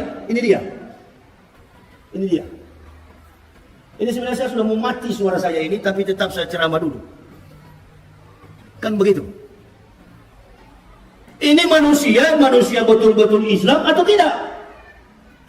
Ada seorang presenter di televisi namanya Rosi Silalahi. Dia katakan mulai dari dia SD sampai dia perguruan tinggi, sampai dia SMA, dia bertetangga dengan orang Islam. Dia damai-damai saja, dia sejahtera, dia enjoy. Karena dia bertetangga dengan seorang Muslim. Saya masih kecil, dari SD sampai perguruan tinggi. Saya di Manado, tetangga saya orang-orang Islam, 11 kepala keluarga di kampung saya. Mulai dari kecil, dari umur 8 tahun, sampai saya dewasa. Setiap kali azan subuh, azan zuhur, azan asar, azan maghrib, sampai kepada azan isya. 5 waktu dalam sehari, saya hafal mati-matian azan itu. Ibu saya sampai larang sama saya. Kamu jangan olok-olok suara orang Islam menyampaikan azan. Nanti kalau mereka dengar, mereka marah. Saya bilang, nggak usah takut. Kalau dia marah, kita pukul dia di kampung sini. Karena dia cuma 11 keluarga, saya ratusan orang di kampung itu. Padahal saya cuma main-main bilang begitu. Kebanyakan kawan-kawan saya beragama Islam. Saya tanya teman saya, orang yang beragama Islam, antum hafal nggak suara azan? Dia bilang, saya hafal. Coba kamu lepaskan. Coba kamu eja. Saya mau dengar. Saya bukan lepaskan dulu. Saya mau eja. Kamu eja. Saya mau dengar. Kamu sudah hafal belum azan itu? Ternyata dia agama Islam tidak hafal. Innalillahi. Dia kalau azan zuhur sampai dengan azan maghrib dia hafal. Giliran saya suruh azan subuh. Di sini memang dia terkucar kacir memang. Nggak bisa, dia nggak tahu. Dia bilang, kamu tahu dari mana? Bagaimana saya tidak tahu? Langgar. Itu di tetangga saya itu bukan masjid, namanya langgar. Bukan masjid itu, apa namanya? Musola. Nah, setiap kali datang mengaji maghrib, Allahu Akbar. Setiap kali mengaji pun kami olok. Tapi saya marah kepada kawan-kawan yang lain. Kamu jangan olok, kita dengar. Kayaknya lebih bagus daripada kita belajar agama Kristen daripada itu.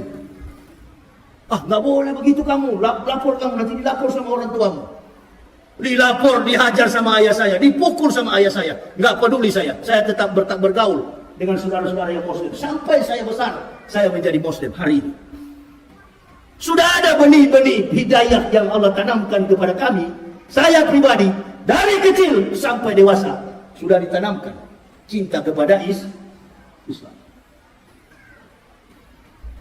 Saya sampaikan itu dan ibu saya katakan, jangan disampaikan ke orang-orang yang lain. Saya bilang semua sudah tahu, saya sudah hafal. Bila perlu kalau ada orang Islam yang suruh ajan, saya yang ajan nanti. Nah, waktu mandi di kali, ini saya mati kutu. Mandi di kali, buka celana, kawan saya bilang, kamu belum masuk Islam karena belum disunat. Ini dia. Bayangkan, dari umur 8 tahun sampai disunat umur 36 tahun. Itu dia ya. Nanti 2006 saya disunat, setelah masuk Islam. Ibu bapak bayangkan, bagaimana seorang kafirun menunggu datangnya detik-detik panggilan, ketukan hati seorang hamba untuk dipanggil oleh Allah mengucapkan la ilaha illallah Muhammadar Rasulullah. Kami hargai perjuangan itu dari umur 8 tahun sampai 38 tahun. Ini sudah jadi pejabat, innalillahi pakai kopiah. Saya terus bertanya-tanya, ini orang-orang ini betul-betul Islam ini atau iya, kalau lihat dari penampilan, Masya Allah. Saya nggak yakin kalau memang betul-betul Islam. Saya nggak yakin. Karena kalau orang Islam pasti jaga rahasia tentang Islam. Jaga rahasia tentang Islam. Kalaupun dia lemah dalam ibadah, pasti dia sembunyi. Bukan dia tampilkan, dia gembar-gemborkan ke masyarakat. Waduh, ini bahaya ini. Inilah akibat dari pemerintahan Jokowi.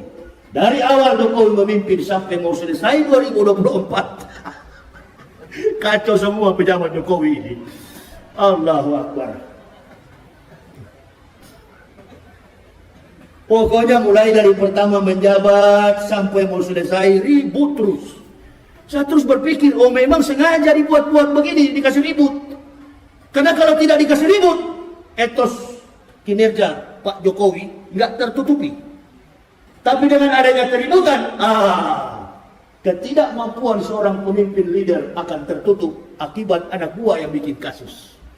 Jadi nggak usah marah, nggak usah tersinggung, itu urusan kami sebagai pendakwa. Nanti kami yang kepung dia. Kebetulan juga Pak Yakut ini kan, Menteri Agama ini kan, dia pernah ngomong di publik, dirilis oleh setiap stasiun TV. Siapapun yang menyinggung simbol-simbol agama sekecil apapun, mulai dari agama Islam, agama Kristen, Hindu, Buddha, siapa yang menyinggung simbol-simbol agama, maka dia harus diperkarakan, dipersoalkan, dipidanakan, tergantung dengan persoalan sara. Menghina, apalagi? Menghujat, apalagi? Menista, apalagi? Segala macam. Dan kami menerima itu. Oh iya Yakut, kami terima. Kami masuk penjara. Sekarang ente sudah menista Islam, yaitu ada. Kok nggak dipenjarakan? Nggak dipenjarakan. Roy Suryo yang lapor, mana Roy Suryo yang dilapor? Itu dia. Yang begini-gini ibu bapak, tidak boleh kita berdiam. Sebagai pendakwa kita jangan diam. Ini, kita mesti telanjangi orang seperti ini. Kenapa? Karena umat seluruh masalah yang ada di bangsa ini selalu bergantung kepada ulama. Apapun yang dari wacana di dalam publik, selalu ulama yang dicari.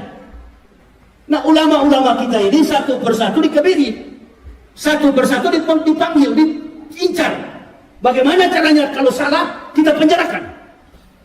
Kita pegang dia, kita bawa dia ke penjara. Ada yang bertanya sama saya, Ustadz bagaimana mengenai dengan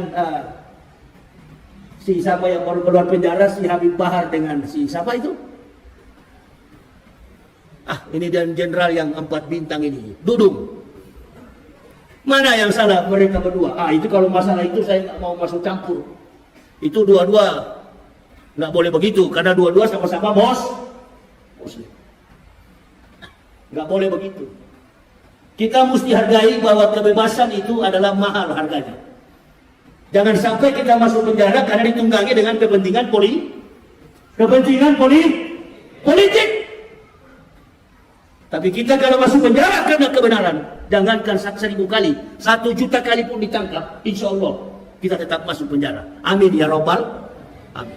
Jangan kita masuk penjara karena perampok, karena mencuri, karena uang umroh, karena uang haji.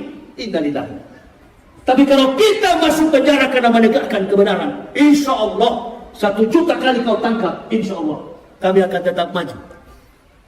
Polisi tangkap saya dalam keadaan sakit, jantung saya bengkak. Karena hobi saya suka minum kopi sampai puluhan gelas. Kena saya, di Padang saya kena, Aceh saya kena. Dalam keadaan sakit saya bawa mobil pulang ke Jakarta. Bengkak jantung saya. 2 minggu saya di rumah sakit, datang polisi. Dalam keadaan terbaring kaku di dalam rumah saya. Keluar rumah sakit, polisi datang. Ini Ustadz, kami akan menangkap Ustadz pada hari ini.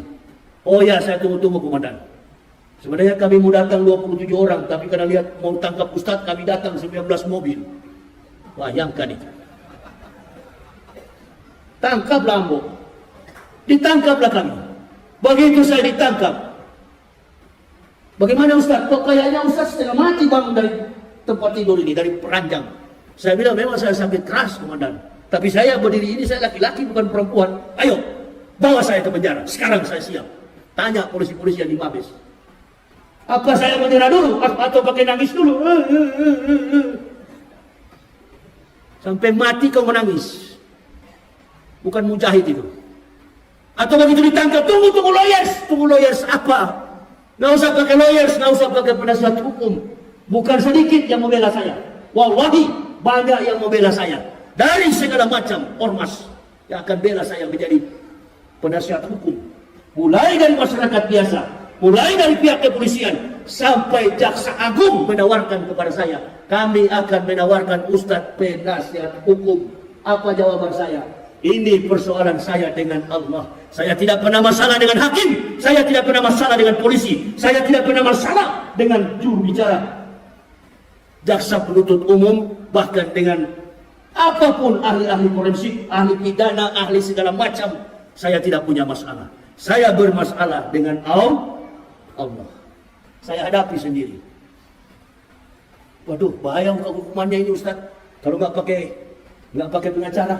Apalagi Ustaz ini musuhnya rezim. Hah?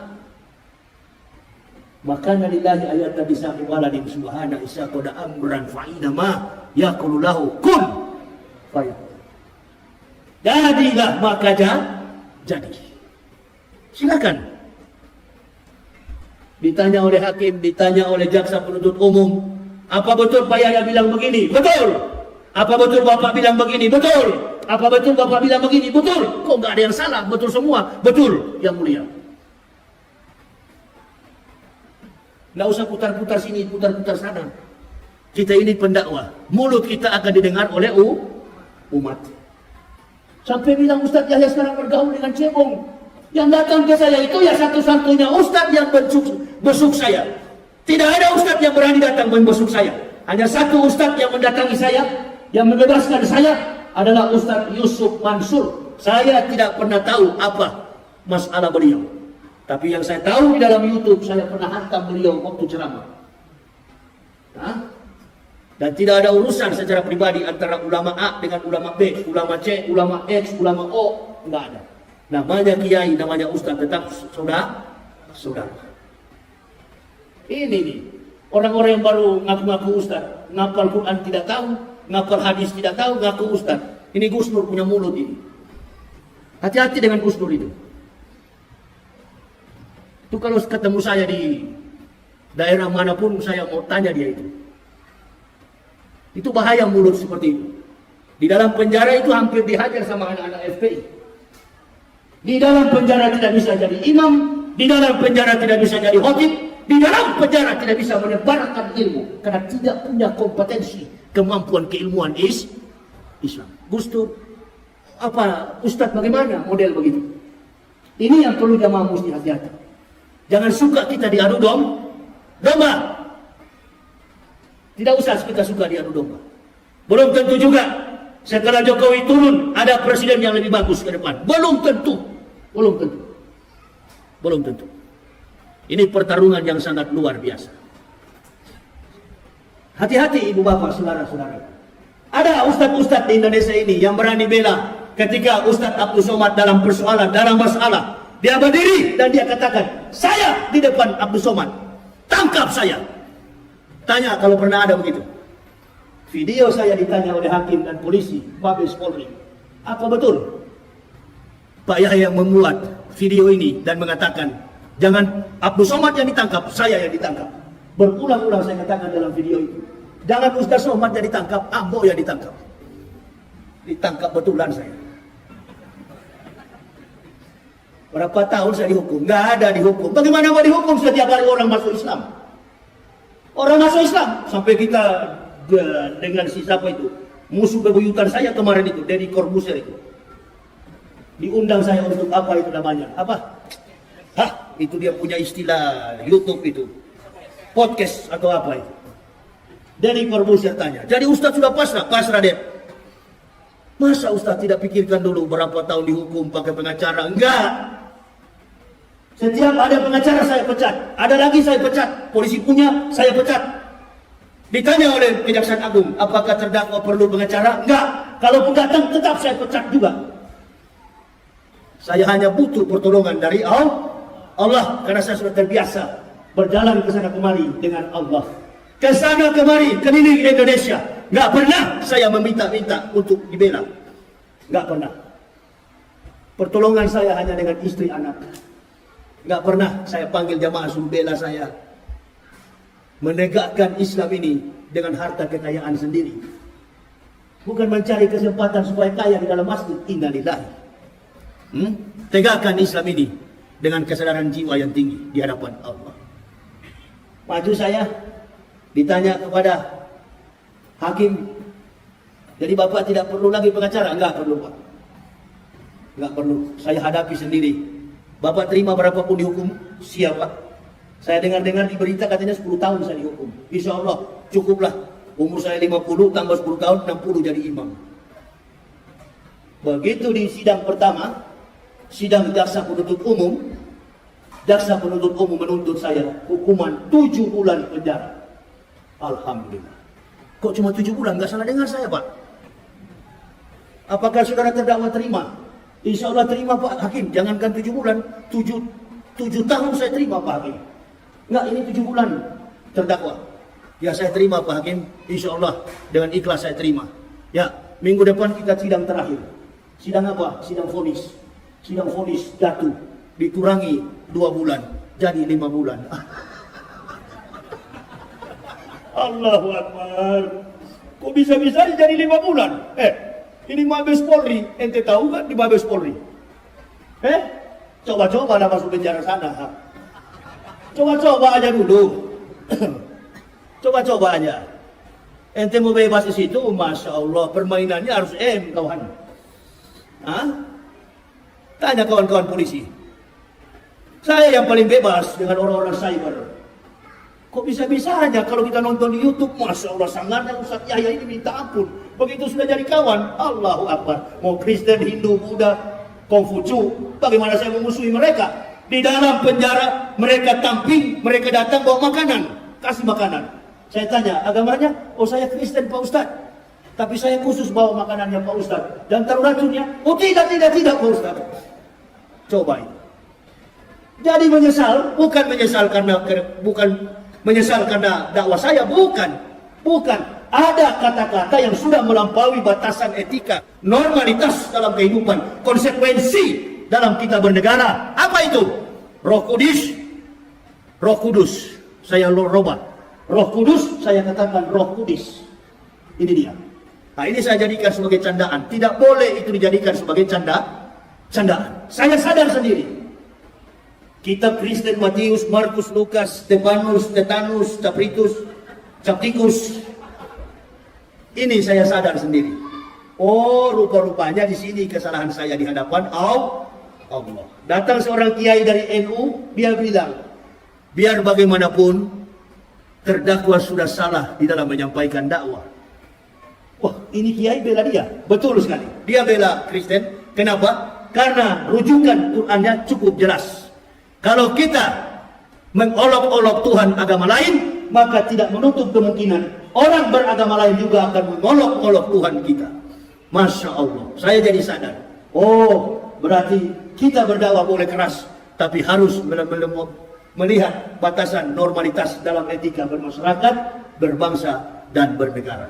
Saya berdoa agar negara ini menjadi negara yang biadab, negara yang beradab, negara yang tidak melaksanakan hal-hal yang di luar jangkauan kemampuan kita sebagai orang-orang yang hidup dalam toleransi yang tinggi. Saya bicara kepada Pak Hakim, saya salah Pak Hakim, saya sudah salah, saya minta maaf. Dan saya tidak akan mengulangi lagi.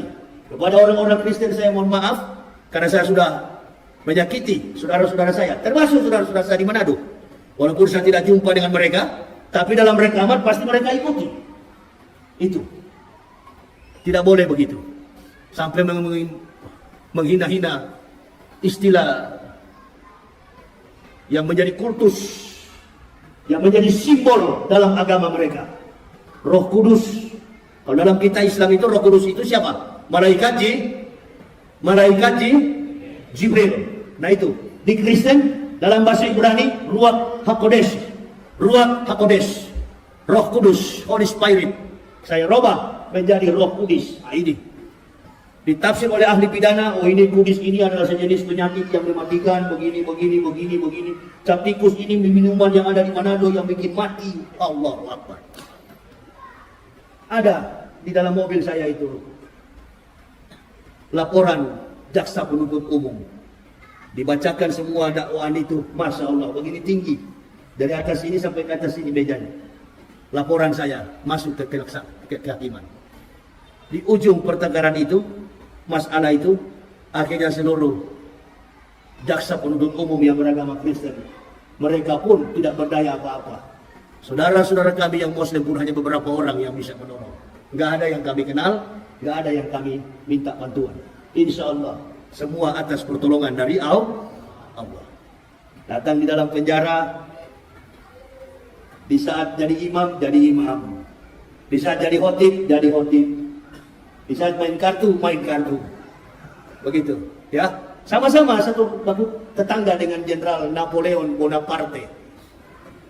Kita kurang lebih 4 bulan sekamar, seranjang berdekatan dengan Jenderal Irjen Pol Napoleon Bonaparte. Waktu beliau dan beberapa orang menganiaya saudara Kacek, besok juga saya ditanya oleh Coki, ketua RT, Pak Yahya juga mau datang, siapa yang mau ancang-ancang mau hajar Pak Yahya? Saya bilang saya tinggal tunggu-tunggu siapa yang mau gertak saya, ayo. Saya bukan Kacek, kalau Kacek nggak melawan, kalau saya melawan. Saya kasih tahu kepada mereka, saya 1x24 jam akan menyambut siapapun yang lawan. Saya pasti melawan. Gak berani rupa-rupanya. Gak berani. Yang Kristen merangkul, ketakutan mereka. Masuk begini mereka terus bilang, waduh, dari wajah ini sudah kelihatan seperti harimau ini. Nggak jadi ditangkap. Nggak jadi dikeroyok. Padahal sudah dibiarin. Coba, saya bilang sama Coki, kalau ada yang berani, saya suruh. Jangan dikembok pintu sel saya. Buka. Kalau ada yang berani. Dikunci sendirian selama 28 hari. Nggak dibuka-buka pintu itu. Nanti jam 2 malam, di kaki saya itu, di telunjuk kaki saya, ya, jempol saya dipijat. Setiap jam 12 ke atas. Bahkan ada seseorang yang sesak sekali napasnya. Sudah dalam keadaan sekarat, seperti sudah mau mati. Setiap saya terbangun pada jam 12 ke atas, orang ini selalu mendesah dalam kesakitan. Saya bangun, saya perhatikan. Sampai ke tong-tong sampah. Tidak ada mayat yang ada di situ. Rupa-rupanya saya baru tahu. Selama 10 hari, kamar itu adalah kamarnya almarhum Maher At-Twalibi. Rupa-rupanya kamar nomor 10 itu kamarnya Maher, Ustadz Maher At-Twalibi. Sampai akhir kehidupan beliau. Dalam tangisan, dalam linangan dan air mata. Sedih, entah apa yang disedihkan. Kalau seorang mujahid sudah bersedih, innalillahi. Justru dalam penderitaan inilah kita mulai bergembira di hadapan Allah. Ini ya Allah yang kami tunggu-tunggu. Bukan nanti dalam keadaan sedih, bukan nanti dalam keadaan sekejang, dalam keadaan kita diberkahi, baru kita mengatakan bahwa kita adalah orang-orang merdeka.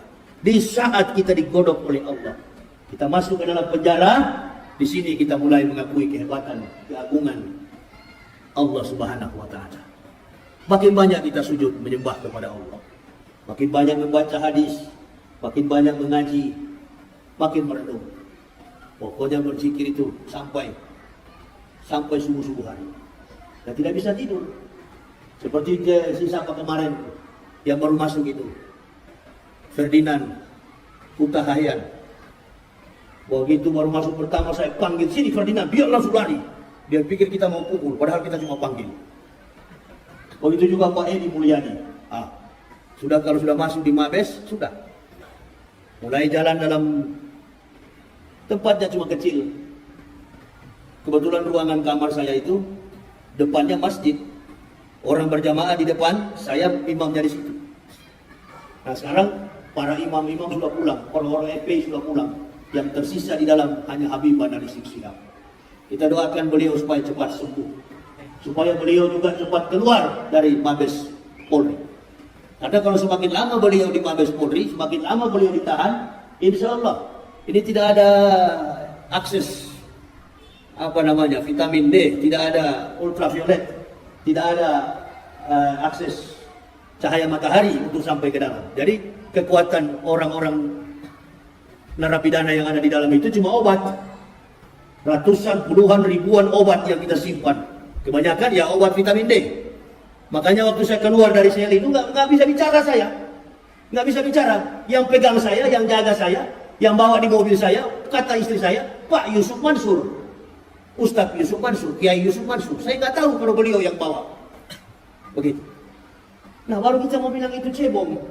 Itu persoalan Yusuf Mansur, persoalan dengan umat, itu persoalan beliau. Saya tidak pernah terlibat dengan hal begitu. Tetapi yang namanya kiai, namanya ustadz, kita tetap bersahabat. Apapun masalahnya, apapun kasusnya, yang namanya ulama, kita tetap bersahabat. Menjalin persatuan antar sesama ulama. Ulama'u bil hasad. Yang keenam itu adalah ulama-ulama yang dengki. Mentang-mentang sudah kaya, sudah dicintai umat, menyendiri, sudah tidak mau berteman dengan umat. Nah ini nih ulama-ulama yang cepat mau mati itu. Nanti lihat kalau tidak percaya. Itu dia, ya. Kalau bisnisnya sudah maju, sudah mulai lari. Itu dia, ya. Justru dengan keadaan seperti inilah kita harus saling mendekatkan diri kepada Allah. Apa yang dicita-citakan oleh Rasulullah sampai terbitnya matahari di pagi hari, sebelum Rasulullah sampai ke tempat di Masjidil Haram, beliau sudah ditugaskan oleh Allah. Sebenarnya bukan 5 waktu yang harus beliau jalankan. Perintah yang Allah tegaskan kepada beliau, ajarkan kepada umatmu Muhammad, bahwa setiap sholat yang diajarkan olehmu dalam satu hari, jumlahnya adalah 50 waktu dalam satu hari. Di lantai yang ke-6, Rasulullah berjumpa dengan Nabi Musa. Nabi Musa bertanya, berapa rakaat wahai Muhammad yang diberikan Allah Tuhanmu?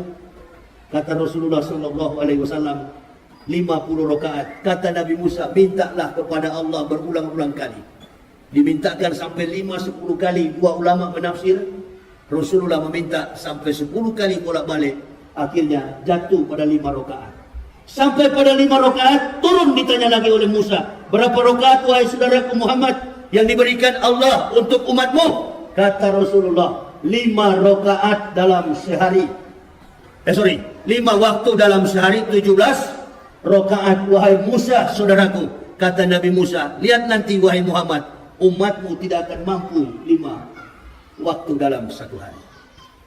Terjadi sampai hari ini. Yahudi dan Nasrani, mereka sudah berkomitmen, kalau orang Islam sholat subuhnya sama dengan sholat Jumat, maka tumbanglah kekuatan kafirin wal munafikin, Yahudi wa Nasara. Pasti tumbang. Tapi susahnya kita umat Islam ini, Allahu Akbar.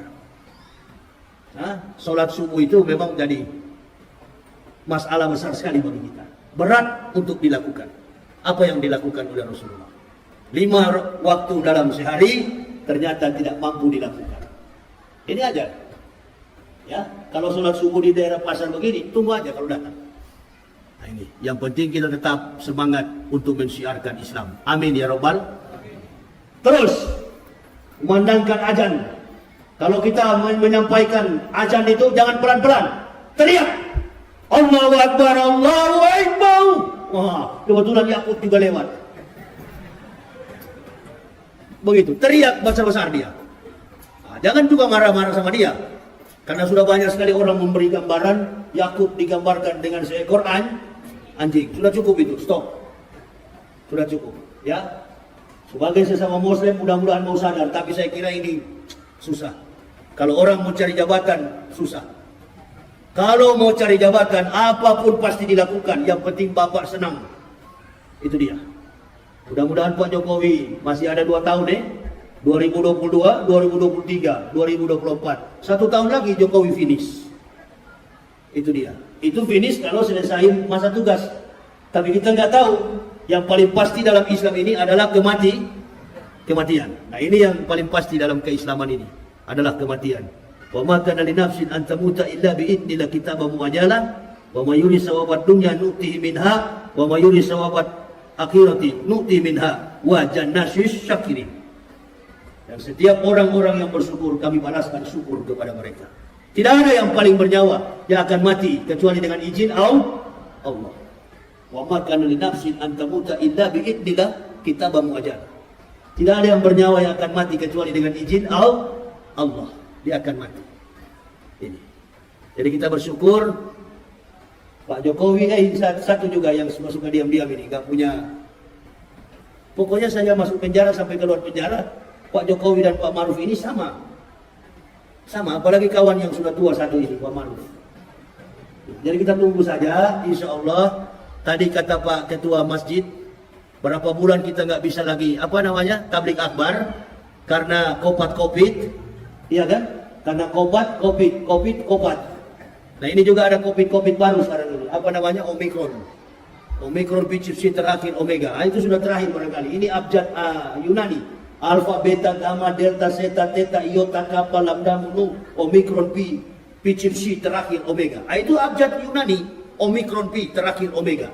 Jadi Omicron ini sudah terakhir daripada percaturan, daripada perpolitikan apa itu, pandemik yang sedang melanda dunia.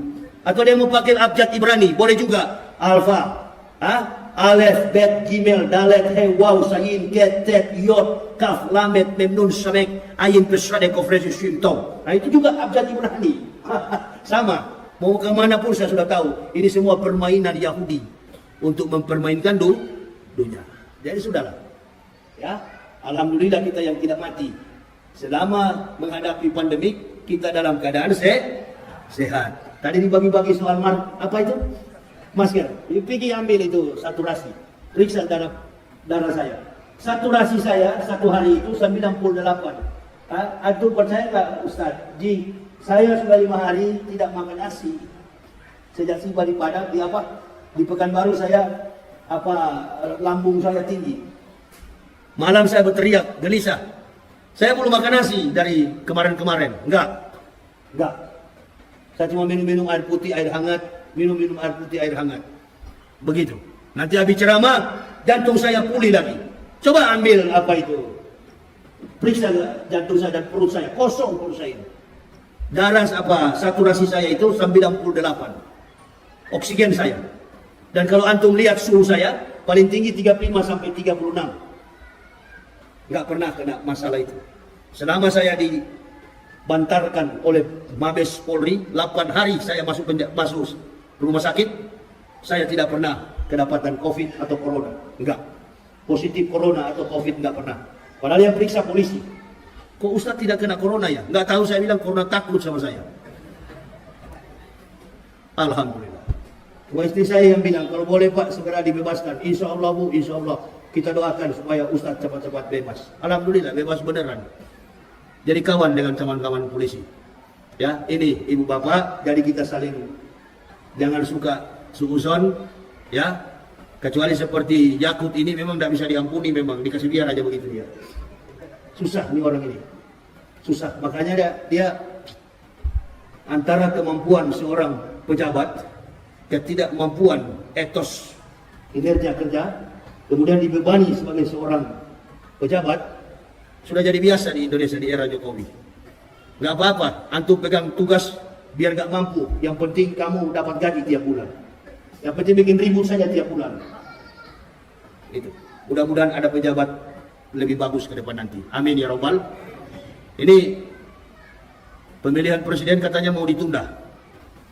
Kita berdoa saja mau ditunda 50 tahun, 30 tahun, yang penting kita tetap bisa melaksanakan sholat 5 waktu dalam setiap saat. Kita berdoa kepada Allah, kita bermunajat kepada Allah agar kita diberi kesempatan seluas-luasnya untuk memaksimalkan ibadah kita di hadapan Allah Subhanahu wa taala. Saya kira ini Bapak Ibu ya yang bisa saya sampaikan ya. Insyaallah di lain waktu ini saya baru belajar ceramah lagi. Sudah berapa bulan saya nggak bisa ceramah lagi, ya. Padahal di dalam penjara saya aktif ceramah, khutbah, tapi begitu keluar penjara saya sudah sakit. Entah ada maksud apa, wallahu a'lam bishawab. Saya nggak tahu. Ada maksud apa, saya nggak tahu. Hanya Allah yang Maha tahu apa yang terjadi dalam diri saya. Mohon doa dari seluruh jamaah agar kami tetap sehat dan kuat dalam menegakkan dinul haq, dinul Islam. Saya kira ini ya yang saya bisa sampaikan ya. Nanti bagi ibu bapak yang ingin melihat perjalanan kehidupan saya, ada buku saya yang berjudul Kebenaran Islam Menurut Mantan Pendeta. Itu biodata saya sekeluarga dan kami mendapatkan hidayah dari buku itu. Silakan, ada istri saya yang akan melayaninya. Saya kira ini aja yang bisa saya sampaikan. Terima kasih atas segala perhatiannya. Mohon maaf atas segala kekurangan saya. Usikum wa nafsi bitaqwallah.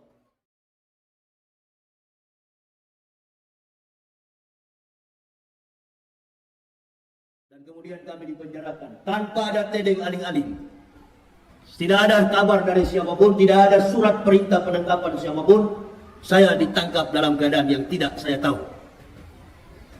Begitu datang polisi dan saya katakan kepada mereka, saya sudah tahu komandan, kalian akan datang menangkap saya. Kenapa kamu tahu, Pak Yahya? Ustaz, saya tahu karena Kacek sudah membuat keonaran di masyarakat. Kalau Kacek sudah ditangkap berarti ada penyeimbang. Dan lagi, kalau si murtad sudah ditangkap berarti harus ada penyeimbang. Siapa lagi yang harus jadi penyeimbang? Di dalam ceramah-ceramah saya dulu, sebelum saya masuk ke dalam penjara, ceramah-ceramah saya selalu melawan kebatilan.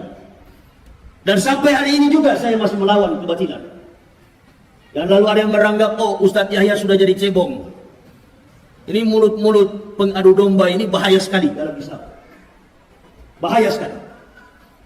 Bagaimana kita akan bersatu? Bagaimana kita akan bersama-sama? Bagaimana Islam akan kuat ke depan? Kalau pembakar kayu api ini masih kesana kemari. Istri Abu Jahal itu adalah tukang bawa kayu tukang bawa kayu api, tukang bakar kayu. Ini bukan cuma persoalan kafir, bukan persoalan munafik, bukan cuma persoalan kafirun, tapi persoalan tukang adu domba. Ini yang bahaya itu. Tukang adu domba, tukang cari muka, dan lain sebagainya. Nah, ini yang bahaya. Kita umat Islam ini perlu selektif di dalam menjalankan peri kehidupan dan keimanan kita. Makanya saya dari dulu ketika saya mendapat hidayah, diberi petunjuk oleh Allah, mengucapkan dua kalimat syahadat, la ilaha illallah Muhammadar Rasulullah, bersama istri dan satu keluarga. Kami masuk Islam, kami menanamkan komitmen bahwa keislaman kami di atas pengakuan la ilaha illallah Muhammadar Rasulullah. Kami tidak pernah berdiri di atas benteng organisasi Islam manapun. Enggak pernah. Orang sholat, kami ikutan sholat. Orang laksanakan sholat subuh, kunut, kami ikutan kunut. Orang juga tidak kunut, kami juga tidak kunut. Kami ikuti setiap kebiasaan yang ada dalam organisasi Islam. Tapi kami tidak pernah bergabung dalam organisasi manapun.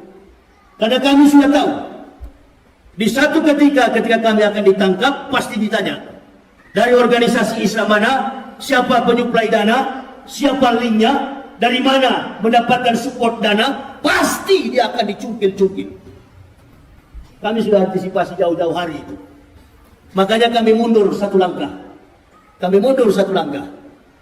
Kenapa? Karena kami tahu, kalau kami masuk dalam golongan Islam, kami masuk dalam organisasi Islam, berarti kami bukan hanya beragama Islam. Kami akan memperjuangkan menegakkan dinul haq, dinul Islam. Ini menjadi komitmen kami. Pertama-tama dalam kehidupan keimanan kami. Setelah kami mengucapkan kalimat syahadat, kami masuk Islam satu keluarga. Betapa bahagia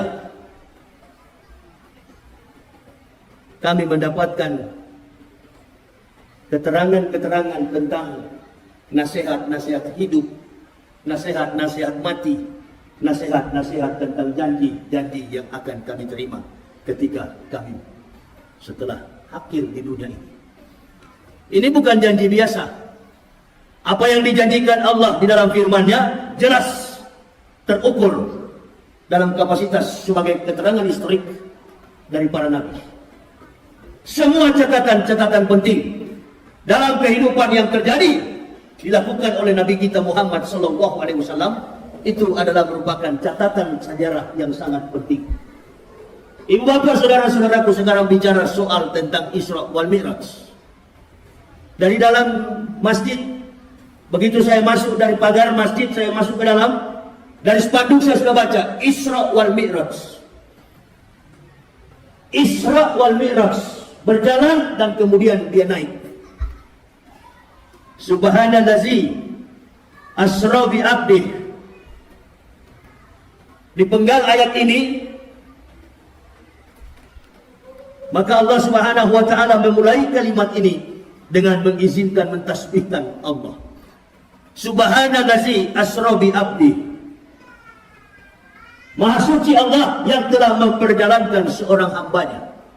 Apa itu Bapak saudara-saudara berpikir bahwa umat Islam baru saat itu belum sholat, sudah sholat?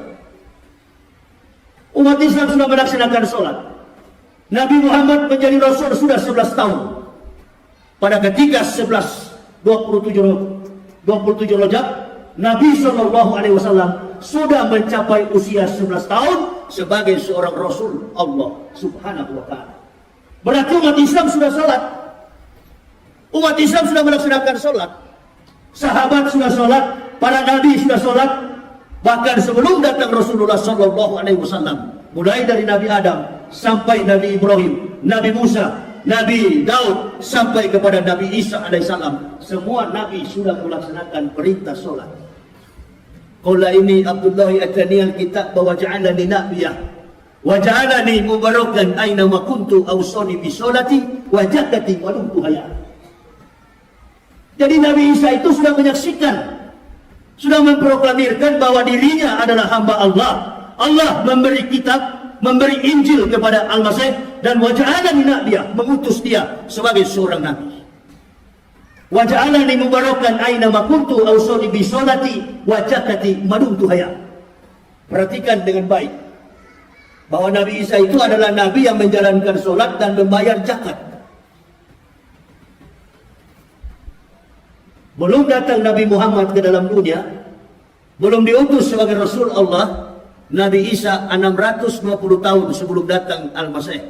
Sebelum datang Rasulullah SAW, Al-Masih sudah melaksanakan sholat sebagaimana yang dilakukan oleh nabi-nabi sebelum beliau.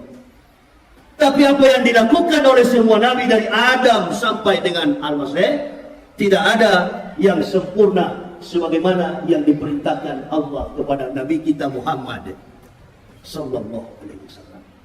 Di sini peristiwa yang terjadi dan sangat penting. Mulai dari perjalanan dari Masjidil Haram ilal Masjidil Aqsa. Antum Bapak Ibu saudara-saudara tahu? Ada satu tembok panjangnya 585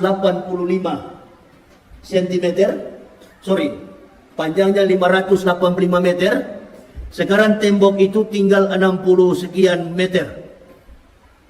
Itu yang disembah oleh Israel, disebut dengan tembok ratapan, the Dome of the Rock.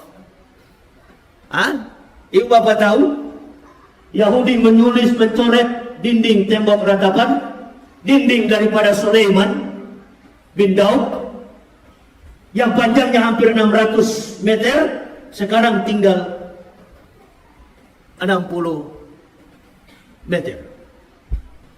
Tapi di balik daripada sebelah selatan Masjidil Aqsa ada telapak kaki orang dewasa berukuran 47. Terjadi satu peristiwa di mana seorang nabi yang terakhir diangkat oleh Allah menembus Sidratul Muntaha. Nama nabi itu adalah Ahmad bin Abdullah, Nabi kita Muhammad sallallahu alaihi wasallam. Di atas batu yang terapung, di atas batu yang melayang-layang di atas udara, di atas permukaan tanah, sampai hari ini masih ada telapak kaki itu, telapak kaki Nabi kita Muhammad sallallahu alaihi wasallam. Ini yang orang Yahudi tidak mau serahkan kepada umat Islam. Padahal bangsa biadab ini bangsa yang sudah murtad. Bangsa Yahudi ini bukan bangsa yang turut dan taat kepada perintah Allah. Perhatikan apa yang dikatakan oleh Nabi Musa alaihissalam. Ketika Rasulullah sallallahu alaihi wasallam dibawa oleh buruk dengan menunggangi seekor buruk dalam kecepatan yang disaksikan oleh Rasulullah, bahwa kecepatan yang ditunggangi baginda Nabi, kecepatannya bagaikan secepat kilat. Ibu bapak saudara-saudara bayangkan, kilat kecepatannya 150.000 km per detik. Cahaya itu 3.500 km per detik. Rasulullah sallallahu alaihi wasallam mencapai kecepatan secepat kilat. 3 kali Rasulullah tampil, mampir mulai dari Aqwa. Kemudian beliau tampil, beliau turun di Tursina, tempat kelahiran Nabi Isa alaihissalam, dan kemudian beliau sampai di Masjidil Aqsa atau di apa itu Palestina sekarang ini, apa namanya, Masjidil Haram, Masjidil Aqsa, sampai di Yerusalem. 3 kali Rasulullah SAW singgah untuk melaksanakan sholat 2 rakaat. Ditanya oleh Rasulullah kepada Jibril saudaranya, karena yang mengawal Rasulullah adalah Jibril alaihissalam. Jibril, saudaraku, kira-kira siapa? Apa tempat ini? Ini adalah tempat pengumpulan massa manusia nanti setelah datangnya hari kiamat. Datang tempat yang kedua, ini tempat apa wahai Jibril? Ini adalah Bukit Tursina, di mana Musa menerima perintah sholat. Dan yang ketiga ditanya, ini adalah perintah apa? Ini adalah bukit, ini adalah Nazaret, tempat kelahiran, Bethlehem, tempat kelahiran Nabi Isa alaihissalam. Sampailah Rasulullah di Masjidil Aqsa dengan mengendarai seekor buruk. 3 kali beliau sampai di situ. Diikat buruk itu, disurvei, diperhatikan semua isi hati beliau ini, dibelah dada beliau. Diberikan 2 minuman kepada Rasulullah, yang satu dalam berupa susu dan satu dalam berupa arak. Dikasih pilihan oleh Allah, silakan suruh Muhammad memilih mana minuman yang paling bagus antara 2 aqua ini. Kalau Ustaz Somad nggak minum aqua, saya masih minum. Silakan mana yang dia mau pilih, aqua atau aqua. Tapi yang sangat-sangat penting adalah di sebelah kanan adalah susu dan di sebelah kiri adalah arak.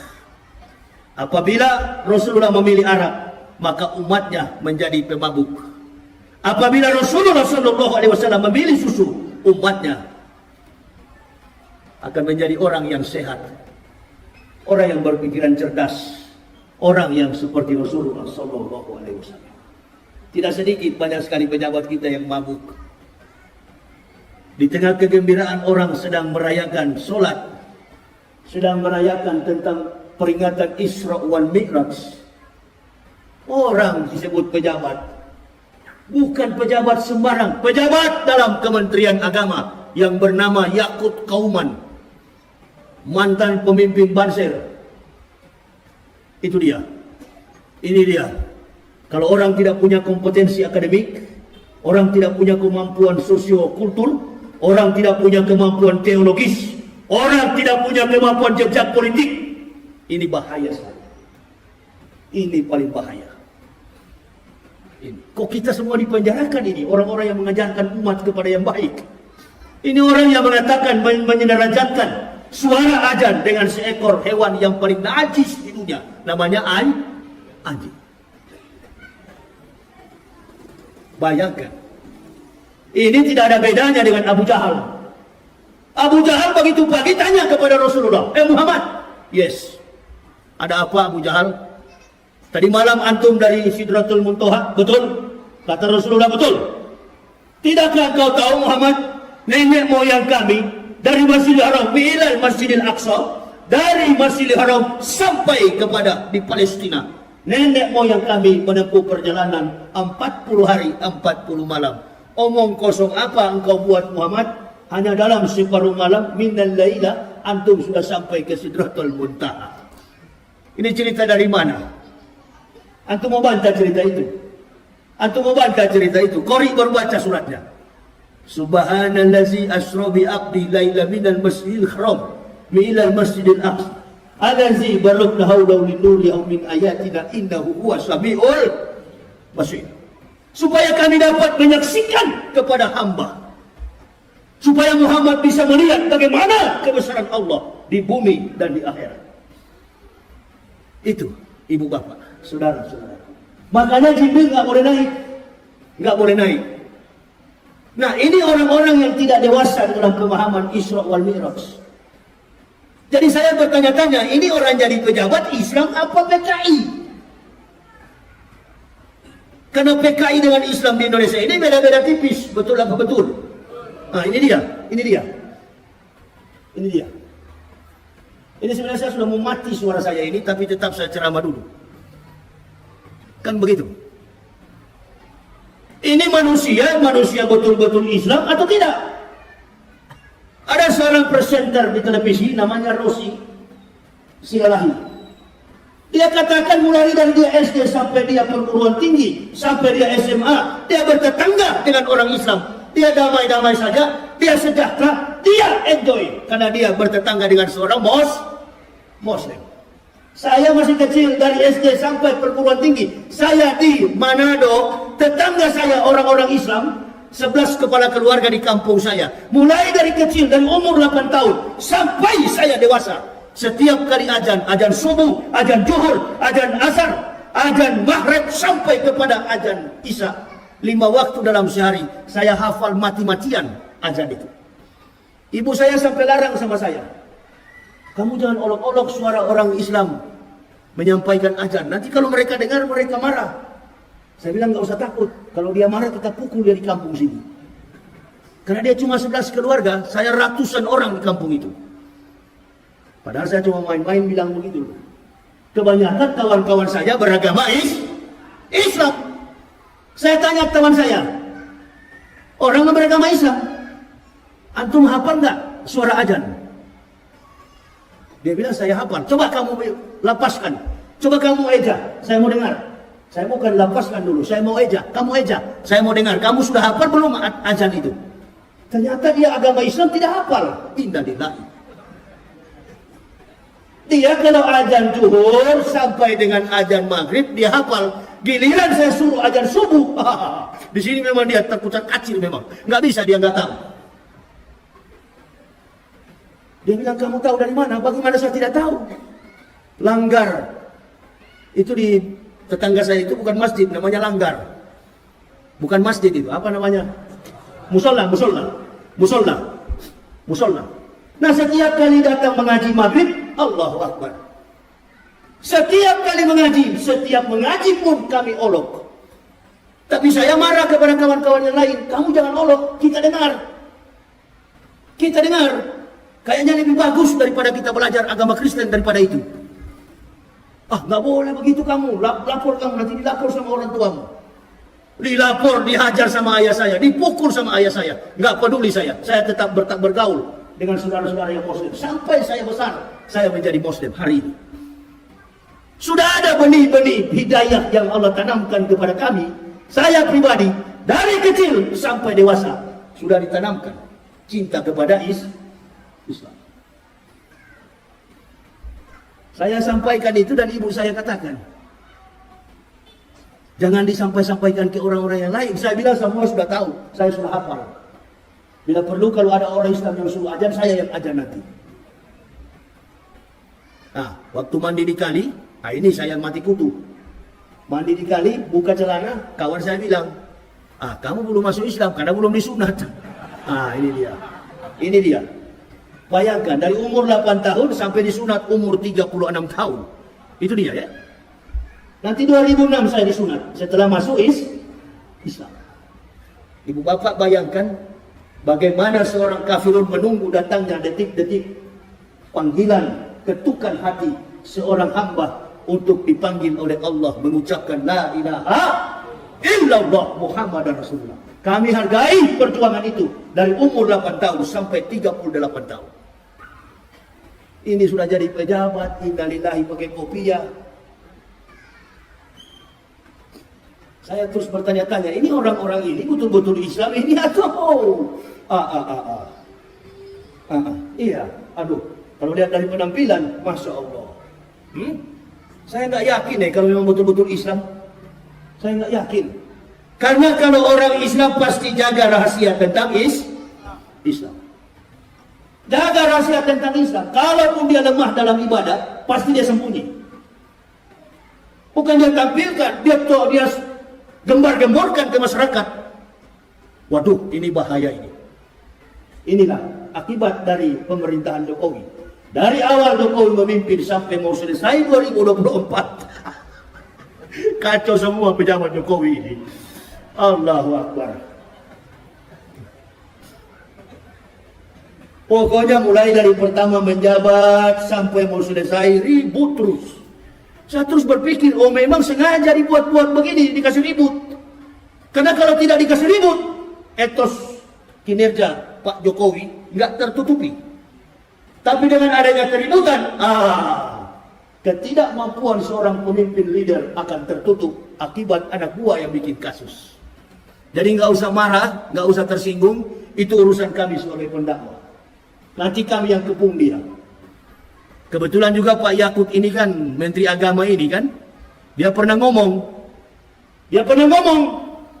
di publik, dirilis oleh setiap stasiun TV.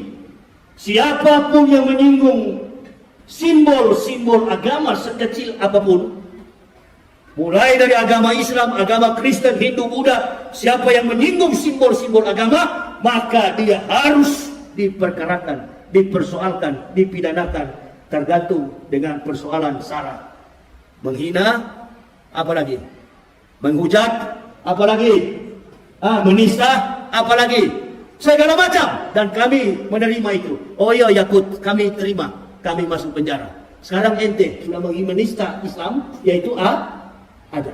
Kok nggak dipenjarakan? Nggak dipenjarakan. Roy Suryo yang lapor, mana Roy Suryo yang dilapor? Itu dia. Yang begini-gini ibu bapak, tidak boleh kita berdiam. Sebagai pendakwa kita jangan diam. Ini, kita mesti telanjangi orang seperti ini. Kenapa? Karena umat seluruh masalah yang ada di bangsa ini selalu bergantung kepada ulama. Apapun yang dari wacana di dalam publik, selalu ulama yang dicari. Nah, ulama-ulama kita ini satu persatu dikebiri. Satu persatu dipanggil, diincar. Bagaimana caranya kalau salah, kita penjarakan. Kita pegang dia, kita bawa dia ke penjara. Ada yang bertanya sama saya, Ustadz bagaimana mengenai dengan si siapa yang baru keluar penjara, si Habib Bahar dengan si siapa itu? Ini dan jenderal yang 4 bintang ini, Dudung. Mana yang salah mereka berdua? Itu kalau masalah itu saya nggak mau masuk campur. Itu dua-dua nggak boleh begitu, karena dua-dua sama-sama Muslim. Nggak boleh begitu. Kita mesti hargai bahwa kebebasan itu adalah mahal harganya. Jangan sampai kita masuk penjara karena ditunggangi dengan kepentingan politik. Tapi kita kalau masuk penjara karena kebenaran, jangankan 1.000 kali, 1 juta kali pun ditangkap, insya Allah kita tetap masuk penjara. Amin ya Rabbal. Amin. Jangan kita masuk penjara karena perampok, karena mencuri, karena uang umroh, karena uang haji. Innalillahi. Tapi kalau kita masuk penjara karena menegakkan kebenaran, insya Allah 1 juta kali kau tangkap, insya Allah kami akan tetap maju. Polisi tangkap saya dalam keadaan sakit, jantung saya bengkak. Karena hobi saya suka minum kopi sampai puluhan gelas. Kena saya. Di Padang saya kena, Aceh saya kena. Dalam keadaan sakit saya bawa mobil pulang ke Jakarta. Bengkak jantung saya. 2 minggu saya di rumah sakit, datang polisi. Dalam keadaan terbaring kaku di dalam rumah saya. Keluar rumah sakit, polisi datang. Ini Ustadz, kami akan menangkap Ustadz pada hari ini. Oh ya, saya tunggu-tunggu komandan. Sebenarnya kami mau datang 27 orang, tapi karena lihat mau tangkap Ustadz, kami datang 19 mobil. Bayangkan itu. Tangkaplah Ambo. Ditangkaplah kami. Begitu saya ditangkap. Bagaimana Ustaz? Kok kayaknya Ustaz setengah mati bangun dari tempat tidur ini, dari peranjang. Saya bilang memang saya sakit keras komandan. Tapi saya berdiri ini, saya laki-laki bukan perempuan. Ayo, bawa saya ke penjara. Sekarang saya siap. Tanya polisi-polisi yang di Mabes. Apa saya menyerah dulu? Atau pakai nangis dulu? Sampai mati kau menangis. Bukan mujahid itu. Atau begitu ditangkap, tunggu lawyers apa? Nggak usah pakai lawyers, nggak usah pakai penasihat hukum. Bukan sedikit yang membela saya. Wallahi banyak yang membela saya. Dari segala macam ormas yang akan bela saya menjadi penasihat hukum. Mulai dari masyarakat biasa, mulai dari pihak kepolisian, sampai jaksa agung menawarkan kepada saya, kami akan menawarkan Ustadz penasihat hukum. Apa jawaban saya? Ini persoalan saya dengan Allah. Saya tidak pernah masalah dengan hakim. Saya tidak pernah masalah dengan polisi. Saya tidak pernah masalah dengan juru bicara, jaksa penuntut umum, bahkan dengan apapun ahli-ahli forensik, ahli pidana, ahli segala macam. Saya tidak punya masalah. Saya bermasalah dengan Allah. Saya hadapi sendiri.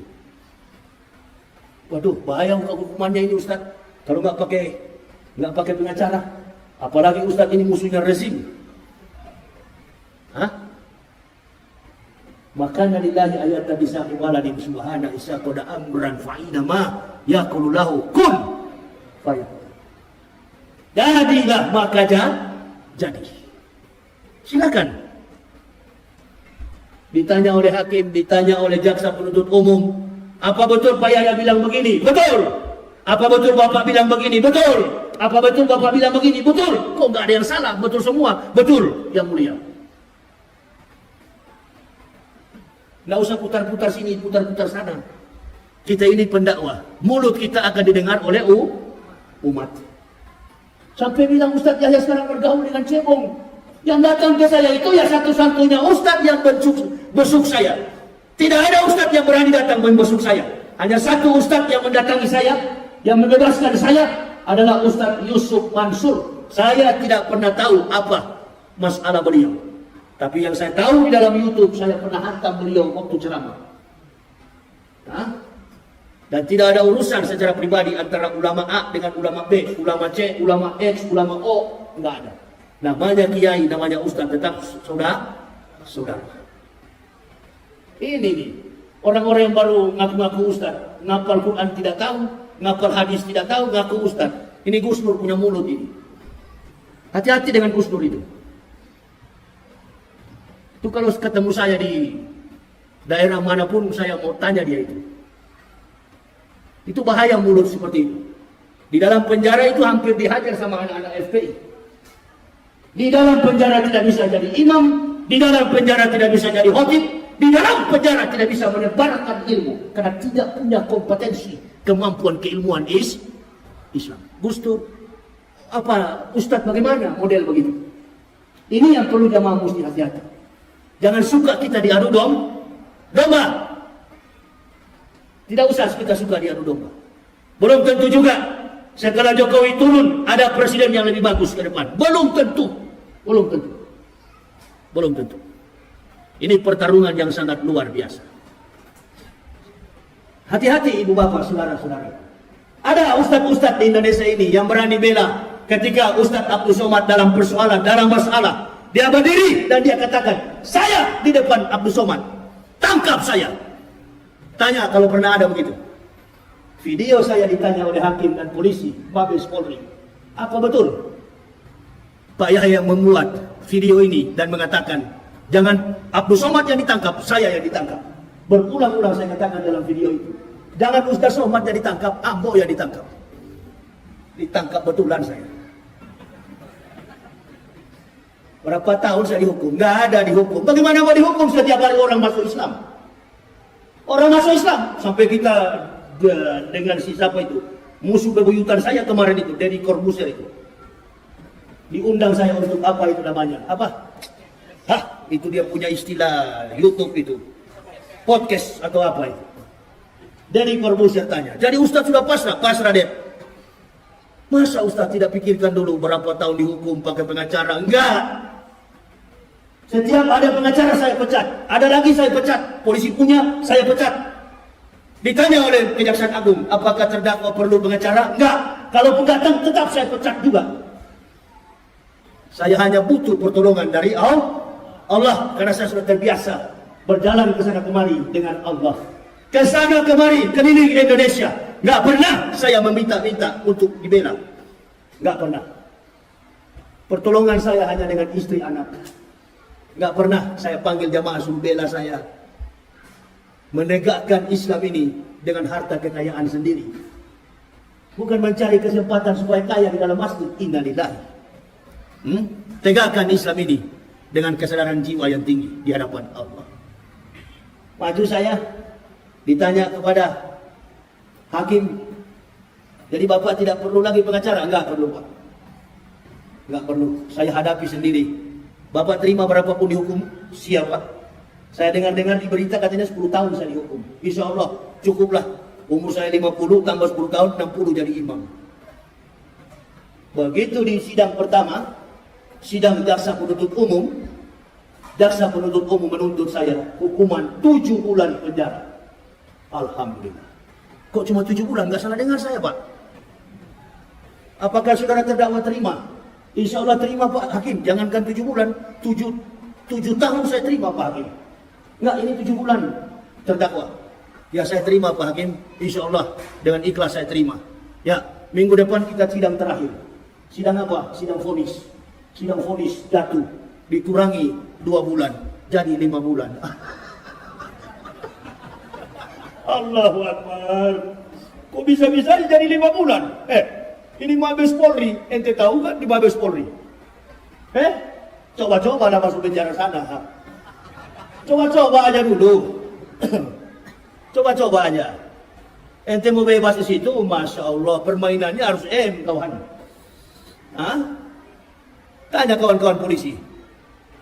Saya yang paling bebas dengan orang-orang cyber. Kok bisa-bisanya kalau kita nonton di YouTube, Masya Allah, sangarnya Ustaz Yahya ini minta ampun. Begitu sudah jadi kawan, Allahu Akbar. Mau Kristen, Hindu, Buddha, Kongfucu, bagaimana saya memusuhi mereka? Di dalam penjara, mereka tamping, mereka datang bawa makanan, kasih makanan. Saya tanya, agamanya? Oh saya Kristen Pak Ustaz. Tapi saya khusus bawa makanannya Pak Ustaz. Dan taruh racunnya? Oh tidak Pak Ustaz. Coba itu. Jadi menyesal, bukan menyesal karena dakwah saya, bukan. Ada kata-kata yang sudah melampaui batasan etika, normalitas dalam kehidupan, konsekuensi dalam kita bernegara. Apa itu? Roh Kudus. Saya robah. Roh Kudus, saya katakan Roh Kudus. Ini dia. Nah, ini saya jadikan sebagai candaan. Tidak boleh itu dijadikan sebagai candaan. Saya sadar sendiri. Kitab Kristen, Matius, Markus, Lukas, Stefanus, Tetanus, Captikus. Ini saya sadar sendiri. Oh, rupa-rupanya di sini kesalahan saya di hadapan Allah. Datang seorang kiai dari NU, dia bilang, biar bagaimanapun terdakwa sudah salah di dalam menyampaikan dakwah. Wah, ini kiai bela dia. Betul sekali. Dia bela Kristen. Kenapa? Karena rujukan Qur'annya cukup jelas. Kalau kita mengolok-olok Tuhan agama lain, maka tidak menutup kemungkinan orang beragama lain juga akan mengolok-olok Tuhan kita. Masya Allah, saya jadi sadar. Oh, berarti kita berdakwah boleh keras, tapi harus melihat batasan normalitas dalam etika bermasyarakat, berbangsa, dan bernegara. Saya berdoa agar negara ini menjadi negara yang biadab, negara yang beradab, negara yang tidak melaksanakan hal-hal yang di luar jangkauan kemampuan kita sebagai orang-orang yang hidup dalam toleransi yang tinggi. Saya bicara kepada Pak Hakim, saya salah Pak Hakim, saya sudah salah, saya minta maaf. Dan saya tidak akan mengulangi lagi. Kepada orang-orang Kristen saya mohon maaf, karena saya sudah menyakiti saudara-saudara saya, termasuk saudara-saudara saya di Manado. Walaupun saya tidak jumpa dengan mereka, tapi dalam rekaman pasti mereka ikuti. Itu. Tidak boleh begitu. Sampai menghina-hina istilah yang menjadi kultus, yang menjadi simbol dalam agama mereka. Roh Kudus. Kalau dalam kita Islam itu Roh Kudus itu siapa? Malaikat Jibril. Nah itu. Di Kristen dalam bahasa Ibrani Ruach HaKodesh. Roh Kudus, Holy Spirit. Saya robah menjadi Roh Kudus. Nah ini. Ditafsir oleh ahli pidana, oh ini kudis ini adalah sejenis penyakit yang mematikan, begini. Captikus ini minuman yang ada di Manado yang bikin mati. Allahu Akbar. Ada di dalam mobil saya itu laporan jaksa penuntut umum. Dibacakan semua dakwaan itu, Masya Allah, begini tinggi. Dari atas ini sampai ke atas ini mejanya. Laporan saya masuk ke kehakiman. Di ujung pertengkaran itu, masalah itu, akhirnya seluruh jaksa penuntut umum yang beragama Kristen, mereka pun tidak berdaya apa-apa. Saudara-saudara kami yang Muslim pun hanya beberapa orang yang bisa menolong. Nggak ada yang kami kenal, nggak ada yang kami minta bantuan. Insya Allah semua atas pertolongan dari Allah. Datang di dalam penjara, di saat jadi imam, jadi imam. Di saat jadi khotib, jadi khotib. Di saat main kartu, main kartu. Begitu, ya. Sama-sama satu baku tetangga dengan Jenderal Napoleon Bonaparte. Kita kurang lebih 4 bulan sekamar, seranjang berdekatan dengan Jenderal Irjen Pol Napoleon Bonaparte. Waktu beliau dan beberapa orang menganiaya saudara Kacek, besok juga saya ditanya oleh Coki, ketua RT, Pak Yahya juga mau datang, siapa yang mau ancang-ancang mau hajar Pak Yahya? Saya bilang saya tinggal tunggu-tunggu siapa yang mau gertak saya, ayo. Saya bukan Kacek, kalau Kacek nggak melawan, kalau saya melawan. Saya kasih tahu kepada mereka, saya 1x24 jam akan menyambut siapapun yang lawan. Saya pasti melawan. Gak berani rupa-rupanya.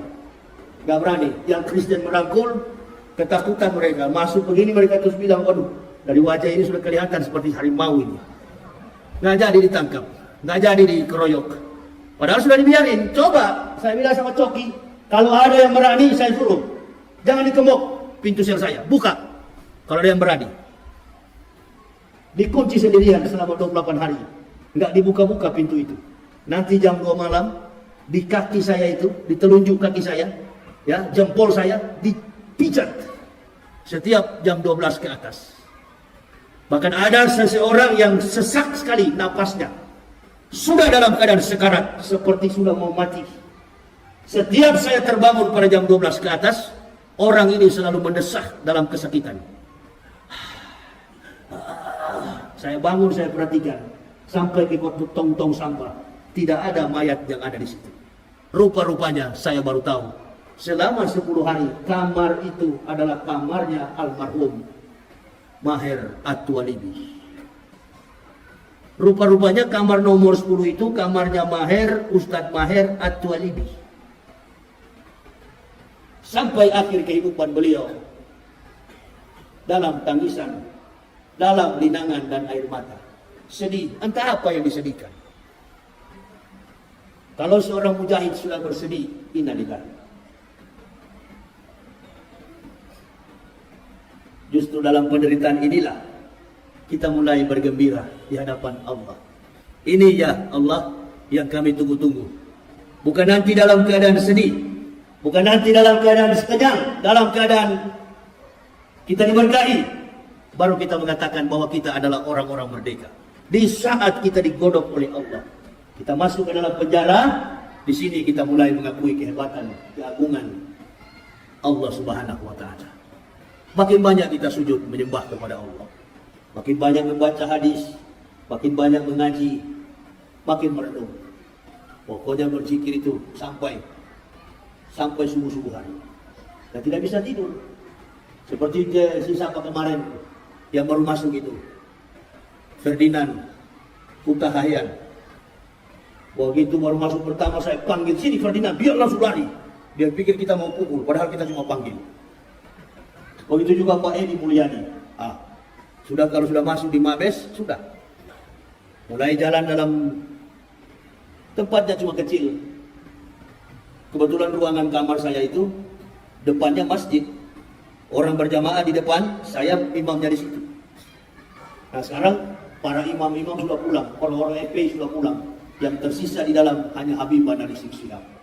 Kita doakan beliau supaya cepat sembuh. Supaya beliau juga cepat keluar dari Mabes Polri.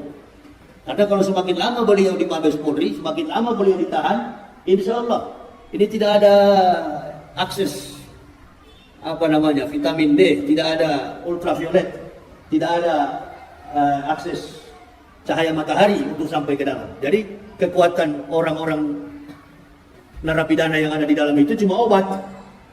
Ratusan, puluhan, ribuan obat yang kita simpan. Kebanyakan ya obat vitamin D.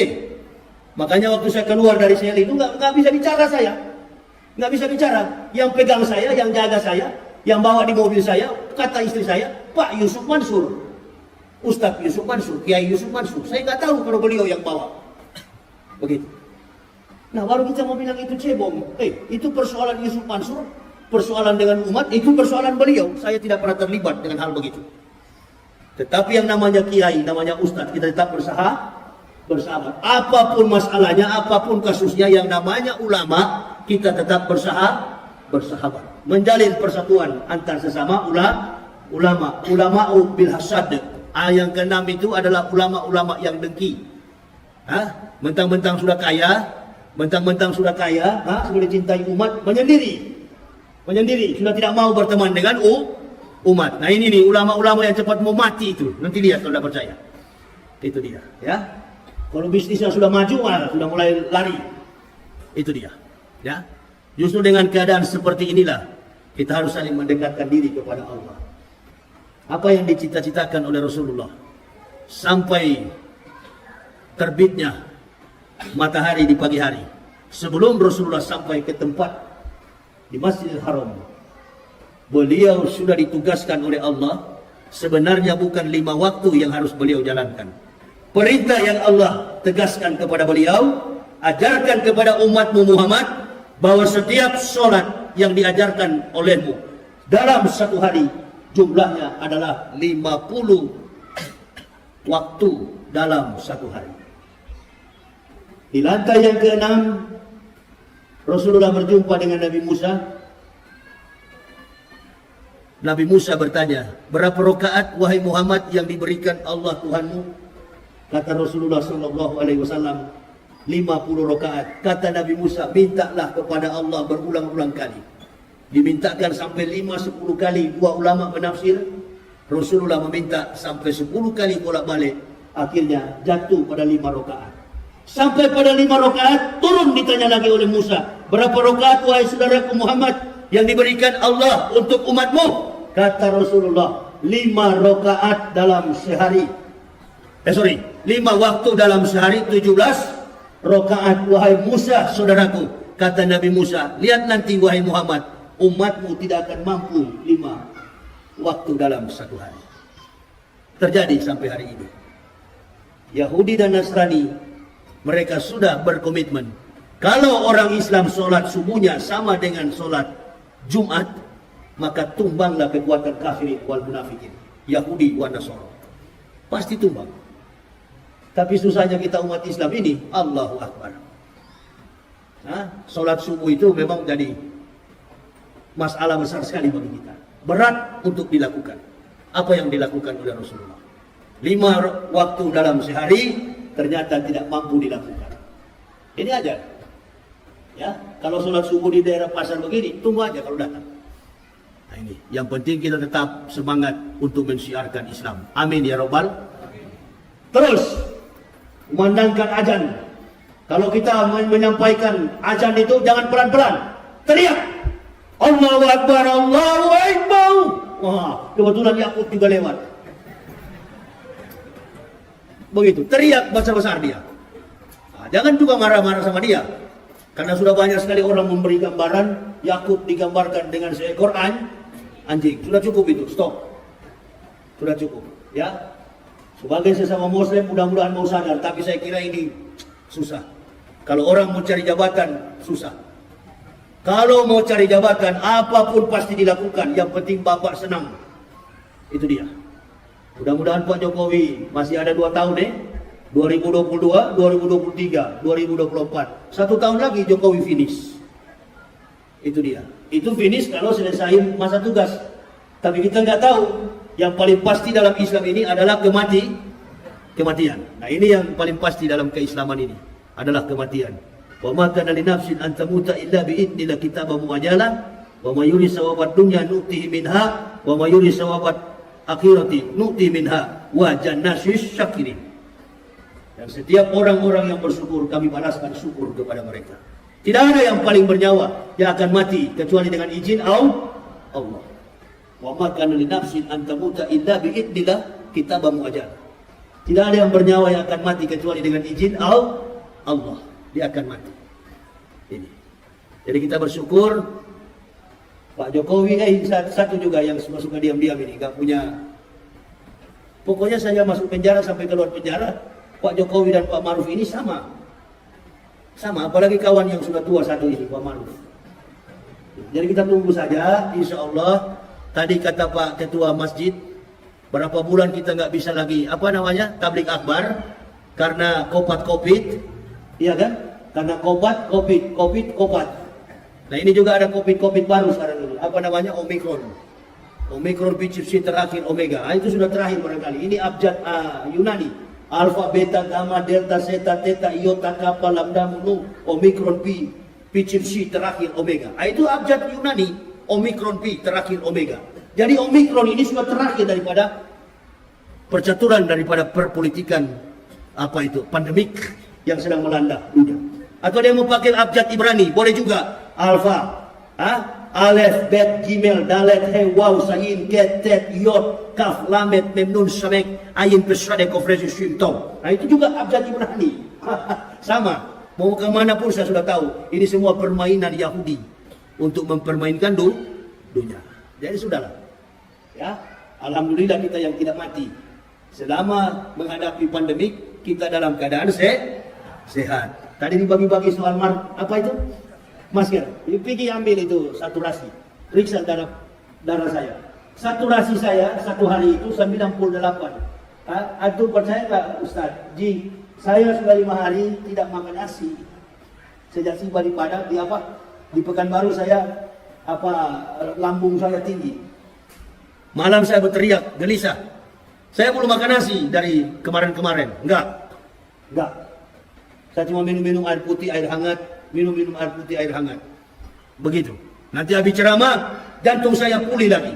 Coba ambil periksa jantung saya dan perut saya. Kosong perut saya. Darah saturasi saya itu 98. Oksigen saya. Dan kalau antum lihat suhu saya, paling tinggi 35 sampai 36. Nggak pernah kena masalah itu.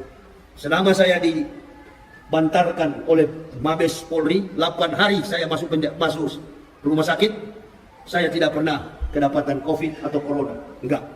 Positif Corona atau COVID enggak pernah. Padahal yang periksa polisi. Kok Ustaz tidak kena Corona ya? Enggak tahu, saya bilang Corona takut sama saya. Alhamdulillah. Istri saya yang bilang, kalau boleh Pak segera dibebaskan. Insya Allah Bu, insya Allah. Kita doakan supaya Ustaz cepat-cepat bebas. Alhamdulillah, bebas beneran. Jadi kawan dengan kawan-kawan polisi. Ya, ini Ibu Bapak, jadi kita saling jangan suka suuzon, ya. Kecuali seperti Yakut ini memang tidak bisa diampuni, memang dikasih biar aja begitu dia. Susah nih orang ini, susah. Makanya dia antara kemampuan seorang pejabat, ketidakmampuan etos kinerja kerja, kemudian dibebani sebagai seorang pejabat, sudah jadi biasa di Indonesia di era Jokowi. Nggak apa-apa, antum pegang tugas biar gak mampu, yang penting kamu dapat gaji tiap bulan. Yang penting bikin ribut saja tiap bulan. Itu. Mudah-mudahan ada pejabat lebih bagus ke depan nanti. Amin ya Rabbal. Ini pemilihan presiden katanya mau ditunda. Kita berdoa saja mau ditunda 50 tahun, 30 tahun, yang penting kita tetap bisa melaksanakan sholat 5 waktu dalam setiap saat. Kita berdoa kepada Allah, kita bermunajat kepada Allah, agar kita diberi kesempatan seluas-luasnya untuk memaksimalkan ibadah kita di hadapan Allah Subhanahu wa taala. Saya kira ini Bapak Ibu ya yang bisa saya sampaikan ya. Insya Allah di lain waktu ini saya baru belajar ceramah lagi. Sudah berapa bulan saya nggak bisa ceramah lagi, ya. Padahal di dalam penjara saya aktif ceramah, khutbah, tapi begitu keluar penjara saya sudah sakit. Entah ada maksud apa, wallahu a'lam bishawab. Saya nggak tahu. Ada maksud apa, saya nggak tahu. Hanya Allah yang Maha tahu apa yang terjadi dalam diri saya. Mohon doa dari seluruh jamaah agar kami tetap sehat dan kuat dalam menegakkan dinul haq, dinul Islam. Saya kira ini ya yang saya bisa sampaikan ya. Nanti bagi ibu bapak yang ingin melihat perjalanan kehidupan saya, ada buku saya yang berjudul Kebenaran Islam Menurut Mantan Pendeta. Itu biodata saya sekeluarga dan kami mendapatkan hidayah dari buku itu. Silakan, ada istri saya yang akan melayaninya. Saya kira ini aja yang bisa saya sampaikan. Terima kasih atas segala perhatiannya. Mohon maaf atas segala kekurangan saya. Usikum wa nafsi bitaqwallah.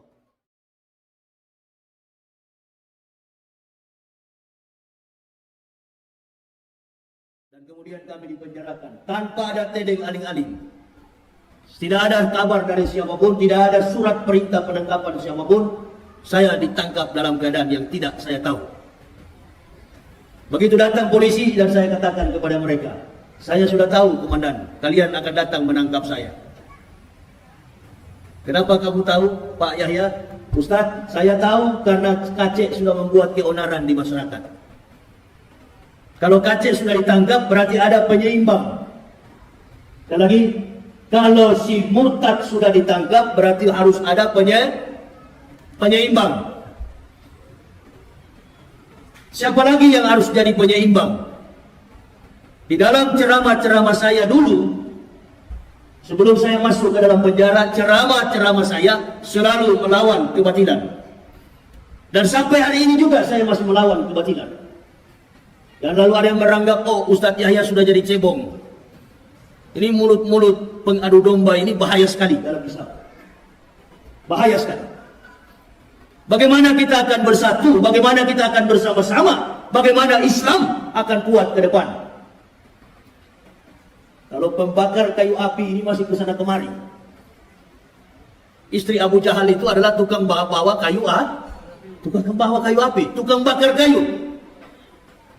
Ini bukan cuma persoalan kafir, bukan persoalan munafik, bukan cuma persoalan kafirun, tapi persoalan tukang adu domba. Ini yang bahaya ini. Tukang adu domba, tukang cari muka, dan lain sebagainya. Nah, ini yang bahaya. Kita umat Islam ini perlu selektif di dalam menjalankan peri kehidupan dan keimanan kita. Makanya saya dari dulu ketika saya mendapat hidayah, diberi petunjuk oleh Allah, mengucapkan dua kalimat syahadat, la ilaha illallah Muhammadar Rasulullah, bersama istri dan satu keluarga. Kami masuk Islam. Kami menanamkan komitmen bahwa keislaman kami di atas pengakuan la ilaha illallah Muhammadar Rasulullah. Kami tidak pernah berdiri di atas benteng organisasi Islam manapun. Enggak pernah. Orang sholat, kami ikutan sholat. Orang laksanakan sholat subuh, kunut, kami ikutan kunut. Orang juga tidak kunut, kami juga tidak kunut. Kami ikuti setiap kebiasaan yang ada dalam organisasi Islam. Tapi kami tidak pernah bergabung dalam organisasi manapun. Karena kami sudah tahu, di satu ketika kami akan ditangkap, pasti ditanya, dari organisasi Islam mana, siapa penyuplai dana, siapa linknya, dari mana mendapatkan support dana, pasti dia akan dicungkil-cungkil. Kami sudah antisipasi jauh-jauh hari itu. Makanya kami mundur satu langkah. Kami mundur satu langkah. Kenapa? Karena kami tahu, kalau kami masuk dalam golongan Islam, kami masuk dalam organisasi Islam, berarti kami bukan hanya beragama Islam, kami akan memperjuangkan menegakkan dinul haq, dinul Islam. Ini menjadi komitmen kami. Pertama-tama dalam kehidupan keimanan kami. Setelah kami mengucapkan kalimat syahadat, kami masuk Islam satu keluarga. Betapa bahagia kami mendapatkan keterangan-keterangan tentang nasihat-nasihat hidup, nasihat-nasihat mati, nasihat-nasihat tentang janji-janji yang akan kami terima ketika kami setelah akhir di dunia ini. Ini bukan janji biasa. Apa yang dijanjikan Allah di dalam firman-Nya jelas terukur dalam kapasitas sebagai keterangan historik dari para nabi. Semua catatan-catatan penting dalam kehidupan yang terjadi dilakukan oleh Nabi kita Muhammad SAW, itu adalah merupakan catatan sejarah yang sangat penting. Ibu bapak saudara-saudaraku, sekarang bicara soal tentang Isra wal Mi'raj. Dari dalam masjid, begitu saya masuk dari pagar masjid, saya masuk ke dalam, dari spanduk saya sudah baca Isra wal Mi'raj. Isra wal Mi'raj, berjalan dan kemudian dia naik.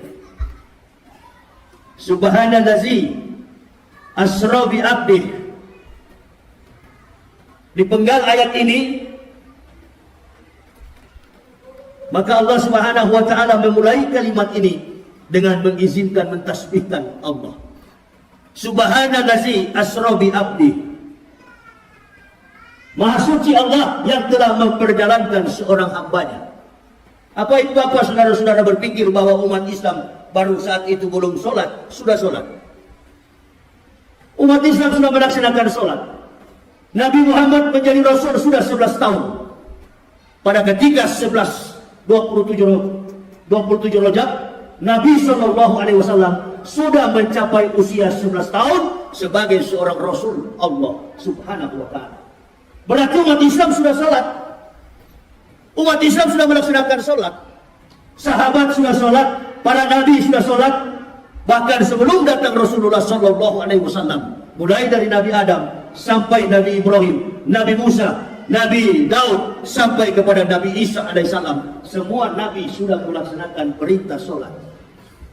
Qala ini Abdullah atani al-kitab wa ja'alani nabiyah wa ja'alani mubarakan aina ma kuntu awsani bi sholati wa zakati wa dumtu hayya. Jadi Nabi Isa itu sudah menyaksikan, sudah memproklamirkan bahwa dirinya adalah hamba Allah. Allah memberi kitab, memberi Injil kepada Al-Masih, dan wa ja'alani nabiyah, mengutus dia sebagai seorang nabi. Wa ja'alani mubarakan aina ma kuntu awsani bi sholati wa zakati ma dumtu hayya. Perhatikan dengan baik bahwa Nabi Isa itu adalah nabi yang menjalankan sholat dan membayar zakat. Belum datang Nabi Muhammad ke dalam dunia, belum diutus sebagai Rasul Allah, Nabi Isa 620 tahun sebelum datang Al-Masih. Sebelum datang Rasulullah SAW, Al-Masih sudah melaksanakan sholat sebagaimana yang dilakukan oleh nabi-nabi sebelum beliau. Tapi apa yang dilakukan oleh semua nabi dari Adam sampai dengan Al-Masih, tidak ada yang sempurna sebagaimana yang diperintahkan Allah kepada Nabi kita Muhammad sallallahu alaihi wasallam. Di sini peristiwa yang terjadi dan sangat penting. Mulai dari perjalanan dari Masjidil Haram ilal Masjidil Aqsa. Antum Bapak Ibu saudara-saudara tahu?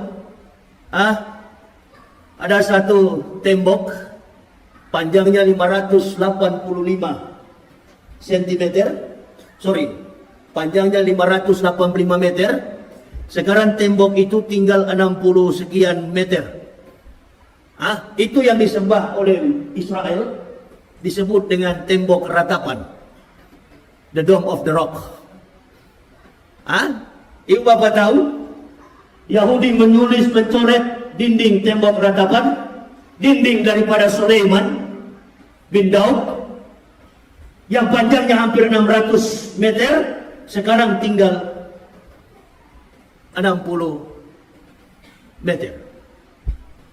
Tapi di balik daripada sebelah selatan Masjidil Aqsa ada telapak kaki orang dewasa berukuran 47.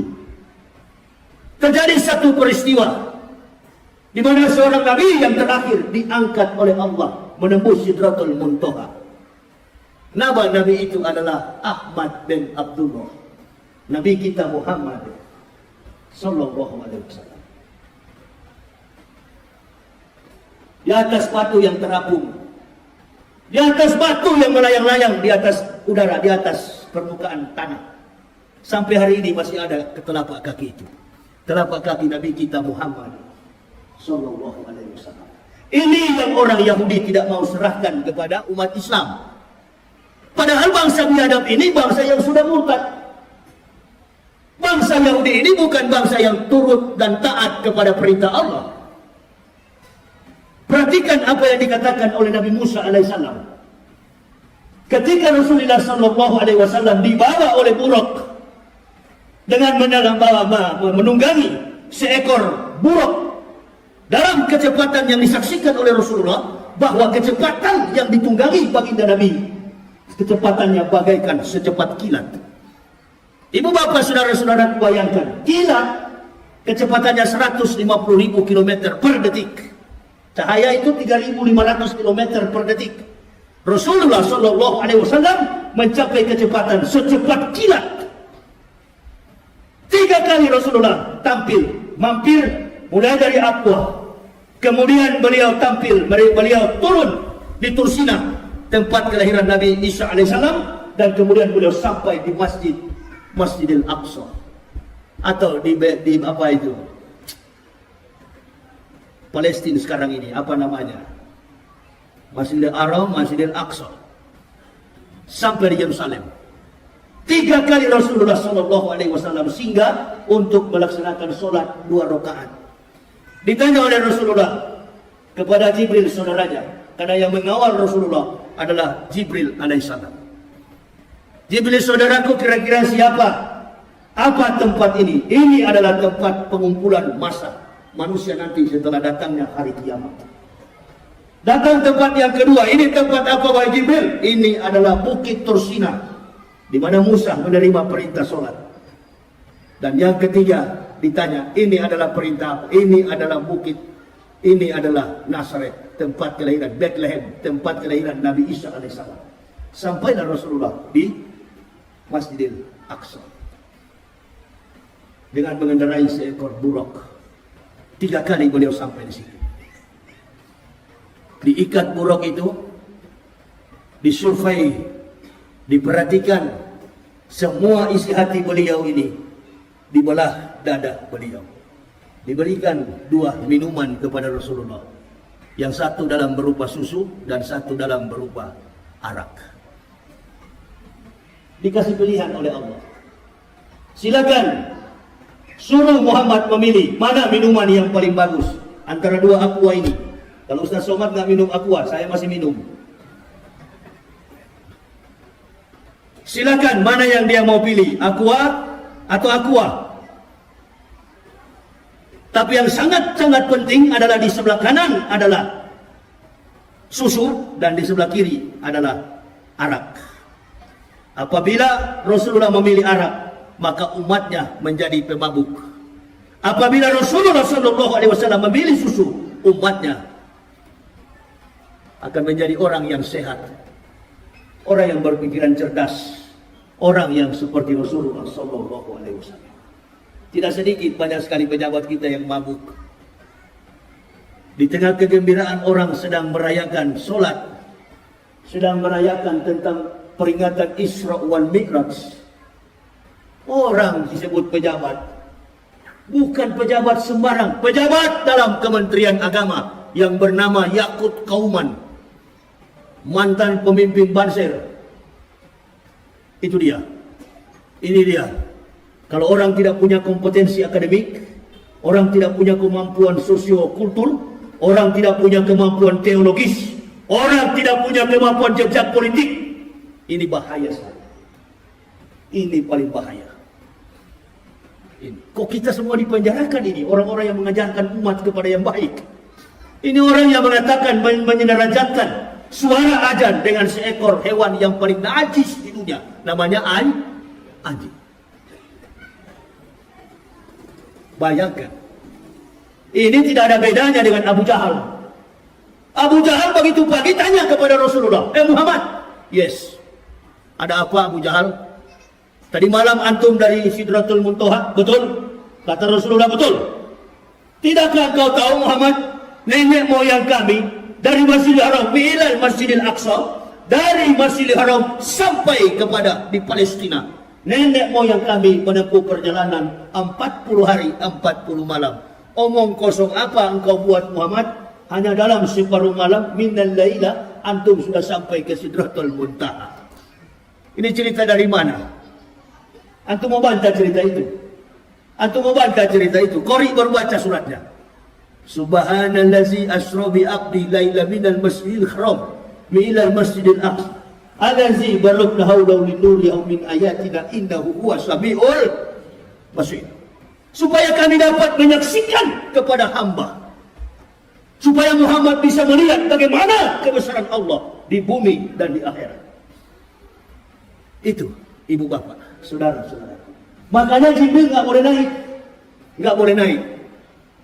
Nah, ini orang-orang yang tidak dewasa dalam pemahaman Isra wal Mi'raj.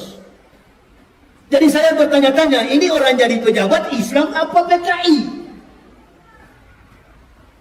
Karena PKI dengan Islam di Indonesia ini beda-beda tipis, betul apa betul? Nah, ini dia. Ini sebenarnya saya sudah mau mati suara saya ini, tapi tetap saya ceramah dulu. Kan begitu.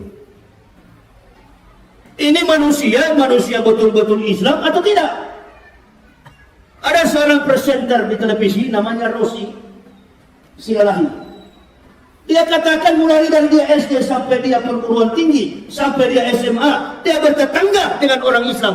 Dia damai-damai saja, dia sejahtera, dia enjoy. Karena dia bertetangga dengan seorang Muslim.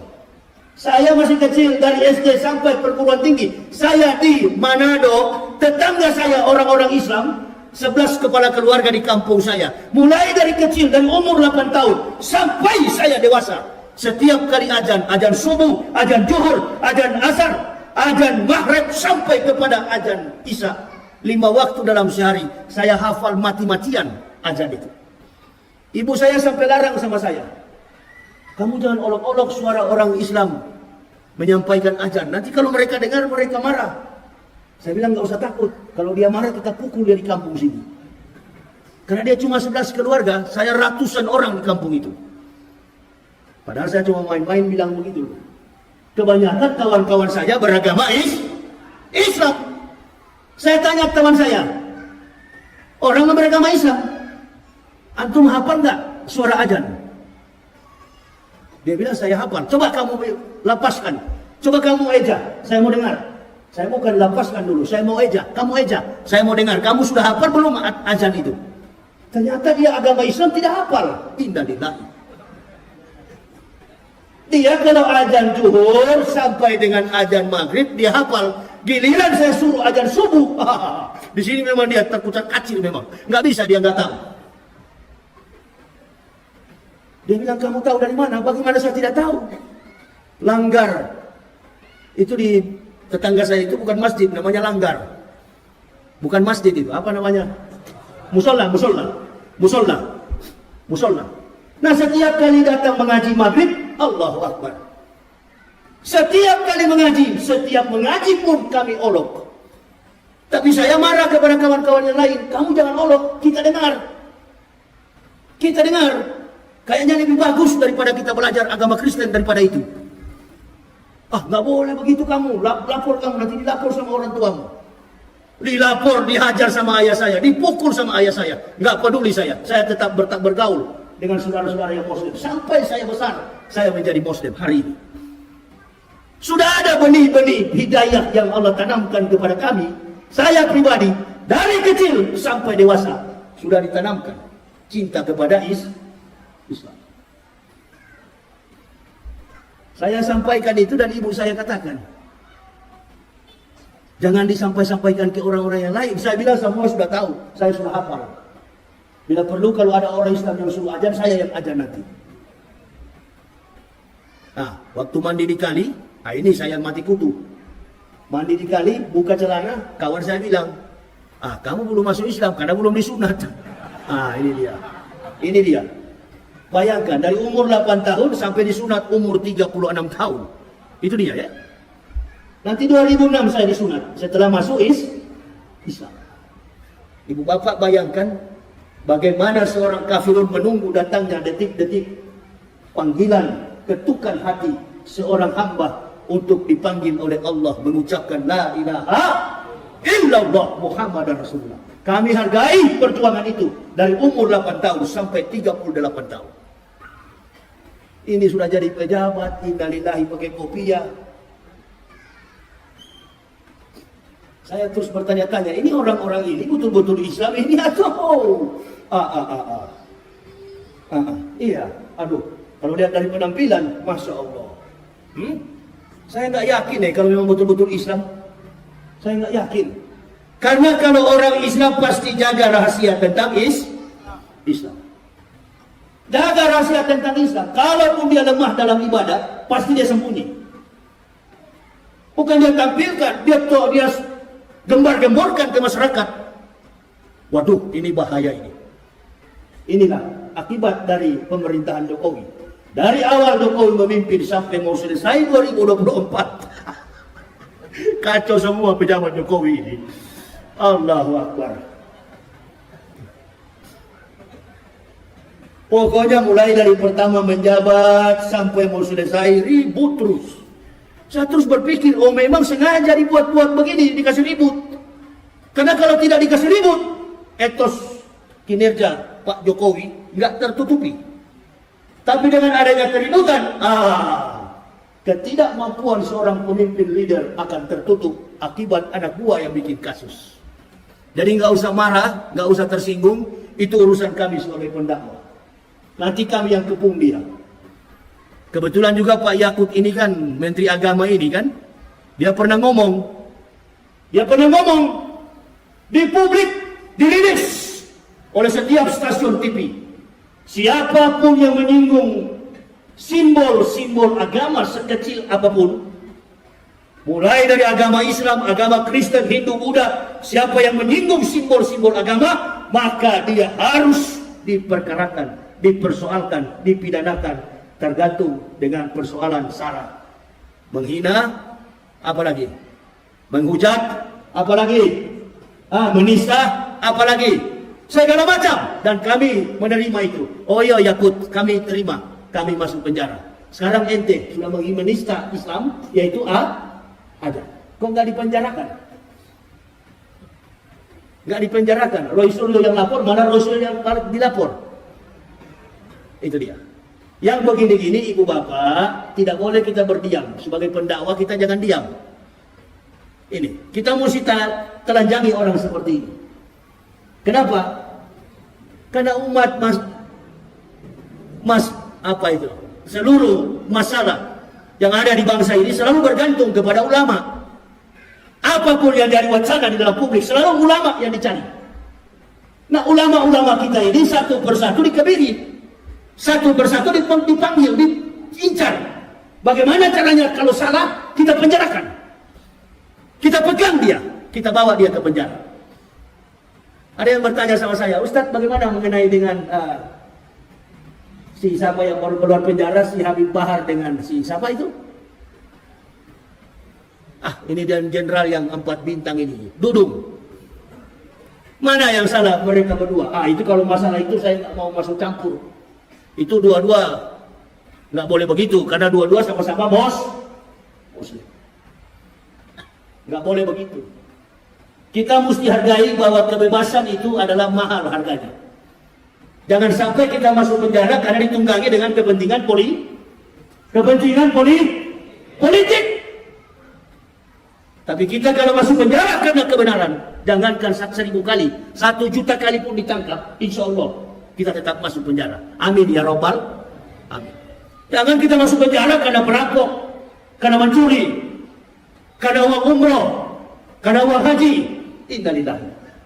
Tapi kalau kita masuk penjara karena menegakkan kebenaran, insya Allah 1 juta kali kau tangkap, insya Allah kami akan tetap maju. Polisi tangkap saya dalam keadaan sakit, jantung saya bengkak. Karena hobi saya suka minum kopi sampai puluhan gelas. Kena saya. Di Padang saya kena, Aceh saya kena. Dalam keadaan sakit saya bawa mobil pulang ke Jakarta. Bengkak jantung saya. 2 minggu saya di rumah sakit, datang polisi. Dalam keadaan terbaring kaku di dalam rumah saya. Keluar rumah sakit, polisi datang. Ini Ustadz, kami akan menangkap Ustadz pada hari ini. Oh ya, saya tunggu-tunggu komandan. Sebenarnya kami mau datang 27 orang, tapi karena lihat mau tangkap Ustadz, kami datang 19 mobil. Bayangkan itu. Tangkaplah Ambo. Ditangkaplah kami. Begitu saya ditangkap. Bagaimana Ustaz? Kok kayaknya Ustaz setengah mati bangun dari tempat tidur ini, dari peranjang. Saya bilang memang saya sakit keras komandan. Tapi saya berdiri ini, saya laki-laki bukan perempuan. Ayo, bawa saya ke penjara. Sekarang saya siap. Tanya polisi-polisi yang di Mabes. Apa saya menyerah dulu? Atau pakai nangis dulu? Sampai mati kau menangis. Bukan mujahid itu. Atau begitu ditangkap, tunggu lawyers. Tunggu lawyers apa? Nggak usah pakai lawyers, nggak usah pakai penasihat hukum. Bukan sedikit yang membela saya. Wallahi, banyak yang membela saya. Dari segala macam ormas yang akan bela saya menjadi penasihat hukum. Mulai dari masyarakat biasa, mulai dari pihak kepolisian, sampai jaksa agung menawarkan kepada saya, kami akan menawarkan Ustadz penasihat hukum. Apa jawaban saya? Ini persoalan saya dengan Allah. Saya tidak pernah masalah dengan hakim. Saya tidak pernah masalah dengan polisi. Saya tidak pernah masalah dengan juru bicara, jaksa penuntut umum, bahkan dengan apapun ahli-ahli forensik, ahli pidana, ahli segala macam. Saya tidak punya masalah. Saya bermasalah dengan Allah. Saya hadapi sendiri. Waduh, bahaya hukumannya ini Ustaz. Kalau nggak pakai pengacara. Apalagi Ustaz ini musuhnya rezim.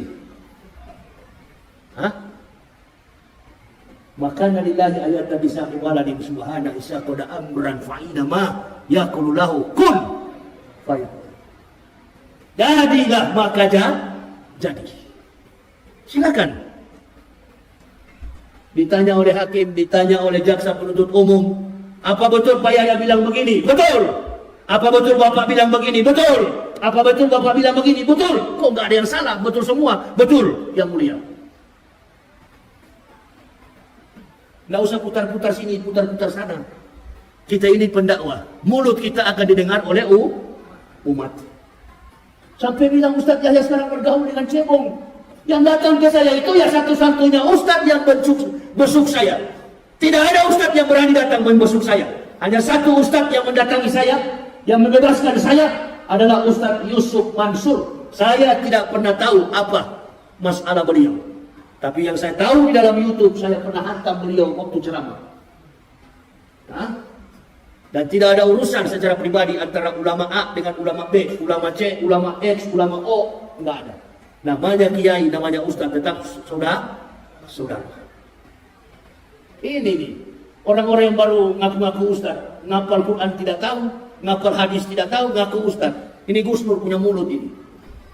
Hati-hati dengan Gus Nur itu. Itu kalau ketemu saya di daerah manapun, saya mau tanya dia itu.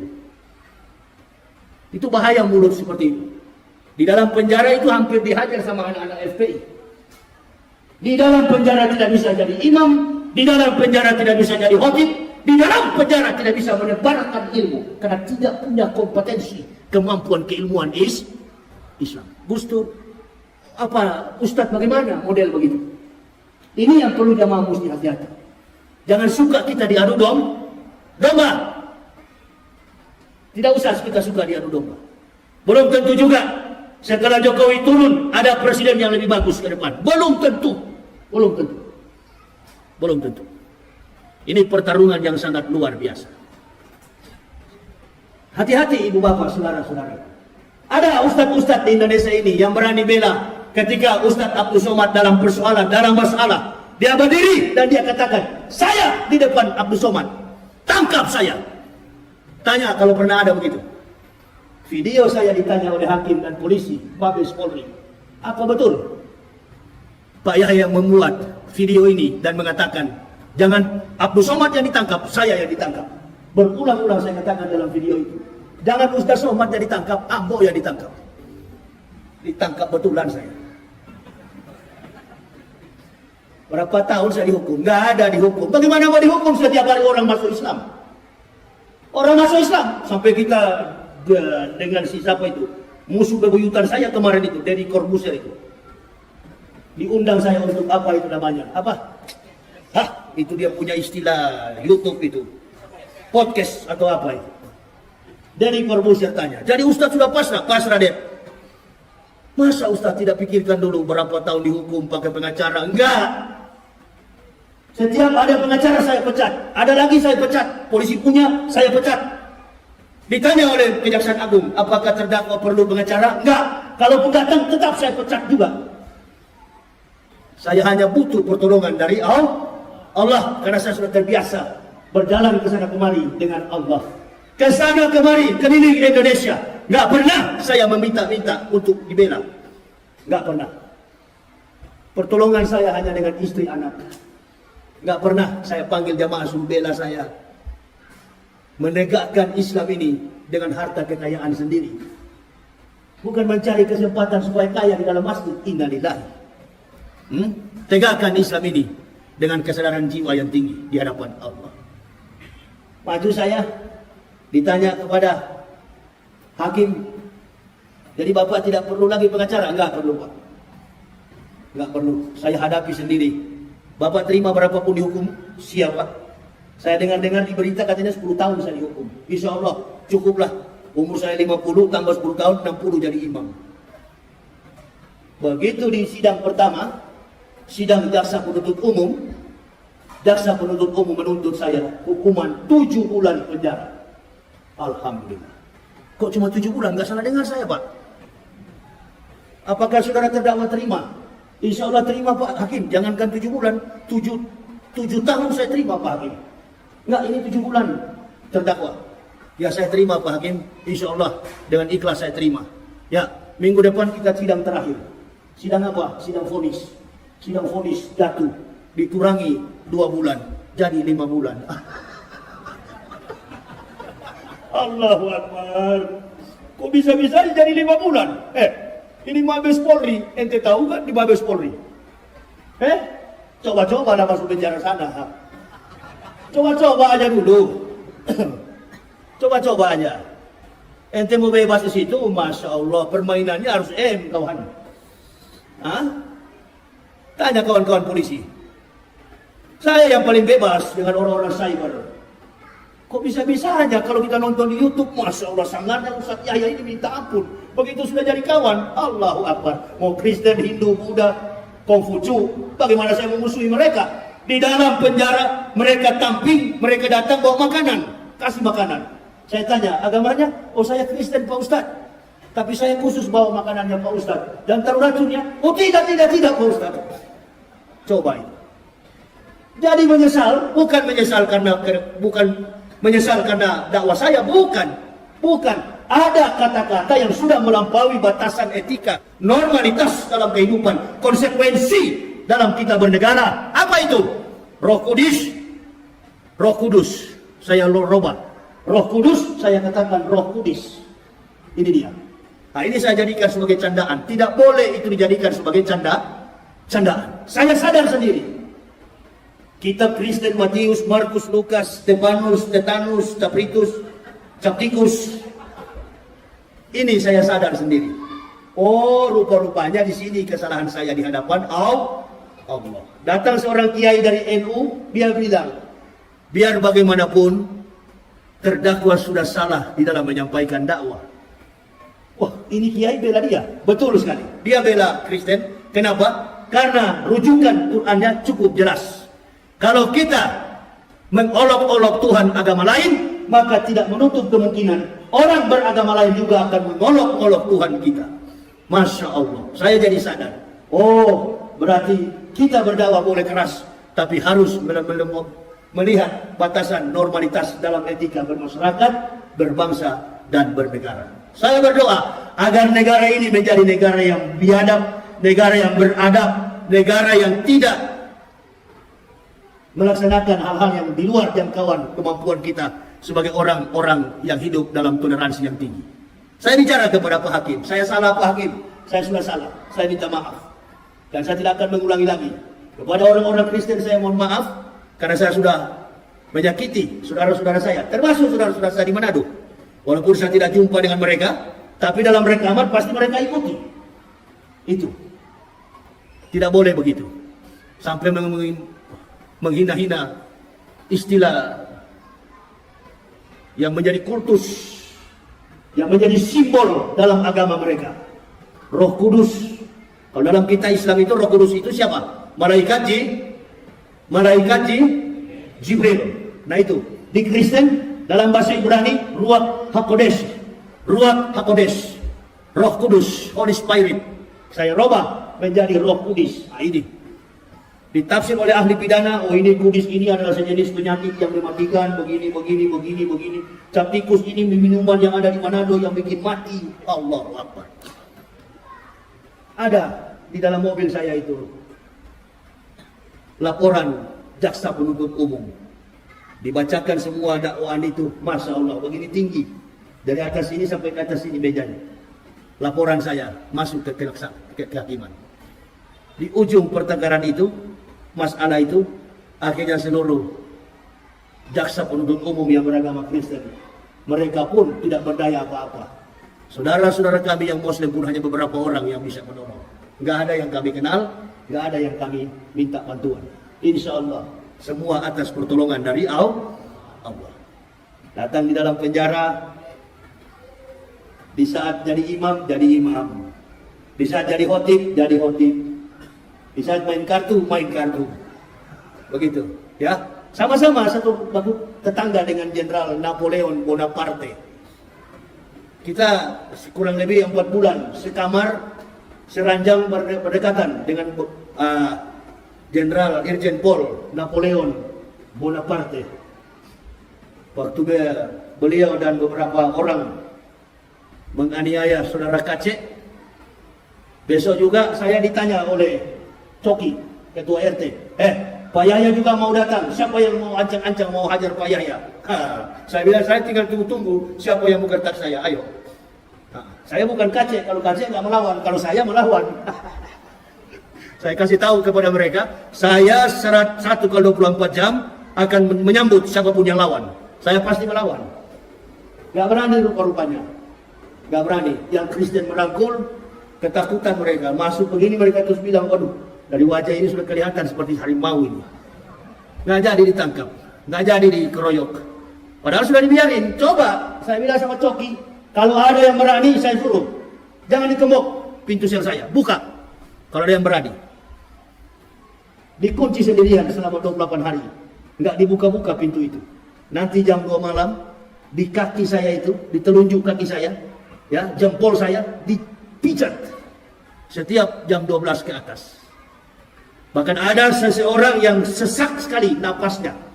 Sudah dalam keadaan sekarat, seperti sudah mau mati. Setiap saya terbangun pada jam 12 ke atas, orang ini selalu mendesak dalam kesakitan. Saya bangun, saya perhatikan. Sampai ke tong-tong sampah. Tidak ada mayat yang ada di situ. Rupa-rupanya saya baru tahu. Selama 10 hari, kamar itu adalah kamarnya almarhum Maher At-Twalibi. Rupa-rupanya kamar nomor 10 itu kamarnya Ustadz Maher At-Twalibi. Sampai akhir kehidupan beliau. Dalam tangisan, dalam linangan dan air mata. Sedih, entah apa yang disedihkan. Kalau seorang mujahid sudah bersedih, innalillahi. Justru dalam penderitaan inilah kita mulai bergembira di hadapan Allah. Ini ya Allah yang kami tunggu-tunggu. Bukan nanti dalam keadaan sedih, bukan nanti dalam keadaan sekejang, dalam keadaan kita diberkahi, baru kita mengatakan bahwa kita adalah orang-orang merdeka. Di saat kita digodok oleh Allah, kita masuk ke dalam penjara, di sini kita mulai mengakui kehebatan, keagungan Allah Subhanahu wa Ta'ala. Makin banyak kita sujud menyembah kepada Allah, makin banyak membaca hadis, makin banyak mengaji, makin merenung. Pokoknya berzikir itu sampai subuh-subuhan. Dan tidak bisa tidur. Seperti sisa kemarin yang baru masuk itu, Ferdinand Hutahayan. Begitu baru masuk pertama saya panggil, sini Ferdinand, biar langsung lari. Dia pikir kita mau pukul, padahal kita cuma panggil.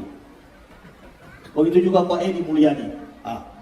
Kalau sudah masuk di Mabes, sudah. Mulai jalan dalam tempatnya cuma kecil. Kebetulan ruangan kamar saya itu depannya masjid. Orang berjamaah di depan, saya imamnya di situ. Nah sekarang para imam-imam sudah pulang, orang-orang FPI sudah pulang. Yang tersisa di dalam hanya Habibah dari Sihab. Kita doakan beliau supaya cepat sembuh, supaya beliau juga cepat keluar dari Mabes Polri. Karena kalau semakin lama beliau di Mabes Polri, semakin lama beliau ditahan, insya Allah ini tidak ada akses vitamin D, tidak ada ultraviolet, tidak ada akses cahaya matahari untuk sampai ke dalam. Jadi kekuatan orang-orang narapidana yang ada di dalam itu cuma obat. Ratusan, puluhan, ribuan obat yang kita simpan. Kebanyakan ya obat vitamin D. Makanya waktu saya keluar dari sel itu nggak bisa bicara saya. Nggak bisa bicara. Yang pegang saya, yang jaga saya, yang bawa di mobil saya, kata istri saya, Pak Yusuf Mansur. Ustadz Yusuf Mansur, Kiai Yusuf Mansur. Saya nggak tahu kalau beliau yang bawa. Begitu. Nah, baru kita mau bilang itu cebong. Itu persoalan Yusuf Mansur, persoalan dengan umat, itu persoalan beliau. Saya tidak pernah terlibat dengan hal begitu.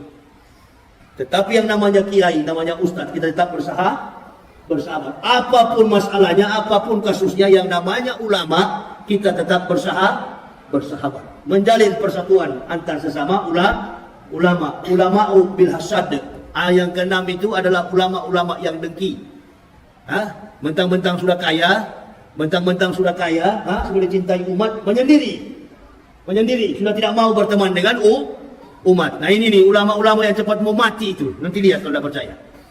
Itu dia, ya. Kalau bisnisnya sudah maju, sudah mulai lari. Itu dia, ya. Justru dengan keadaan seperti inilah kita harus saling mendekatkan diri kepada Allah. Apa yang dicita-citakan oleh Rasulullah sampai terbitnya matahari di pagi hari, sebelum Rasulullah sampai ke tempat di Masjidil Haram, beliau sudah ditugaskan oleh Allah. Sebenarnya bukan 5 waktu yang harus beliau jalankan. Perintah yang Allah tegaskan kepada beliau, ajarkan kepada umatmu Muhammad, bahwa setiap sholat yang diajarkan olehmu dalam satu hari, jumlahnya adalah 50 waktu dalam satu hari. Di lantai yang ke-6, Rasulullah berjumpa dengan Nabi Musa. Nabi Musa bertanya, berapa rakaat wahai Muhammad yang diberikan Allah Tuhanmu? Kata Rasulullah SAW, 50 rakaat. Kata Nabi Musa, mintalah kepada Allah berulang-ulang kali. Dimintakan sampai 5-10 kali. Dua ulama menafsir, Rasulullah meminta sampai 10 kali bolak-balik. Akhirnya jatuh pada 5 rakaat. Sampai pada 5 rakaat, turun ditanya lagi oleh Musa, berapa rakaat wahai saudaraku Muhammad yang diberikan Allah untuk umatmu? Kata Rasulullah, 5 rakaat dalam sehari. 5 waktu dalam sehari, 17 rakaat wahai Musa saudaraku. Kata Nabi Musa, lihat nanti wahai Muhammad, umatmu tidak akan mampu 5 waktu dalam satu hari. Terjadi sampai hari ini. Yahudi dan Nasrani, mereka sudah berkomitmen, kalau orang Islam sholat subuhnya sama dengan sholat Jumat, maka tumbanglah kekuatan kafir wal munafikin, Yahudi wa Nasara. Pasti tumbang. Tapi susahnya kita umat Islam ini, Allahu Akbar. Sholat subuh itu memang jadi masalah besar sekali bagi kita. Berat untuk dilakukan. Apa yang dilakukan oleh Rasulullah? 5 waktu dalam sehari, ternyata tidak mampu dilakukan. Ini aja. Ya, kalau sholat subuh di daerah pasar begini, tunggu aja kalau datang. Nah ini, yang penting kita tetap semangat untuk mensiarkan Islam. Amin ya Rabbal. Terus, memandangkan azan. Kalau kita menyampaikan azan itu jangan pelan-pelan, teriak Allahu Akbar, Allahu Akbar. Wah, kebetulan Yakut juga lewat. Begitu, teriak besar-besar dia. Jangan juga marah-marah sama dia, karena sudah banyak sekali orang memberi gambaran Yakub digambarkan dengan seekor anjing. Sudah cukup itu, stop. Sudah cukup, ya. Sebagai sesama Muslim, mudah-mudahan mau sadar, tapi saya kira ini susah. Kalau orang mau cari jabatan, susah. Kalau mau cari jabatan, apapun pasti dilakukan. Yang penting Bapak senang. Itu dia. Mudah-mudahan Pak Jokowi masih ada 2 tahun 2022, 2023, 2024. 1 tahun lagi Jokowi finish. Itu dia. Itu finish kalau selesai masa tugas. Tapi kita nggak tahu. Yang paling pasti dalam Islam ini adalah kematian. Nah ini yang paling pasti dalam keislaman ini adalah kematian. Wa ma kana li nafsin an tamuta illa bi idnillah kitaban muajjalan wa may yurid sawabat dunya nu'tihi minha wa may yurid sawabat akhirati nu'ti minha wa jannasis syakirin. Dan setiap orang-orang yang bersyukur kami balaskan syukur kepada mereka. Tidak ada yang paling bernyawa yang akan mati kecuali dengan izin Allah. Wa ma kana li nafsin an tamuta illa bi idnillah kitaban muajjalan. Tidak ada yang bernyawa yang akan mati kecuali dengan izin Allah. Dia akan mati. Ini. Jadi kita bersyukur. Pak Jokowi satu juga yang suka diam-diam ini, nggak punya. Pokoknya saya masuk penjara sampai keluar penjara, Pak Jokowi dan Pak Maruf ini sama. Sama, apalagi kawan yang sudah tua satu ini, Pak Maruf. Jadi kita tunggu saja, insya Allah. Tadi kata Pak Ketua Masjid, berapa bulan kita nggak bisa lagi, apa namanya, tablik akbar, karena COVID, iya kan? Karena COVID. Nah ini juga ada COVID baru sekarang ini, apa namanya, Omicron BCC terakhir Omega. Nah, itu sudah terakhir barangkali. Ini abjad Yunani. Alpha, beta, gamma, delta, zeta, theta, iota, kappa, lambda, nu, Omicron P, BCC terakhir Omega. Nah, itu abjad Yunani. Omicron P terakhir Omega. Jadi Omicron ini sudah terakhir daripada percatikan apa itu, pandemik yang sedang melanda dunia. Atau dia mau pakai abjad Ibrani, boleh juga. Alpha, Alef, Bet, Gimel, Dalet, He, Waw, Sayin, Ket, Tet, Yod, Kaf, Lamet, Mem, Nun, Samek, Ayin, Pesrade, Kofresi, Shimtong. Nah itu juga abjad Ibrani. Sama, mau kemana pun saya sudah tahu. Ini semua permainan Yahudi untuk mempermainkan dunia. Ya, alhamdulillah kita yang tidak mati. Selama menghadapi pandemik, kita dalam keadaan sehat. Tadi dibagi-bagi soal apa itu? Masker. Pergi ambil itu saturasi. Periksa darah saya. Saturasi saya satu hari itu 98. Aduh percaya nggak Ustaz? Saya sudah 5 hari tidak makan nasi. Sejak tiba di Padang, di Pekanbaru saya lambung saya tinggi. Malam saya berteriak, gelisah. Saya belum makan nasi dari kemarin-kemarin. Enggak. Saya cuma minum air putih, air hangat. Minum air putih, air hangat. Begitu. Nanti habis ceramah, jantung saya pulih lagi. Coba ambil periksa jantung saya dan perut saya. Kosong perut saya. Darah saturasi saya itu 98. Oksigen saya. Dan kalau antum lihat suhu saya, paling tinggi 35 sampai 36.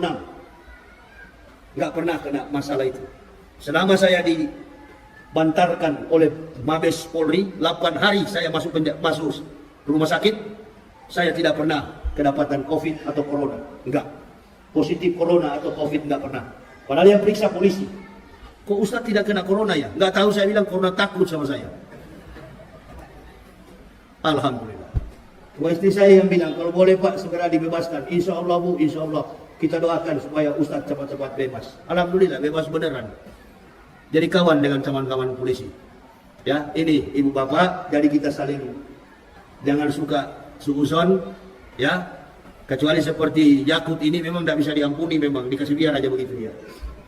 Susah nih orang ini, susah. Makanya dia antara kemampuan seorang pejabat, ketidakmampuan etos kinerja kerja, kemudian dibebani sebagai seorang pejabat, sudah jadi biasa di Indonesia di era Jokowi. Nggak apa-apa, antum pegang tugas biar gak mampu, yang penting kamu dapat gaji tiap bulan. Yang penting bikin ribut saja tiap bulan. Itu. Mudah-mudahan ada pejabat lebih bagus ke depan nanti. Amin ya robbal. Ini pemilihan presiden katanya mau ditunda. Kita berdoa saja mau ditunda 50 tahun, 30 tahun, yang penting kita tetap bisa melaksanakan sholat 5 waktu dalam setiap saat. Kita berdoa kepada Allah, kita bermunajat kepada Allah agar kita diberi kesempatan seluas-luasnya untuk memaksimalkan ibadah kita di hadapan Allah Subhanahu wa taala. Saya kira ini Bapak Ibu ya yang bisa saya sampaikan ya. Insya Allah di lain waktu ini saya baru belajar ceramah lagi. Sudah berapa bulan saya nggak bisa ceramah lagi, ya. Padahal di dalam penjara saya aktif ceramah, khutbah. Tapi begitu keluar penjara saya sudah sakit. Entah ada maksud apa, wallahu a'lam bishawab. Saya nggak tahu. Ada maksud apa, saya nggak tahu. Hanya Allah yang Maha tahu apa yang terjadi dalam diri saya. Mohon doa dari seluruh jamaah agar kami tetap sehat dan kuat dalam menegakkan dinul haq, dinul Islam. Saya kira ini ya yang saya bisa sampaikan ya. Nanti bagi ibu bapak yang ingin melihat perjalanan kehidupan saya, ada buku saya yang berjudul Kebenaran Islam Menurut Mantan Pendeta. Itu biodata saya sekeluarga dan kami mendapatkan hidayah dari buku itu. Silakan, ada istri saya yang akan melayaninya. Saya kira ini aja yang bisa saya sampaikan. Terima kasih atas segala perhatiannya. Mohon maaf atas segala kekurangan saya. Usikum wa nafsi bitaqwallah.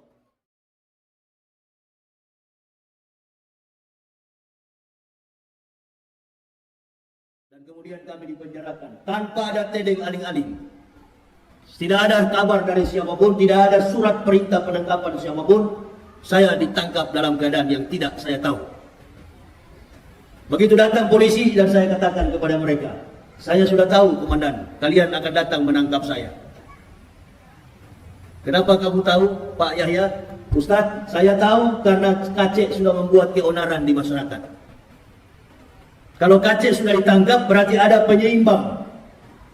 Dan lagi, kalau si murtad sudah ditangkap berarti harus ada penyeimbang. Siapa lagi yang harus jadi penyeimbang? Di dalam ceramah-ceramah saya dulu, sebelum saya masuk ke dalam penjara, ceramah-ceramah saya selalu melawan kebatilan. Dan sampai hari ini juga saya masih melawan kebatilan. Dan lalu ada yang beranggap, oh Ustadz Yahya sudah jadi cebong. Ini mulut-mulut pengadu domba ini bahaya sekali dalam Islam. Bahaya sekali. Bagaimana kita akan bersatu? Bagaimana kita akan bersama-sama? Bagaimana Islam akan kuat ke depan? Kalau pembakar kayu api ini masih ke sana kemari. Istri Abu Jahal itu adalah tukang bawa kayu tukang bawa kayu api, tukang bakar kayu. Ini bukan cuma persoalan kafir, bukan persoalan munafik, bukan cuma persoalan kafirun, tapi persoalan tukang adu domba. Ini yang bahaya itu. Tukang adu domba, tukang cari muka, dan lain sebagainya. Nah, ini yang bahaya. Kita umat Islam ini perlu selektif di dalam menjalankan peri kehidupan dan keimanan kita. Makanya saya dari dulu ketika saya mendapat hidayah, diberi petunjuk oleh Allah, mengucapkan dua kalimat syahadat, la ilaha illallah Muhammadar Rasulullah, bersama istri dan satu keluarga. Kami masuk Islam, kami menanamkan komitmen bahwa keislaman kami di atas pengakuan la ilaha illallah Muhammadar Rasulullah. Kami tidak pernah berdiri di atas benteng organisasi Islam manapun. Enggak pernah. Orang sholat, kami ikutan sholat. Orang laksanakan sholat subuh, kunut, kami ikutan kunut. Orang juga tidak kunut, kami juga tidak kunut. Kami ikuti setiap kebiasaan yang ada dalam organisasi Islam. Tapi kami tidak pernah bergabung dalam organisasi manapun. Karena kami sudah tahu, di satu ketika kami akan ditangkap, pasti ditanya, dari organisasi Islam mana, siapa penyuplai dana, siapa linknya, dari mana mendapatkan support dana, pasti dia akan dicungkil-cungkil. Kami sudah antisipasi jauh-jauh hari itu. Makanya kami mundur satu langkah. Kami mundur satu langkah. Kenapa? Karena kami tahu, kalau kami masuk dalam golongan Islam, kami masuk dalam organisasi Islam, berarti kami bukan hanya beragama Islam. Kami akan memperjuangkan menegakkan dinul haq, dinul Islam. Ini menjadi komitmen kami. Pertama-tama dalam kehidupan keimanan kami. Setelah kami mengucapkan kalimat syahadat, kami masuk Islam satu keluarga. Betapa bahagia kami mendapatkan keterangan-keterangan tentang nasihat-nasihat hidup, nasihat-nasihat mati, nasihat-nasihat tentang janji-janji yang akan kami terima ketika kami setelah akhir di dunia ini. Ini bukan janji biasa. Apa yang dijanjikan Allah di dalam firman-Nya jelas terukur dalam kapasitas sebagai keterangan historik dari para nabi. Semua catatan-catatan penting dalam kehidupan yang terjadi dilakukan oleh Nabi kita Muhammad SAW, itu adalah merupakan catatan sejarah yang sangat penting. Ibu bapak saudara-saudaraku, sekarang bicara soal tentang Isra wal Mi'raj. Dari dalam masjid, begitu saya masuk dari pagar masjid, saya masuk ke dalam, dari spanduk saya sudah baca Isra wal Mi'raj. Isra wal Mi'raj, berjalan dan kemudian dia naik. Subhanallazi asra bi abdih. Di penggal ayat ini, maka Allah Subhanahu wa taala memulai kalimat ini dengan mengizinkan mentasbihkan Allah. Subhanallazi asra bi abdi. Maha suci Allah yang telah memperjalankan seorang hambanya. Apa itu Bapak saudara-saudara berpikir bahwa umat Islam baru saat itu belum sholat, sudah sholat? Umat Islam sudah melaksanakan sholat. Nabi Muhammad menjadi Rasul sudah 11 tahun. Pada ketika 27 Rajab, Nabi SAW sudah mencapai usia 11 tahun sebagai seorang Rasul Allah Subhanahu wa Ta'ala. Berarti umat Islam sudah sholat. Umat Islam sudah melaksanakan sholat. Sahabat sudah sholat, para nabi sudah sholat. Bahkan sebelum datang Rasulullah SAW, mulai dari Nabi Adam sampai Nabi Ibrahim, Nabi Musa, Nabi Daud sampai kepada Nabi Isa alaihissalam, semua nabi sudah melaksanakan perintah sholat. Qala ini Abdullah atani al-kitab wa ja'alani nabiyya wa ja'alani mubarakan aina ma kuntu awsani bi sholati wa zakati wa dumtu hayya. Jadi Nabi Isa itu sudah menyaksikan, sudah memproklamirkan bahwa dirinya adalah hamba Allah. Allah memberi kitab, memberi Injil kepada Al-Masih, dan wa ja'alani nabiyya, mengutus dia sebagai seorang nabi. Wa ja'alani mubarakan aina ma kuntu awsani bi sholati wa zakati ma dumtu hayya. Perhatikan dengan baik bahwa Nabi Isa itu adalah nabi yang menjalankan sholat dan membayar zakat. Belum datang Nabi Muhammad ke dalam dunia, belum diutus sebagai Rasul Allah, Nabi Isa 620 tahun sebelum datang Al-Masih. Sebelum datang Rasulullah SAW, Al-Masih sudah melaksanakan sholat sebagaimana yang dilakukan oleh nabi-nabi sebelum beliau.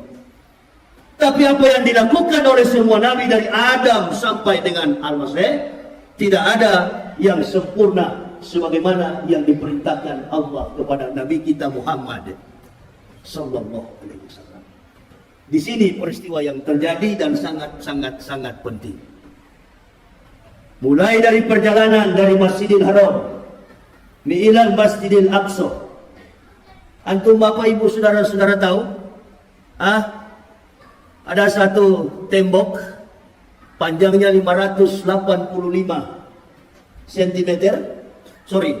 Panjangnya 585 meter. Sekarang tembok itu tinggal 60 sekian meter. Itu yang disembah oleh Israel, disebut dengan tembok ratapan, the Dome of the Rock. Ibu Bapak tahu, Yahudi menulis, mencoret dinding tembok ratapan, dinding daripada Sulaiman bin Daud, yang panjangnya hampir 600 meter, sekarang tinggal 60 meter. Tapi di balik daripada sebelah selatan Masjidil Aqsa ada telapak kaki orang dewasa berukuran 47. Terjadi satu peristiwa di mana seorang nabi yang terakhir diangkat oleh Allah menembus Sidratul Muntaha.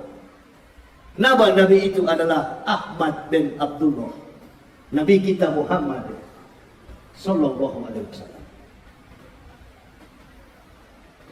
Di atas batu yang terapung, di atas batu yang melayang-layang di atas udara, di atas permukaan tanah, sampai hari ini masih ada telapak kaki itu, telapak kaki Nabi kita Muhammad sallallahu alaihi wasallam. Ini yang orang Yahudi tidak mau serahkan kepada umat Islam. Padahal bangsa biadab ini bangsa yang sudah murtad. Bangsa Yahudi ini bukan bangsa yang turut dan taat kepada perintah Allah. Perhatikan apa yang dikatakan oleh Nabi Musa alaihissalam. Ketika Rasulullah sallallahu alaihi wasallam dibawa oleh buruk dengan menunggangi seekor buruk dalam kecepatan yang disaksikan oleh Rasulullah, bahwa kecepatan yang ditunggangi baginda Nabi, kecepatannya bagaikan secepat kilat. Ibu bapak saudara-saudara, bayangkan, kilat kecepatannya 150.000 km per detik. Cahaya itu 3.500 km per detik. Rasulullah sallallahu alaihi wasallam mencapai kecepatan secepat kilat. 3 kali Rasulullah mampir mulai dari Aqwa. Kemudian beliau turun di Tursina, tempat kelahiran Nabi Isa alaihissalam. dan kemudian beliau sampai di Masjidil Aqsa atau di apa itu Palestina sekarang ini, apa namanya, Masjidil Haram, Masjidil Aqsa, sampai di Yerusalem. 3 kali Rasulullah SAW singgah untuk melaksanakan solat 2 rakaat. Ditanya oleh Rasulullah kepada Jibril saudaranya, karena yang mengawal Rasulullah adalah Jibril alaihissalam. Jibril, saudaraku, kira-kira siapa? Apa tempat ini? Ini adalah tempat pengumpulan massa manusia nanti setelah datangnya hari kiamat. Datang tempat yang kedua, ini tempat apa wahai Jibril? Ini adalah Bukit Tursina, di mana Musa menerima perintah solat. Dan yang ketiga ditanya, ini adalah perintah, ini adalah bukit, ini adalah Nazaret, tempat kelahiran Bethlehem, tempat kelahiran Nabi Isa alaihissalam. Sampailah Rasulullah di Masjidil Aqsa dengan mengendarai seekor buruk. 3 kali beliau sampai di situ. Diikat buruk itu, disurvei, diperhatikan semua isi hati beliau ini, dibelah dada beliau. Diberikan 2 minuman kepada Rasulullah, yang satu dalam berupa susu dan satu dalam berupa arak. Dikasih pilihan oleh Allah, silakan suruh Muhammad memilih mana minuman yang paling bagus antara 2 aqua ini. Kalau Ustaz Somad nggak minum aqua, saya masih minum. Silakan mana yang dia mau pilih, aqua atau aqua. Tapi yang sangat-sangat penting adalah di sebelah kanan adalah susu dan di sebelah kiri adalah arak. Apabila Rasulullah memilih arak, maka umatnya menjadi pemabuk. Apabila Rasulullah SAW memilih susu, umatnya akan menjadi orang yang sehat, orang yang berpikiran cerdas, orang yang seperti Rasulullah SAW. Tidak sedikit, banyak sekali pejabat kita yang mabuk. Di tengah kegembiraan orang sedang merayakan solat, sedang merayakan tentang peringatan Isra wal Mi'raj, orang disebut pejabat. Bukan pejabat sembarang, pejabat dalam Kementerian Agama yang bernama Yakut Kauman, mantan pemimpin Banser. Itu dia. Ini dia. Kalau orang tidak punya kompetensi akademik, orang tidak punya kemampuan sosiokultur, orang tidak punya kemampuan teologis, orang tidak punya kemampuan jejak politik, ini bahaya sekali. Ini paling bahaya. Ini. Kok kita semua dipenjarakan ini? Orang-orang yang mengajarkan umat kepada yang baik. Ini orang yang mengatakan, menyedarajatkan suara azan dengan seekor hewan yang paling najis di dunia. Namanya anjing. Bayangkan. Ini tidak ada bedanya dengan Abu Jahal. Abu Jahal begitu pagi tanya kepada Rasulullah, Muhammad, yes, ada apa Abu Jahal? Tadi malam antum dari Sidratul Muntaha, betul? Kata Rasulullah, betul.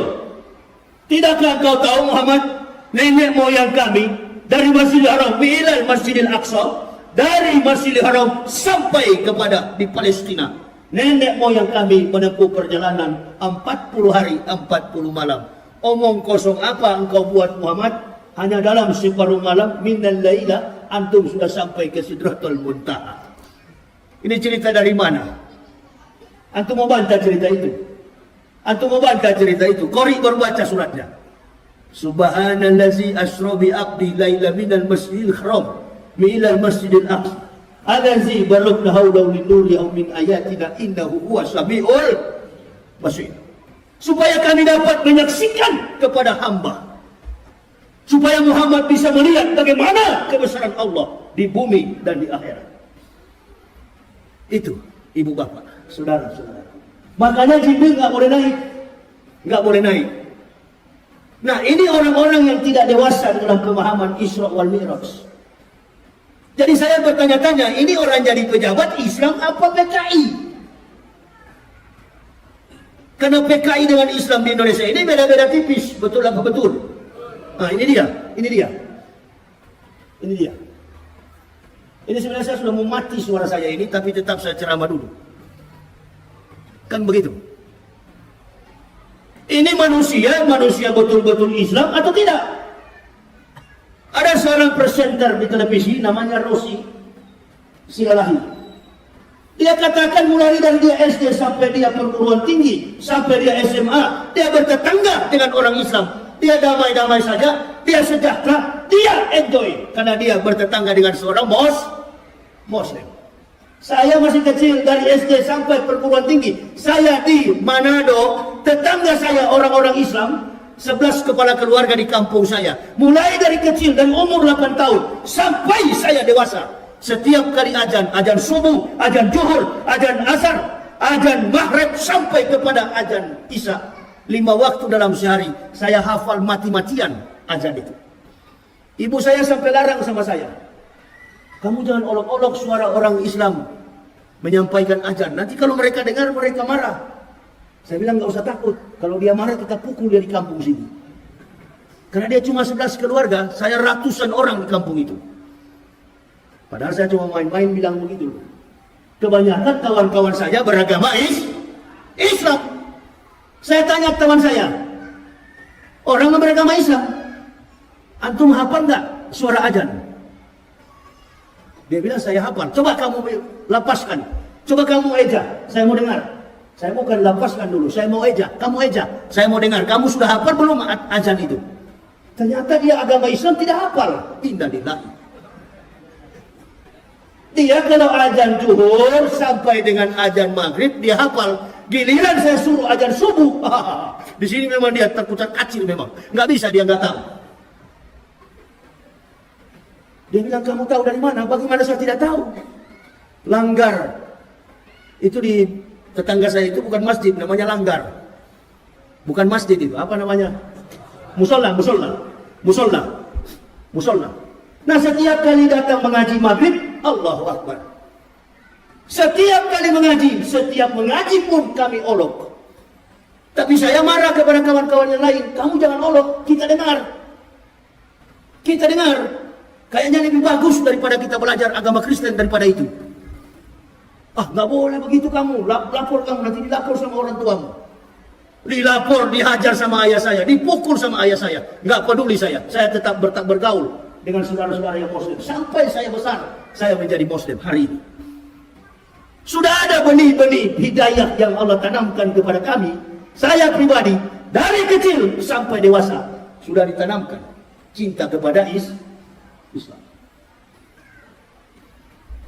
Saya sampaikan itu dan ibu saya katakan, jangan disampaikan ke orang-orang yang lain. Saya bilang semua sudah tahu, saya sudah hafal. Bila perlu kalau ada orang Islam yang suruh ajan, saya yang ajan nanti. Nah, waktu mandi di kali, ini saya mati kutu. Mandi di kali, buka celana, kawan saya bilang, kamu belum masuk Islam karena belum disunat. Ini dia. Bayangkan dari umur 8 tahun sampai disunat umur 36 tahun. Itu dia ya. Nanti 2006 saya disunat setelah masuk Islam. Ibu bapak bayangkan bagaimana seorang kafirun menunggu datangnya detik-detik panggilan, ketukan hati seorang hamba untuk dipanggil oleh Allah mengucapkan la ilaha illallah Muhammadar Rasulullah. Kami hargai perjuangan itu dari umur 8 tahun sampai 38 tahun. Ini sudah jadi pejabat, innalillahi pakai kopiah.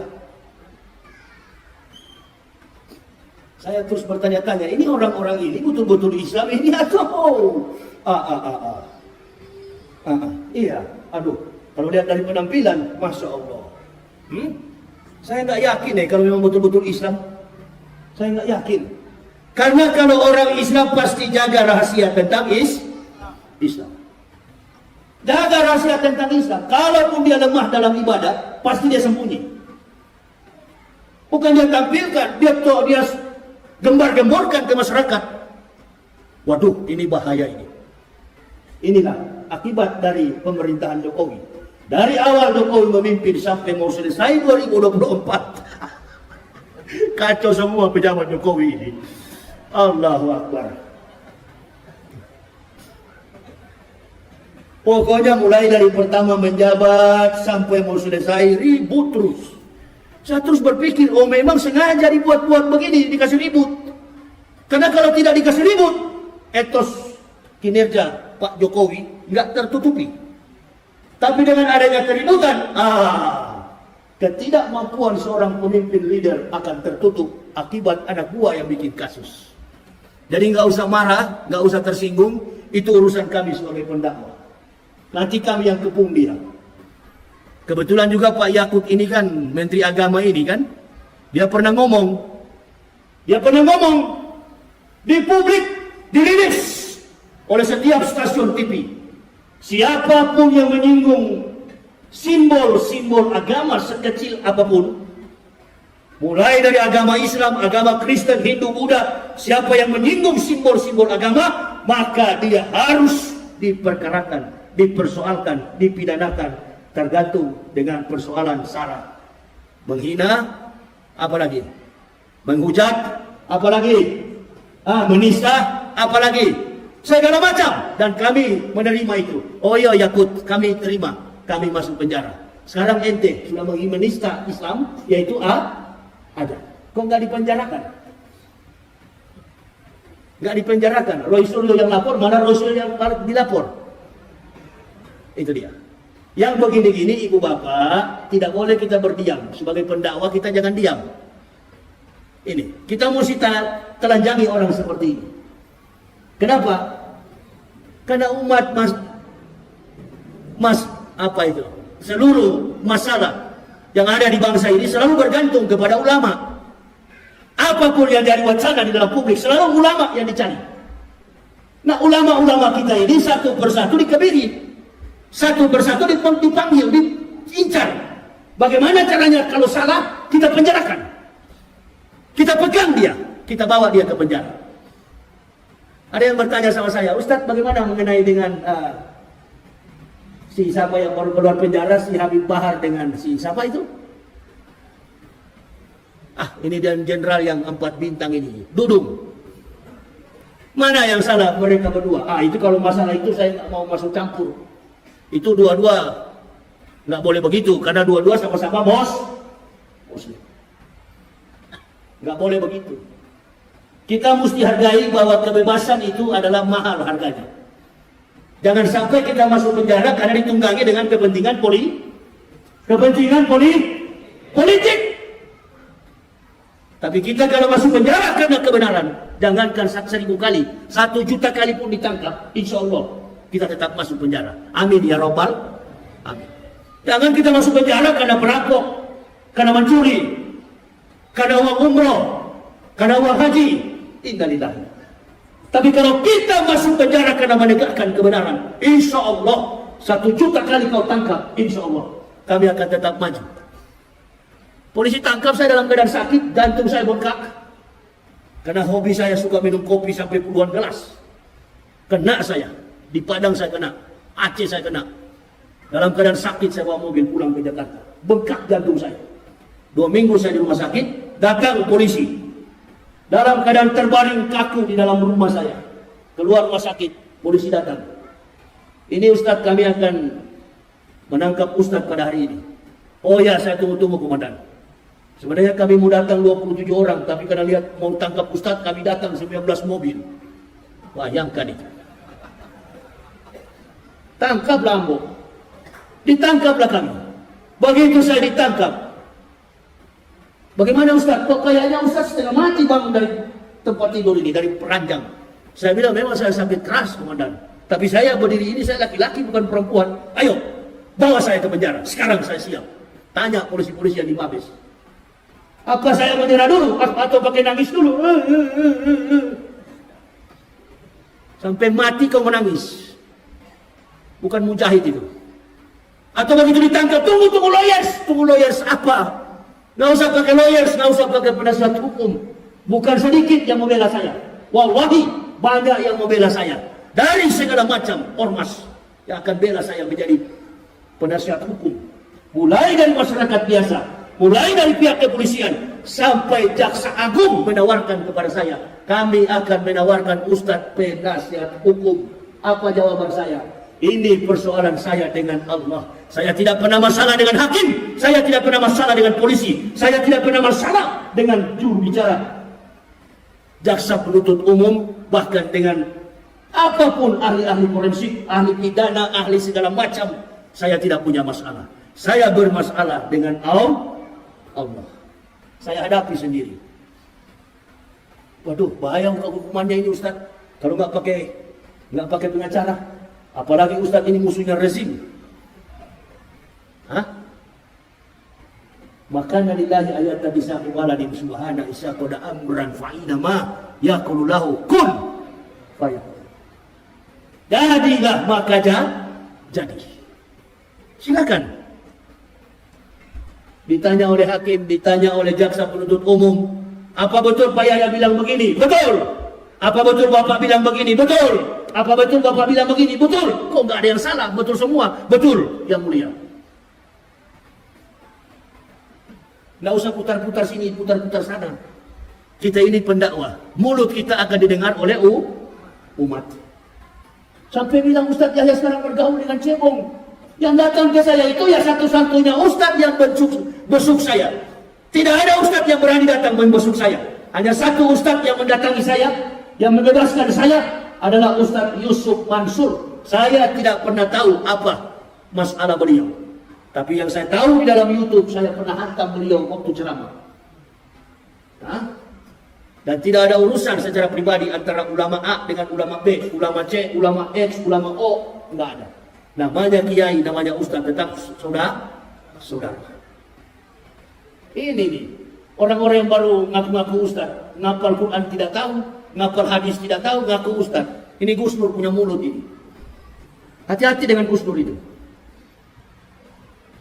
Itu kalau ketemu saya di daerah manapun, saya mau tanya dia itu. Itu bahaya mulut seperti itu. Di dalam penjara itu hampir dihajar sama anak-anak FPI. Di dalam penjara tidak bisa jadi imam, di dalam penjara tidak bisa jadi khotib, di dalam penjara tidak bisa menebarkan ilmu karena tidak punya kompetensi, kemampuan keilmuan Islam. Gus Dur, apa Ustadz bagaimana model begitu? Ini yang perlu jamaah mesti hati-hati. Jangan suka kita diadu domba. Tidak usah kita suka diadu domba. Belum tentu juga setelah Jokowi turun ada presiden yang lebih bagus ke depan. Belum tentu. Ini pertarungan yang sangat luar biasa. Hati-hati ibu bapak, saudara-saudara.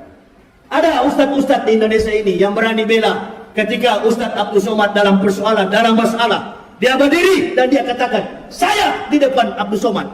Tangkap saya. Tanya kalau pernah ada begitu. Video saya ditanya oleh hakim dan polisi, Mabes Polri. Apa betul Pak Yahya memuat video ini dan mengatakan, jangan Abdul Somad yang ditangkap, saya yang ditangkap. Berulang-ulang saya katakan dalam video itu. Jangan Ustaz Somad yang ditangkap, Ambo yang ditangkap. Ditangkap betulan saya. Berapa tahun saya dihukum? Nggak ada dihukum. Bagaimana mau dihukum setiap hari orang masuk Islam? Orang masuk Islam. Sampai kita dengan si siapa itu, musuh bebuyutan saya kemarin itu, Deddy Corbuzier itu. Diundang saya untuk apa itu namanya? Apa? Itu dia punya istilah YouTube itu. Podcast atau apa itu. Deddy Corbuzier tanya, jadi Ustadz sudah pasrah? Pasrah deh. Masa Ustadz tidak pikirkan dulu berapa tahun dihukum pakai pengacara? Enggak. Setiap ada pengacara saya pecat. Ada lagi saya pecat. Polisi punya, saya pecat. Ditanya oleh Kejaksaan Agung, apakah terdakwa perlu pengacara? Enggak. Kalau pun datang tetap saya pecat juga. Saya hanya butuh pertolongan dari Allah karena saya sudah terbiasa berjalan ke sana kemari dengan Allah. Ke sana kemari keliling Indonesia. Enggak pernah saya meminta-minta untuk dibela. Enggak pernah. Pertolongan saya hanya dengan istri anak. Enggak pernah saya panggil jamaah suruh bela saya. Menegakkan Islam ini dengan harta kekayaan sendiri. Bukan mencari kesempatan supaya kaya di dalam masjid. Innalillahi. Tegakkan Islam ini dengan kesadaran jiwa yang tinggi di hadapan Allah. Maju saya ditanya kepada hakim, jadi Bapak tidak perlu lagi pengacara? Enggak perlu Pak. Nggak perlu, saya hadapi sendiri. Bapak terima berapapun dihukum, siapa? Saya dengar-dengar di berita katanya 10 tahun saya dihukum. Insya Allah cukuplah. Umur saya 50 tambah 10 tahun 60 jadi imam. Begitu di sidang pertama, sidang jaksa penuntut umum, jaksa penuntut umum menuntut saya hukuman 7 bulan penjara. Alhamdulillah. Kok cuma 7 bulan? Nggak salah dengar saya, Pak. Apakah saudara terdakwa terima?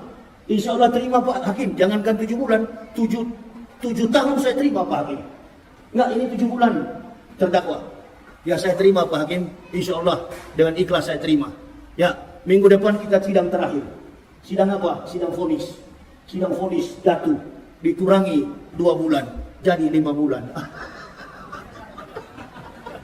Allahu Akbar. Kok bisa-bisa jadi 5 bulan? Ini Mabes Polri, ente tahu kan di Mabes Polri? Coba-coba lah masuk penjara sana. Coba-coba aja dulu. Coba-coba aja. Ente mau bebas di situ, Masya Allah, permainannya harus kawan. Hah? Tanya kawan-kawan polisi. Saya yang paling bebas dengan orang-orang cyber. Kok bisa-bisanya kalau kita nonton di YouTube, Masya Allah, sangatnya Ustaz Yahya ini minta ampun. Begitu sudah jadi kawan, Allahu Akbar. Mau Kristen, Hindu, Buddha, Konghucu, bagaimana saya memusuhi mereka? Di dalam penjara, mereka tamping, mereka datang bawa makanan, kasih makanan. Saya tanya, agamanya? Oh saya Kristen Pak Ustaz. Tapi saya khusus bawa makanannya Pak Ustaz. Dan taruh racunnya? Oh tidak Pak Ustaz. Coba itu. Jadi menyesal, bukan menyesal karena dakwah saya, bukan. Ada kata-kata yang sudah melampaui batasan etika, normalitas dalam kehidupan, konsekuensi dalam kita bernegara. Apa itu? Roh Kudus. Saya robah. Roh Kudus, saya katakan Roh Kudus. Ini dia. Nah, ini saya jadikan sebagai candaan. Tidak boleh itu dijadikan sebagai candaan. Saya sadar sendiri. Kitab Kristen, Matius, Markus, Lukas, Stefanus, Stetanus, Captikus. Ini saya sadar sendiri. Oh, rupa-rupanya di sini kesalahan saya di hadapan Allah. Datang seorang kiai dari NU, dia bilang, biar bagaimanapun terdakwa sudah salah di dalam menyampaikan dakwah. Wah, ini kiai bela dia. Betul sekali. Dia bela Kristen. Kenapa? Karena rujukan Qur'annya cukup jelas. Kalau kita mengolok-olok Tuhan agama lain, maka tidak menutup kemungkinan orang beragama lain juga akan mengolok-olok Tuhan kita. Masya Allah, saya jadi sadar. Oh, berarti kita berdakwah boleh keras, tapi harus melihat batasan normalitas dalam etika bermasyarakat, berbangsa, dan bernegara. Saya berdoa agar negara ini menjadi negara yang biadab, negara yang beradab, negara yang tidak melaksanakan hal-hal yang di luar jangkauan kemampuan kita sebagai orang-orang yang hidup dalam toleransi yang tinggi. Saya bicara kepada Pak Hakim, saya salah Pak Hakim, saya sudah salah, saya minta maaf. Dan saya tidak akan mengulangi lagi. Kepada orang-orang Kristen saya mohon maaf, karena saya sudah menyakiti saudara-saudara saya, termasuk saudara-saudara saya di Manado. Walaupun saya tidak jumpa dengan mereka, tapi dalam rekaman pasti mereka ikuti. Itu. Tidak boleh begitu. Sampai menghina-hina istilah yang menjadi kultus, yang menjadi simbol dalam agama mereka. Roh Kudus. Kalau dalam kita Islam itu Roh Kudus itu siapa? Malaikat Jibril. Nah itu di Kristen dalam bahasa Ibrani Ruach HaKodesh. Roh Kudus, Holy Spirit. Saya robah menjadi Roh Kudus. Nah ini ditafsir oleh ahli pidana, oh ini kudis ini adalah sejenis penyakit yang mematikan, begini. Captikus ini minuman yang ada di Manado yang bikin mati. Allahu Akbar. Ada di dalam mobil saya itu laporan jaksa penuntut umum. Dibacakan semua dakwaan itu, Masya Allah, begini tinggi. Dari atas ini sampai ke atas ini mejanya. Laporan saya masuk ke kehakiman. Di ujung pertengkaran itu, masalah itu, akhirnya seluruh jaksa penuntut umum yang beragama Kristen, mereka pun tidak berdaya apa-apa. Saudara-saudara kami yang Muslim pun hanya beberapa orang yang bisa menolong. Nggak ada yang kami kenal, nggak ada yang kami minta bantuan. Insya Allah semua atas pertolongan dari Allah. Datang di dalam penjara, di saat jadi imam, jadi imam. Di saat jadi khotib, jadi khotib. Di saat main kartu, main kartu. Begitu, ya. Sama-sama satu baku tetangga dengan Jenderal Napoleon Bonaparte. Kita kurang lebih 4 bulan sekamar, seranjang berdekatan dengan Jenderal Irjen Pol Napoleon Bonaparte. Waktu beliau dan beberapa orang menganiaya saudara RT. Pak Yahya juga mau datang. Siapa yang mau ancang-ancang mau hajar Pak Yahya? Saya bilang saya tinggal tunggu-tunggu siapa yang mau gertak saya. Ayo. Saya bukan kacek. Kalau kacek nggak melawan. Kalau saya melawan. Saya kasih tahu kepada mereka, saya 1x24 jam akan menyambut siapapun yang lawan. Saya pasti melawan. Gak berani rupa-rupanya. Gak berani. Yang Kristen merangkul, ketakutan mereka. Masuk begini mereka terus bilang, waduh, dari wajah ini sudah kelihatan seperti harimau ini. Nggak jadi ditangkap. Nggak jadi dikeroyok. Padahal sudah dibiarin. Coba, saya bilang sama Coki, kalau ada yang berani saya suruh. Jangan dikemok pintu sel saya. Buka. Kalau ada yang berani. Dikunci sendirian selama 28 hari. Nggak dibuka-buka pintu itu. Nanti jam 2 malam, di kaki saya itu, di telunjuk kaki saya, ya, jempol saya dipijat. Setiap jam 12 ke atas. Bahkan ada seseorang yang sesak sekali napasnya. Sudah dalam keadaan sekarat, seperti sudah mau mati. Setiap saya terbangun pada jam 12 ke atas, orang ini selalu mendesah dalam kesakitan. Saya bangun, saya perhatikan. Sampai ke tong-tong sampah. Tidak ada mayat yang ada di situ. Rupa-rupanya saya baru tahu. Selama 10 hari, kamar itu adalah kamarnya almarhum Maher At-Twalibi. Rupa-rupanya kamar nomor 10 itu kamarnya Maher, Ustadz Maher At-Twalibi. Sampai akhir kehidupan beliau. Dalam tangisan, dalam linangan dan air mata. Sedih, entah apa yang disedihkan. Kalau seorang mujahid sudah bersedih, innalillahi. Justru dalam penderitaan inilah kita mulai bergembira di hadapan Allah. Ini ya Allah yang kami tunggu-tunggu. Bukan nanti dalam keadaan sedih, bukan nanti dalam keadaan sekejang, dalam keadaan kita diberkahi, baru kita mengatakan bahwa kita adalah orang-orang merdeka. Di saat kita digodok oleh Allah, kita masuk ke dalam penjara, di sini kita mulai mengakui kehebatan, keagungan Allah Subhanahu wa Ta'ala. Makin banyak kita sujud menyembah kepada Allah, makin banyak membaca hadis, makin banyak mengaji, makin merenung. Pokoknya berzikir itu sampai subuh-subuh hari. Dan tidak bisa tidur. Seperti sisa kemarin yang baru masuk itu, Ferdinand Hutahayan. Begitu baru masuk pertama saya panggil, sini Ferdinand, biar langsung lari. Dia pikir kita mau pukul, padahal kita cuma panggil. Begitu juga Pak Edi Mulyadi. Kalau sudah masuk di Mabes, sudah. Mulai jalan dalam tempatnya cuma kecil. Kebetulan ruangan kamar saya itu depannya masjid. Orang berjamaah di depan, saya imamnya di situ. Nah sekarang para imam-imam sudah pulang, orang-orang FPI sudah pulang. Yang tersisa di dalam hanya Habibah dari Sihab. Kita doakan beliau supaya cepat sembuh, supaya beliau juga cepat keluar dari Mabes Polri. Karena kalau semakin lama beliau di Mabes Polri, semakin lama beliau ditahan, insya Allah ini tidak ada akses vitamin D, tidak ada ultraviolet, tidak ada akses cahaya matahari untuk sampai ke dalam. Jadi kekuatan orang-orang narapidana yang ada di dalam itu cuma obat. Ratusan, puluhan, ribuan obat yang kita simpan. Kebanyakan ya obat vitamin D. Makanya waktu saya keluar dari sel itu nggak bisa bicara saya. Nggak bisa bicara. Yang pegang saya, yang jaga saya, yang bawa di mobil saya, kata istri saya, Pak Yusuf Mansur. Ustadz Yusuf Mansur, Kiai Yusuf Mansur. Saya nggak tahu kalau beliau yang bawa. Begitu. Nah, baru kita mau bilang itu cebong. Itu persoalan Yusuf Mansur, persoalan dengan umat, itu persoalan beliau. Saya tidak pernah terlibat dengan hal begitu. Tetapi yang namanya kiai, namanya ustadz, kita tetap bersahabat. Apapun masalahnya, apapun kasusnya, yang namanya ulama, kita tetap bersahabat. Menjalin persatuan antar sesama ulama. Ulama'u bil hasad. Yang keenam itu adalah ulama-ulama yang dengki.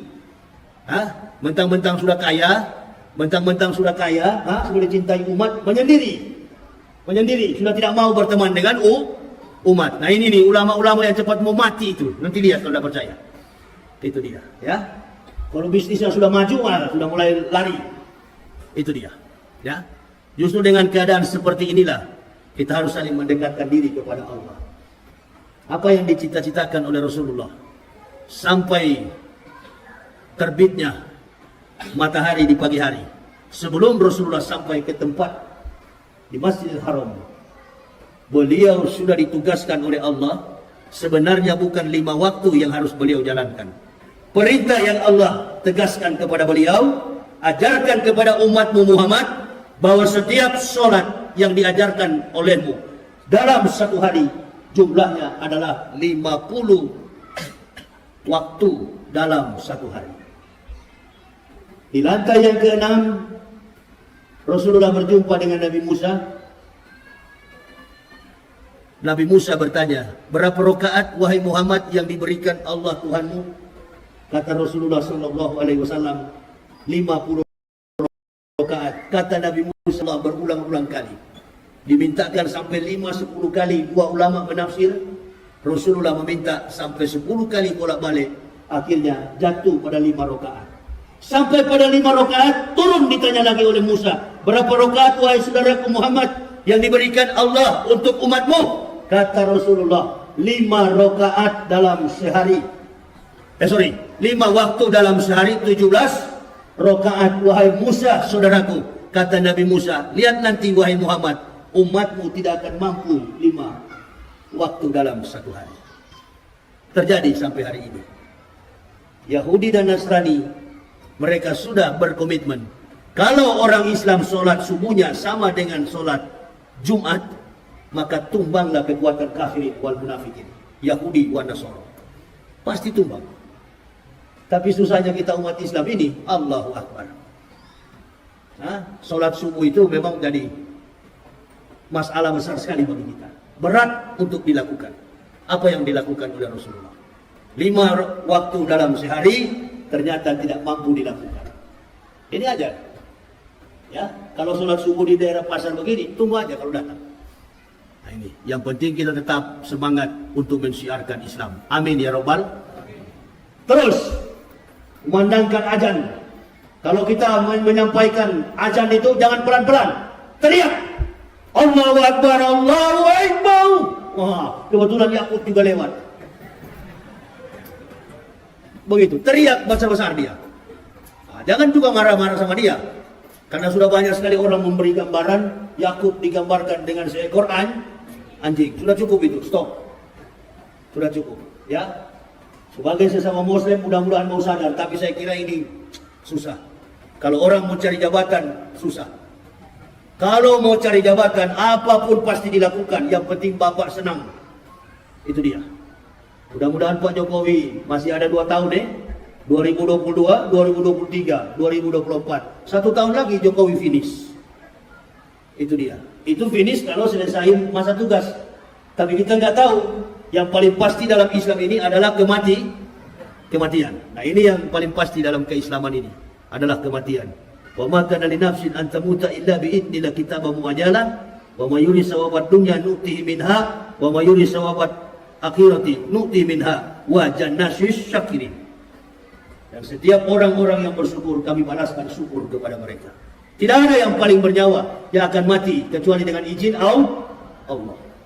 Wa ma kana li nafsin an tamuta illa bi idnillah kitaban muajjalan. Tidak ada yang bernyawa yang akan mati kecuali dengan izin Allah. Dia akan mati. Ini. Jadi kita bersyukur. Pak Jokowi satu juga yang suka diam-diam ini, nggak punya. Pokoknya saya masuk penjara sampai keluar penjara, Pak Jokowi dan Pak Maruf ini sama. Sama, apalagi kawan yang sudah tua satu ini, Pak Maruf. Jadi kita tunggu saja, insya Allah. Tadi kata Pak Ketua Masjid, berapa bulan kita nggak bisa lagi, tablik akbar, karena COVID, iya kan? Karena COVID. Nah ini juga ada COVID baru sekarang ini, Omicron PCC terakhir Omega. Itu sudah terakhir barangkali. Ini abjad Yunani. Alpha, beta, gamma, delta, zeta, theta, iota, kappa, lambda, nu, Omicron P, PCC terakhir Omega. Itu abjad Yunani. Omicron P terakhir Omega. Jadi Omicron ini sudah terakhir daripada percaturan, daripada perpolitikan pandemik yang sedang melanda dunia. Atau dia mau pakai abjad Ibrani, boleh juga. Alpha, Alef, Bet, Gimel, Dalet, He, Waw, Sayin, Ket, Tet, Yod, Kaf, Lamet, Mem, Nun, Samek, Ayin, Pesade, Kofresi, Shimtong. Nah itu juga abjad Ibrani. Sama, mau kemana pun saya sudah tahu. Ini semua permainan Yahudi untuk mempermainkan dunia.